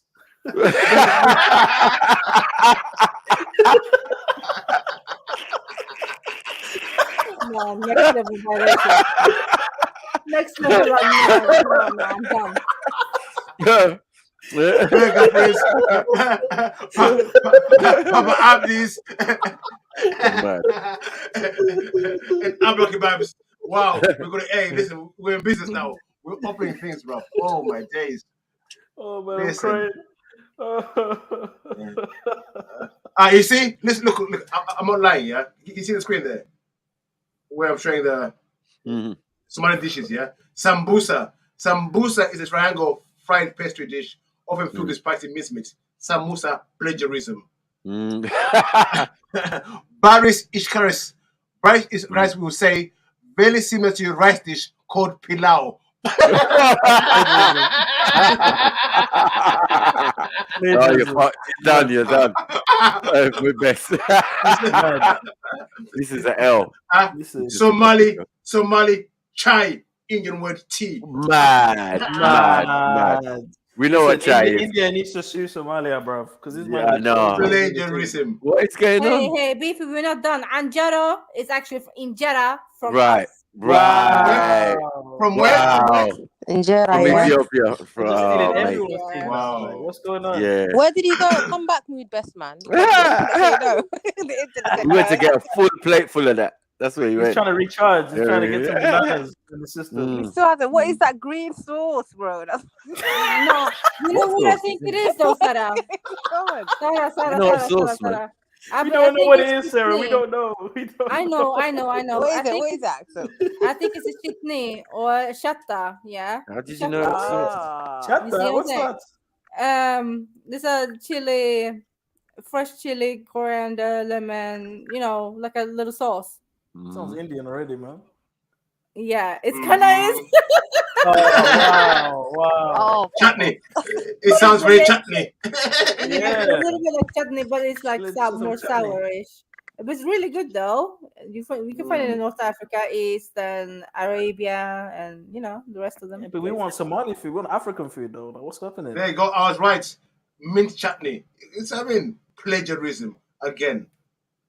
This guy is like Somali. There's too much rent, man. Way too much rent. Yeah, we're owing rent for Somalia. We're owing rent. Look what everything plagiarized. We're paying rent to Italy, paying rent to India. Everything's plagiarized. What are we doing? Come on, guys. We're African. We're original. We can do better than this, guys. Come on, I beg you. But I don't understand why is there pasta and rice? It's a lot of carbs in it. Like, what's the point? Like, where's the meat though? No, listen, Sarah, it's pasta, rice, and anjaro. Why? Is it like leftover gourmet? Like what? Yeah, from a buffet. I believe. Okay, so it must be okay. I get you now. It makes sense now. Yeah, right. It must be from a buffet because this doesn't make sense otherwise. Yeah. No, listen. No. Or like a party food. I've walked into Somali restaurants and I've seen this old man's place. Yes. Oh, what are we doing? Okay, I tried, man. I give up. Lamb cheek. You got bananas here. Everything. I've seen this man sitting on the table and everything's on the one plate. And man bless him. Everything on the plate, yeah. Everything are gone. Eat all you can, buffet, isn't it? Eat all you can. Sounds to be Chinese, but. So this is a full meal. This is like the whole family. Everyone's tucking in. Let's see some more pictures. There must be other stuff. There has to be. Let's search. Let's see if there's any paleo Somalian food or something. But you see, look all the plates. But look at all the plates, bro.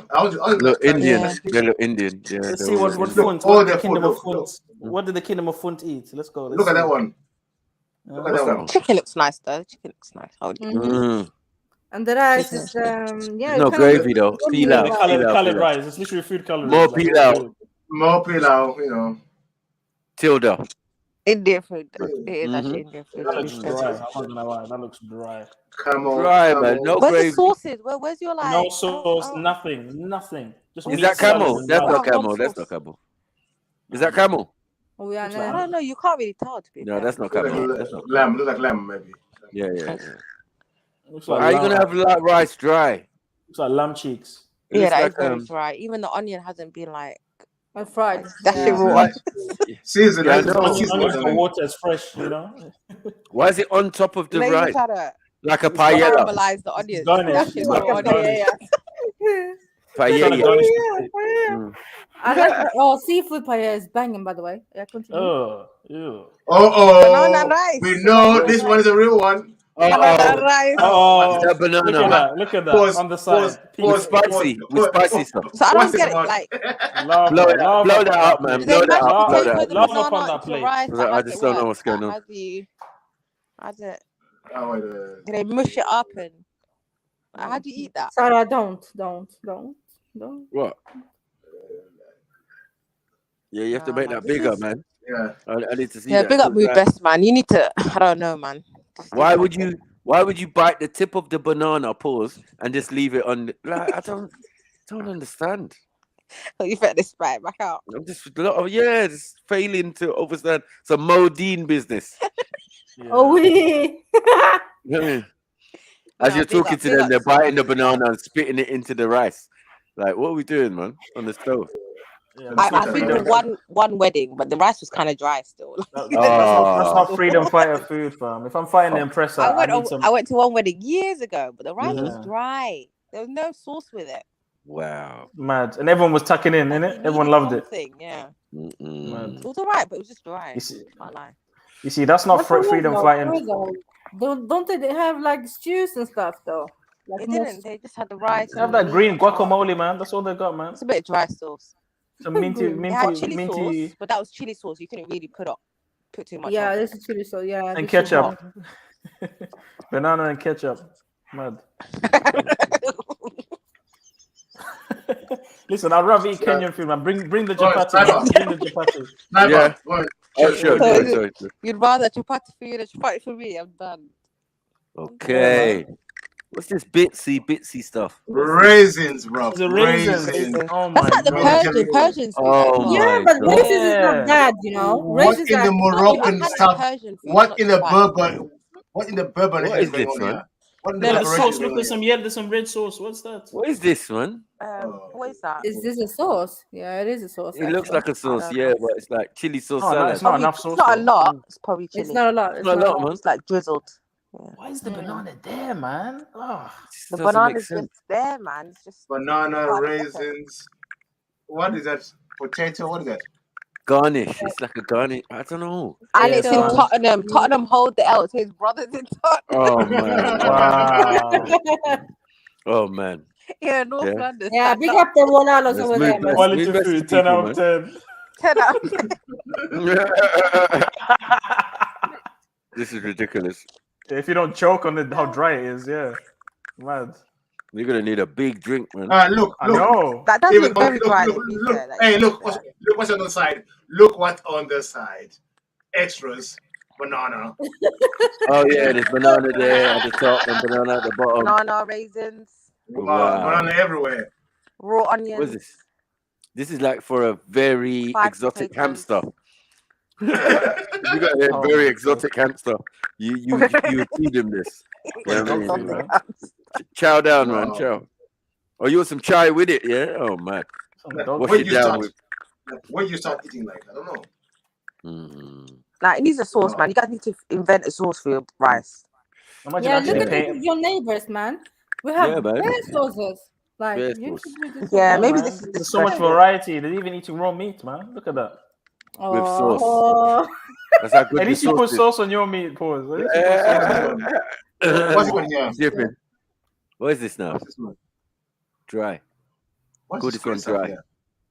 Sahara. but to be honest, though, the food looks like Saudi Arabian, Yemeni, Omani food. They have this dry meat.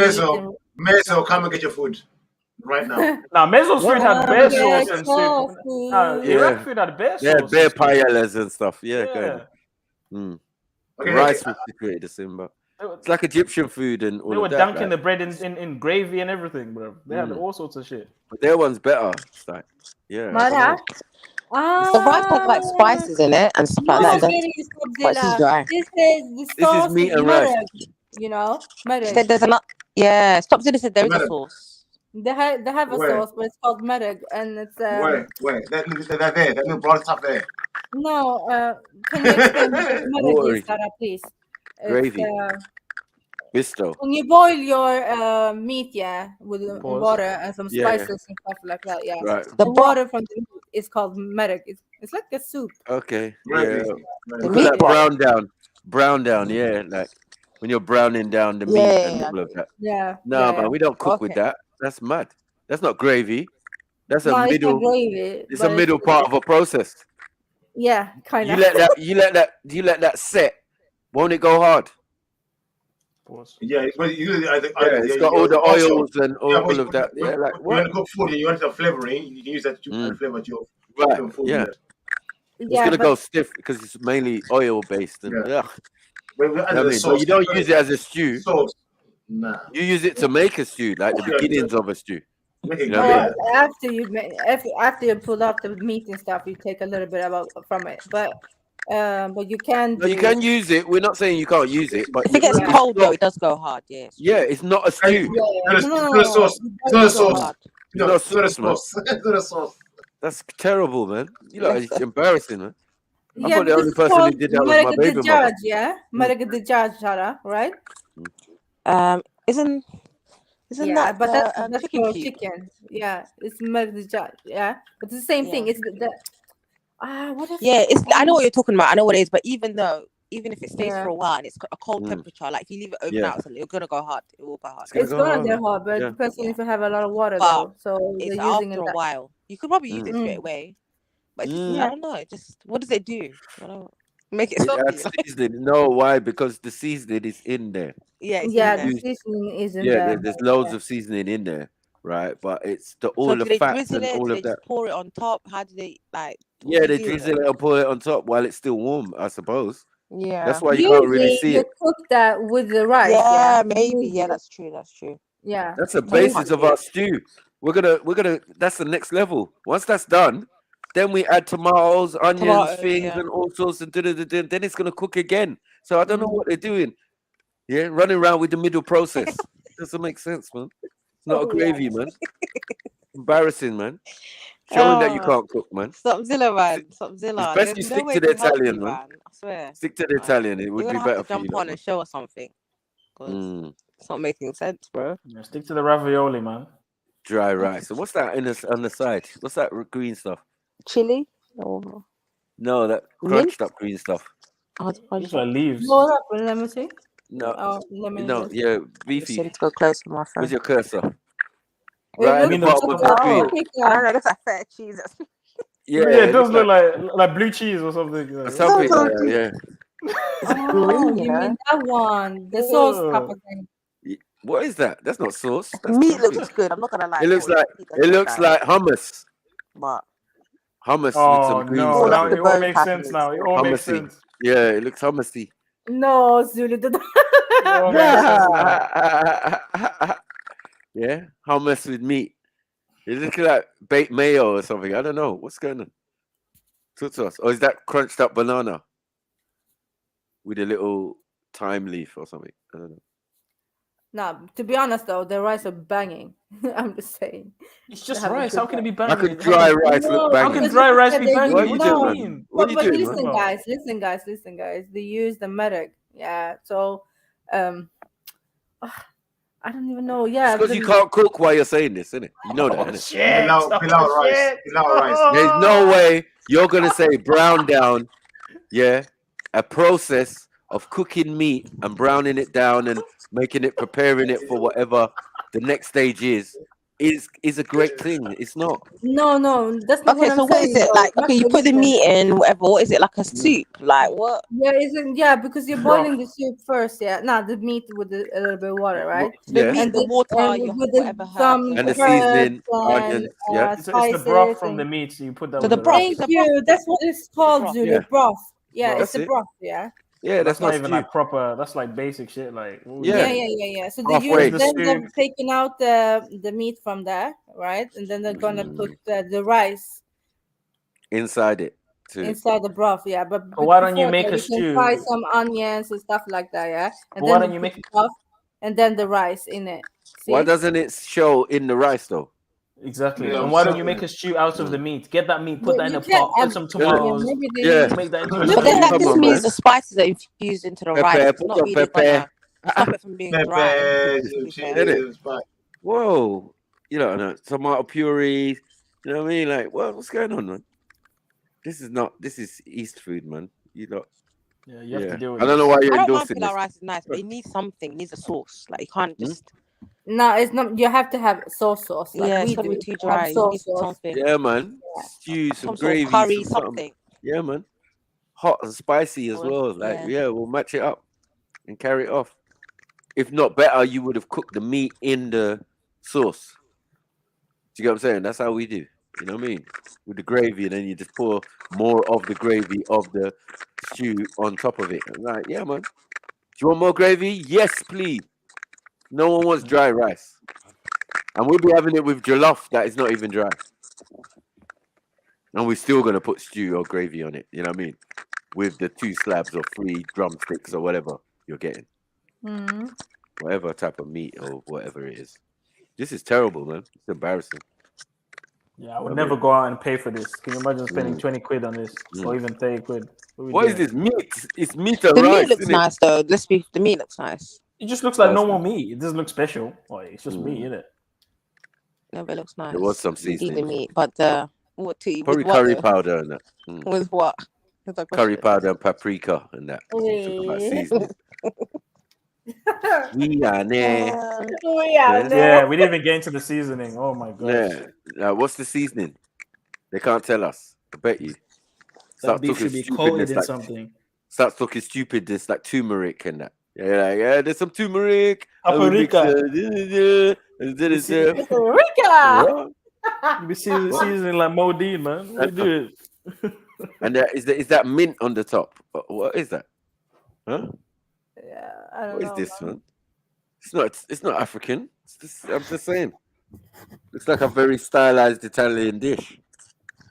Yeah, I just don't know what they call it. Yeah, you lot should be embarrassed. Yeah, and if you lot was eating this every day, you wouldn't look like that. Shush, man. The lies coming through, man. Just look at Solian, what's next, Beefy? These Germans, man. I mean Italians. I mean Romans. Sicilians. What did Foot eat? I want to know what did Foot eat before the Italians. What did Foot I don't even know, man. I came on late. Pause. What did the ancient kingdom of Foot eat? The punt. What did punt eat? Yeah. They're probably farm stuff. Farm stuff, man. Like farm produce and that. You're talking about the land of punt. Yeah. Here we go. Are you ready? Oh, this next one. The next one. What's this one? See what's next. What's that? What's this now? Oh my goodness. Is that chips? What? 3 chips on top of rice? What is that? What is this? It's Is this my eyes? I can't see properly. Nah, you have to zoom in, beef. Zoom in. I can't see. There you go. What in the lasagna is going on? Click on the picture so we can. Blow it up. Pause. Pause. Again, this is Tottenham, brother. Tottenham, Mikey, what's going on, man? Now they got stripped, man. They got stripped. Somebody's got stripped, man. So second one still. Yeah, they got strip in the ends, man. One road. They got strip, yeah. Max, you need to go one visit road, the restaurant. You know how he's trying to limit it to a road. You need to do a review, Maku, and visit the restaurant. I've been in Bruce Grove, man, and there's loads. It's just got one road. But yeah, is dedicated to them. Oh, okay. That looks so dry. Okay, sorry. Are these orange chips? But they got bare bistros on the road. You know what I mean? Like restaurant. No, I've never seen that. Bistros? Sorry. Yeah, I'm telling you. Paprika or something. Yeah, the only difference between it being Italian is the customers. And there's no pork. That's the only difference. Salam alaikum. Man is gonna salam alaikum. Alaikum salam. Salam alaikum. Alaikum salam. Other than that, you might as well be Italian. Hey, chica chenka. Hey, ravioli. Brother Abdi. Papa Abdi. No. Pronto, Abdi. Pronto. Vámonos, Abdi. This looks like a citrus meal. Is that lemon, peeled orange crisp chips? I don't know what's going on here. Can you zoom in, if you don't mind? It just looks like. Yeah. It's not allowed to zoom in. But with food coloring, if you just click onto it, you should be able to go onto the. Mandos. What's the little orange, little wormy things?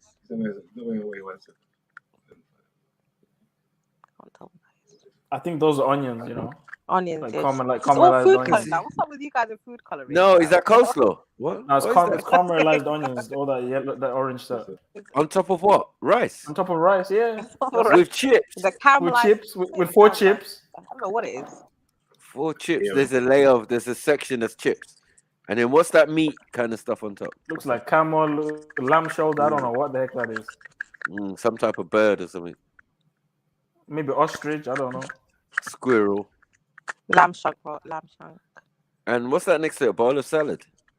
Mm-hmm. Just chopped up lettuce and some lemons. Like, what's going on? What's this? With chili peppers. One red chili pepper. Yeah, You saw that? The chicken, yeah. There's no way that's chicken. I've never Where seen chicken is that looks like just that. the what's her name? Ostrich shoulder. I don't know. Hawaii, where are you, babes? Come through. Yo, she needs to come. Yes, that's true. Where is Hawaii? We need Hawaii, man. We need Hawaii for this. Man. This is too much. This is Hawaii for this. more. Is it raisin? What is the raisins? What I don't know. What's this? Which one? We can't see them, bro. Oh, little black things here.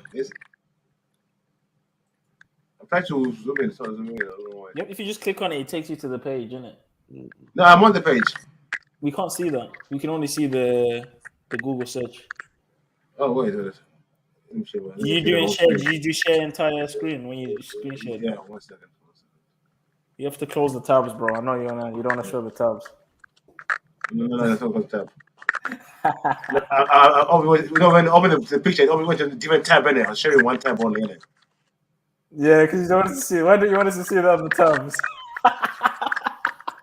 Nah, Zulu. What did you see? Zulu's just on fighting other people's food this time. Yeah, let me relax. Like, what is happening, Zulu? Let me relax. Oh man. A lot of Stockzilla's It's coming at everyone's food. Like, what is this? Yeah. Yo, Sniper, I just realized something, yeah? Yeah. Your cap you're wearing on your avatar. Yeah. OVOXO, yeah? She's so cute. OVOXO. What are you talking about? Moloch. It is The owl god. It's an owl, man.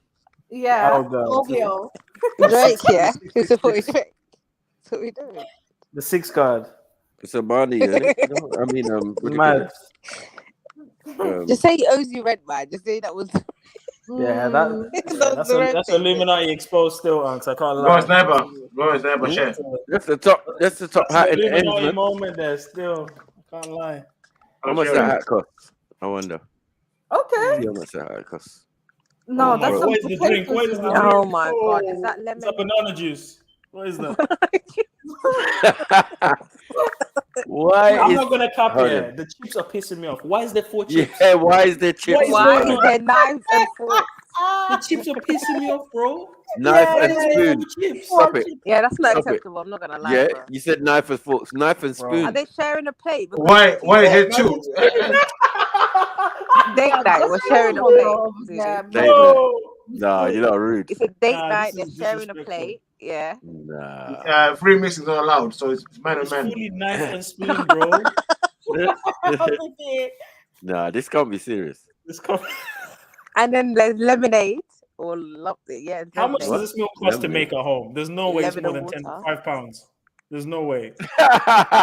You're rude. How am I gonna go out to a restaurant and pay 20 quid for this crap? I can make this at home. What's this though? You're probably just paying for the meatballs. You're not really paying for the. What meat? What meat? That one little dick piece. No, There's not enough meat to share. How are two people sharing that one piece? Yeah, that's mine. That's mine. What is going on? I'm taking that whole piece, bro. I know. That whole piece is mine. And you know how black women are about listen, it's gonna be a problem. Like, give me my own plate, bro. What is that drink? Exactly. See? Give me my own plate. Already, we don't be sharing, bro. Yeah, sharing. One piece. No, we're not sharing. What? We're not sharing. What is this? What if you don't order me my own plate? Nah. Do you know what I would do? I will ask this for another place and just put my own thing on that. Yeah. What is it? Is it curry chips? What is it? I don't know, honestly. Some of them are orange, some of them are dead. Yeah, this it shouldn't be restaurant food. It should just be your daughter's first your daughter's first time cooking and that. Like, yeah, well done, love. Well done. You tried. Well done. Yeah. Bit of lemonade there, bit of sorry, salad. Where is all the other things? The cucumbers. Oh my goodness. I was right. It's banana. Oh, banana juice. Oh my god. But it can't be banana juice. Why? Why can't it? It look like that, man. Come on. It's cloudy enough. It's cloudy. Mixed with water. Yeah. Let's see what else we got here. Oh my gosh! Noodles and what? What's that on top of it? Spaghetti noodles. And the man has the audacity to take a picture for Instagram.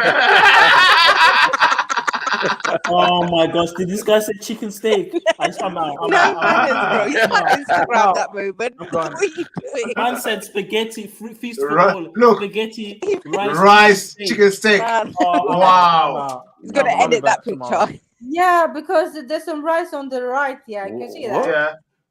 Rice on one side. Yeah. Spaghetti. Steak. Chicken. Chicken. Wow. Just a bag of carbs, man. It doesn't make sense. No gravy. Imagine if you're keto and you're trying to eat Somali food. It's not happening. No, man. Bag of rice and spaghetti and just chips. Chips and rice. What the hell, man? It's how they go to the cafe. That's it. That's what they're selling. Yeah. Wow. Is this why some Somali men are shaped like the women? Oh dear. Oh dear. Let's see what the menu says. Brothers cafe. Brothers cafe. Who just said there's a bunda wall? Brothers cafe. Brother cafe.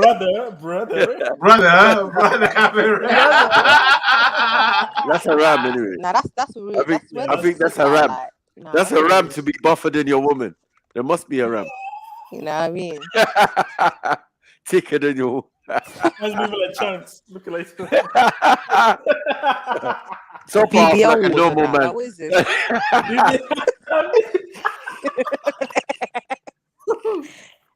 My bunda's War the roses. War of the bundas. They have more shapely, some of them though, to be fair. Not to be mean, but like, yeah. Pick them up still. Yeah. I was walking around down the road like Auntie from the waist down. Mad thing. Yeah. How are you, Habibti and Habibi? Oh my days. All in one person. Transgender. No, big up someone. The new generation are definitely be eating hummus like Eunice. Man said Arcanated. Nah, I'm out. Oh, no, I'm out. Man, I'm moving like Arcanated. Yeah, those is feminine hips he got there. What's going on? No. I stop off I'm not involved, bro. That was Janessa. All of that was Janessa. I was never involved. Just told her to leave the room. She has no manners. That's not me. Too much soya. Too much estrogen. Mad. Should have never came back. Yeah. Nah, I'm still on the on the paleo bunda. And I love I'll never forget that. Yeah. Paleo bunda.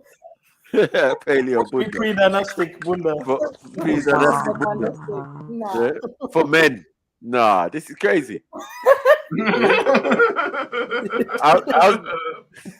As now man Valley, having now Valley civilization Bunda.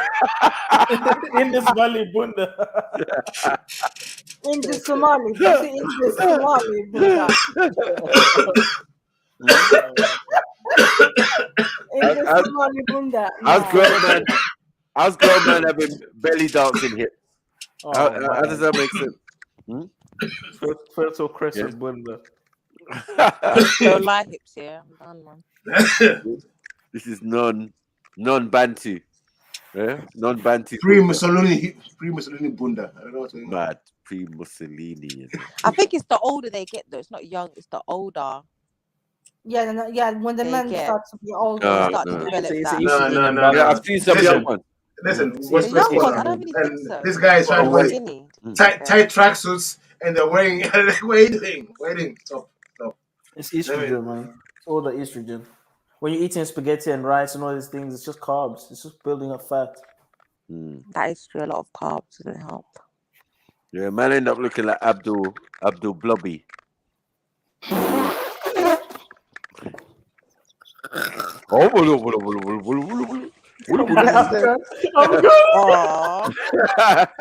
Don't worry, Smiley boys. There's a girl out there.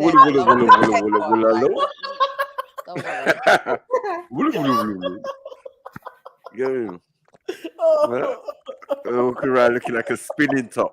What the hell?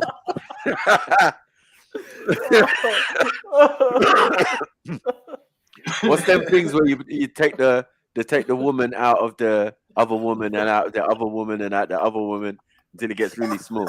Yeah, Russian doll. Russian doll, yeah. The Russian doll. Go ahead. There you go. There you go.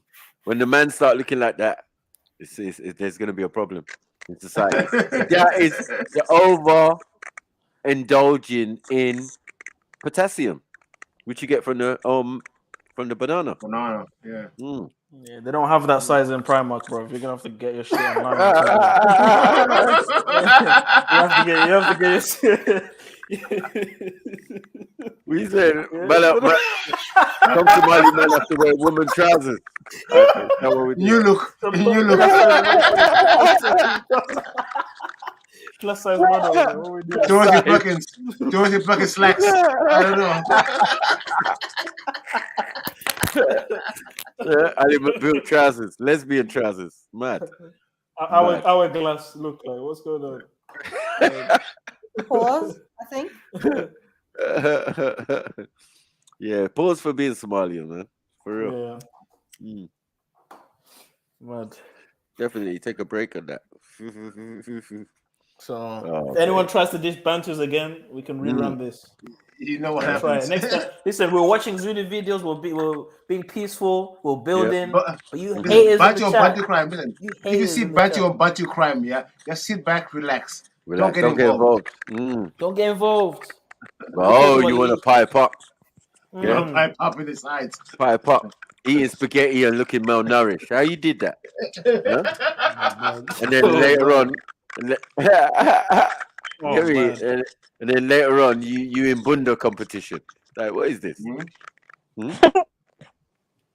Instead of going gym, talk about Walalo. Allow it, man. Warrior. Allow it, man. Yeah. We can make a video then now. Back to the education.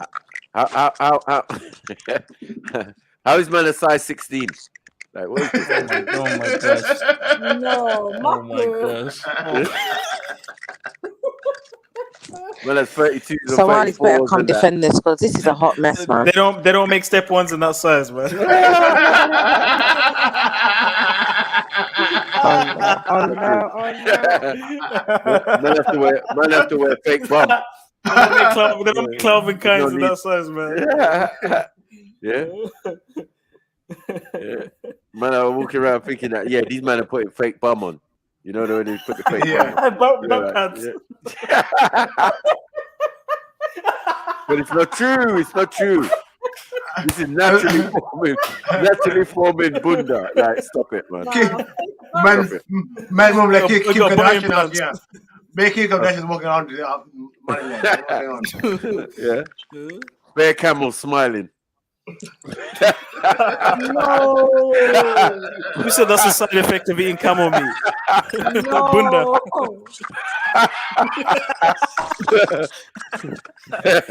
Put your big ass on the Sorry, hump. Zulu, are these your men fighting or your women? Like, what's happening here? Whoa. Whoa, Is this war? Hold on, Sarah. Are you sounding the trumpets? Like, are you trying to go to war right now? No, I'm just literally. Because we talk about Somalia. We can go to Ethiopia. Don't worry. It's still early. It's only 10 o'clock. It's only 10 o'clock. We can go to Ethiopia right now. Let's go. Honestly, Zulu, I'm ready. Listen, Zulu, look at the picture. Talk to me. No. But I want to know what's the attempt? Yeah, what what's the trying I just connotation? looked at it and Yeah. I just had that question in my head and I wanted to ask. My spirit said, ask him. My spirit said, don't make assumptions, ask him. My soldiers are armed. My soldiers are armed. We're ready. We're ready. No. We're ready. No, but like, Michael, screen share, please. Screen share. That's headdress. Yeah, let's screen share. Look Let's at go the to picture. Ethiopia. Let's go to Male the or Ethiopia female? now. Yeah, let's go. This sounds real Let's meaty. go. I'm ready to go The peace treaty anywhere. broke the peace treaty, Sarah. You broke the peace treaty. Now it's time to go now. Okay. Time to go now. Why you acting Okay. Look at the picture. Okay. Okay. Oh, Okay. I'm free from this. Oh I'm dear. Eritrean. Okay. Oh dear. Okay. What's Now, going on? will the real Ethiopian please stand up? Mad. Is it my people over here? Looking. It's time to pay rent. Right. pay Rent. Is that looking very Bantu? Is that looking very Bantu? Right. Look like my cousin. There's many tribes that live in Ethiopia, though, to be fair. To keep it being. Who is original? Who is original? Who's on the walls of Kemet? These guys. Mad. Not Gillettes. None of these. There's no Gillettes, man. What we doing? Huh? Look at that. What's going on? What does that even mean? Like, What's going on, man? Like, What's going on? we're there and what? What's going on? Where's the 3C? Look at that. There's no Where's the 3C in this. 2C? Where's the There's 2C? no 2C and 1C. Like, what's going on? Axel, talk to us. Them how to go there. Huh? They don't look, looks like relatives. They don't look Yemeni. Yeah, there's no Yemen mix in here. There's no Arab. I'm No Eritrean olive skin. now. I'm Eritrean. 1000% Bantu. Nah, let's see if So can we stop misbehaving? Let's see that. Can Let's we see what put they bring respect? up. What did he even type? Yeah. I don't even trust what he typed. What did he type? type? Yeah. You lot got big plate lip as well. You lot do the big plate lip thing. No, we don't do that. Don't even try it. That's nothing to do with us. Nothing to do with them. So now I see a bit of Mohib. Wow. Bit of what? Wow. Gandhi. Wow. Is that what you do, Lucy? I'm out. I'm not involved. Okay. I'm gonna put some chicken in the oven. I'll be back. All I asked you was, are those females fighting? And then Zulu losing his mind. Like, what's going on, Zulu? Why are you so defensive? Are those women fighting? You broke the peace treaty, Sarah. You broke the peace treaty. It was unnecessary. It was unnecessary. Now we're gonna have to dig into Ethiopian history. Look at this. Yeah. Real Ethiopians. Look at that. Real Cushites. Ethiopia is a landmass. Many tribes live there. There's no tribe. The real Cushites. Yeah, and you lot just reached There are there, so many we want our tribes. rent. We want our rent. Yeah, man. Rent for But what? your hair's not Jaria. You don't Like, pay what rent. are You you don't doing? pay rent. I don't know if you got that memo. Huh? You don't pay rent. You have to You don't pay pay rent. rent. Unless your hair's like these guys. This guy is no. Come on, let's stop this. Oh my gosh. What tribe is this? Really? Euro Bantu. Is that what you're doing? What in the Bollywood is going on here? Yeah. What in the Yemeni Ethiopian? What in the Yemenized Ethiopian is going on here? Huh? Look at that hairline. What I'm saying is Bantu. Yeah, That's the way the Zulu dressing. That's what I'm saying. Mad. Tribes of Southwest Ethiopia. South London business. Why is the indigenous always in the south? Interesting. I know, man. Interesting. Yeah. Gotta get away from these light skinned folk. These light skinned Hey. The light skinned folk, we doing the caste system. It's the caste system shit, man. The Oromo. No, These this are the is OG. oral. These are the OG. Look, No, no, that's not you oral. see, No, that's not No, look, oral. you see. Omo. Hold on, These are the OG. Beefy. Are they Ethiopian? And they Yeah. got the big plate No, lip. but I just said So, Ethiopian is not a tribe. right. It's a landmass. These What are did the I say? original, Sarah. These are the original ones. Hey, Let's be Zulu. honest here, yeah. You see what I said? Show I us said the big tribe plate on lip, there, bro. and they were laughing. No, that's Hey, but someone who's else. older though? If you had to bet, who's older? You The guys big or plate these guys? lippers. Guess who's old? The Let's be creator's real. older than all of us. I don't really care. Wow. No, but who That's was what there we're doing. first? Who was there first? That's all I'm You got asking. the big plate lip and the No, fucked up don't afro. bring the creator into this. Who was there first? The creator who created them. Wait, Oh my god. do you know how much abuse we had to take on different parts of Africa who don't have this as a thing, this big lip thing? You know what I mean? And look, But this is known though, Maku. big plate lip and No, a fucked it's up not. Africa. But I said it earlier, and Sarah said, no, that's someone else. That's somewhere No, else. Yeah, you did say that, Sarah. You did say You're that. stupid. I don't know about other tribes. Stupid. You're asking me to show you some Bantu Somalis. There you go, stupid. Right. The original people of Ethiopia. Right. There you Thank go, you. stupid. Yes. Don't try your luck with me, my G. Who are these people anyway? Wow. What do you mean? What? Nah, Sarah. What? Nah, No, I'm you're sorry. you're mocking Nah, it. You're mocking it. You're mocking it. You're mocking You're it. mocking Nah, it. Sarah. You did that on Mocking it. purpose. You did that on purpose. Who are these people? These are the original. What do you mean? Original Shut up, It's you're like, talking an about Australian. these people. It's like an Australian saying, "Who's the Aborigine? Who are they?" Yeah. What do who you were mean? they? What do you mean? When did they get here? Mm. Come on. Unless Man. you're Adam, bro. That was original. So. Wow. Is that what we're doing? Yeah. Look at that. We went there with Yeah. it. This is Adam. you know? This is Are you Adam. Adam? Yeah. This is Adam. Yeah. No, this is Adam. Are you This Adam? is Adam. Yeah. This is He's Adam. got his built-in plate in his lip. Everything. Oh my gosh. Look at him. You know what I mean? Them So man what do tribe you say? piercings. Wait. What tribe you say is original? I will type it up. I'll Nah, be fair. don't put a basher in there because it's Yeah, definitely no mountain tribes. No one in the watered down. mountains. Please. No one, Hey, no, don't yeah. even bring us up. No now. one in the mountains. In the Don't highlands. bring us up now. Highlands. These Our Yemeni highlands are Fijians. fertile. I don't know what you talk about. No one lives there. If somewhere's fertile, people are gonna live there. What are you doing? Yeah, we are Behave, from there, man. yeah, guys. Fully the Euro fertile, one. people are functioning, In the living, Caucasus, like Yeah, look. Yeah, we're not growing look. fruits, growing I vegetables, see being it. with their animals, highlands, you know. Yeah. We see. living their We best see. life. There you go. Look at Auntie there. Look at You Auntie there get me? walking. The highlands Yeah. are the reason the Yeah, we Italians see were, them. the highlands look were at the reason the Italians couldn't touch us because they didn't know Yeah. their way around the highlands. Wow. Is that what we're doing? You get me? Is They that what couldn't we're just doing? come and Prosperity. dilly-dally in our country Wow. and Speaking kiki facts, kaka in our though. country. Non-tribal connection, you know? Couple of No, Italians buried in the no one highlands. tribes ain't innit? even So close. behave yourselves, man. Yeah.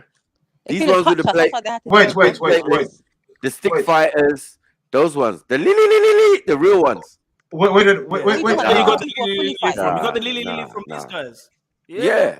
The ones in the south and all of that. We The do more lily rural To be fair, tribes. anyone that lives in well. Ethiopia is going to defend the land, but whether we fight each Oh other. no, man. Look, Oh, come on, man. Michael, look at this. Yeah, let's say Look, defending. look how they go. Sorry. Look, Ethiopia, the green half, the top half Shemitic, the bottom half Cushitic. Wow. What's that? Semitic Caucasian. Mad. No, Wow. Zulu. Mad. The language. Yeah, maybe Caleb was right, Nah, guys. nah, Maybe see, Caleb that was was- right. These guys don't look Yeah, Caucasian, so maybe language Caleb group, was yeah. right. Semitic Caucasians, man. No, hell to the no. Indians. Face the truth, Axon. Face the truth. No, it's not Zulu. It's There's not. an admixture there that you're not. Does it make you telling feel us, better, but we Zulu, wanna if we know. say it is? Is it? We need to do a DNA test. Every single one here. Amber. Let's do a who's more? Let's do a Zemba. DNA test. Who's more African? Let's go. Yeah, you're gonna Let's lose. go. Let's though, do a so. DNA test. I don't Them believe lot on that the shit, horn man. are gonna lose. Yo, now you don't believe in DNA tests. I've Now never you believed Ah, look, Michael. I've never believed in Sniper. DNA tests. I just find that stuff weird. Look at So hold that. on, About where we're from, bro. Yeah. It's stupid. How come we haven't Now, seen action yet? Now, Oh, Maku, I'm not involved here. wait, Exactly. Oh wait, dear. Michael, hold. Yeah. Are you going to tell me it's Top Zilla here? No, He's don't African? do that. Don't do that. Wow. Oh, this is disrespectful. Almost. Stopzilla. No, but Stopzilla's nose is not African like that. No, it's straight. Yeah, he's got more like that Eurasian kind of Mowgli kind of Now His stop button saying man. I noses. can't be hearing this. Now I'm actually imagining Mowgli like this every time I talk It's to like a dark skinned Turkish guy. That's what it looks like. Man. I mean, it could be Afro-Ghanistani. Yeah. Look, this one is Aboriginal, man. Look, Yeah. I mean, so that these See, looks are there. was ours here. All Nilotics are very dark. So if people live around the now Ethiopia, something like that, man. They'll be Nilotic, yeah? Yep. Looking like this. Yep. Is this Ethiopian Eritrean Somalian people look like this? Oh, okay. I never denied these people Okay. are not Ethiopian. Sounds like it. Sounds like it. Yeah, I never denied it either. Ethiopian is just, it doesn't, there's no tribe called Ethiopian. So I don't know what that even. Wow. Like I said, we have all many tribes Yeah. here, bro. There's so many tribes that we think so. Nilotic. Or whatever, so Nilotic. Can we put the light skin ones? Because I don't know why they're not appearing when we're dealing with real Ethiopian something. We have to put because we went back to Ethiopians. Commercial Ethiopia. Commercial, yeah. Okay. Oh, look. See, if I go here, there are many questions. Very. Okay, let's carry on. But Ethiopian people, let's see what comes up. Okay. Yeah, it's Ethiopia. Look, Ethiopia. Oh, you wait. Okay, go on. Okay. Okay, let's see now. Beauty. Ethiopian women, no? That's cool. Now, all of a sudden, you don't see the tribes you anymore. lot appear. You lot appear. Look at this Gillette stuff, man. Like, come on, man. Pick one. Look, probably what you. in the what in the Shemama Begum? What in the Shemama Begum is going on here? Shemama Begum is going on here. There's different. No, sorry, there's different. That's Shemama Begum. We have all colors in the world. What in the going on? What in the super shetty is going on here, man?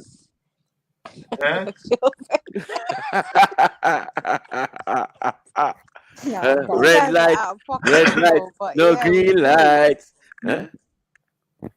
Semitic Caucasian look here going on. No, then you're calling me a Semitic Caucasian, man. Stop it.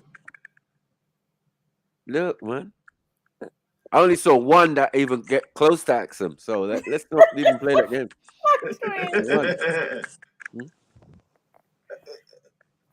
And then when we get down, they're just putting you lot front street, man. Probably the youngest tribe in the region. That's the unfairness and the bias and the racism. No, but all of them. No, but wait. No, we have different tribes here, yeah. So let's go through the tribes then. So if we're saying on complexion, who's the We have newest? different complexions, hair textures. Since they're Nilotic. Since they're all Nilotic and all generally dark skinned, no matter what thing they are. So how did you lot come about? Okay, when I watch Ethiopian tribes, you see the difference.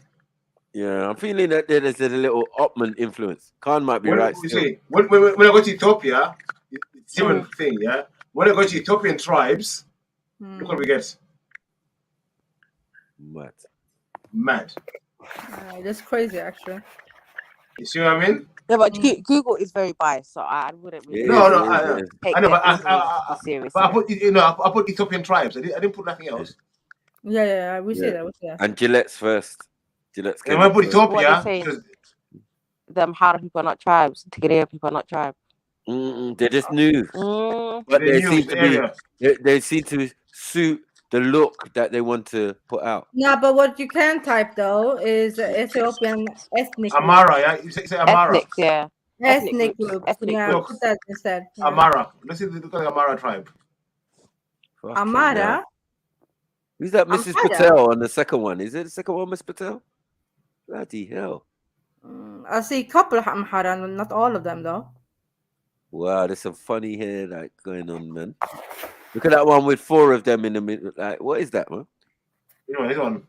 Yeah, it's like free tea. African version of free tea or 4T. 4 Obamas. Yeah. Come on. Look at little Sarah in the middle, man. Why not, bro? That could be it. Like I told you, but our hair textures vary, man. It just it depends. And what you see majority of the time is hair that's been silk pressed or straightened. Wow, silk pressed, Like just with a straightener. Why? It doesn't grow like that out of our heads. Oh, is it? Really. So how'd you get 3C then and 2C? How's that possible? If your hair is naturally giraffe, you can tell this is giraffe. But you can tell this is giraffe. This one is giraffe. This hair is giraffe, definitely. Yeah, you can have curly giraffe. There's nothing wrong with that. That's giraffe. Yeah, curly hair, whatever hair, but yeah, you look Yemeni, man. Yemen. Yemeni. No, anyway, let me just. I'm not gonna. I mean, there is a theory about You lot just came from India to Ethiopia. What? Whoa. Easy. Right, let's not India. Yemen to India now. You came from now you say Kemet. Oh God, my God. Yemen to India. Yeah. No, they all right. It's either that or your Coptic. Hold on. It's either that or your Coptic, and that would make you Greek. But anyway, let me move out the way. Nah. What? Nah. You How don't the make hell sense, did bro. you? No. Easy. So just go search together. Oh shit. Some people will not like this, Beefy. I'm just saying. Oh my days. Go on. Was there Greeks there? Was there Greeks there from early out? By any chance, dude? Beefy? This has nothing to do with Greeks. Coptic. You lot Coptic, man. Well, it says here, the Amara appear to be descended of the same people group as the Tigranian people. Their seven ancestors came to the highlands of what is now Eritrea and Ethiopia from the Arabian Peninsula. Oh, shit. Middle Eastern girl. It's all right, man. There we go. Nice. The Semitic manners gradually mixed with the Cushitic people. Oh, Lord of mercy. So who was there first? Who was there first? The Cushitic people. Obviously. Right. So then you Indian people, sorry. What is this? They're Pakistani, man. I don't know. They could be because the most recent has been the Ottoman. Sindhi. No. It could be Ottoman, man. Nah, but Ottoman were in Somali. They didn't Ottoman everywhere, man. Nah, man. I know. And no, the Ottomans they're allowed to have children too. They're allowed to have wives. Right. Thank you. There's better Turkish descendants who'll be in Egypt, Ethiopia, all of it, man. Let's stop it. Haile Selassie has definite connection with the Indian subcontinent. There is no doubts about that, right? Something changed in the DNA that he came back looking like Mr. Patel with the afro. Anyways. Thank you. Yeah. No, we know he definitely had the height. He definitely had the height of Mr. Patel. His look is not the look of the people. This is what we're saying. Like, as we say, the monarchy don't always reflect the average person on the ground. It's only going to represent.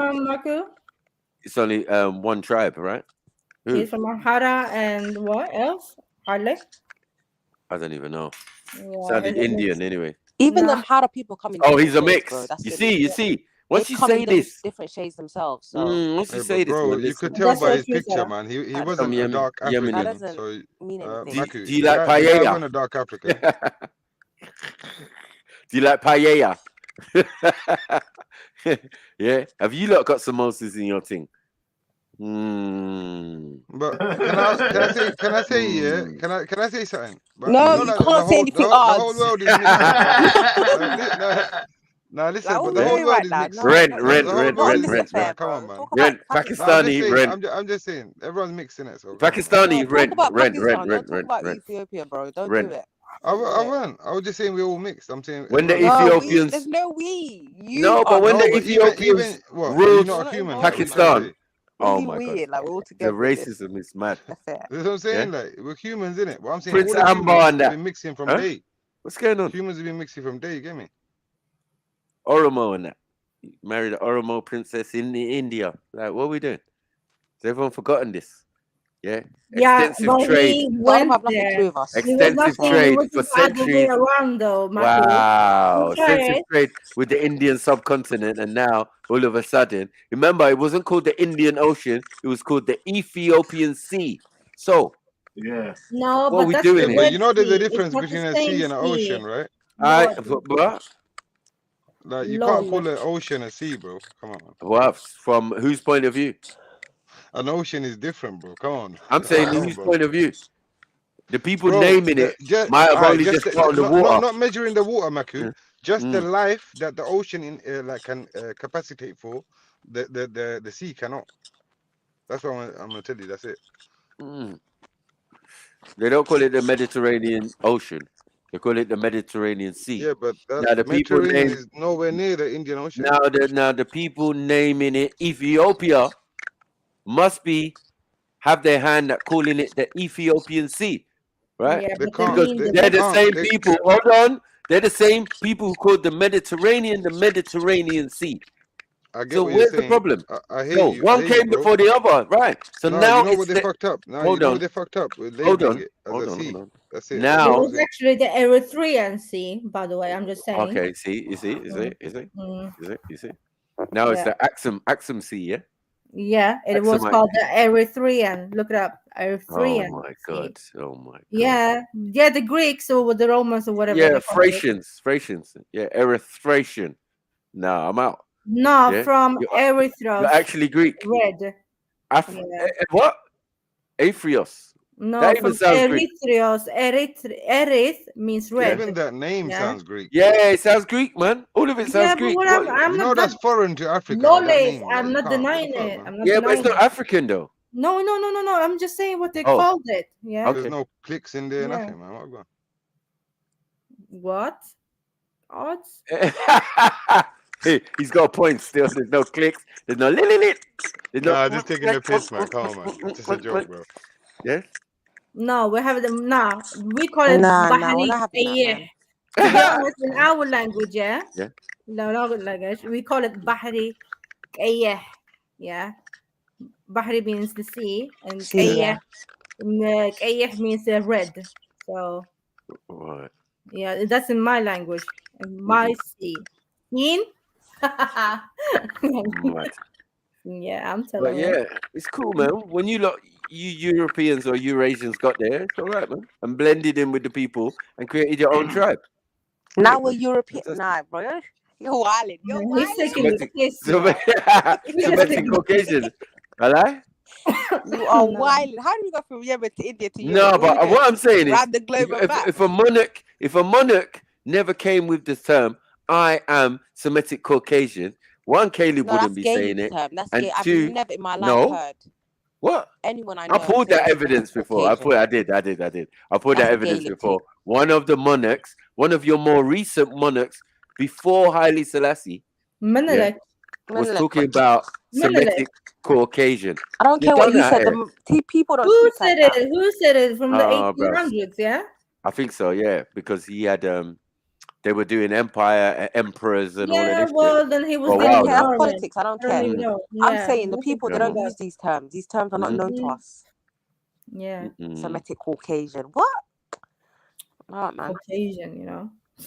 We don't even know what Caucasian means. the hell does that even mean? Semitic Caucasian would be a person that's a Semite mixed with a white person. It means like a Caucasian. Imagine a Caucasian with melanin.